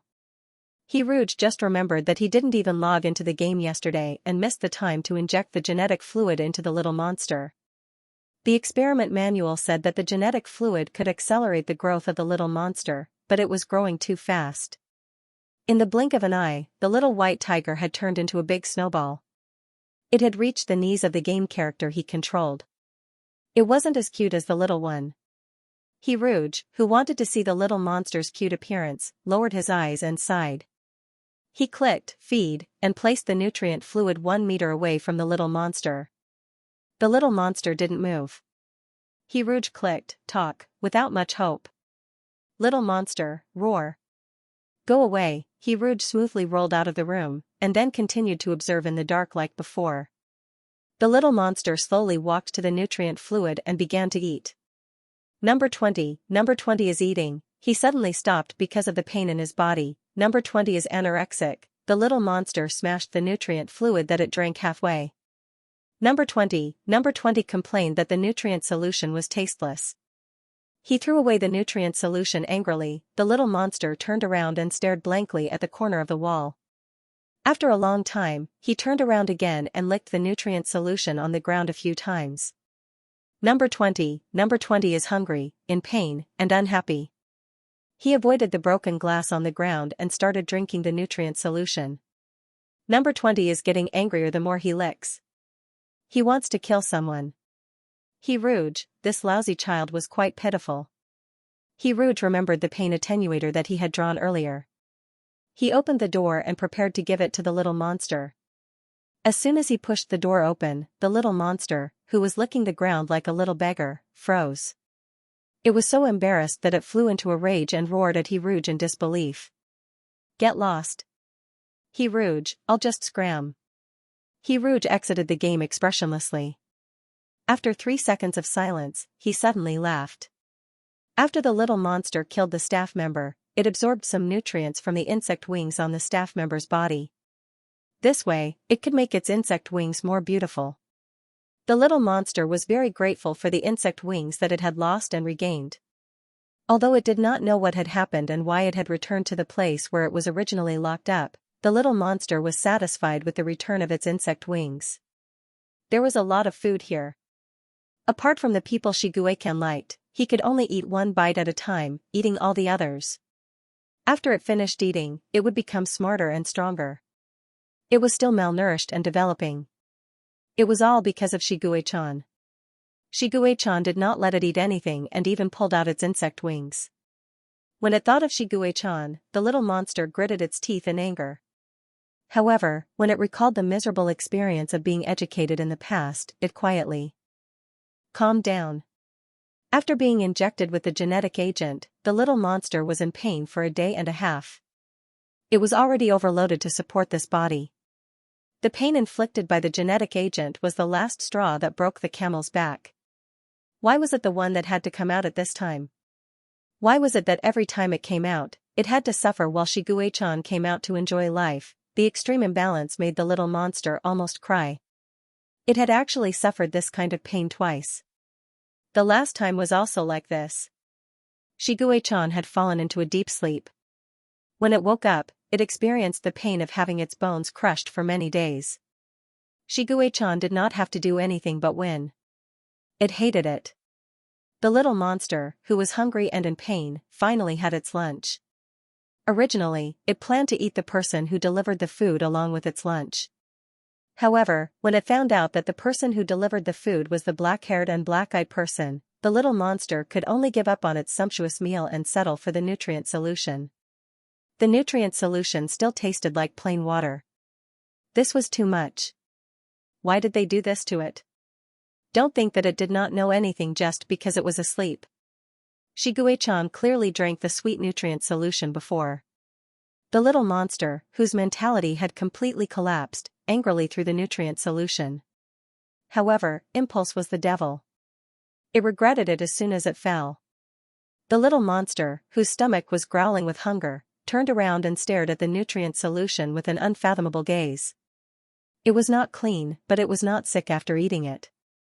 The little monster lowered its noble head and quickly licked it a few times. The more it licked, the angrier it became.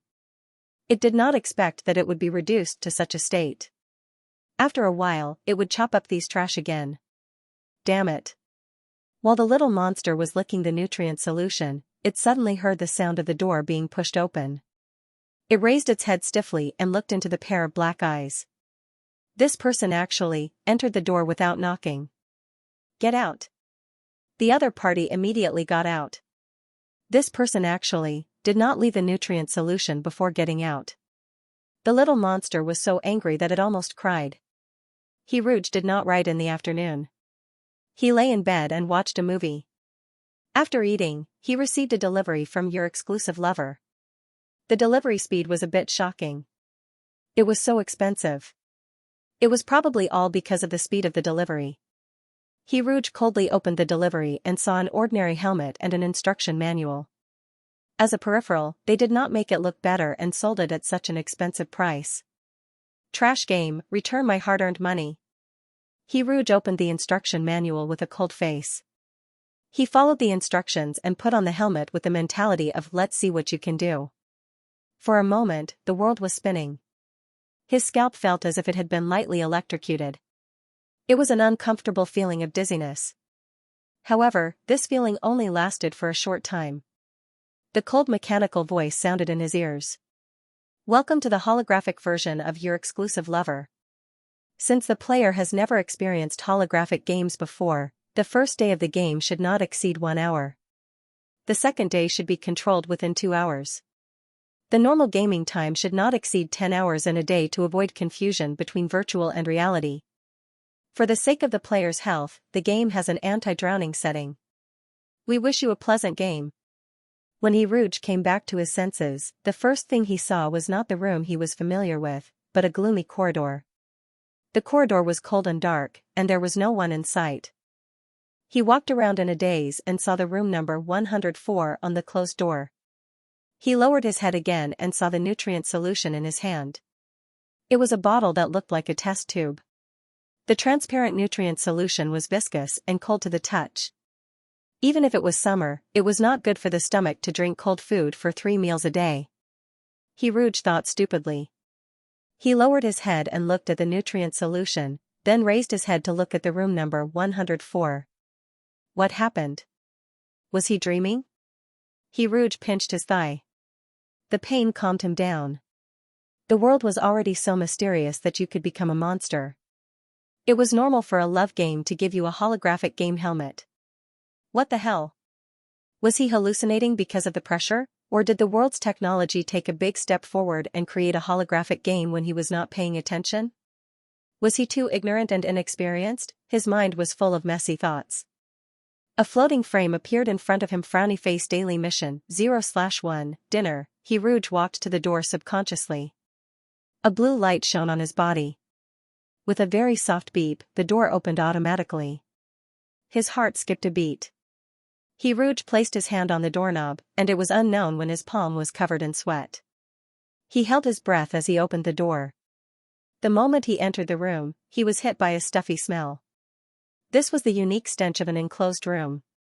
The room was empty. There was a metal cage the size of a pet cat. The metal of the cage was very shiny. It was black and shiny. It looked very expensive. The little white tiger, which was 4 times the size of a pet cat, was lying on the ground. It used its cotton nest as a pillow under its 2 front paws. Its gloomy and ruthless blue eye was like a sharp knife, fiercely glaring at Xianxia. Xianxia had never come into contact with a beast. The fiercest animal he had ever seen was a large dog that looked fierce but didn't bite.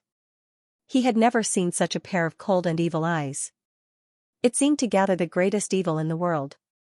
It was the bloodthirsty eyes of a ferocious beast that wanted to devour its prey. Without the barrier of the screen, it seemed to turn into a sharp thorn. His heart felt like it was being squeezed by a hand. The feeling of suffocation made his lower abdomen ache. The skin on the back of his neck tightened subconsciously. The stuffy air in the room seemed to have turned into a rag at this moment. covering Rouge's mouth and nose. After his brain went blank for 3 seconds, Rouge used all his strength to control his weak legs. He struggled to walk out of the room and quickly closed the door. When the door closed with a click, Rouge's back was pressed against the door. He breathed rapidly, like a fish dying of thirst. He almost fell to the ground. His heart was tight and sore. It was too exciting. Rouge was in a daze for a long time before he looked at the nutrient solution in his hand again. He felt that this daily mission was a bit difficult. It was too difficult. It was almost as difficult as death. Could he open the door and squeeze the nutrient solution in through the crack? The little monster had been hungry for a long time. He had been waiting for dinner. Even if it was a nutrient solution that didn't taste good, he wanted to drink it now. The door that he had been longing for was finally pushed open. The person with black hair and black eyes walked into the room with the nutrient solution. The little monster glared at the person with some resentment. "Why didn't you come earlier?" "I'm starving." The next second, the person suddenly closed the door and left. The little monster. "Leave the nutrient solution before you leave, you bastard." When he looked at the little monster through the screen, he didn't think it was scary at all. In fact, it was cute. Rouge tried hard to link the shocking gaze that had been so impactful just now with cuteness. However, no matter how thick his filter was, his heart still raced when he thought of the little monster. The daily mission had not been completed yet. No matter how scared he was, he couldn't starve the child. Rouge mustered up his courage and pushed the door open. As soon as the door was opened, he saw a cold blue eye. Pancake Face was hiding under the door with an unfriendly expression. Rouge opened the door to kill him. The sudden appearance of the little monster gave Rouge a fright. His heart felt like it was on a roller coaster, almost jumping up to his throat. The demon markings on his legs started to heat up, especially the demon markings on his ankles. They seemed to have a life of their own. Rouge's legs went soft, and he leaned against the wall and fell to the ground. The little white tiger was so beautiful. It was shiny and had lush fur. The silver wings on its back added a dreamy fairy tale color. It was like a cute animal that walked out of a picture. Why was it that when he saw the little monster's eyes, he couldn't help but want to run away? The words that Eight-Limbed once warned him appeared in his mind. Rat demons were suppressed by cat demons. As a fish, he would also have a physiological fear when he met a big cat. No, this was too cruel for a koi fish whose ultimate dream was to raise a cat. Rouge's hands went soft. His arms hung weakly by his side. The nutrient solution in his right hand fell to the ground due to inertia. Crack. It was like the sound of the little monster's heart breaking. Under the little monster's incredulous and painful gaze, the nutrient solution bottle broke from the middle and emptied out in a second. The young man's white palm was soaked in the nutrient solution. His fingers were slender and long. They had the distinct joints of a man, but his skin was perfect and flawless like a mermaid. Mermaids were creatures born in the water. They could only display their beauty in the water. The viscous and crystal-clear nutrient solution flowed on his creamy skin. His hands, which could be called a work of art, were like a good container. As the saying went, grape wine was a luminous glass. The wine was the most beautiful thing in the luminous glass. The colorless and tasteless nutrient solution suddenly had an alluring fragrance in his hand. The little monster, who was burning with anger, was stunned. He even forgot to be angry. He suddenly remembered the sweet nutrient liquid that Shiguei-chan had drunk when he was asleep. It was sweet. The nutrient solution in front of him looked delicious and sweet. The little monster, whose appetite had been greatly stimulated, walked up to Rouge as if he had been bewitched. He did not care about Rouge's stiff reaction. Instead, he slowly lowered his head and moved his little pink nose closer to Rouge's wrist and took a deep breath. The delicate fragrance that had been steamed by the skin and flesh entered his nose. It was dense and moist, and it stuck to his heart. His Adam's apple bobbed slightly as the little monster tried to swallow his saliva. He carefully stuck out his tongue, and the thorny tip licked his wrist lightly. So slippery. The hand that was holding the nutrient solution trembled, and the viscous liquid overflowed from between the fingers. Half of the nutrient solution that was left was visibly gone. The little monster, who felt sorry for the food, was angry. He fiercely raised his head and glared at the person with black hair and black eyes. The first thing he saw was the person's skin that was as white as milk. The little monster had never seen this person so closely. The skin was very moist, very white, and there was a hint of pink in the whiteness. It was sweet like strawberry powder, and it looked delicious. The lips that were unconsciously opened because of fear were also very beautiful. The lips were very beautiful, like a piece of candy. Perhaps if he sucked and licked, he would be able to taste the sweet fragrance. The white teeth were also very cute, unlike his sharp teeth. They had no edges and were completely harmless. What would it feel like to lick them? The tip of the nose was also very cute. It was a little perky, and it should be chewy. His gaze moved up again and fell on the pair of watery black eyes. They were very bright and very gentle, like black pearls soaked in clear water, emitting a soft glow. There was a lot of water in the pair of black eyes. Did the water taste sweet? He really wanted to lick it. This person looked really delicious. The little monster was almost mesmerized by the sight. It was his growling stomach that brought him back to his senses. The little monster lowered his head and saw a faint red mark on the snow-white wrist. It was a mark that he had licked. It was just a light lick, but it left a tempting mark. He felt even hungrier. He was so hungry that he was about to go crazy, but he was not impatient at all. Because the person in front of him was so delicious, he was extra patient when it came to food. The little monster licked the nutrient solution in Hiruja's palm. The thorny tongue scraped the sensitive palm. Every time it was licked, the hand would tremble uncontrollably, and the nutrient solution would flow better.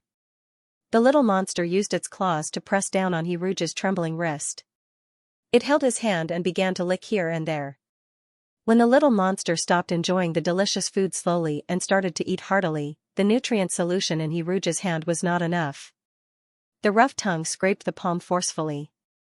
The little monster was very stingy as it ate. It licked along the lines of the palm several times, not letting go of a single drop of nutrient solution. After licking the palm, it began to lick the gaps between the fingers. The tip of the tongue rolled over the soft fingertips and slid down the knuckles, not letting go of a single spot. Hiruja's fingers could not help but curl up. The moist and warm tongue was like a snake. Every part of his skin that was licked felt numb and itchy. The demon pattern on his leg became hotter and hotter, causing his entire body to heat up. His body's mechanism was desperately urging him to escape. But for some reason, Hiruj felt that he was enveloped by a strange pressure. The physical fear of encountering a natural enemy made him unable to escape. He wanted to cry but had no tears. He lay on the ground and watched as the little monster licked the sticky nutrient solution clean from his hand. It licked it too clean. This little brat could even wash dishes in the restaurant when he grew up. Wasn't it just a bottle of nutrient solution? Did it have to suck his fingers into its mouth? His fingers could touch the little monster's fangs. Hiruj did not dare to move at all, afraid that his fingers would be bitten off by the little monster in the next second. The little monster became more and more engrossed in licking. When there was no more nutrient solution to lick, the little monster, who was not full, was a little unhappy. He had tasted a little sweetness, but it could not even be considered an appetizer, let alone the big meal that he had been longing for. But now, even this little sweetness was gone. Was it deliberately trying to starve him to death? The finger in its mouth was smooth and soft. It was as fragile as a lollipop. It might disappear if it was licked. The canine teeth pressed against the fingertips. The little monster whispered in its mind, "I'm sorry, Shigue-chan.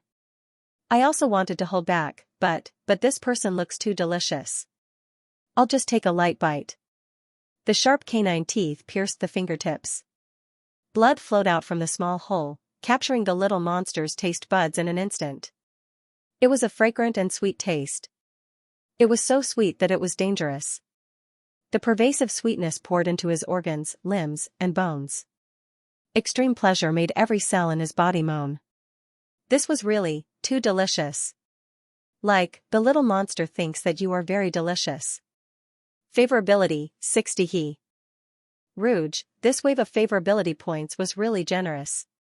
It was worth it to be able to give so many points from a bite. Rouge gave up and let the little monster lick his wound. The little monster bit very appropriately. He just treated it as if he had gone to the hospital to have his blood drawn. If I get bitten in the game, I don't have to go to the hospital to get a rabies vaccine, right? Also, he didn't seem to have washed his hands. Would there be bacteria on his hands? Would the little monster have a stomachache if it ate it? Rouge wanted to pull his finger out. When he did so, the little monster, who was sucking his finger, suddenly raised its head and warned fiercely, "Don't move." Rouge was frightened by the little monster's glare. This feeling of softness was produced automatically by his body. It was not affected by Rouge's will at all. I can't live like this anymore. In the future, it won't be me sucking the cat, but the cat sucking me. Rouge's heart was already full of tears. He looked at the little monster that was sucking hard. He could see the little monster's round little head, flower bud-like tiger ears, and trembling tiger whiskers. So round, so cute. Sucking a cat could give people unlimited courage. Rouge was as brave as a leopard. He quietly reached out his hand to the little monster. When his fingertips were about to touch the soft fur on its head, the little monster suddenly raised its eyes and glared fiercely at Rouge. This stare was like a paralyzing spell. Rouge was so scared that his hand froze in midair. Humph! The little monster snorted and blew at his tiger whiskers aggressively. Rouge lowered his head in disdain and continued to lick his finger happily. Rouge's heart slowly calmed down. Rouge didn't give up and continued to try to touch its head. Just when he was about to touch its head, the little monster glared fiercely at him again. Rouge repeated this 3 or 4 times. He felt like he was playing a game of 1, 2, 3, 3 with the little monster. It was a competition of patience and heartbeat. Rouge finally touched the little monster's head. Maybe it was because the little monster was enjoying its meal and didn't want to argue with him. Rouge finally touched the little monster's head. The silky smooth fur of plush and woolen was rubbed back and forth in his palm. Rouge covered the word "one" on the little monster's head with his hand, as if he was covering an emperor's crown with his own hands. Sob, sob, sob. This sense of accomplishment was irreplaceable by any cat. Was he petting a cat? He was touching the king of cats. Not only did he touch the little monster's head, but he also touched the beautiful Wong word on its fur. Even if his body was desperately trying to escape because of encountering a natural enemy, Rouge still used all his courage to touch the cute little crown. The little monster sucked on its finger, glanced at Rouge, and let Rouge continue to be rebellious. The experience of the holographic game was amazing. Rouge was completely conquered by the excellent feeling. At this moment, he was no longer thinking about life and death. He couldn't be satisfied with a simple touch of the little monster's head. Rouge secretly picked up the fur of the Wong word on the little monster's head. When the little monster wasn't paying attention, he quickly rubbed this piece of fur. The thick and elastic feeling of the fur made his soul sublimate. Roar! The little monster's patience finally reached its limit. It fiercely spat out the finger in its mouth and pounced on Rouge like a ferocious tiger. It quickly pushed Rouge's messy hand to the ground. The corners of its mouth curled up, and it bit down on Rouge's hand with its sharp canine teeth. Number 20 is very angry. He bit you. No. 20 is calm, smells good. Rouge was in pain from the little monster's bite. Although the little white tiger had scratched him before, the game wasn't holographic back then, so Rouge didn't really feel like he was being bitten. Rouge gritted her teeth and endured the pain in the holographic game, which was 100% accurate. He wanted to take his hand out of the little monster's mouth. However, the little monster was biting very tightly. Rouge was afraid that if he tried to pull his hand out, it would make the wound even bigger. Blood moistened the corner of the little monster's mouth. The blue eye's dark red pupils faintly appeared due to its excitement. It was demonic, violent, and filled with deep malice. Only then did Rouge realize why the game called him a little monster. Fresh blood seemed to be very attractive to the little monster. When the little monster was excited, dark red pupils would appear in its blue eye. Apart from that, was there anything else strange about the little monster? Rouge tried his best to think about random things to distract himself and relieve the pain. The little monster bit him for more than a minute before reluctantly letting go. The little monster looked at the wound on the back of Rouge's hand obsessively. Because Rouge's hand was very white, a slight movement would leave a mark, not to mention the fact that the little monster had bitten so deeply. "You're mine." The tip of its tongue licked the blood. Rouge sucked in a breath of cold air in pain. His right hand pinched his left wrist. 2 rows of deep teeth marks punctured his flesh. Although it wasn't as bad as the flesh being torn open, there was still blood. This wasn't a bite that a kitten or puppy would bite for fun with its owner. It was a bite that really wanted to hurt the other party. However, the little monster still had an innocent and happy expression. It was purely happy that it had bitten Rouge. It was as if there was no distinction between good and evil, right or wrong. Rouge glanced at the wound and couldn't help but look away. Out of sight, out of mind. If he didn't look, it wouldn't hurt so much. Rouge forced himself to ignore the pain in his hand. He remembered that he had an item called the all-purpose medical spray in his backpack. When he thought of the item's name, the spray automatically appeared in his arms. Rouge picked up the spray and sprayed it on the wound. The effect of the spray was remarkable.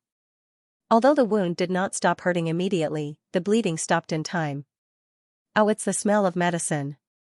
The little monster covered its nose with its paw and took a step back in disgust. Rouge instinctively wanted to push his glasses up, but when his fingers touched nothing, Rouge remembered that he had taken off his glasses in the game last time. He wanted to see if his glasses would affect the little monster. Therefore, he was not wearing glasses now. Rouge took a step back and pinched the bridge of his nose, then sighed softly. "Little monster. It's a real bear." Naughty children had to be educated.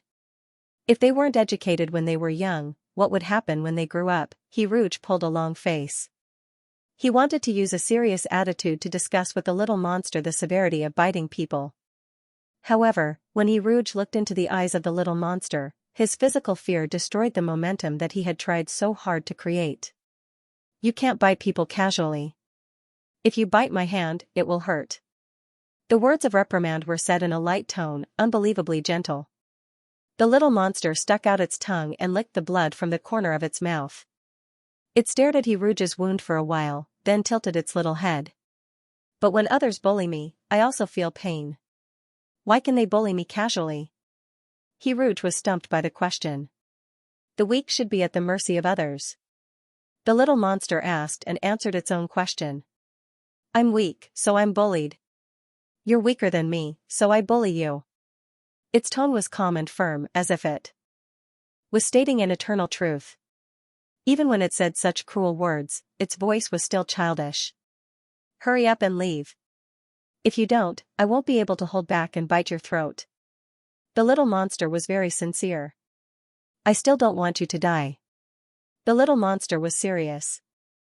Rouge could feel the little monster's serious attitude, so he went offline smoothly. It was very convenient to go offline in holographic games. As long as the thought of going offline appeared in his mind, he could quickly exit the game. When he exited the bizarre game world, Rouge hugged the holographic game helmet for a long time and didn't come back to his senses. He stretched out his left hand that was bitten in the game and carefully examined it for a while. He didn't find any wounds. However, the injuries and pain on his left hand in the game were very realistic. His fingers moved slightly, and the soft touch of the little monster seemed to remain on his fingertips. Was everything just a dream? Rouge didn't use the holographic game helmet. Instead, he used the computer to open Your Exclusive Lover. The character he controlled stood at the door of 104. Rouge always knew that the details of the game were very well done. When he saw the pool of nutrient solution and glass shards on the ground, he associated it with the little monster licking his hand. So what just happened wasn't a dream. Rouge looked at the ordinary helmet in his arms in shock. He bought what might be the only holographic game helmet in the world. The price was a great bargain. Perhaps only by becoming a koi spirit could he have the luck to encounter the mysterious holographic game. The impact of this was too great. It was comparable to Rouge finding out that he was not a human, but a monster. From now on, Earth was no longer a simple Earth. It actually hid a holographic game behind the back of the world. Rouge logged into Penguin and asked 8 Claws, what will happen when a monster encounters its natural enemy? Will there be a special reaction from the demon tattoo? 8 claws. The demon tattoo will make you have two reactions. Either your legs become so weak that you can't run, or you run away. This is actually a warning, because when a monster passes the awakening period, it can choose to hide its demon tattoo. Without the warning of the demon tattoo, it may be difficult for you to realize that you are in the monster's diet. 8 claws. When you encounter your natural enemy for the first time, the demon tattoo will have a stronger reaction. If you encounter it every day, the reaction will be much weaker. Rouge. Do monsters eat monsters? 8 claws. Just like there are good and bad people among humans, there are also good and bad monsters. But your luck is very high, so the monsters you encounter are all good, like me. So why are you suddenly asking me this? Did you encounter another monster? Rouge. I just suddenly thought of it, so I wanted to ask more so that I can understand more about the demon tattoo. Rouge turned off Penguin, lifted up his trousers, and carefully observed the demon tattoo on his leg. Perhaps it was because he had been in close contact with the little monster in the game, the red tattoo was constantly heating up. It had consumed a lot of energy, and its color was a little dim. After he passed the awakening period, what changes would these demon tattoo bring to his body? Would it transform into a fishtail? That didn't seem to be of any use. He might as well be a tentacle monster with 8 arms, typing away happily. Rouge didn't have any chapters now, and he didn't have any plans for tomorrow's update. He didn't write a single word, but he had a mysterious calmness. Rouge picked up the holographic game helmet again. He had an hour of game time on the first day of playing holographic games, so he couldn't waste it. He had to be a thrifty person. When the helmet was put on, the familiar feeling of dizziness hit him, but it quickly dissipated. He came to the door of 104 again, and a mission window popped up in front of him. Daily mission: inject genetic medicine, incomplete. He carried a small medicine box in his hand. Rouge opened the medicine box and saw the purple medicine and the syringe. The needle of the syringe shone with a cold light, and it was easy to recall the fear of being injected in the butt. Rouge fell into a mysterious silence. The game didn't seem to specify where to inject the needle, so could he inject the little monster in the butt? Forget it, it's good to be alive. Rouge, who felt like he was cosplaying as a nurse, opened the door and looked at the little monster from afar. Why are you here again? The little monster looked disgusted, but its drooping tiger ears instantly stood up, and its blue eye shone brightly. Rouge didn't know if it was because he had experience with the little monster in close proximity, or because the little monster's expression was too cute, but his legs weren't as weak as before. Rouge thought that the little monster must have never liked anyone before. Otherwise, he would have understood one thing: love couldn't be hidden. With such a sweet reaction, he didn't even feel the pain from the bite wound on his hand. When the little monster saw the medicine box in Rouge's hand, the disgust on its face became more genuine. It muttered, "I don't want an injection." Rouge was stumped for a moment, not knowing how to respond. If the little monster was sick and needed an injection, he had a lot of reasons to explain to the little monster. However, the little monster wasn't sick. In this experiment, the little monster was forced to get an injection every day. The pain it suffered was 10 times, 100 times, 1,000 times more painful than the wound on his hand. But it hurts when others bully me. Why can they bully me? The little monster's previous words echoed in his ears.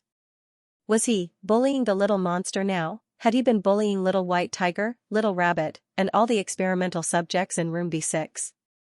When those cubs were hurt, his silence was actually helping the evildoer. When every drop of water broke through the dam, they didn't realize that they were part of the flood. If this wasn't a game, if all of this was real, then what role did he play in this experiment? Rouge was stunned. The little monster grabbed Rouge's foot and urged him impatiently, "Forget it. If you want an injection, hurry up." Although the injection was very painful, each injection would give him strength and make him stronger. Between weakness and pain, the little monster would rather choose pain. She waved her little paws randomly and inadvertently lifted up Rouge's trousers, revealing her ankles that were wrapped with red stripes. Her creamy skin was set off by the red lines, giving off an almost demonic sense of beauty. It was a thick red. Shiguei-chan liked white the most, but the little monster liked red the most. It was as red as blood, like a red strawberry with plenty of juice. With a bite, he could taste the sweet flesh. The little monster subconsciously lowered its head and licked the delicate and fragile red lines. The wet touch on his foot woke Rouge from his thoughts. Don't lick. Rouge tried to stop the little monster. You look too delicious. The little monster blamed Rouge. What's that red thing on your foot? Naughty children were unreasonable and uncommunicable. Rouge finally understood the power of naughty children. He squatted on the ground and looked at the pair of sharp blue eyes.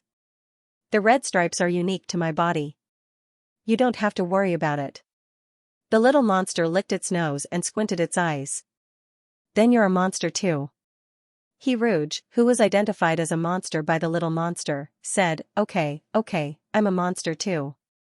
Since we're both monsters, let's love each other. No one can bully the other. If I don't give you an injection, you can't bite me, okay? Injecting the genetic agent into the little monster was not in line with his values. No one was holding a knife to his neck and forcing him to do such a thing. Moreover, this was a holographic game. He didn't have no choice like before. If he really didn't give the little monster the injection, would the game kill him? After giving it some thought, he realized that it wasn't impossible given the nature of the game. However, no matter what the game did, it couldn't hurt him in reality. Wasn't the purpose of playing games to have fun? The most important thing was to play the game to his heart's content. If he did something against his conscience for the sake of the so-called daily mission, then he wouldn't be playing the game, but becoming a puppet of the game. Rouge was very serious and solemn. He decided to bear all the consequences and make this agreement with the little monster. He did not expect to be rejected by the little monster without hesitation the next second. Not good. Rouge? What's wrong with people respecting and caring for each other? Rouge was like a brave warrior who had finally arrived at the dragon's lair, ready to rescue the princess who had been kidnapped by the evil dragon. Who would have thought that the princess would roll her eyes at him and get intimate with the evil dragon in front of him? The little monster replied eloquently, You can only become stronger with injections. If it hurts, then so be it. This kind of pain is only temporary. If I don't get the injection, it will take me a long time to become stronger. I will have to endure the pain for a longer time. The central idea was that it was better to get the pain over with than to prolong the pain. Blue Eye glanced at the gene medicine with contempt. At this moment, the little monster had the demeanor of someone who was fearless in the face of danger. Rouge was dumbfounded. It was so reasonable that he couldn't find any words to refute it. Since it was so good at consoling him, then the words, Don't get the injection, at the beginning, could it be that the little monster was acting coquettishly? It was exactly the same as the little white tiger's tsundere. What should he do when a kitten acts coquettishly? Rub it a little. Rouge gently rubbed the little monster's big flat face that was arrogant and scornful of everything. His palm brushed past his wet nose and the king on plush and woolen's forehead. His movements were as gentle as a gust of wind. Only the messy fur proved that this was a sudden touch. Her blue eyes widened in shock. The little monster reacted and shouted angrily and confusedly, Don't touch my head. After shouting, it wanted to bite Rouge again. Rouge didn't know what to think at this moment. The first reaction in his mind was that he couldn't spoil this naughty child. If he didn't care about the bad habit of biting people in the beginning, then he wouldn't be able to do anything about it in the future. If he was happy, he would bite you again. Rouge wasn't a bun, and he wasn't going to be a bun. Rouge turned around and took out the all-purpose medical spray. He aimed it at the little monster and sprayed it. The bitter and medicinal smell not only flew into the little monster's open mouth, but also into its eyes. The spray stung the little monster's eyes. It cried out and curled into a ball. It used its paws to cover its teary eyes. Rouge took advantage of the fact that the little monster hadn't reacted. He quickly picked up the medical box and dashed out of the door. When the door closed with a bang, Rouge thought he heard the little monster's angry roar that wanted to kill someone. His heart thumped rapidly. Rouge hugged the medical box and leaned against the door unsteadily. His expression was a little dazed. He seemed to have done something big just now. He sprayed the all-purpose medical spray on the little monster that couldn't be touched but could only be touched. Rouge didn't think that the spray would be so effective. At first, he just remembered that the little monster didn't like the smell of the spray. Before his brain could react, his body subconsciously acted. The sound of claws angrily scratching the door came from behind the door. There was also the little monster's angry roar that was about to break. Rouge didn't doubt that if it wasn't for this door, he would have been torn to pieces by the raging little monster. Rouge hugged the medical box and tried his best to reduce his presence. Yawen didn't work as hard as before. Rouge's legs were just a little weak now. It wasn't to the point where he couldn't move. Actually, he was in the wrong just now. He was the one who started it. He knew that the little monster had a bad temper. He shouldn't have carelessly touched it. He couldn't touch the tiger's butt, nor could he touch the tiger's head. Last time, he was able to touch the little monster's head. It had nothing to do with favorability. It was probably because the little monster was enjoying its meal and didn't have time to argue with him. The little monster and the little white tiger looked exactly the same. It was easy for Rouge to have the illusion that the little monster could be touched. It was just like when he touched the little white tiger. He mistakenly thought that he could do anything to the little monster. This was actually his fault. It was wrong for the little monster to bite, but it was even more wrong for him to touch the little monster's head and spray it with the all-purpose medical spray. However, if he tried to reason with the little monster, it definitely wouldn't listen. He had to think of a way to solve this problem. Otherwise, he wouldn't be able to touch it for the rest of his life. Rouge thought until he was almost bald. He still couldn't think of a perfect solution. If you did something wrong, you had to apologize. You had to atone for your mistakes. What could he do to apologize? In his mind, he thought of the cotton nest that was stuffed under its claws and used as a pillow. The little monster grew bigger, but the cotton nest wasn't changed. Therefore, the little monster could only lie on the cold ground. Maybe he could change the little monster's cotton nest to a bigger one. Rouge had to take action after he thought of a way to make up for it. He bought a quilt from the love shop. He was worried that the origin of the quilt would make the NPCs in the game suspicious. However, a line of explanation from the love shop dispelled Rouge's worries. All the products in the love shop exist reasonably in the game. The products will explain their origin. Players, please feel free to use them. Don't worry. Rouge hugged the brand new quilt and stood in front of the door uneasily. He thought for a while and bought some fruit candy from the love shop. Then, he put his hand on the door handle. Why was he so nervous every time he opened the door? Rouge couldn't find the feeling of joy he had in the beginning. If beating was affection and scolding was love, then he must have received the little monster's love. He was quite proud of himself when he thought about it. The door opened a gap. Rouge, who had experience in opening the door, did not panic when faced with the little monster that lunged at him. He took a deep breath. Before his brain could give the order, his hands grabbed the thick blanket to cover the menacing little monster. The quality of the quilt from the love shop was exceptionally good. The quilt withstood the little monster's crazy claws. Before the little monster could escape from the quilt's coverage, Rouge sat on the quilt and pressed the little monster down. No matter how fierce the little monster was, it was only about the height of Rouge's knee. The advantage of its claws and fangs was weakened by the quilt. The difference in size was infinitely magnified. The little monster's roar was muffled under the quilt. The little monster was pressed down by Mount Tai. Rouge was in a difficult position. Ah, I'm going to kill you. The little monster lost its rationality. Rouge used all his strength to press the little monster down. He checked the little monster's status. Number 20, like, the little monster thinks that you are very delicious. Favorability, 60. The favorability didn't increase or decrease. So, the little monster's favorability toward him was the same as the little monster's love for food reserves. Rouge, who accidentally discovered the truth, sighed again. Ever since the little monster appeared, the frequency of his sighs increased rapidly. I was wrong just now. I'm sorry. Rouge softened his voice to communicate with the little monster. The tiger's roar was filled with anger. The little monster refused to accept Rouge's apology. your quilt is too small. As an apology, I'll give you a new quilt. Rouge continued, do your eyes still hurt? I shouldn't have sprayed you with the all-purpose medical spray, and I shouldn't have touched your head. The little monster's claws tore through the quilt, but they were stuck in the soft cotton. The claws that could cut through the hard ground were useless in the cotton. The little monster's condition was too bad. He couldn't communicate with it at all.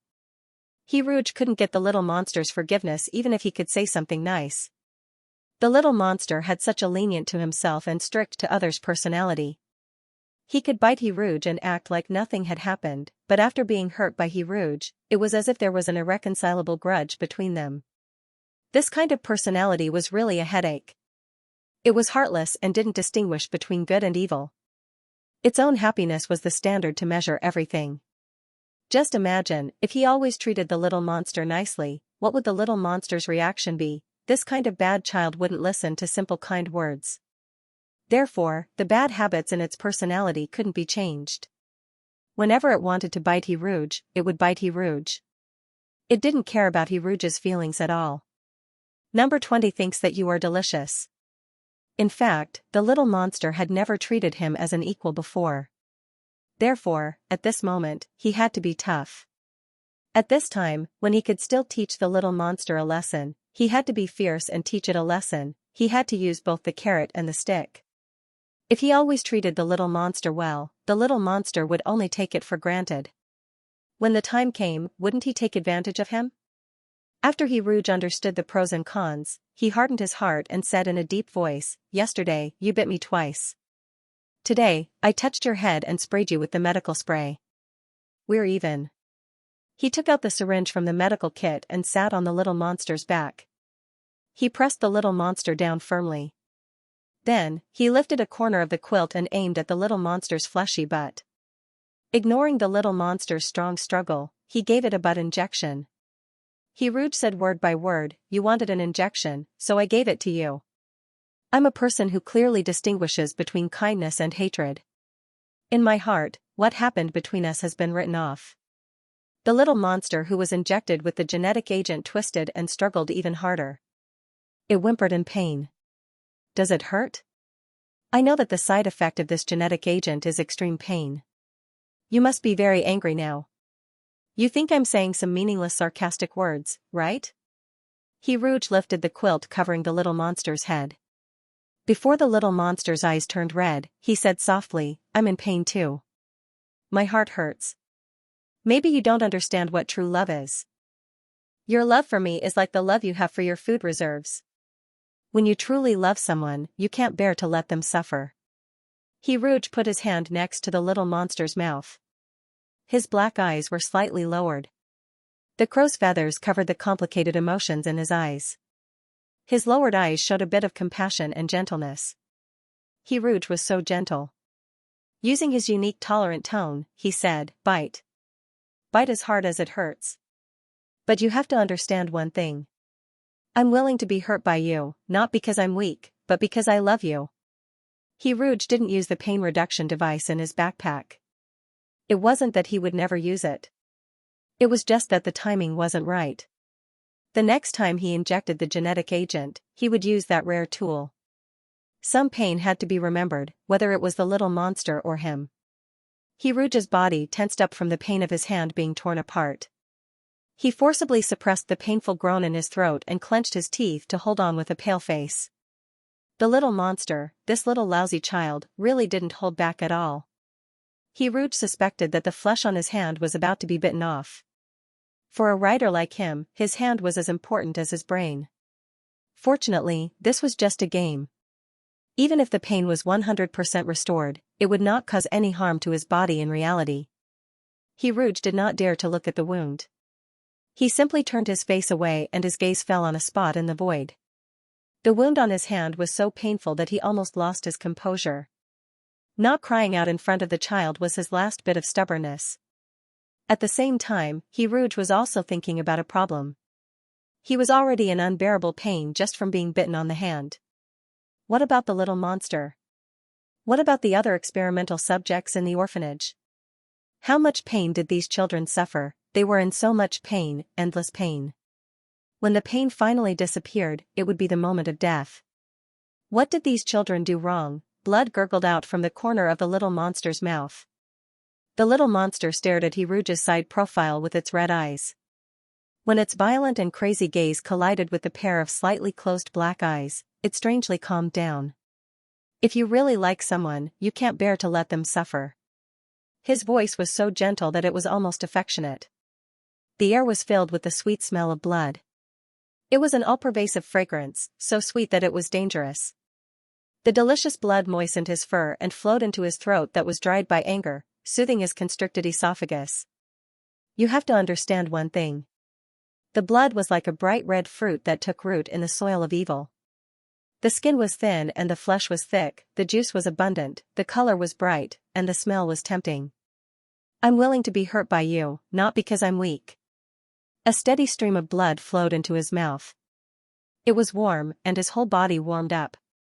The first place that became warm was his chest. The warmth spread and slowly diffused into the sea of soul that had long dried up, surging through the barren spiritual wilderness. It's because I like you. It was originally a desolate wasteland of souls, but it received a sweet dew. An unknown seed fell on the soil of sin and sprouted, blooming into unknown red flowers that covered the mountains and plains. What is love? The redness slowly dissipated, and a layer of confusion appeared in the eyes that had once again turned blue. The little monster slowly opened his mouth. Because of the pain caused by the gene medicine, even a simple action of opening his mouth was difficult for him. His gaze fell on the other party's bone-deep wound. This was the wound caused by his bite. Little Monster knew that this person's hand was very good-looking before it was injured. The young man's face and lips were pale, no longer as rosy as before. He's up to no good again. Shigue-chan liked her, so he couldn't hurt her. The little monster explained to itself, explaining its unusual behavior of letting go. Just a moment ago, it was still determined to fight to the death with the other party. Now, the flames of mutual destruction had been extinguished, burning the negative things in its heart into ashes. I didn't bite him because Shigue-chan liked him. The little monster felt that there was something wrong with this explanation, but he couldn't figure out what was wrong. The little monster sat on the bed blankly. The pain and confusion overwhelmed him. He carefully curled himself into a ball, closed his eyes, and said to the man, "You can go now. I don't want to bite you anymore. Because if I bite you now, the left side of your chest will feel very uncomfortable." This should be Shigue-chan's emotion. When Shigue-chan took off his insect wings, his discomfort was also transmitted to Shigue-chan. Hiruge took a deep breath. He only glanced at the wound, then quickly looked away. Hiruge wasn't angry when he heard the little monster's words. In fact, Hiruge didn't expect that the little monster would voluntarily let go after biting for a while. He thought that the little monster was a heartless brat and wouldn't stop until it bit off his flesh. If the little monster really did that, would he still like it? Hiruge didn't know. In fact, most of his affection for the little monster now was because of the little white tiger. Hiruge felt guilty when he personally sent the little white tiger to the brainwashing room. Perhaps because of these feelings, he was more tolerant of the little monster. Considering that the little monster hated the smell of the spray, Hiruge didn't use the medical spray immediately. When he was about to leave, Hiruge checked the status of the little monster. Number 20, love, the little monster likes you very much, although it doesn't know it. Favorability, 80. It gave him a lot of favorability. It was simply giving him favorability as soon as he bit it. Hiruge had mixed feelings. He slowly closed the door and squatted at the door to stop the bleeding with the spray. The medical spray given by the medicine-seeking mouse was very effective. Although it couldn't heal the wound immediately, it had a strong pain-relieving effect. Hiruge spent some money to buy himself some medical bandages from the love store. He didn't use the medical bandages before, so the bandages were ugly and bloated. Hiruge put the rest of the bandages back into his backpack. The backpack in the holographic game was very special. As long as he thought of the word backpack, the storage compartment in his backpack would appear in front of him. After putting the bandages in his backpack, Hiruge realized that the fruit candy he bought for the little monster hadn't been used yet. So he pushed the door open again and gently put a candy beside the little monster. It's strawberry flavored. I don't know if you like it. He Rouge went offline after giving the candy, so he didn't know that the little monster was holding the fruit candy in its mouth and smacking its lips a few times. It wasn't very familiar with tasting the first fruit candy in its life.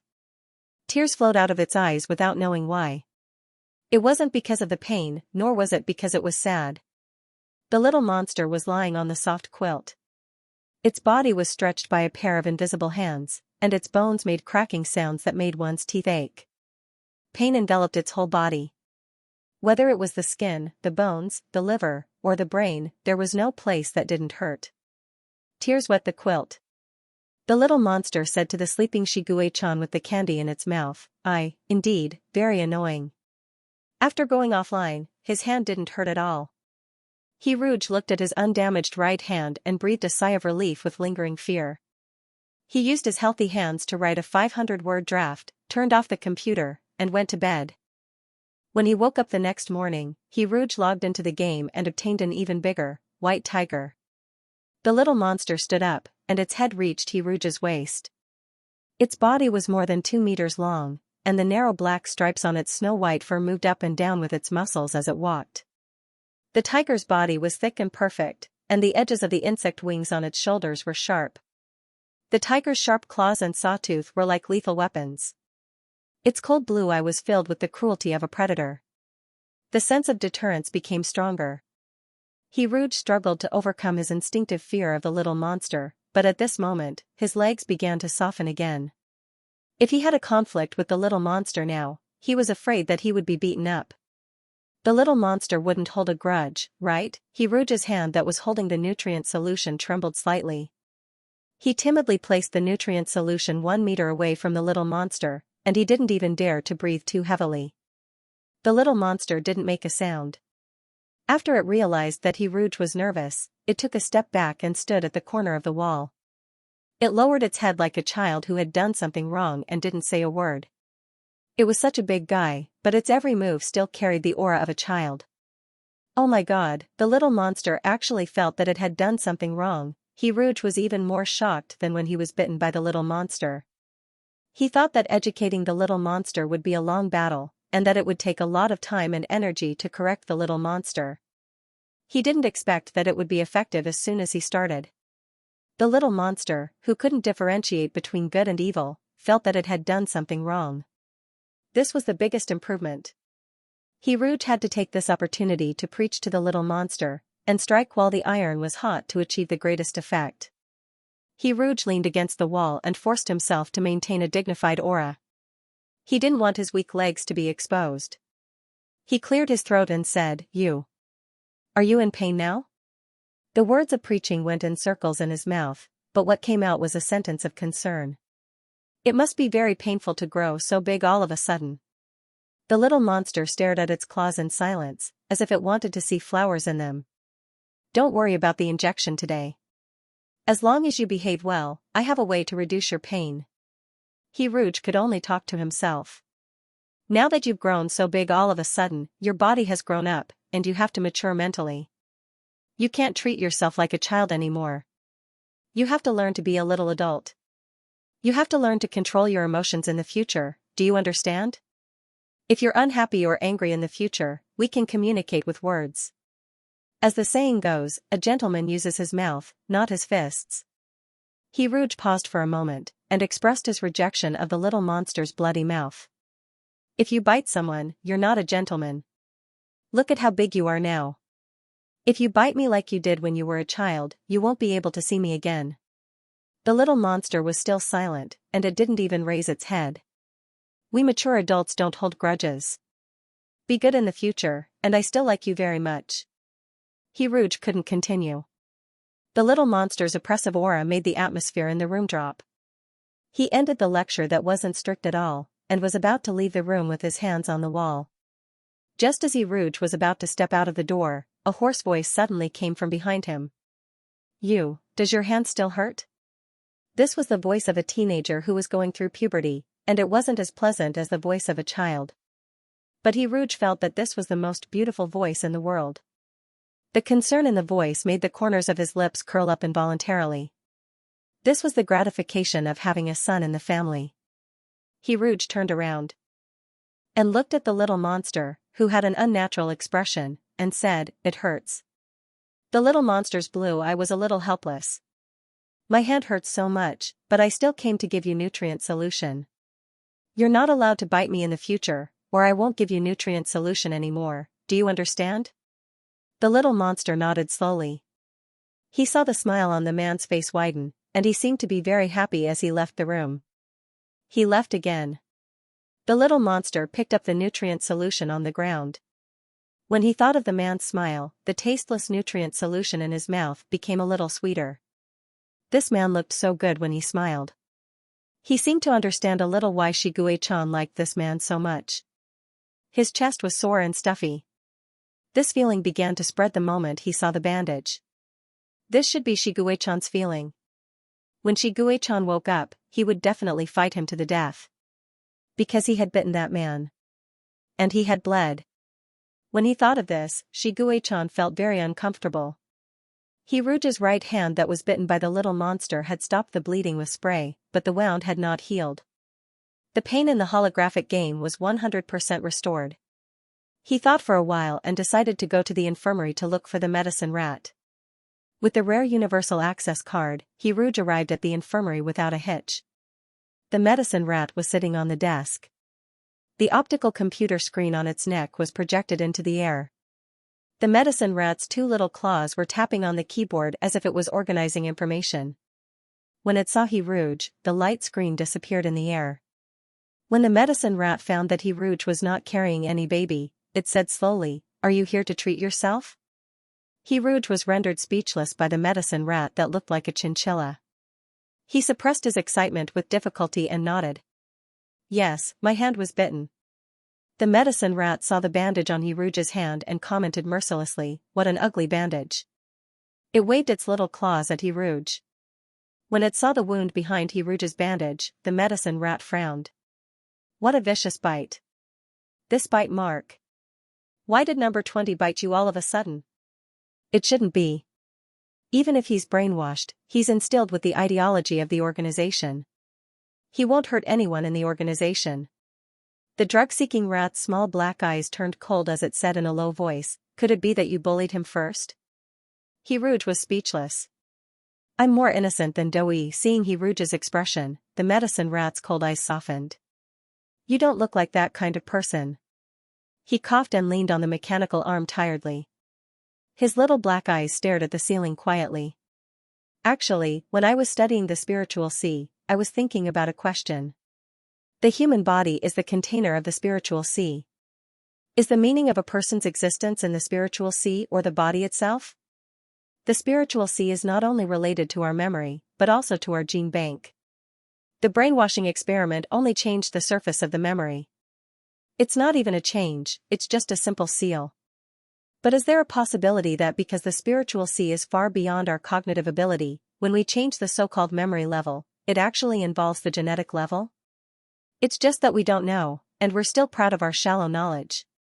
Obviously, drug-seeking rat was exhausted. He closed his eyes and said softly, "The day before yesterday, the staff member responsible for injecting the gene vaccine into number 20 died in an accident. I saw number 20 after brainwashing in the monitoring room. It's like a completely different person. Have you noticed any changes after no 20's brainwashing?" Of course, the change was from the little white tiger to a little monster, but Hiruju would never say that out loud. He chose his words carefully and said, "His personality has become more irritable." The drug-seeking mouse mumbled and repeated, "Personality." Say, if a person loses his original memories, his personality changes drastically, and he continues to live in his original body, will he still be his original self? The medicine-seeking mouse suddenly opened its eyes and asked. This question was similar to the little white tiger and the little monster. After the little white tiger was brainwashed and fell into a deep sleep, the little monster woke up and took over its body. Was the little monster still the original number 20? The little white tiger was like ice while the little monster was like fire. Hiruju thought of the ship of Theseus theory. Assuming that the components of an object were replaced, would it still be the original object? "I don't think so," Hiruju said hesitantly. "If you have two choices, one is to let the other party fall into a coma forever and never wake up. The other is to let the other party forget everything and change their personality. When you choose the second choice, the other party's original personality and memory may never return. Which one would you choose?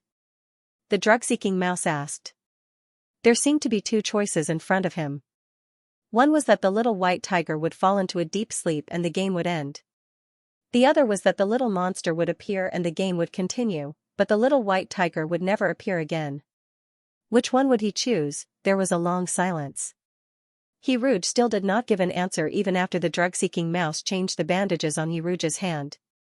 I used to think that what I did was worth it, even though it went against the rules of the world. But when I turned my back on everything and walked to the end of the world with nothing, I realized that the end was not what I wanted.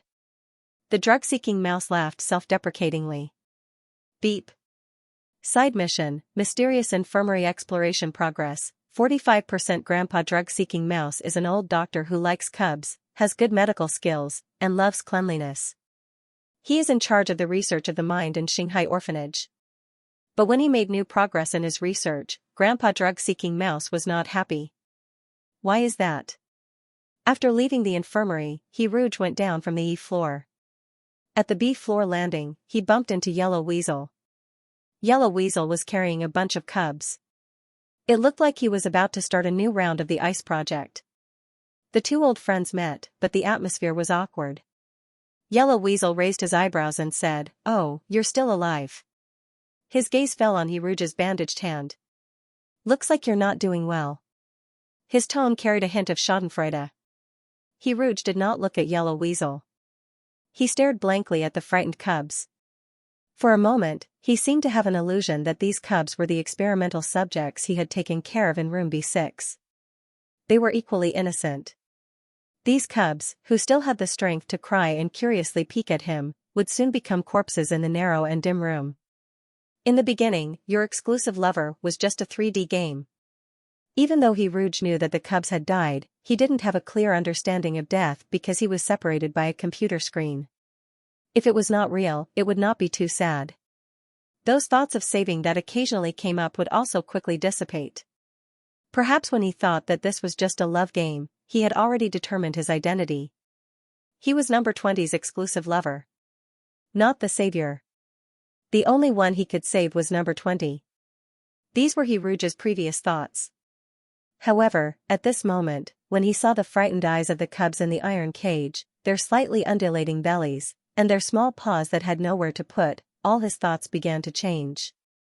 If he remained silent and indifferent, then what kind of existence would he be in this game other than number 20's exclusive lover, an executioner, an accomplice to the evildoer, or a cold-blooded and heartless bystander? Rouge suddenly felt that his hands and feet were cold.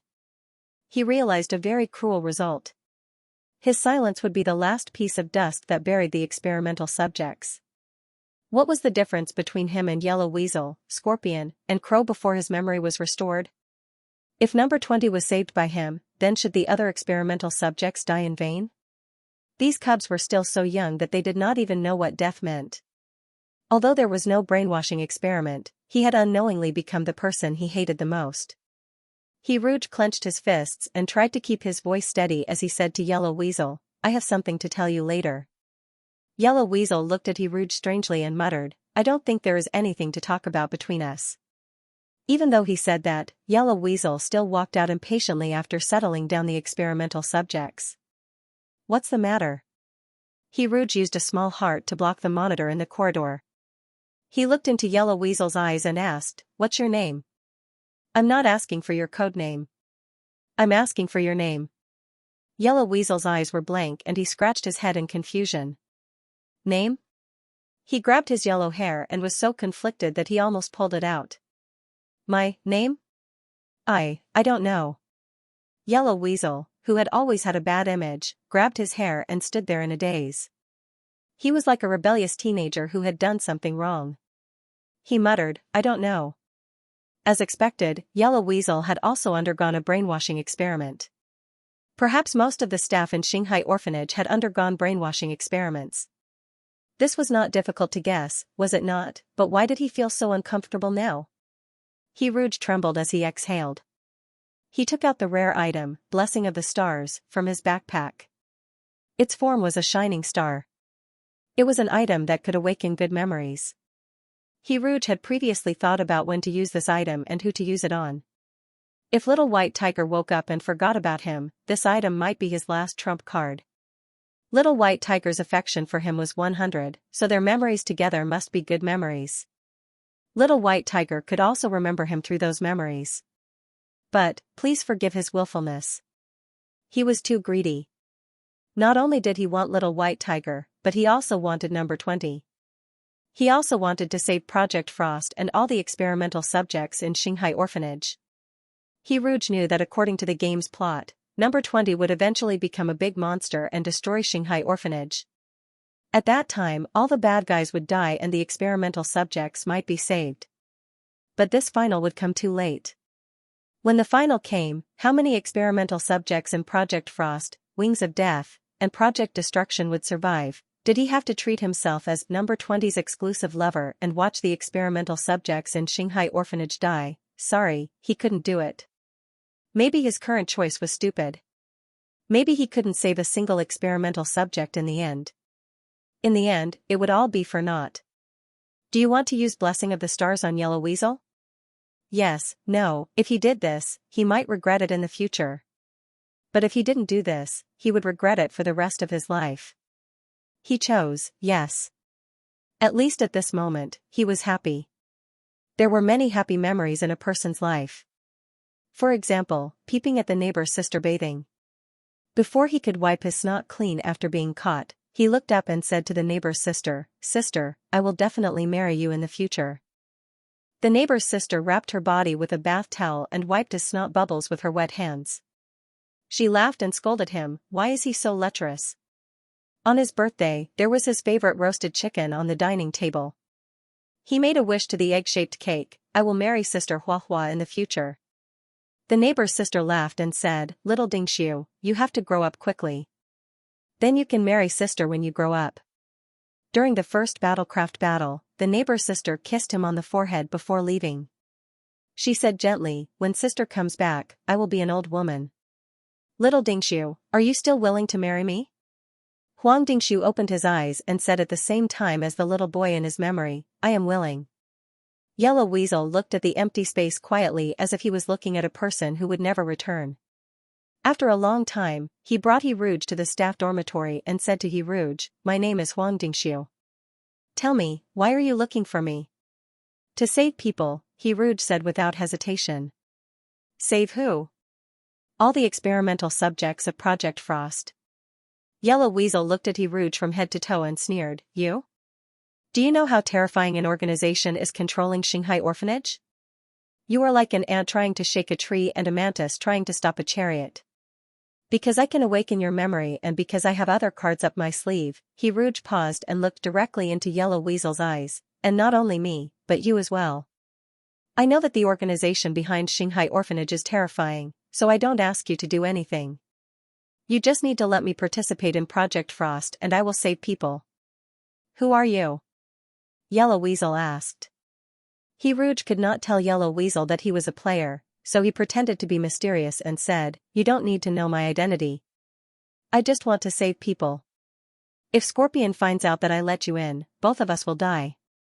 Yellow Weasel was so calm that he was almost cold-blooded. "I can block the monitor." Hearing this, Yellow Weasel's tight lips moved slightly. He was silent for a long time before he slowly said, "Even if I block the monitor, there will be many unexpected situations. I'm sorry, I'm a very greedy person who is afraid of death." Rouge's heart sank. He thought that Yellow Weasel would be like Crow, full of hatred for Xianxia Orphanage and want to sacrifice his life to blow it up. Wasting a rare item in exchange for this ending, his mind was a little confused. Rouge turned around and slowly walked out of the room. Don't be discouraged. Complaining is the most useless thing. It was his fault for not thinking it through. "Wait a minute," Yellow Weasel called out from behind him. Rouge turned around and saw Yellow Weasel's struggling expression. "Can you really block the surveillance camera?" When Rouge nodded, Yellow Weasel covered his head with both hands and squatted down. He pulled his hair with all his might and said with great determination, 3 times. "I will only let you participate in the ice plan 3 times. With his yellow eyes bloodshot, Yellow Weasel gritted his teeth and said, "Merman, I am a villain." "I'm sorry." He Rouge breathed a sigh of relief after he received Yellow Weasel's promise. Although it didn't sound like much, it was better than not being able to participate even once. Now, he had to properly arrange these 3 participation opportunities. The first thing he had to figure out was how to ensure the survival of the experimental subjects of Project Frost. Previously, when he Rouge participated in the ICE project, there were a total of 20 test subjects. After the experiment ended, only the little rabbit and the little white tiger survived. Why were the little rabbit and the little white tiger able to survive? The little white tiger was the target of this love game, and it was also a monster that destroyed everything. Therefore, no matter what it experienced, the little white tiger would survive. This was just like the main characters. Law of immortality. Then, let's not talk about the little white tiger. He had to understand why the little rabbit was able to survive. Was there anything special about the little rabbit? He Rouge walked to the staff dormitory on the first floor, opened his backpack, and stared at the pokeball. Ask if you don't understand. Don't wake up the little rabbit for no reason. But now that he had encountered a serious matter, it was time to stroke the cute little rabbit. The pokeball, which was not even the size of his palm, was lying in He Rouge's palm. The little rabbit's eyes were closed and its long rabbit ears were drooping down, as if it had a sleeping mask covering its eyes. He Rouge stretched out a finger and carefully poked the pokeball. The pokeball was like a roly-poly toy, swaying back and forth, but the little rabbit inside did not wake up. "Soft soft?" He Rouge called out softly. The little rabbit's ears did not care about what was happening outside. It just wanted to go back to sleep. No matter how He Rouge called out or poked it, it still looked like it was dead asleep. Confused, He Rouge opened the pokeball's comment and read the line, "Go, Pikachu," 3 times. No way, this lousy game can't be so shameless, right? Could it be that he really had to shout out this kind of Chunibyo line to awaken the little fairy softie? To shout or not to shout, that was the question. Actually, there was nothing shameful about this line. After all, it was not "Go, soft rabbit." A real man did not care about trifles. Anyway, there was no one around, so it was not a big deal to shout out slogans in a place where no one could see. Ahem, go, Pikachu. 2 rabbit ears stood up lazily. Soft let out a long yawn. It rubbed its red eyes and looked at He Rouge with sleepy eyes. Then, it was shocked by He Rouge, who had turned into a giant. It was literally shocked. Soft jumped out of the pokeball in fright. It stood on He Rouge's palm and stammered, "Wah, you are a mermaid?" Its long wings that were flapping rapidly stopped. Soft looked up at He Rouge in a daze. The thumb-sized Soft had healed He Rouge's heart. He Rouge even lowered his voice, scaring Soft. He said gently, "Yes, it's me. Wah, mermaid." Soft excitedly flapped its little wings and flew in front of He Rouge. It hugged He Rouge's ear and said happily, "Mermaid. I really want to see you. I've been staying with my parents all this time, but I can't see any mermaids." He Rouge put his hand under his ear, afraid that Soft would accidentally fall from his ear. "I miss Soft too. This time I have something to ask Soft. Soft, you must answer me seriously. If you answer well, I'll give Soft a fruit candy bigger than half your body, okay?" The temptation of the super big fruit candy skyrocketed. Soft desperately nodded and agreed. "Can Soft tell me, when you were in the cubicle, did your head hurt when the metal helmet was put on? How bad was it? Was it always bad, or did it suddenly go away one day?" Soft was tired from flying. It sat on He Rouge's palm and answered seriously, "When I first put on the helmet, my head hurt a lot. Not only did my head hurt, but my whole body hurt. It hurt so much that Soft wanted to die. But then..." Soft looked at He Rouge with its ruby eyes and said sweetly, "After the mermaid sang to me, my head didn't hurt as much." Sang? He Rouge was stunned. He did sing to Bunny, but at that time, Your Exclusive Lover was not a holographic game, and there was no voice communication function with NPCs. At that time, he just hummed a few words to the screen. Could it be that his voice was captured by the game? "Then does Soft remember what I sang?" Rouge couldn't explain his current thoughts. He waited anxiously for Soft's answer. Soft nodded and said proudly, "Of course I remember." Soft is very smart. He shook his head and sang, "Little bunny, be good and open the door quickly, I want to come in." Rouge was stunned. So when he was talking to the screen, all the NPCs in the game could hear him? This discovery was unexpected but reasonable. After all, holographic games existed. There was nothing that this lousy game couldn't do. No, I won't open the door. Mom isn't back yet, I won't open the door no matter what. Soft, who was singing happily, was stunned. He looked left and right and whispered, "Where's Mom? Where's my mom? Mom has something to do. She'll be back soon." Soft, don't be afraid. Rouge put Soft back into the pokeball and spent a heart to buy some fruit candy. He put the candy into the pokeball and used his finger to gently stroke Soft's little head. He said softly, Soft did very well this time. Thank you, Soft. Soft, hug the candy and have a good sleep. I wish you sweet dreams. When Soft returned to the pokeball, sleepiness swept over him. The little bunny mumbled a goodbye and fell into a deep sleep. Rouge looked at the pokeball in his palm and sighed softly. Through his conversation with Soft, he realized that his golden finger in this game might be his singing. And his real identity was a mermaid. There were many frightening details in this game. His demon tattoo would heat up and give off a warning when encountering small monsters. 8 Claws said that the demon tattoo would only give off a warning when the demon encountered its natural enemy. If he encountered a tiger demon in real life, it would be normal for the demon tattoo to glow and heat up. However, he was a little monster that he had encountered in a game. Was this holographic game really so realistic that it could make the fake look real and make the demon pattern confused? Although Rouge didn't know much about demons, he still had some knowledge about mermaids. Since ancient times, regardless of whether it was the East or the West, mermaids, and sirens were all labeled with beautiful faces and beautiful singing. So, was the golden finger in the game just a coincidence, or was it related to his identity?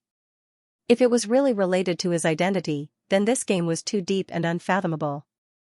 The more he thought about it, the more surprised he became. Rouge recalled the rare item he had drawn, the card of fate. The item said that he was a lucky carp. Was there really such a coincidence? All the NPCs in the game had flesh and blood. Everything was so realistic. Was it really just a game? Rouge put away the pokeball and stopped thinking about these head-scratching questions. Since 8 Claws said that he was a lucky mermaid and would not encounter any bad things, he would treat this game as an opportunity.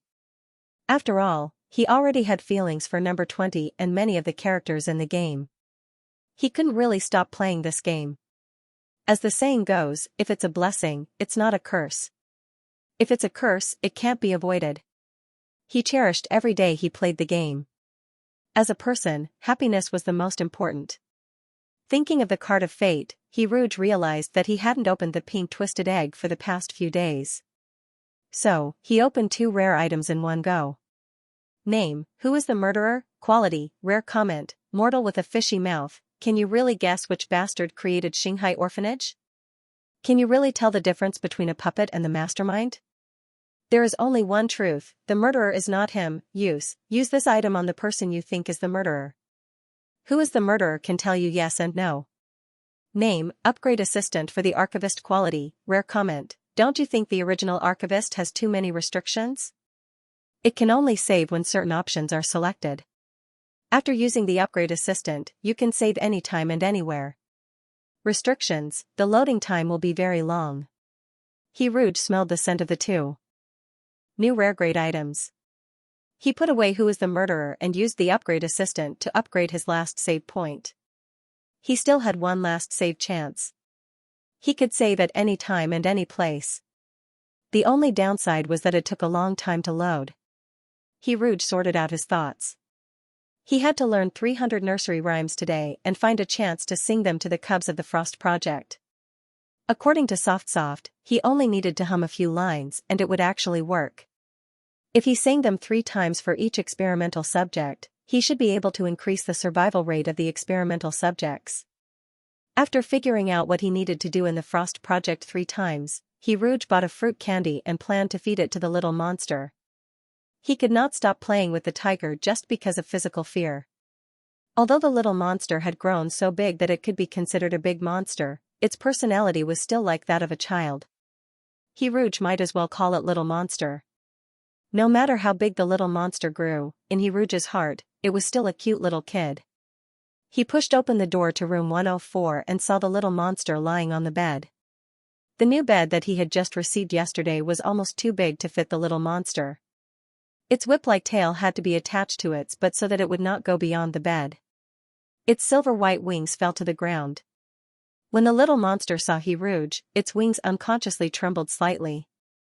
The vibration of its wings was like the joy of its heart. He Rouge held onto the wall and walked a few steps.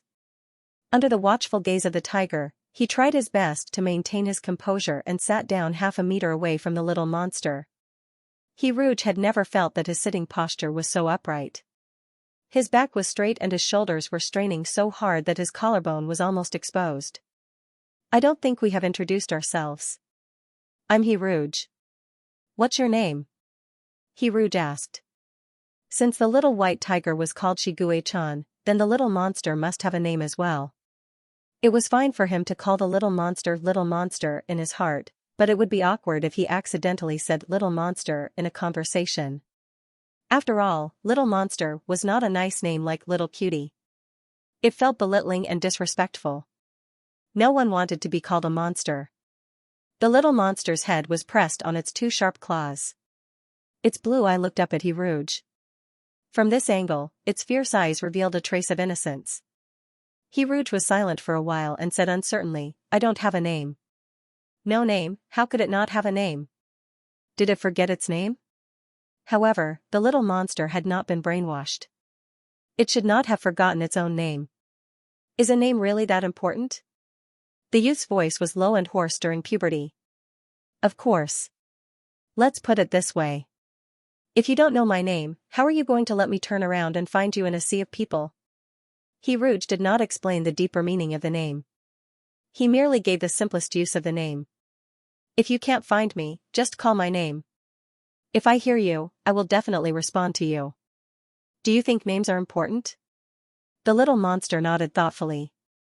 Then give me one. Huh? Under He Rouge's astonished gaze, the little monster said seriously, "Since names are so important, then you can give me one." "I don't have the right. A name is very important. I'm not your parents or your teacher. How can I give you a name?" The little monster replied, "But I don't have parents or teachers." "Then I'll name myself. I'm the one who named myself." He Rouge did not want to give the little monster a name. He always thought that a name was a very important thing. It was like giving a person a new life. It was also a responsibility that could not be shirked. The little monster shook its head and said softly, "But I'll mess up everything important. I'm stupid. The name I come up with will definitely not be good." It was such a big white tiger, but it looked like a cub when it lowered its head in the corner. Everyone makes mistakes. No one is born to be good at everything. It's okay to make mistakes. It's okay as long as you know your mistakes and change. It's okay if the name is not good. We can change it. He Rouge softened his voice and guided it patiently. However, the little monster did not listen to him at all. It stubbornly pretended to be deaf and dumb. A bad character could not be changed overnight. After listening to He Rouge's long speech, the little monster said stubbornly, "Give me a name." He Rouge was speechless. He really wanted to pull the little kid's ear and scold it. He Rouge could only take a step back. "How about this? I'll give you a nickname." The little monster tilted its head in confusion. "What's a nickname?" "It's not an official name for a child. People who are close to each other can call each other by their nicknames. When you grow up, you can give yourself a proper name, okay?" The little monster frowned and retorted, "But I'm not a child." He Rouge was speechless. "Baby, do you think you're mature now?" The little monster stared at its big paws and fell into deep thought. After a while, it compromised and said, "Okay, what's my nickname? Little White? Big White? Gooden? Fat Tiger?" No, these names were too careless. In fact, he Rouge felt that little rascal, Xiong and Bite were all quite suitable for the little monster. However, it was better to give it a nickname that had a deeper meaning. Let's call it Meow Meow. It sounded like meow meow. This nickname had a lot of water, which could cool down the little monster's bad temper. How's Meow Meow? The little monster meowed and asked in confusion, what do you mean? 3 water characters form a meow meow. Give me your paw and I'll write it on your palm, okay? He Rouge originally wanted to explain the meaning, but when he saw the big paws of plush and woolen, he instantly thought that the paw had a meaning and gave himself the benefit of stroking a tiger. The little monster withdrew its sharp claws and hesitantly handed its big paws to He Rouge. The strong and sturdy front paws were bigger than both of He Rouge's hands combined. From this angle, the paws were like snow-capped mountains. The lines from the front to the arms were like undulating mountain ranges. The thick and snow-white fur was glossy and smooth. At first glance, it was obvious that it was the thick fur of a fat and strong tiger. It must feel good and smooth to the touch. He Rouge flipped the little monster's paws over with both hands so that the pink paws were facing up. The pink paws that were bigger than his palms were exposed in front of him. He Rouge's hands trembled as he touched the paws. He trembled as he poked the little monster's thick paws. He raised his head to observe the little monster's reaction as if he was traumatized. The little monster stared at He Rouge expressionlessly. Right, I'm not itchy. When the tip of his finger fell on the meaty pad and wrote the first gesture, the little monster suddenly exhaled, and its long whiskers trembled. The sudden movement made He Rouge retract his hand reflexively. He looked at the little monster in fear, afraid that the little monster would bite him. The little monster saw He Rouge's frightened reaction and closed its mouth unhappily. After a moment of silence, it said in a muffled voice, I'm not itchy. I won't bite you. He Rouge breathed a sigh of relief after receiving the little monster's promise. He looked a little embarrassed. In fact, he also felt that his reaction just now was cowardly and hurtful. The little monster was willing to give its paws to him, which was equivalent to a hedgehog hiding all its thorns and leaving its softness to the person in front of it. He would definitely hurt the little monsters. Hard if he did that. He Rouge felt very sorry when he thought of this possibility. He quietly glanced at the little monster and decided to quickly make up for his mistake. Meow meow. He Rouge softly called out the little monster's nickname. Under the little monster's confused gaze, she kissed the pink meaty pad once. His thumb covered the paws and his light pink lips kissed his fingers. However, from the little monster's point of view, it looked like He Rouge was gently kissing his palm. Perhaps this kiss was too gentle, lighter than a feather, softer than a gust of wind, and his meaty pads were too rough, unable to feel this gentleness. Before the little monster could properly feel it, the person in front of him raised his head and smiled with his eyes curved into crescents. Meow meow. He called with a smile. The little monster stared at He Rouge blankly, and its tiger ears trembled as if it was ticklish. It seemed that it understood the meaning of the name. Having a name that belonged to itself, and being called by the person in front of it so gently, was indeed a very, very good thing. If time could stop at this moment, then there would be no more monsters in the world, only Meow Meow. He Rouge felt relieved when he saw the little monster's happy face again. He wrote the word Meow Meow on the paws. Meow Meow, it means that I hope you can be as gentle as water, He Rouge explained. The little monster stared at his palm. It seemed that there was still a lingering itch. It shook its tiger ears and said to He Rouge, then I'll only be gentle to you, okay? A gentle big cat, He Rouge laughed and said, okay. He seemed to have found a little joy in raising a little monster. The fierce little monster, who was used to tearing the body of its prey with its sharp claws, would only lower its head to him, let him touch its paws and belly, and only gave him exclusive love. In summary, it could be summed up in one word. Cool. Although he could only touch its paws and didn't even dare to touch its head, He Rouge still felt mysteriously happy. He restrained himself from touching its paws and said to the little monster, let me sing a song for Meow Meow. The little monster pricked up its ears in anticipation. He could test his cheat on the little monster. Besides, He Rouge really wanted to sing for the obedient little monster. Then what song should he sing? Looking at the little monster's sky-blue eyes, Rouge suddenly recalled the night he brought the little white tiger and the little rabbit to see the starry sky. That evening, the starry sky was like a jewel box overturned on black velvet. The stars were bright and beautiful. Twinkle twinkle twinkle, the sky was full of little stars, hanging in the sky and shining, like millions of little eyes. The little monster quietly lay on the bed and listened to the person in front of it sing. It stared at Rouge's eyes that seemed to be shining, and a bright starry sky seemed to appear in its mind. The sun slowly set in the west, the crows returned home in flocks, the stars blinked their little eyes, twinkling until dawn. Everyone became stars, whether it was the golden python, the little rabbit, the crows, or the experimental subjects behind the crows. They flew into the starry sky and no longer had to endure the troubles of the human world. Twinkle twinkle twinkle twinkle, the sky was full of little stars, all the pain fell into a deep sleep. This was a peace and comfort that the little monster had never felt before. The blue eye slowly closed, and it fell asleep quietly. It seemed that the song had some effects that Rouge could not understand. Putting everything else aside, just the fact that the song could make the energetic little monster fall asleep was already extraordinary. Rouge looked at the fruit candy in his hand and sighed.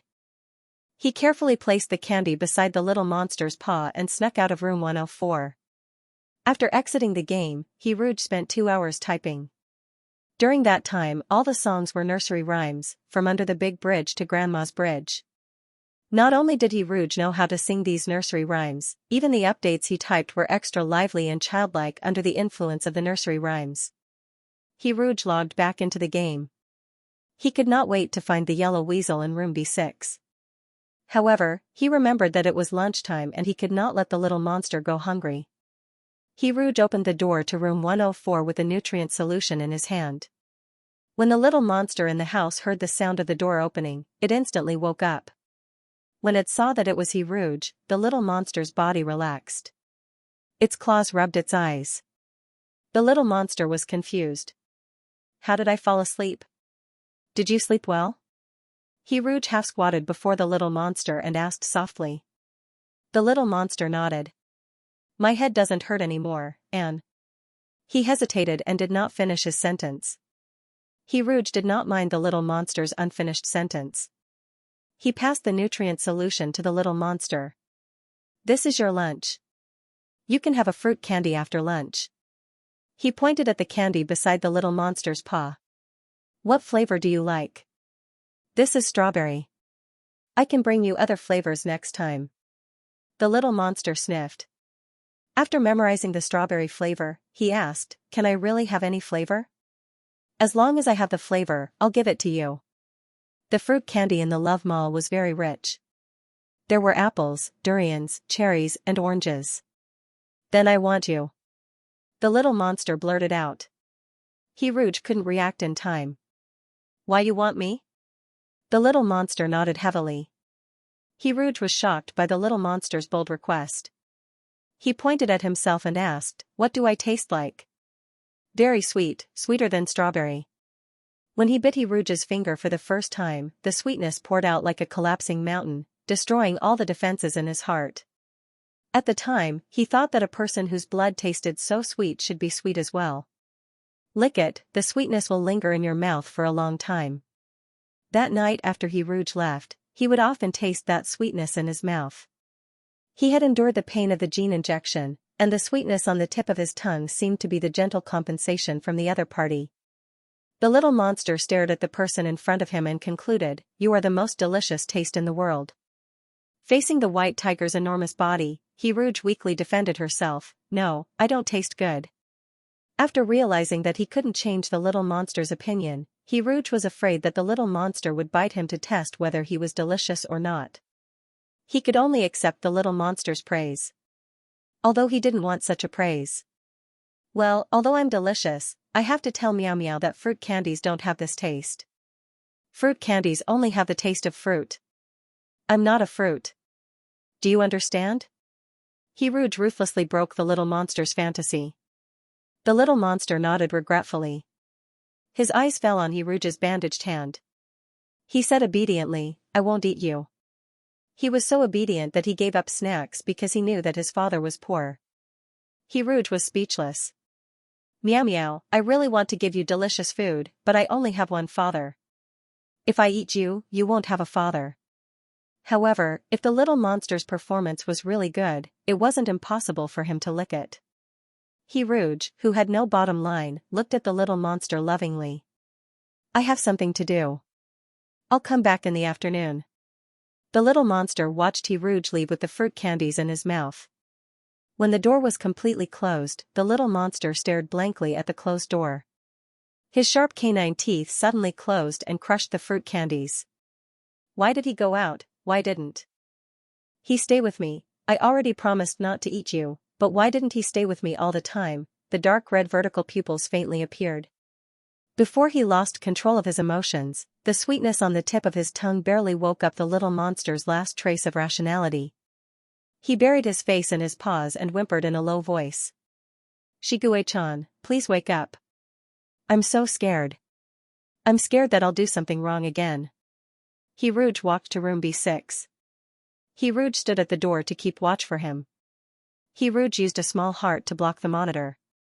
He cleared his throat and opened the door of cubicle number 1. Then he was stunned.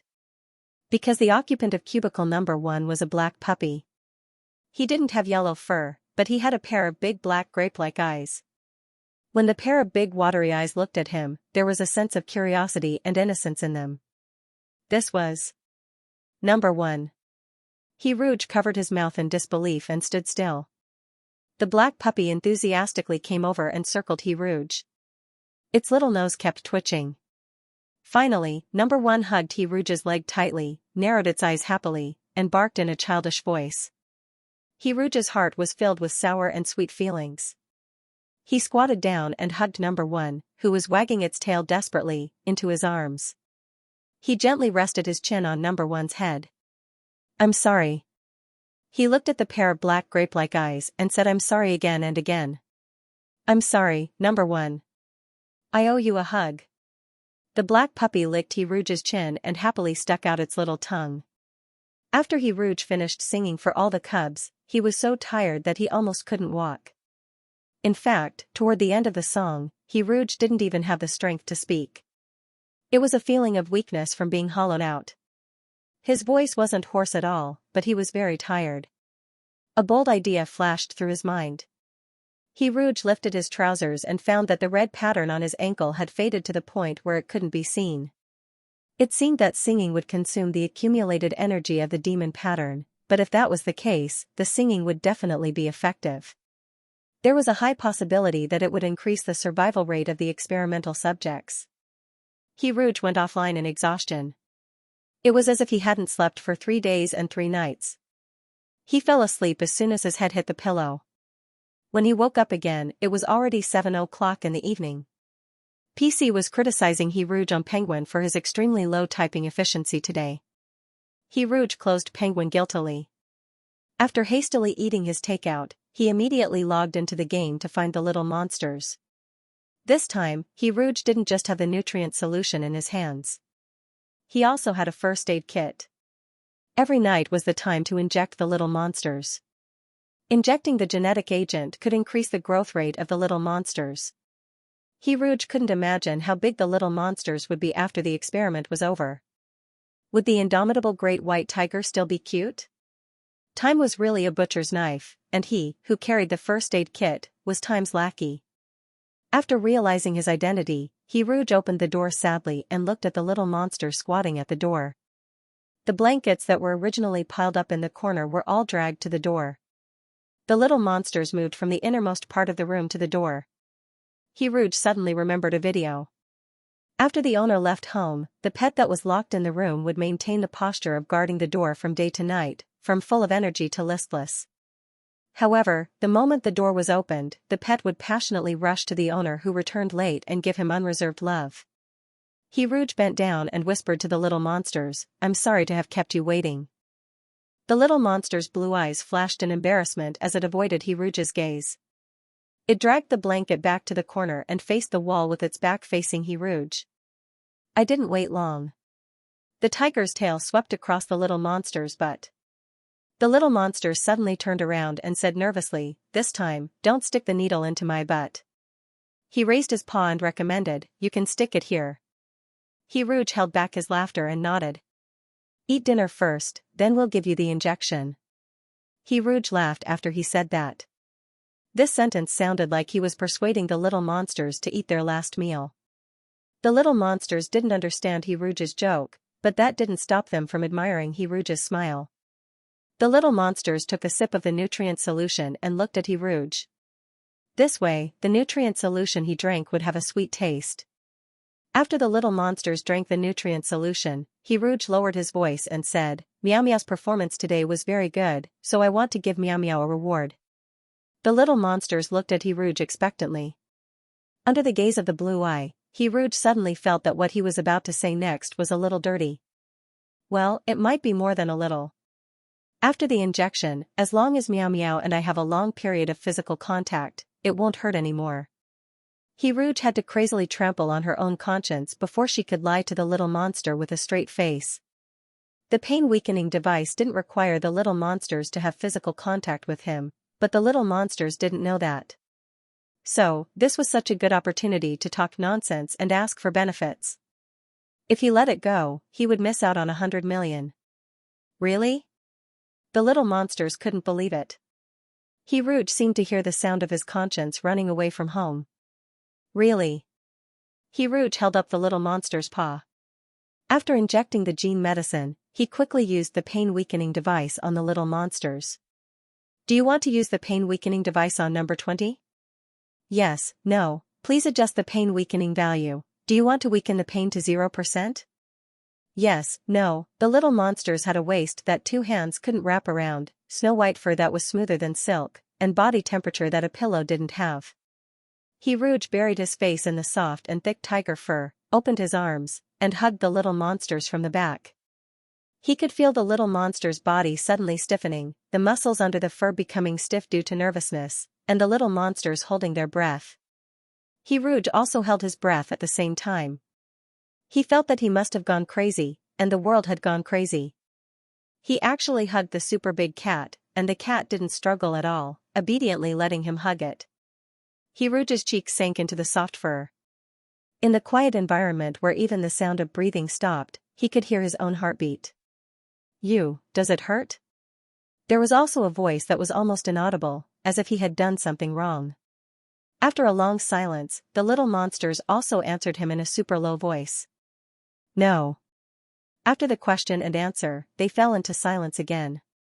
Rouge felt a little guilty about lying to the little monster. He was afraid that the little monster would ask him why it didn't hurt after physical contact, and why it didn't touch him before. Rouge reflected on himself and thought that he must have been blinded by lard to come up with such a flawed excuse to lie to the cat. However, if he died on the cat, he would still be a romantic ghost. If he didn't do this, when would he be able to hold the big cat? However, this position was a little tiring. Rouge didn't dare to put all his weight on the little monster, so he bent down and hugged the little monster. His upper body sank into the soft and thick fur. It looked beautiful, but in fact, he was struggling to support his waist. The tip of Rouge's nose was very close to the base of his wings. When he exhaled, the little monster's hot breath just happened to hit the base of his wings. The little monster wanted to shake his wings, but he was afraid of disturbing the young man lying on his back. The man was so light that the little monster couldn't feel his weight. This made the little monster feel unreal. After the pain was gone, he couldn't tell the difference between reality and illusion. This night, he wasn't curled up in a corner alone to endure the pain. When the pain reached its peak, he rolled around awkwardly. All of this was like a dream. Maybe if he moved a little, the other person would turn into a butterfly and fly away. It turned out that the night wasn't so bad when there was someone to accompany him. Just when the little monster was in a good mood, he suddenly realized that the person on his back was about to get up. The originally light weight became like a feather, and the warmth on his back floated away. Was he leaving? The little monster had this thought in his mind. It was like a small stone hitting the surface of the water, disturbing his calm state of mind. Subconsciously, the tiger tail hooked Rouge's calf. Under his surprised gaze, the little monster pretended to be calm and said, "It will hurt if there's no physical contact." Rouge was stunned. He just bent down for too long and wanted to change his position. Did the little monster misunderstand? Was it so afraid that he would leave? Was it purely afraid of pain, or was it just a little bit reluctant to leave him? He Rouge looked down at the tiger tail that was wrapped around him, and the corners of his lips curled up. Maybe he should give the little monster a nickname, Little Sticky Cake. No, it was a sticky cake. He Rouge squatted down and tried to grab the tiger's tail. The thick and solid tiger's tail was filled with strength. The black and white stripes crisscrossed and he Rouge could not hold it with one hand. He could only grab the tip of the tail. The tip of the tail was pure black, which made he Rouge's fingers look exceptionally white. The texture of the fur on the tail was also very good. Every strand of hair seemed to have been soaked in deep-sea fish oil. From the root to the tip, there were no forks at all. The white fur was crystal clear like fine snow, and the black fur was like a brush that had been soaked in ink. He Rouge couldn't help but hold the tip of the tail with one hand and put the palm of the other hand on the black brush. Under the pure gaze of the little monster, he Rouge said in a dignified manner, "I wrote Meow Meow's name before." Did Meow Meow remember how to write the word meow? He looked just like a teacher checking homework. The little monster tilted its head. Yes. He Rouge was a little surprised. Maybe the little monster had always been labeled as stupid and fierce in his mind, so he was not used to seeing such a little genius. Blue Eye looked at he Rouge's palm attentively. The tip of the tail slowly but firmly wrote the word that belonged to the earth on he Rouge's palm. Meow. The little monster had never seen such a word before. It did not belong to any language he knew, and the pronunciation was also strange. For the little monster, who only had killing and darkness in his mind, remembering words was a very difficult thing. However, he wanted to try his best to remember everything about he Rouge. It seemed that the more he remembered, the more important he Rouge would be to him. In this way, even if he really lost control and lost his mind in the future, he would not hurt this person again. He did not want to hurt he Rouge. Not because he Rouge was the person Xianxia liked, not because he Rouge's blood was delicious, and not because he Rouge sang very well. It was because he Rouge was he Rouge. That was all. When he moved his tail stroke by stroke to write the word meow, he saw he Rouge's black eyes light up little by little because of surprise. They were shining like the stars in the sky. Meow Meow is so smart. He heard he Rouge praise him so gently and sincerely. No one had ever praised him. Maybe it was because he had no merits. Even he did not think that he had any special characteristics. In fact, from the very beginning, he was an existence that Xianxia had awakened in despair. He was the product of this body because of the mutation. He was a part of Xianxia's soul separated. He was a complete monster. In the endless darkness, he was regarded by Xianxia as a weapon to break the light. However, he came from the darkness. How could he help Xianxia find the light? A black hole would absorb all the light, and he would destroy all the brilliance in Xianxia's life. The best result for Xianxia was that he passed on his memory and power. The soul fragments that were accidentally separated were attached to the original gap. Sewing and mending, perhaps Xianxia could make him whole again. But he did not want to. He was a selfish, cold-blooded, and heartless bad guy. He never thought about others, even if that person was himself in a sense. Therefore, he had been hiding in a corner where Xianxia could not do anything to him. He accumulated power, hoping that one day he could erase Xianxia's memory. That way, he could take over this body. He Rouge was so focused on playing with his tail that he did not notice the little monster's silence. His dream of playing with his tail came true tonight. Happiness came one after another, making he Rouge feel like he was floating in the air. He stroked the fur on his tail, and the originally soft and smooth fur on his tail was about to explode. At first, he could only hold 2/3 of the tail with one hand, but it was quietly growing bigger under his eyes. He Rouge also felt a little strange. The tiger's claws in his field of vision also seemed to grow bigger. He Rouge slowly raised his head and saw the little monster in front of him slowly growing bigger like a balloon. The little monster, which was originally at his waist when he stood, had grown to his chest. It seemed that it was going to grow even taller in one go. Its body length was approaching the 3-meter mark. That's right. The genetic agent could accelerate growth. However, when Rouge saw the little monster grow bigger, it had a huge impact on her. Due to the fact that it was her natural enemy, Rouge had to work hard every day to overcome her physical fear of big cats. After she finally got used to the little monster's size, she did not even have time to adjust before she had to face the bigger white tiger. It was too big. His legs felt weak. Rouge subconsciously held the tiger's tail with both hands, like a person with a fear of heights holding onto a chain on a suspension bridge. His 2 legs were slightly trembling. Perhaps it was because singing for the experimental subjects in the ice project had consumed too much energy. At this time, when the demonic pattern warned him again, Rouge did not even have the strength to stand. At this time, the little monster moved its big head closer.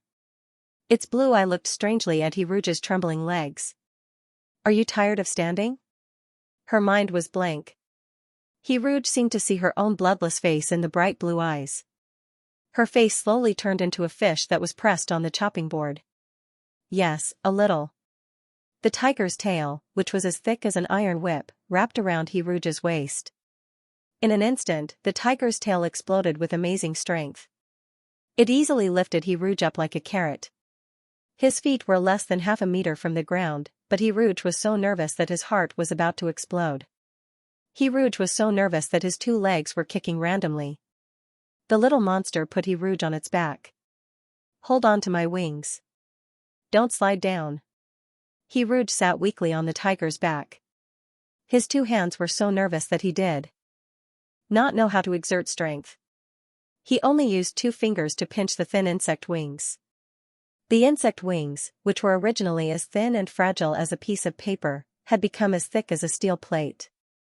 Perhaps it would even make a crisp sound when knocked on. Rouge, the hoarse voice of a teenager sounded in Rouge's ears. "Do you like the starry sky?"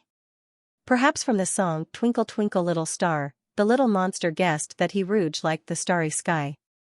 Rouge did not know what he was saying. It's okay. "Then sit on my back and I'll take you to the starry sky," the little monster said. "Will you be happy if I do this?" Rouge finally recovered from the dizziness. He spent 3 seconds recalling the little monster's words. The little monster's description appeared in his mind. Instantly, Rouge felt that it was so cool. Riding the biggest cat and looking at the most beautiful stars. He smiled like every parent who heard their child say that he would be filial to them when he grew up. "Yes. Of course I will." The blue eye, which had been surging with violent flames, closed slightly to hide the excitement in its eyes. The little monster said softly, "That's great. It's great that I can make you happy." After sitting on the tiger's back for a long time, Rouge felt that the fur on the little monster's back was getting warm. The little monster grew at a speed visible to the naked eye. Even through the thick fur and strong muscles, Rouge could feel the growth of the bones. It sounded painful, like the pain of the muscles being torn apart. Even though he knew that the little monster would not feel pain after using the pain-weakening device, Rouge could not help but feel distressed at this moment. "Meow meow, is it really not painful?" The little monster turned its head, and a bigger round face appeared in front of Rouge. "Rouge, touch me." Although it was obviously acting coquettishly, its tone was as stiff as a rock. It even called Rouge by his full name. The blue eye only reflected Rouge's figure. The little monster said the most distressing words with an expressionless face and a flat tone, "If you touch me, the left part of my chest won't hurt anymore." The little monster lowered its head to the young man on its back, allowing the young man's hand to touch the keen character on its forehead without any dissatisfaction. It put away its fangs meekly, and said in a low voice that was close to begging, "Can you not leave tonight?" Rouge stopped touching its head. "When I think of you leaving, the left part of my chest hurts." So, it was because he was leaving. Rouge hugged the little monster's big head, and just as he was about to agree, the holographic game's anti-drowning mechanism appeared in his mind. Calculating the time, it seemed that he did not have much time left in the game today. This rubbish game was hindering him from raising a cub. When the little monster was so weak and helpless and needed someone to accompany her, why did he need the anti-drowning mechanism? It should encourage players to drown the little monster with love. Rouge was uneasy, not knowing when he would be ejected from the game. He really wanted to agree to the little monster, but the situation did not allow it. The witty He Rouge started brainstorming mode, and the little light bulb flashed. Although the holographic game had an anti-drowning mechanism, the ordinary game version did not. Although there was no late-night interaction, touching the little monster's head and back and coaxing it to sleep gave him a sense of achievement. He had to seize the last moment to talk to the little monster and say everything he wanted to say in one breath.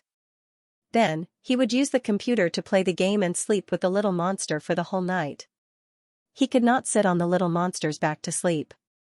When He Rouge got down from the little monster's back, the little monster thought He Rouge was leaving again, and its eyes instantly dimmed. However, when he realized that the person in front of him had only changed her position and was sitting next to him, holding his paw, and saying yes with a smile, his blue eyes lit up again. It was as if He Rouge was the one who controlled the switch between light and dark. He Rouge rubbed the little monster's big head. When did Meow Meow feel sleepy? I'm not sure. It was sleepy occasionally, but it would be awake soon. It seemed that the little monster was very energetic. He Rouge rubbed its head again, resisting the urge to rub its tiger ears. He thought about how to coax the child to sleep as a parent. Because he was an orphan, he had no practical experience. The methods he could think of to coax the child were very simple: singing and telling bedtime stories. He had already sung the last time, so he would tell the child a story this time. It would definitely be a fairy tale for the child. He Rouge recalled the little monster's lack of confidence in him when he was naming it. He decided to cultivate the little monster's confidence by telling it a bedtime story. Meow Meow, close your eyes. I'll tell you a fairy tale. Blue Eye closed, and its white eyelashes looked like a layer of snow. He Rouge gently touched the little monster's head. Once upon a time, there was a swan egg that was hatched by a duck. Because of its different appearance, it was mocked by everyone as the ugly duckling. It was beaten, scolded, ostracized, ridiculed, and bullied by everyone. He Rouge whispered as he stroked the little monster. He didn't notice that Blue Eye under his palm was slightly startled. The little monster listened attentively. Legend had it that the mermaid's voice could bewitch people's hearts. When the heart was filled with sincere emotions, the true feelings could be seeped into the voice, making the listener feel as if they were there. Once upon a time, there was a cub. He was a little white tiger. He was brought to Shanghai orphanage, trained, beaten, and bullied by everyone. The little white tiger lived a very painful life because no one cared for it and no one loved it. On the day of the brainwashing, he awakened the monster in his heart. The little white tiger became a real monster and killed everyone who bullied him. The little monster always disobeyed the little white tiger's command and did a lot of wrong things. Therefore, when the little white tiger grew up, it broke the little monster's wings. After the little monster was injured, the great white tiger was also greatly weakened. Someone played tricks behind the scenes and hurt the great white tiger. The great white tiger and the little monster were both very weak. Because the problem was not solved, those people needed the great white tiger. Therefore, they tried their best to treat the great white tiger. However, the great white tiger was too badly injured. It couldn't be cured anymore. The little monster sank into the memories of the past. The lingering and intense pain wrapped around him like layers of vines. The impenetrable darkness was just like the dark days of the past. He returned to the day when he was awakened. A helpless cub was helplessly asking for help in the brainwashing room. In the end, he broke down and cried loudly. When the cries around him gradually disappeared and everything returned to a dead silence, the dark red vertical pupil in the blue eye faintly appeared. The red light in the eye flashed in the darkness. The heartbeat came from the left side of his chest. Thump, thump, thump. It mixed with the original heartbeat. A malicious smile appeared in the cold eyes. I'm going to kill them. His rationality was dismembered bit by bit. When the malicious intention was about to break through the last cage, a gentle touch landed lightly on the top of his head. It was a familiar strength and a careful touch, as if he was treating a treasure. The little monster resisted other people's touch, but it did not reject it. It even liked the physical contact of this person. It was a gentleness that made people yearn for. The young man lowered his eyes. His black pupils were like a lake covered with a layer of fog. His movements were gentle, and his tone was also soft. It always made the little monster feel that this person was saying sweet words. It was indeed sweet words. There was a slight smile on the man's face. In fact, he was already very good-looking when he didn't smile. When he smiled, it was almost mesmerizing. The ugly duckling saw the swan spreading its wings and flying from the cold to the lake that did not freeze. The swan was so beautiful that the ugly duckling was stunned. When spring came, it flew to the lake and saw its own reflection. But it was no longer a clumsy, ugly, disagreeable duck, but a swan. The youngest and most beautiful swan. The little monster felt that it was inevitable that it fell into a hypnotic trance. The spiritual sea that was originally churning because of pain now felt peaceful because of joy. The person in front of it seemed to have a kind of magic that could easily control its joy, anger, sorrow, and joy. He Rouge. He Rouge.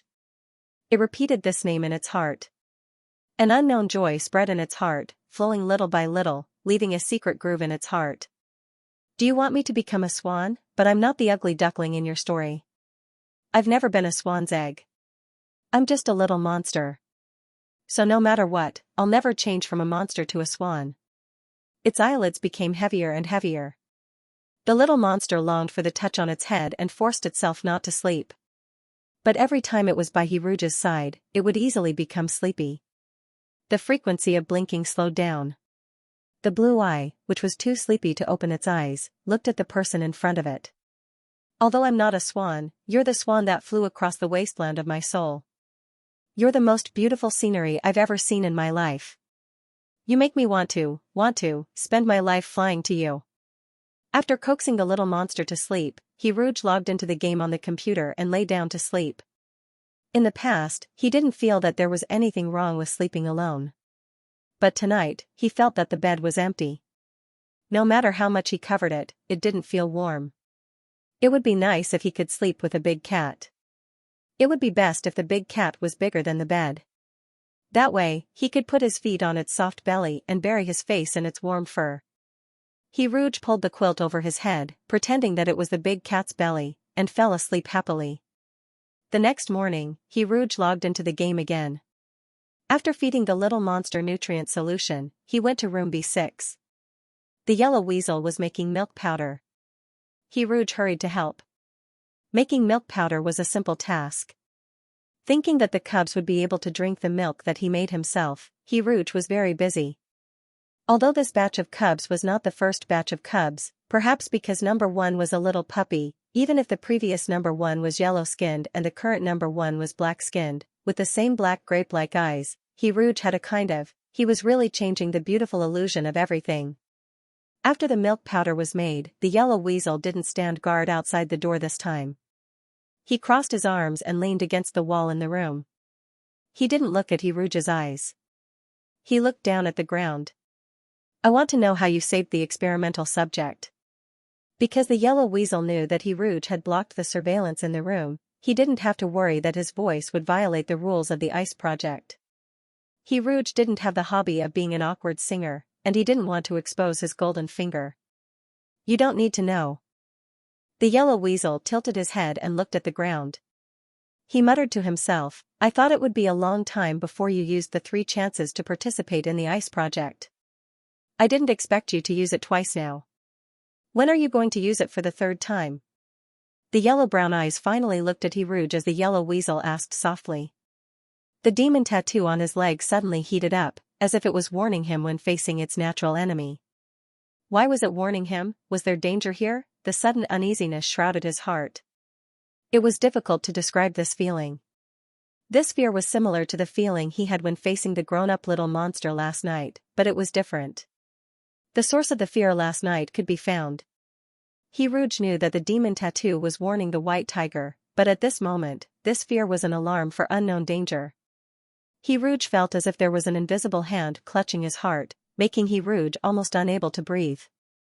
Holographic games had both advantages and disadvantages. In the original game, at a critical moment, Option Ab would definitely appear. It could remind He Rouge to save the game, and it could also list options for He Rouge to refer to. In holographic games, there was nothing. The high degree of freedom also meant the risk of losing control.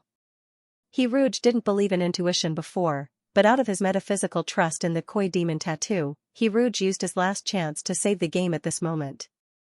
Do you want to save?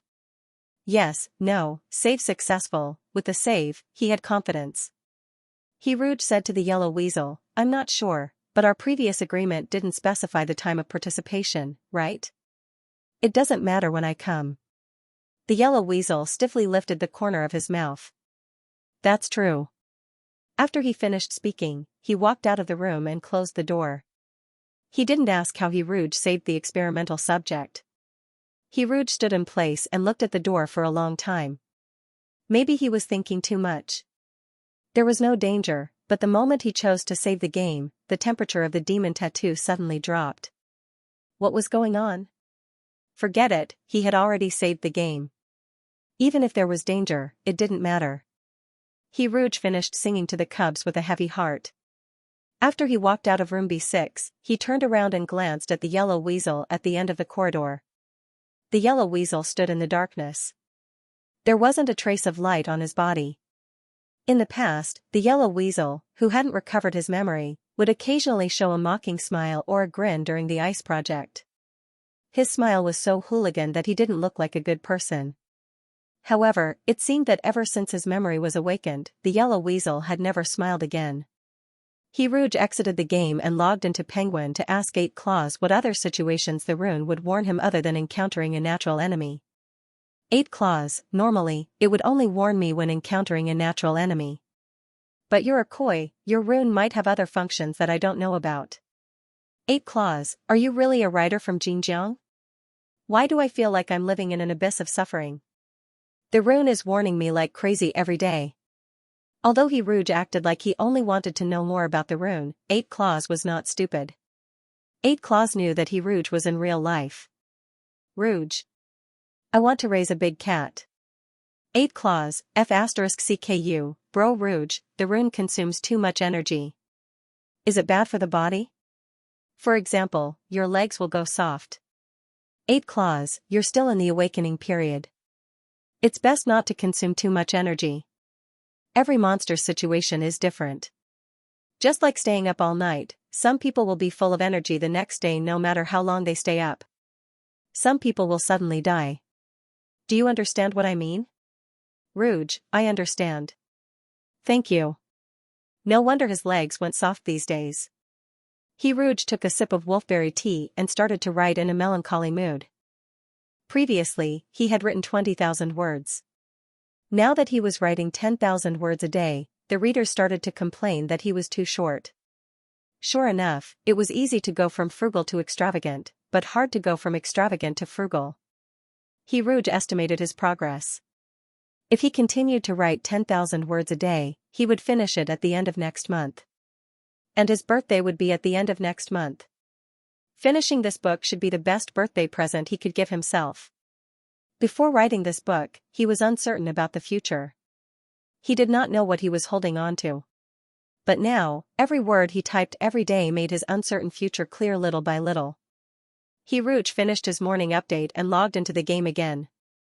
Because 8 Claws said that consuming the rune's energy might cause harm, Rouge planned to go to room B6 tomorrow or the day after. He would take these 2 days to relax and raise his cubs happily. With the nutrient solution in his hand, Rouge pushed open the door to room 104, and he shared a look with the little monster who stood beside the door.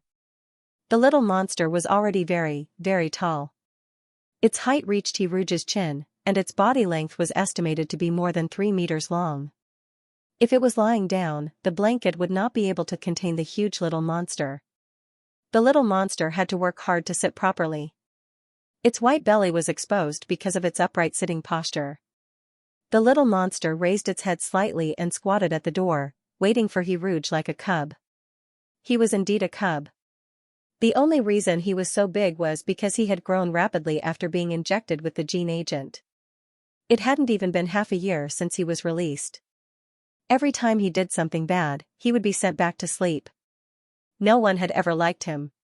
No one had ever sung to him, told him stories, fed him candy, touched his head, and no one had ever told him that he was smart and that he deserved to be liked. He was Shiguechan's missing childhood. It was a combination of all the negative emotions of his short childhood. The little Shiguei-chan liked bug wings, so the little monster liked bug wings too.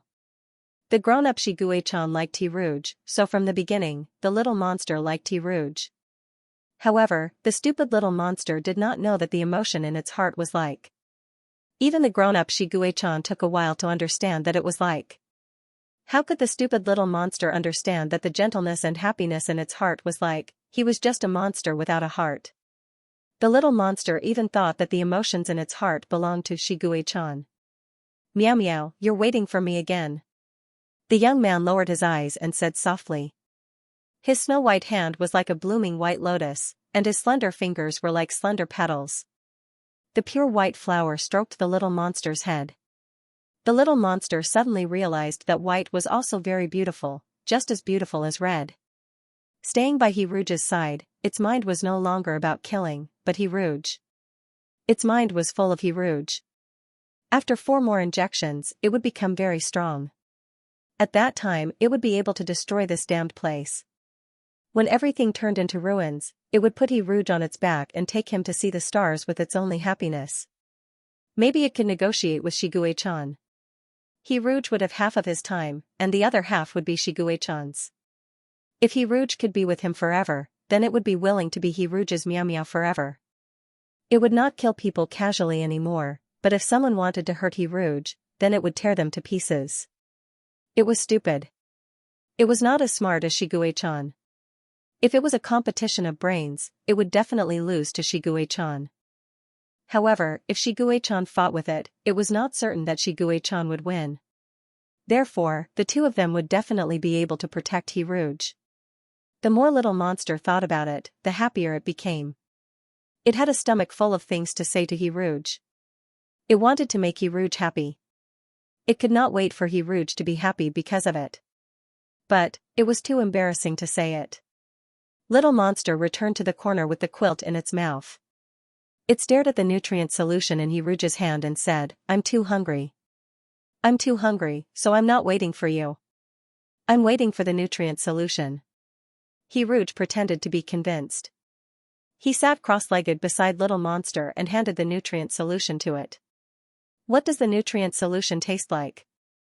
Hiruge asked curiously when he saw little monster eating. The nutrient solution felt like a good thing. If he had it, he would not have to spend time ordering takeout. It doesn't taste good. Little monster stopped drinking the nutrient solution. It held the nutrient solution in its mouth and stuffed the bottle into Hiruge's hand. Here. Hiruge was just asking. He did not expect to receive a nutrient solution that was almost finished by little monster. The mouth of the bottle was covered with little monster's saliva.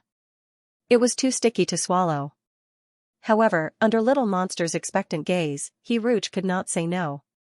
Ever since little monster's temper became better, it only looked at Hiruge with its blue eyes when it was silent. It looked very much like little white tiger. The little white tiger that looked cold on the outside but had a soft heart. The little white tiger that he personally sent to the brainwashing room to wash away all its love of sleeping. His heart felt like it was hanging in the air. The sourness made his chest feel heavy and empty. Hiruge looked away. He did not dare to look little monster in the eye. He poured a little of the nutrient solution on his finger and licked it gently. It was cold, sticky, and tasteless. Was this what little monster ate every day? If a person leaned against the wall and sat in a corner to drink the cold nutrient solution, it would be a true portrayal of drinking not nutrient solution but loneliness. Room 104 had no decorations or colors. The floor was gray and the walls were pale. It was no wonder that the little monster was waiting for him at the door after living in such an environment every day. Hiruge patted little monster's big head. Hiruge could not bear to move his hand away from the thick and warm feeling. Does Meow Meow want to eat cake and play with toys? Little monster nodded curiously. Its long whiskers trembled. There were many snacks and toys in the Love Mall. It was time to spend money on little monster. Hiruge rushed into the mall and bought the strawberry cake first. Little monster looked at the cake that appeared in Hiruge's hand out of thin air. It looked around curiously. Where did this come from? I exchanged it for Meow Meow's love for me, Hiruge said as he opened little monster's status. He was surprised to find that its affection level was almost full. Love, little monster likes you very, very much. Affection level, 98. Love can be exchanged for other things? It was the first time little monster heard this. It was very curious. Rouge could not help but pinch little monster's round face. When little monster was confused, he took his hand back and pretended that nothing had happened. He coughed lightly. Love for love. Sincerity for sincerity. I gave Meow Meow a strawberry cake. I hope to exchange it for a sweeter Meow Meow. Little monster licked its paw and said seriously and regretfully, but I'm not sweet. Rouge handed the soft and sweet cake to little monster's mouth and said with a smile, you'll be sweeter after eating the strawberry cake. The little monster whimpered and swallowed the cake in one gulp. It chewed twice and swallowed it. The creamy sweetness made it frown uncontrollably. It rarely ate sweets. The sweetest thing it had was a fruit candy. Therefore, this cake was too sweet for it to accept. However, when Rouge asked it if it was delicious, little monster looked at his gentle face and nodded subconsciously. Then, a new strawberry cake appeared in front of its mouth. This time, Rouge asked it to eat slowly. The cream on the tip of its tongue poured down, and the sweetness exploded in its mouth. Little monster was so conflicted that it wanted to vomit but could not bear to. It held its breath and swallowed the cake. This time, little monster learned its lesson. When Rouge asked it if it was sweet and if it wanted to eat more, little monster nodded its head and shook it like a rattledrum. I won't give it to you even if you want to eat more. You'll get fat if you eat too much cake. Rouge put little monster's big paw on his leg. He squeezed the paw pad and said, your weight now is just right. If you get any fatter. It seemed that except for humans, all animals were quite cute when they were fat. A smile appeared in his dark eyes. You'll be cute no matter how fat you are. But it's better to be healthy.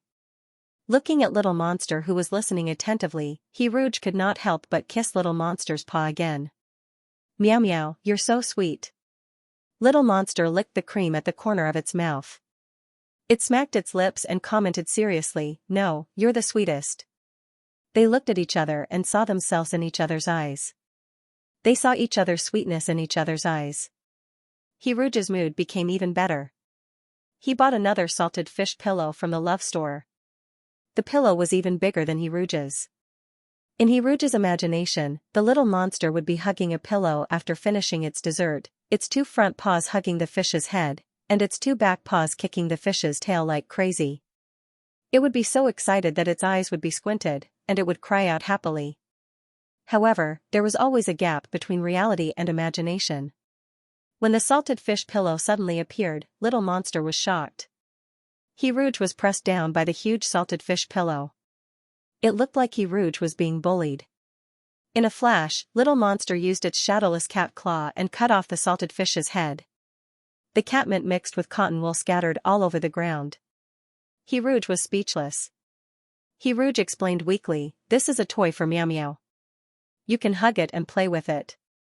No matter how stupid little monster was, it knew it had done something wrong. It retracted its claws and didn't dare to speak. Rouge shook the cotton wool off his face. He felt sorry for little monster when he saw little monster's guilty look. Actually, this toy can be torn apart too. Rouge moved the salted fish pillow with its head cut off.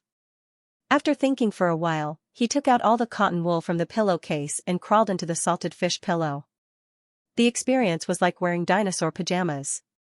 Rouge salted fish moved to little monster's side and smiled brightly, revealing 8 teeth. You'll have a new set of clothes after tearing it apart. Little monster's tense body finally relaxed. Rouge stared at Rouge with his eyes wide open. It hugged Rouge's waist with its two front paws and carefully rested its big head on Rouge's shoulder. Is this how you hug a toy? Even though the young man's voice was muffled, it couldn't hide the joy in it. Rouge was so touched that he didn't know where to put his hands and feet. His whole body was pressed against the big cat's belly. He suddenly realized his dream last night. Yes, yes. The tiger tail wrapped around Rouge's ankle. Little monster was a little stubborn. It whispered, once I hug it, I don't want to let go. It wasn't clear whether it was because Meow Meow was too hot and stuffy, or because its ears were red from happiness. Then I won't let go. The time spent playing with the tiger was short and happy. Rouge played the game on the computer and took out his phone to write. There was a reason why Rouge could not focus on writing with the game in hand. He had no choice but to log into Penguin to seek encouragement from Machine. After seeing pictures of fancy pigeons stewing, chopping Gigi with a knife, and throwing an author who couldn't write into the trash can, Rouge began to write with tears in his eyes. After spending the whole afternoon writing the update, Rouge logged into the game to inject the genetic vaccine into the little monster. After the injection, the little monster was a head taller than Rouge. It was 2 meters tall and more than 4 meters long. Rouge watched the process of the little monster growing. Rouge suddenly had a fantasy. If the little monster could keep growing and become a super invincible monster, it could crush Xianxia orphanage with one claw. The big monster was so tall that it did not even need to fly. The tip of its ears could pierce through the clouds. Rouge sat on the head of the big monster. As long as he stretched out his hand, he could pluck the stars. After the injection of the genetic vaccine, Rouge remembered the last chance to participate in the ICE project. Since he hadn't finished this matter, his heart was always in a mess. Anyway, he had saved the file, so he might as well finish this matter in one breath tonight. Then, he would come back and find an excuse to curl up in the big cat's arms and sleep. Wouldn't that be great? Rouge tiptoed and touched the little monster's head. He whispered, "Meow meow, I have to go out for a while. I'll be back soon." Although the little monster was reluctant to leave, it had obviously become more sensible these days. Even if it did not want Rouge to leave, it still nodded and said, "Okay, I'll wait for you." When the door was about to close, Rouge could not help but say to the little monster, "I'll be back soon. This time I won't make you wait too long." The little monster nodded seriously. Rouge closed the door with a smile on his face and walked up to room B6 alone. Because he had the universal keycard and little Love's shielding device, he could enter and exit all the corridors without any obstructions. When Rouge arrived at room B6, Yellow Weasel had just finished feeding the experimental subject milk powder. Seeing his arrival, Yellow Weasel silently lowered his head and left the room, giving Rouge space to act. Although singing consumed the energy of the demon print, this was the last time he sang for the cubs. It shouldn't matter if he used it one last time. After Rouge comforted himself, he opened the door to cubicle number 1 and sang a few lines of the song with the puppy in his arms. If each of the experimental mannequins had the time to finish singing a song, Rouge estimated that his legs would be so weak that he wouldn't be able to walk out of the room. Therefore, he sang 2 or 3 lines of lyrics to each cub, just like how he hummed to Soft Soft. Rouge was very efficient at singing. He arrived at cubicle number 20 in no time. Cubicle number 20 of the ICE plan this time was a cute little squirrel. Rouge loved to hold the little squirrel in his hands and sing. He opened the metal door of cubicle number 20 with a smile on his face. The first thing he saw was a big gray rat. It didn't have a fluffy squirrel tail. It wasn't the little squirrel that Rouge longed for. Instead, it was a drug-seeking rat with white hair and a face full of vicissitudes. The drug-seeking rat sat on a mechanical arm. The hologram floating in the air was recording the image of the sound waves. When it saw Rouge's stunned expression when he opened the door, the drug-seeking rat let out a long sigh. It turned off the recording function with one paw and said to Rouge earnestly, "Why are you so stupid? You didn't even know that you were betrayed." No matter how stupid Rouge was, he still realized that he had been betrayed by Yellow Weasel. He held on to the door frame of the cubicle and stood there in a daze. His mind was blank. The only thing he could think of was the word betrayed. How could this be? Didn't they agree to let him participate in the ICE plan 3 times? Rouge thought that the worst-case scenario would be that he had accidentally bumped into cubicle B6, causing the whole thing to be exposed. How could this be? He was the one who had helped Yellow Weasel regain its memory. He knew that Yellow Weasel's name was Xianxia. In the previous ICE plan, he had stopped Yellow Weasel from hurting the experimental subjects. In total, he had helped Yellow Weasel twice. As a person, shouldn't one repay kindness with kindness and revenge with revenge? Just like Crow, Xianxia Orphanage was very dark. The organization behind it was inhumane and crazy. Rouge's heart was actually biased towards all the victims. Just like how he treated Crow and the Golden Python as his friends, and how he treated Soft as his own children, he was willing to trust everyone with his heart. He didn't want to suspect Yellow Weasel. This wasn't because he was inexperienced and didn't understand the unpredictability of people's hearts. Just like what Rouge said to Little Monster, using sincerity to exchange sincerity for sincerity, he had always wanted to treat everyone in the world with kindness. Drug-seeking Rat shook his head. Why did you have to work with Yellow Weasel? Sigh, is he a trustworthy person? A small wheel emerged from the base of the mechanical arm. Drug-seeking Rat controlled the mechanical arm to go around Rouge, who was still standing there in a daze, and arrived at the door of cubicle B6. He turned around and said to Rouge, who was still standing there in a daze, "Come with me. Everyone outside is holding you. If you come with me, you can leave with dignity." The tightly shut door opened. A row of staff members stood behind the door, as well as Yellow Weasel with a pale face. They were separated by a long, silent distance, and both of their faces were equally pale. "I'm sorry." Rouge heard Yellow Weasel's trembling lips say this word. It was a very familiar word. That day, he had awakened Yellow Weasel's memory and heard Yellow Weasel say this to him. "I'm sorry. I'm a villain." At this moment, the memory overlapped with reality. Rouge took the first step. Because he had used up too much of the demonic pattern's energy, this step was a little unstable. He furrowed his brows hard, and as if he was hung over, he staggered behind Drug-seeking Rat and walked past the 2 rows of staff members. Perhaps he was drunk again and had not woken up yet.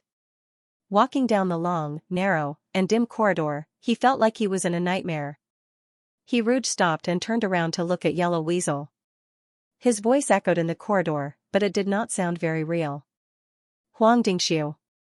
Yellow Weasel's face was pale, like a starved ghost trapped in this nightmare. "I'm sorry. I'm sorry. I have to wait for someone to come back." Rouge looked at Yellow Weasel quietly. "But there's also someone waiting for me to come back. I promised him that I won't be away for too long. He'll be sad. Look, if sorry is useful, why do we need the police?" Rouge turned around and slowly followed behind Drug-seeking Rat. He asked Drug-seeking Rat, "Do we have police here?" Drug-seeking Rat said, "Are you talking about the Galactic Police? You're not from the Galactic Police, are you?" They walked towards the brainwashing room. Rouge answered softly, "I'm not from the Galactic Police. I might be a messenger of justice sent by the stars to send some love to this world." Drug-seeking Rat ignored Rouge's nonsense. He sighed and said, "While you're still conscious, you should talk more. You won't be able to talk when you enter the brainwashing room later. Did you know that the person responsible for injecting the gene vaccine into number 20 died a few days ago? Scorpion started investigating at that time. Your identity is already very suspicious.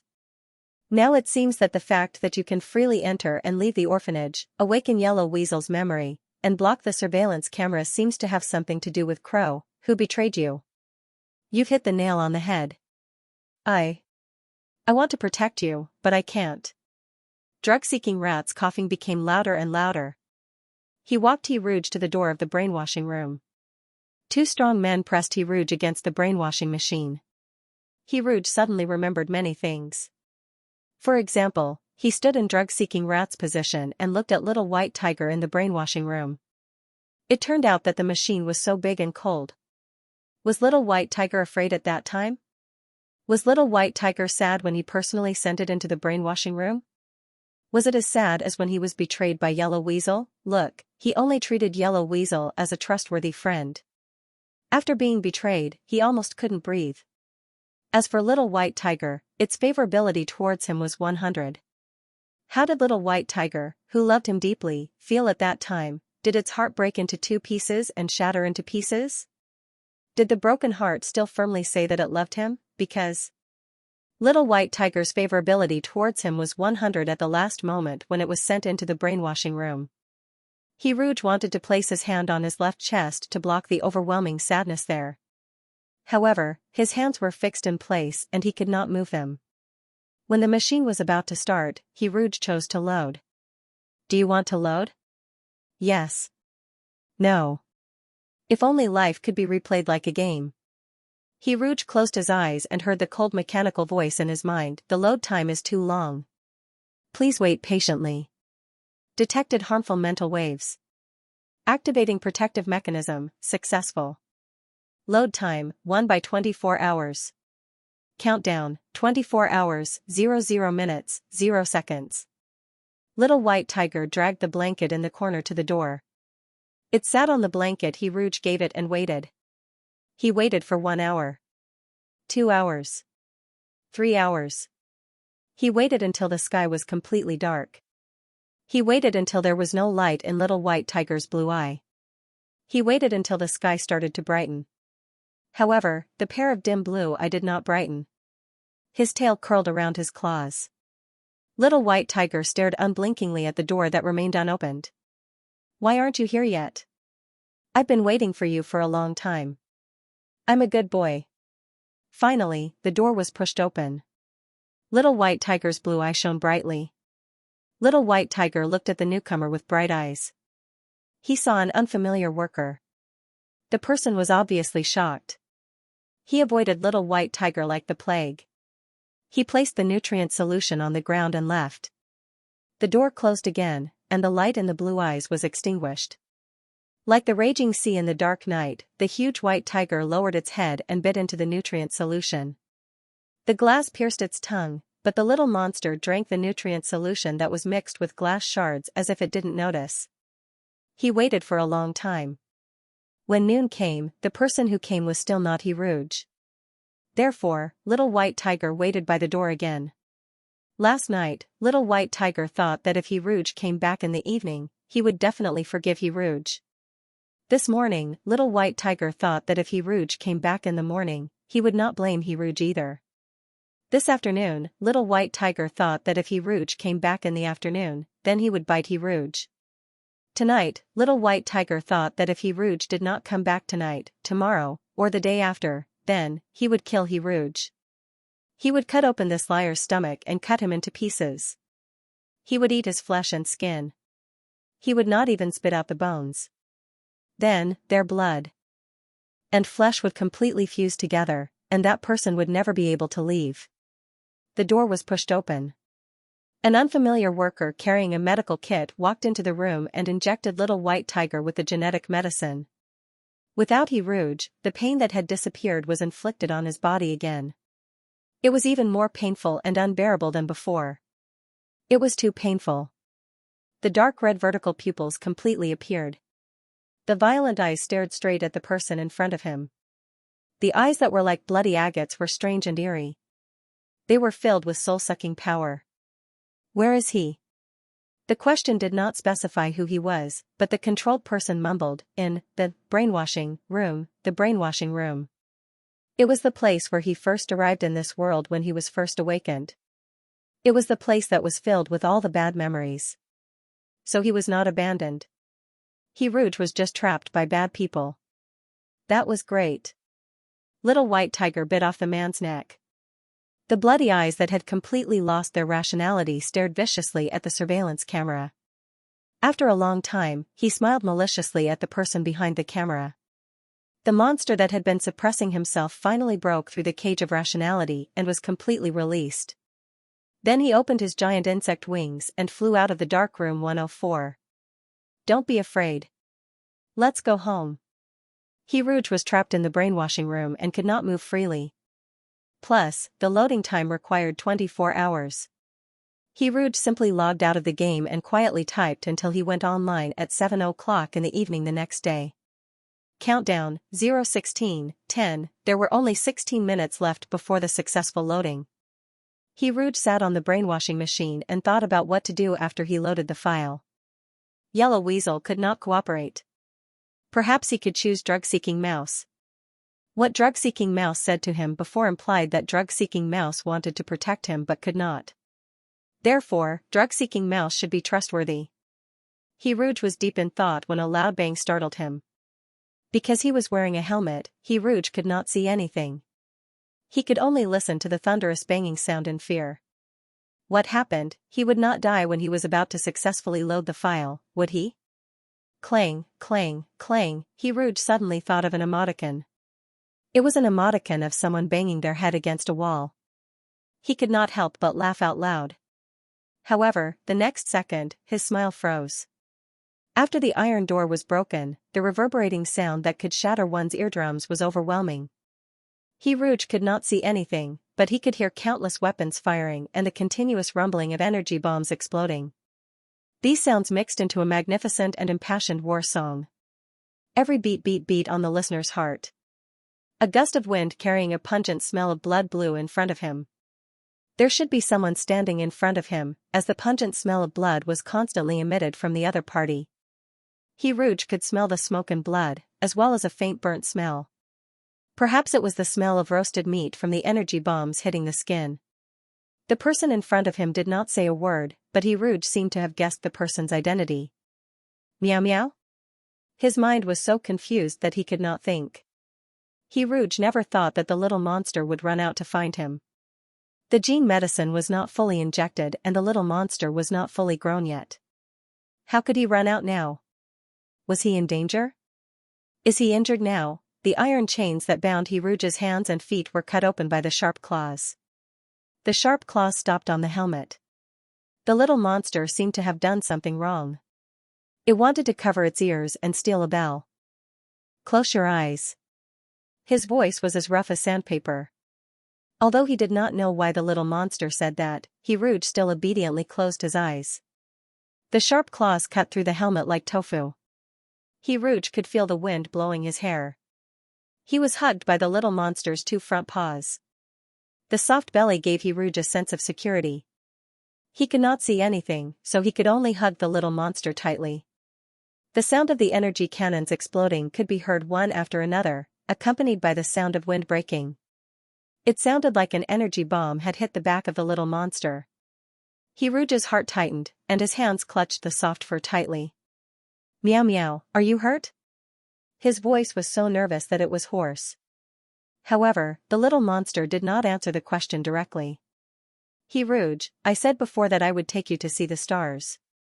The young man's hoarse and broken voice covered all the other noises. It tugged at his trembling heartstrings. This was his little monster. The little monster that wanted to protect him before he even had the chance to grow up. The person hugging him flew up, so fast that even the sound of the explosion could be left behind. The little monster lowered its head and promised the treasure in its arms, I will take you to see the stars now. The huge insect wings flapped hard. Most of the skin and flesh on the wings had already withered, so when the wind passed through the wounds on the insect wings, it made a whimpering sound, as if the monster was wailing in its heart. He had broken into the orphanage before, but he was very big then, twice as big as he was now. He was very strong, and no one could do anything to him. At that time, Shigue-chan was still awake. Shigue-chan would tell him where to go and who to kill. This time, he had nothing and was unprepared, but he hugged the thing he wanted to protect the most in his life. The little monster suddenly raised its eyes, and its blood-red eyes stared strangely at the monitor. Open the door. It gave an inviolable order to the people in the monitoring room. The door of the transport tunnel opened silently. The huge monster shook off the people chasing behind it, and in the time it had left, it hugged the person in its arms and flew up desperately. The 8 energy cannons at the top had already adjusted their angles and were aimed at the monster that was about to break out of the darkness. The first energy bomb was suddenly fired, followed by the second, the third. The dense energy waves weaved into an inescapable net, and there was nowhere to escape. The pain always came late. When its left wing was blown off, the little monster fell like a kite with a broken string. Its intact left wing flapped hard, and the tilted kite was blown to the wall of the tunnel. Its sharp claws were deeply embedded in the wall. The little monster with broken wings climbed up with 3 claws, and then used 1 claw and its tiger tail to hug Rouge tightly. Meow meow, meow meow, what happened to you? The person in its arms was so nervous that her voice was trembling. Its exhausted body was suddenly filled with energy. The little monster lowered its head and gently licked the tears that flowed out of the person's mouth with its tongue.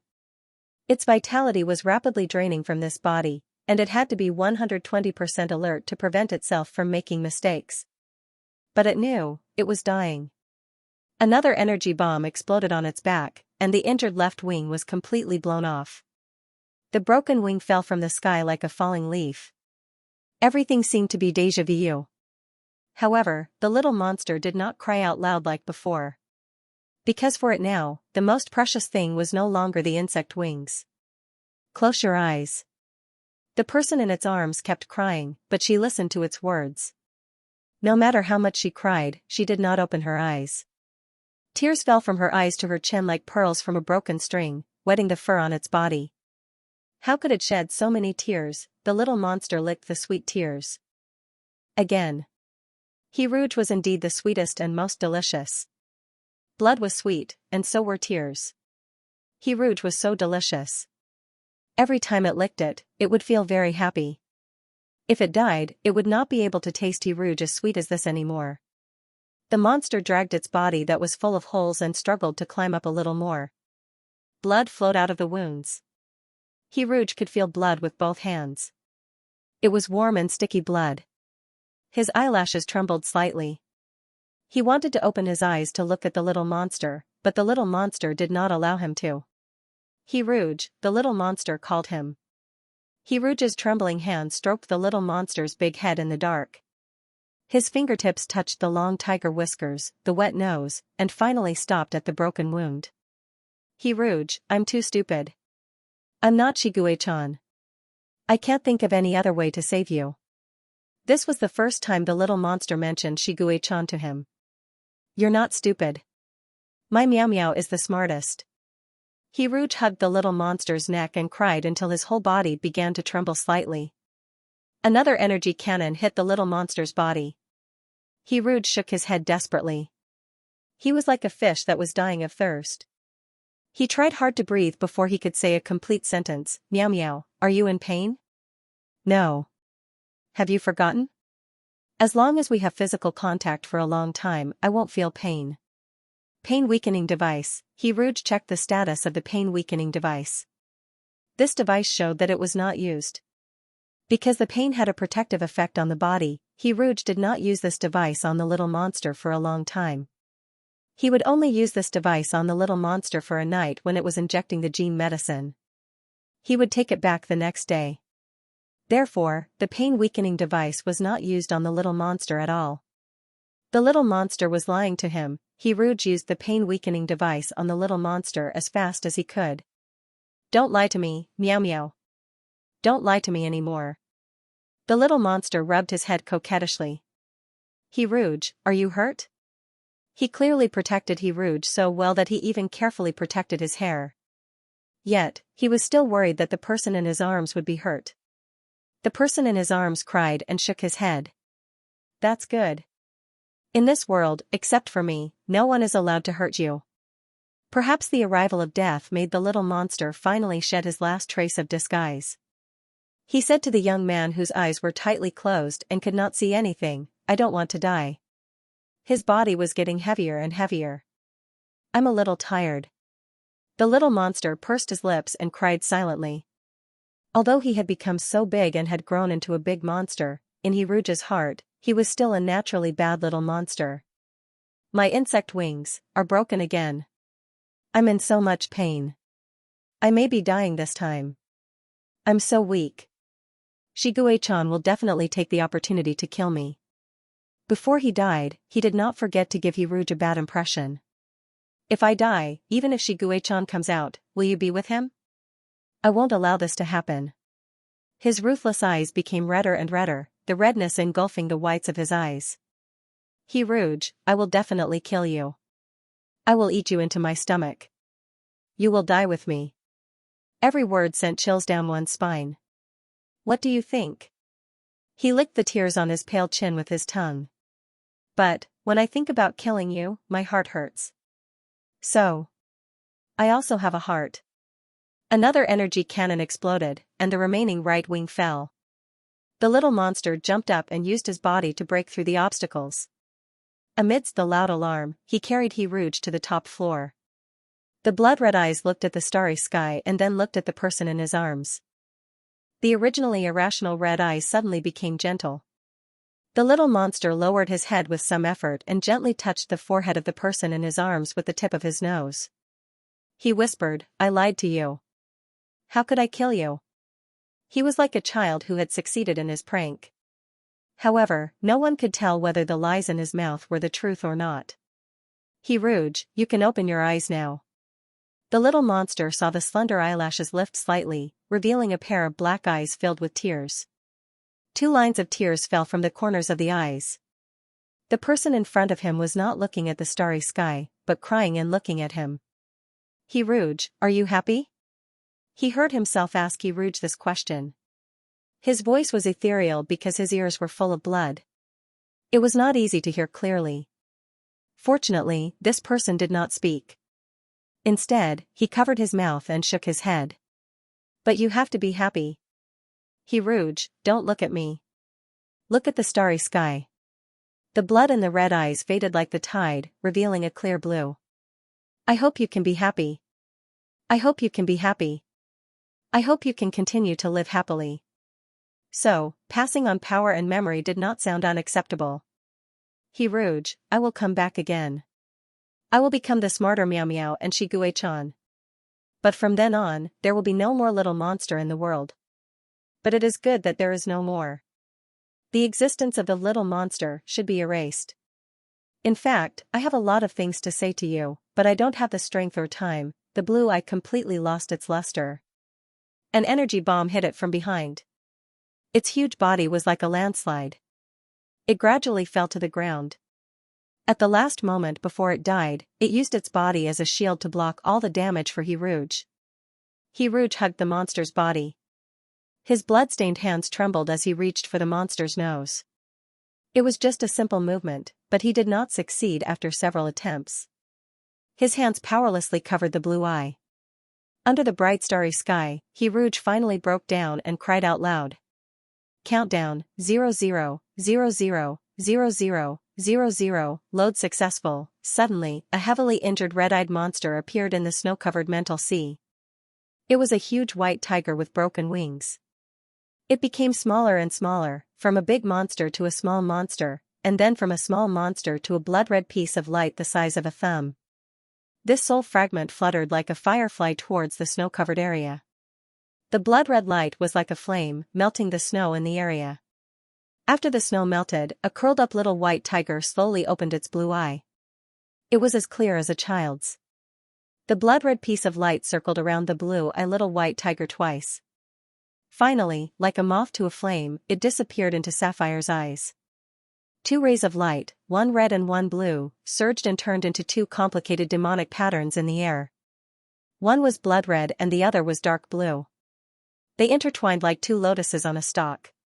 Finally, a deep purple demonic pattern bloomed. Those were the demonic patterns that only the big ancient demon would have. Each pattern emitted a terrifying aura. At the moment when the demonic patterns merged, the queen insect on the 17th planet panicked. On the other hand, a big demon on the distant Earth turned pale with fright. The power of the demonic pattern leaked out in an instant. The deep purple demonic pattern disappeared into the skin. A voice rang in the mental sea. Demonic pattern formed. Inheritance activated. Load successful. Everyone and everything became the water of time in the river of time.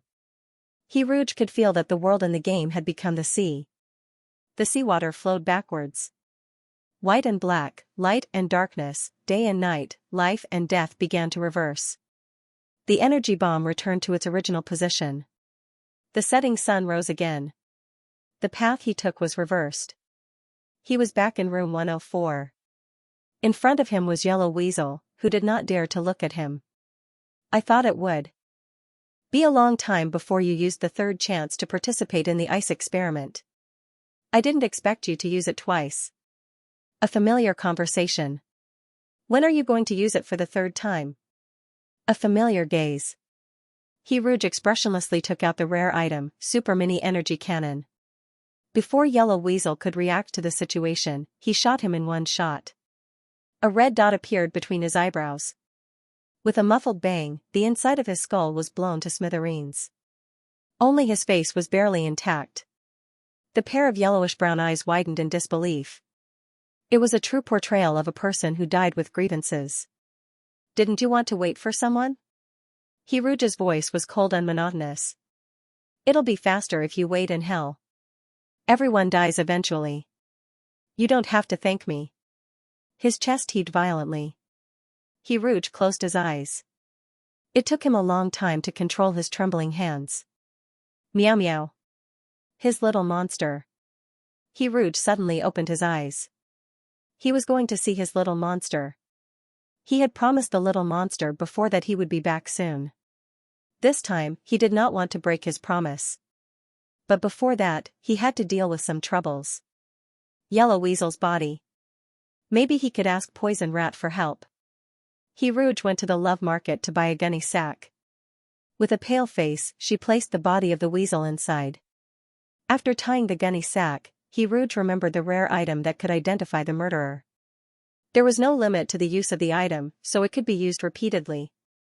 Rouge used the item on Yellow Weasel's body. He asked in his heart, is he the mastermind behind the Xianxia orphanage? A writer's imagination was always bigger. Once they started to doubt everything, they would think of all kinds of messy developments. For example, the person Yellow Weasel liked had died. He created this organization to control these terrible experiments. No. Well, he thought too much. Rouge dragged the sack all the way to the infirmary with an indifferent expression. The medicine-seeking rat was sitting on the desk, working on his optical computer. He casually looked up at Rouge, and when he saw that there was no cub in Rouge's arms, he lowered his head again. However, after sniffing a few times, the medicine-seeking rat blurted out, "Who died?" The smell of death drifted out from the sack. Rouge put the sack on the ground and answered coldly, "Yellow Weasel." Under Poison Rat's shocked gaze, he continued to say shocking words, "I killed him." The medicine-seeking rat almost wanted to pull off its own beard. Why did you kill him? Are you crazy? Rouge said expressionlessly, "Yes, I'm crazy. I don't treat crazy people here." Poison Rat was still dumbfounded. It took a long time for him to recover from the shock. "I know you don't treat crazy people, and I don't want to either. You specialize in the field of the sea of consciousness, so you should know how high the death rate of the ice experiment is. And I have a way to keep all the test subjects of the ice experiment alive." Rouge tossed out this bombshell, causing the drug-seeking rat to stutter. What did you say?" "I participated in the last ice experiment. I used my own method to save Soft and Number 20. I want to find a partner. I want to save people in the Xianxia orphanage. I found Yellow Weasel before, but unfortunately, people of different paths can't work together. Yellow Weasel wanted to betray our experiment, so I killed the traitor myself." When Rouge mentioned Yellow Weasel, the gentleness in his eyes disappeared completely. There was only a layer of gloominess. Poison Rat still hadn't recovered from the huge amount of information. He looked at the young man in front of him, who seemed to have changed into a different person. He hesitated for a moment and said, "Don't just stand there. Sit on the chair for a while. I'll make you a cup of hot milk tea." Rouge sat silently on the chair, his lips pale. Poison Rat's hot milk tea was soon ready. Rouge looked at the steaming hot milk tea and asked softly, "Will you poison the milk tea and kill me?" Was Poison Rat the culprit? The side mission of the mysterious infirmary had not been completed. Perhaps Poison Rat was a medical demon who created this scary organization to study the mind and conducted a series of inhumane experiments. Rouge asked Poison Rat, "Who is the murderer?" "No." Poison Rat, who was drinking the milk tea to calm himself down, almost choked on the milk tea when he heard this. Cough, cough, cough, what do you mean? It's fine if you don't want to drink my milk tea. Why are you talking so much when you're just drinking a mouthful of milk tea? Poison Rat was so angry that he almost jumped up to snatch the milk tea away. Rouge lowered his eyes and took a sip of the hot milk tea. His cold heart finally had a trace of warmth. Anyone with a discerning eye could see that Rouge was not in the right state. Poison Rat didn't want to argue with a crazy person. He sighed and asked, "Why did you ask me to work with you? Aren't you afraid that I'll end up like Yellow Weasel?" "Because you helped me before I loaded the file." Obviously, she couldn't say this reason. Rouge took another sip of milk tea. I have energy bombs. At most, we'll just die together. Poison Rat obviously couldn't stand Rouge's crazy attitude. He stomped his feet angrily and then fell into deep thought. Can you really say the test subjects from Project Frost? No. Rouge lifted his eyes to look at the petrified Poison Rat. Like hell. He seemed to know what the little monster was thinking when he said that as a joke before he died. Before the great sadness, he put on a smiling mask. It was as if a clown with paint on his face was sitting below the stage, and his gripping tears blurred his cheeky makeup. So sad, he was so sad that he could barely catch his breath. He wanted to go see the little monster. He needed to deal with these unimportant things as soon as possible. He needed to rush to room 104 to give his little monster a hug. The little bit of humor was short-lived.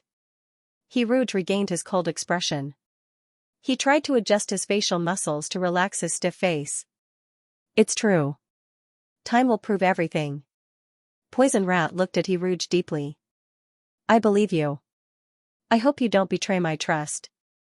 If you lie to me, I'll make you pay even if it costs me my life. Rouge wanted to squeeze out a smile, but it was obvious that this smile, which was uglier than crying, was not successful. I'll take care of the yellow weasel's death for you. If you need my help in Project Frost, I'll do my best to help. Poison Rat studied Rouge. You don't look well now.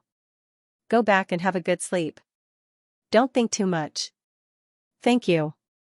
Rouge stood up to express his gratitude. Poison Rat quickly waved his hand. Go, go, go. Don't bring a dead body to me next time. I'm old. I don't have the energy to clean up your mess. Rouge left the infirmary.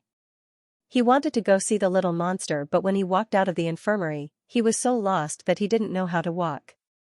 Every step he took felt like he was sinking into mud. It was like he had a horrible nightmare. When he woke up, he was covered in sweat. He wanted to cry but he couldn't. Rouge wandered to the door of room 104. His hand gripped the door handle, but he did not dare to open the door. If he did, would the little monster squatting beside the door give him a kill? He was afraid that he would cry on the spot. He was so happy that he would cry. With trembling hands, he opened the door. Rouge held his breath and saw a great white tiger sleeping by the door. The great white tiger was sleeping soundly as if all the suffering and sadness had nothing to do with him. Love, although number 20 can't remember the good memories between you two, his love for you has become instinctive. Affection level, 200. Complete awakening, Shiguei-chan and the little monster are merging. Please wait patiently for the day when he returns and takes you to see the stars. Her eyes, which seemed to be frozen by ice and snow, finally softened uncontrollably the moment she saw the big white tiger. Rouge lay on his side beside the great white tiger. He carefully reached out and gently hugged the warm great white tiger. He was so gentle, like a light sleeper who was afraid of waking up from a hard-won dream. However, the emotions in his eyes were so deep that they were almost tangible. This was not the cold, blood-stained, and bruised corpse that he had seen before. It was number 20 who was alive. The little white tiger and the little monster were sleeping here. They were the two cuties that he felt the most guilty towards. Because of him, one cutie lost her memory and the other cutie lost her life. Rouge buried his face in the soft fur. Tears wetted his eyelashes and white fur. He whispered, I'm back. I'm sorry. I won't let you get hurt this time. No one knew when number 20 would wake up. Rouge did not dare to disturb number 20 who was fusing. He sat at the side and looked at Big Cutie for a long time before quietly going offline. He was in a peaceful mood, so peaceful that he wanted to write 10,000 words on the spot. Rouge logged into Penguin and was about to look for a computer to spell when he realized that all the members of the Boundless Family group that 8 Claws had recommended him to join. The group leader's ID was Yao Zhong. Rouge did not appear the last time he entered the group, but his appearance this time caused all the lurking members to appear. Yao Zhong, the first on the 1,000 Demon Steel is Xianxia. Virtuous Tortoise, is there something wrong? Logically speaking, these ancient demons should not appear on the 1,000 Demon Steel. As far as I know, the last Xianxia left our world 10,000 years ago. The cutest in the whole group, What the F asterisk CK, a Xianxia that eats demons? 8 clause, logically speaking, Earth's spiritual energy is now exhausted. It is impossible to support a Xianxia. Your old mother, could it be that only Xianxia appeared on the Thousand Demons deal? Are there no other demons that can keep him in check? Hugging yourself in fear. Little Jiao Jiao who wants to become a dragon, it's true. My grandfather told me about this yesterday, but don't worry. Even if the sky falls, there are tall people to hold it up. If Xianxia really wants to eat demons, he won't eat us. Those big demons are the most afraid now. In Xianxia's eyes, us little demons are not even enough to fill the gaps between his teeth. Yao Zhong, no one knows where this Xianxia is. There are many different opinions now. However, I think the most reliable one is that Xianxia is not on Earth. He is only connected to Earth. This is because as long as the demons on the Thousand Demon Steel are connected to Earth, their aura can be captured and entered the demon steel. Yao Zhong, although that's the case, everyone should be careful outside. Just like what Old Tortoise said, Earth's spiritual energy is exhausted and cannot support a newborn Xianxia. Therefore, the Xianxia that has been starving for a long time will definitely look for food crazily after awakening. You only have one life. Cherish it and stay away from Xianxia. 8 clause, I still think it's a fantasy. Why is there a Xianxia? Didn't those ancient monsters never come back after they ascended? If it were other ascended big shots or their descendants returning to Earth, I would definitely raise my 8 tentacles to welcome them. Why did it have to be a evil demon like Xianxia? The cutest in the whole coon, I still can't accept it now, but thinking that it wasn't Tao Tai who appeared, I feel a little better in my heart. Cack. He Rouge pushed up his glasses and silently exited the group chat after seeing 99 plus new messages. Xianxia, was it really so fantastical? Although He Rouge had a certain level of understanding of this legendary beast, He Rouge subconsciously went to Baidu to look it up when he saw the panicked look on everyone's faces. Xianxia, the trinity of gods, monsters, and evil people, was a strange creature whose true face could not be deciphered. It was a symbol of evil and represented the most evil thing. When he saw the photo of Xianxia in the Baidu album, He Rouge fell into a long silence. Why did this big tiger with wings give him a sense of enigmatic déjà vu? He Rouge re-logged into the game and sat next to number 20. The description of Xianxia kept emerging in his mind. It looked like a tiger. It had a pair of wings. It liked to eat people. The vast sea of consciousness was filled with purple demonic patterns. The demonic patterns were like vines that wrapped around the sleeping white tiger. From afar, it looked like a cocoon. The inside of the cocoon had undergone earth-shattering changes, but the outside was still as calm as ever. The person in the cocoon saw the absurd and long life of a big monster. That monster was very powerful and evil. He would eat both good and bad monsters. Some people said that he was a ferocious beast that punished evil and promoted good. He didn't care about anyone's evaluation, but he cared about his own physical defects. He had no wings. He was a Xianxia without wings. God must have cut corners when he was made. But it didn't matter. He liked to break off the wings of others for himself. However, other people's wings would always be damaged after a while. He worked hard to cultivate and wanted to ascend to the upper realm to see if there were any wings that were suitable for him. Finally, one day, he ascended to the upper realm. He came up with a way to cultivate wings in the upper realm. He signed a contract with a race. A race that did not have spiritual wisdom and only knew how to kill, Zerg. The insectoids would worship him for 10,000 years, and he would bestow power and wisdom to these fools. The insectoids would repay him with slaughter, and at the end of the contract, they would sacrifice the lives of their entire race to refine the wings of slaughter. He led this race to instigate countless wars and finally attracted the attention of other big monsters. Those big monsters wanted to stop the terrible killing plan and tried their best to perish together with him. His physical body fell, and his spiritual body turned into a demon egg. His memory and inheritance were all hidden in the demon pattern, accumulating strength to be reborn. However, 10,000 years later, Zerg wanted to violate the contract and seriously injured him before he could be reborn. The punishment of the contract made Zerg pay a heavy price, so much so that his strength was greatly reduced when he invaded the planet. In the chaotic interstellar war, the demon egg covered in demon patterns ran around randomly, like a tiger that was bullied by dogs.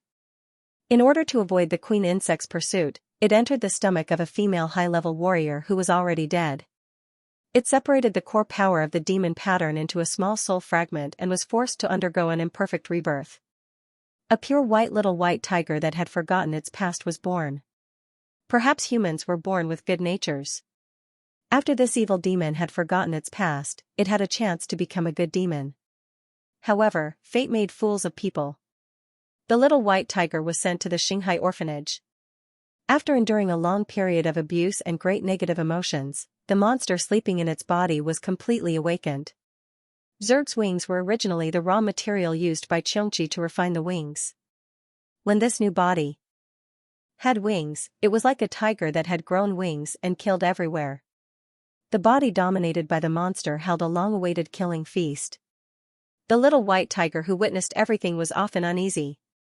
Therefore, when it regained control of the body, it destroyed the wings and the monster fell into a deep sleep again. Later, it was set up by someone and was seriously injured. It accidentally came into contact with a game, the memory stopped abruptly here. The great white tiger in the cocoon looked up blankly and looked at the tightly wrapped purple demon pattern. It seemed to have forgotten something. But what was it? It couldn't remember.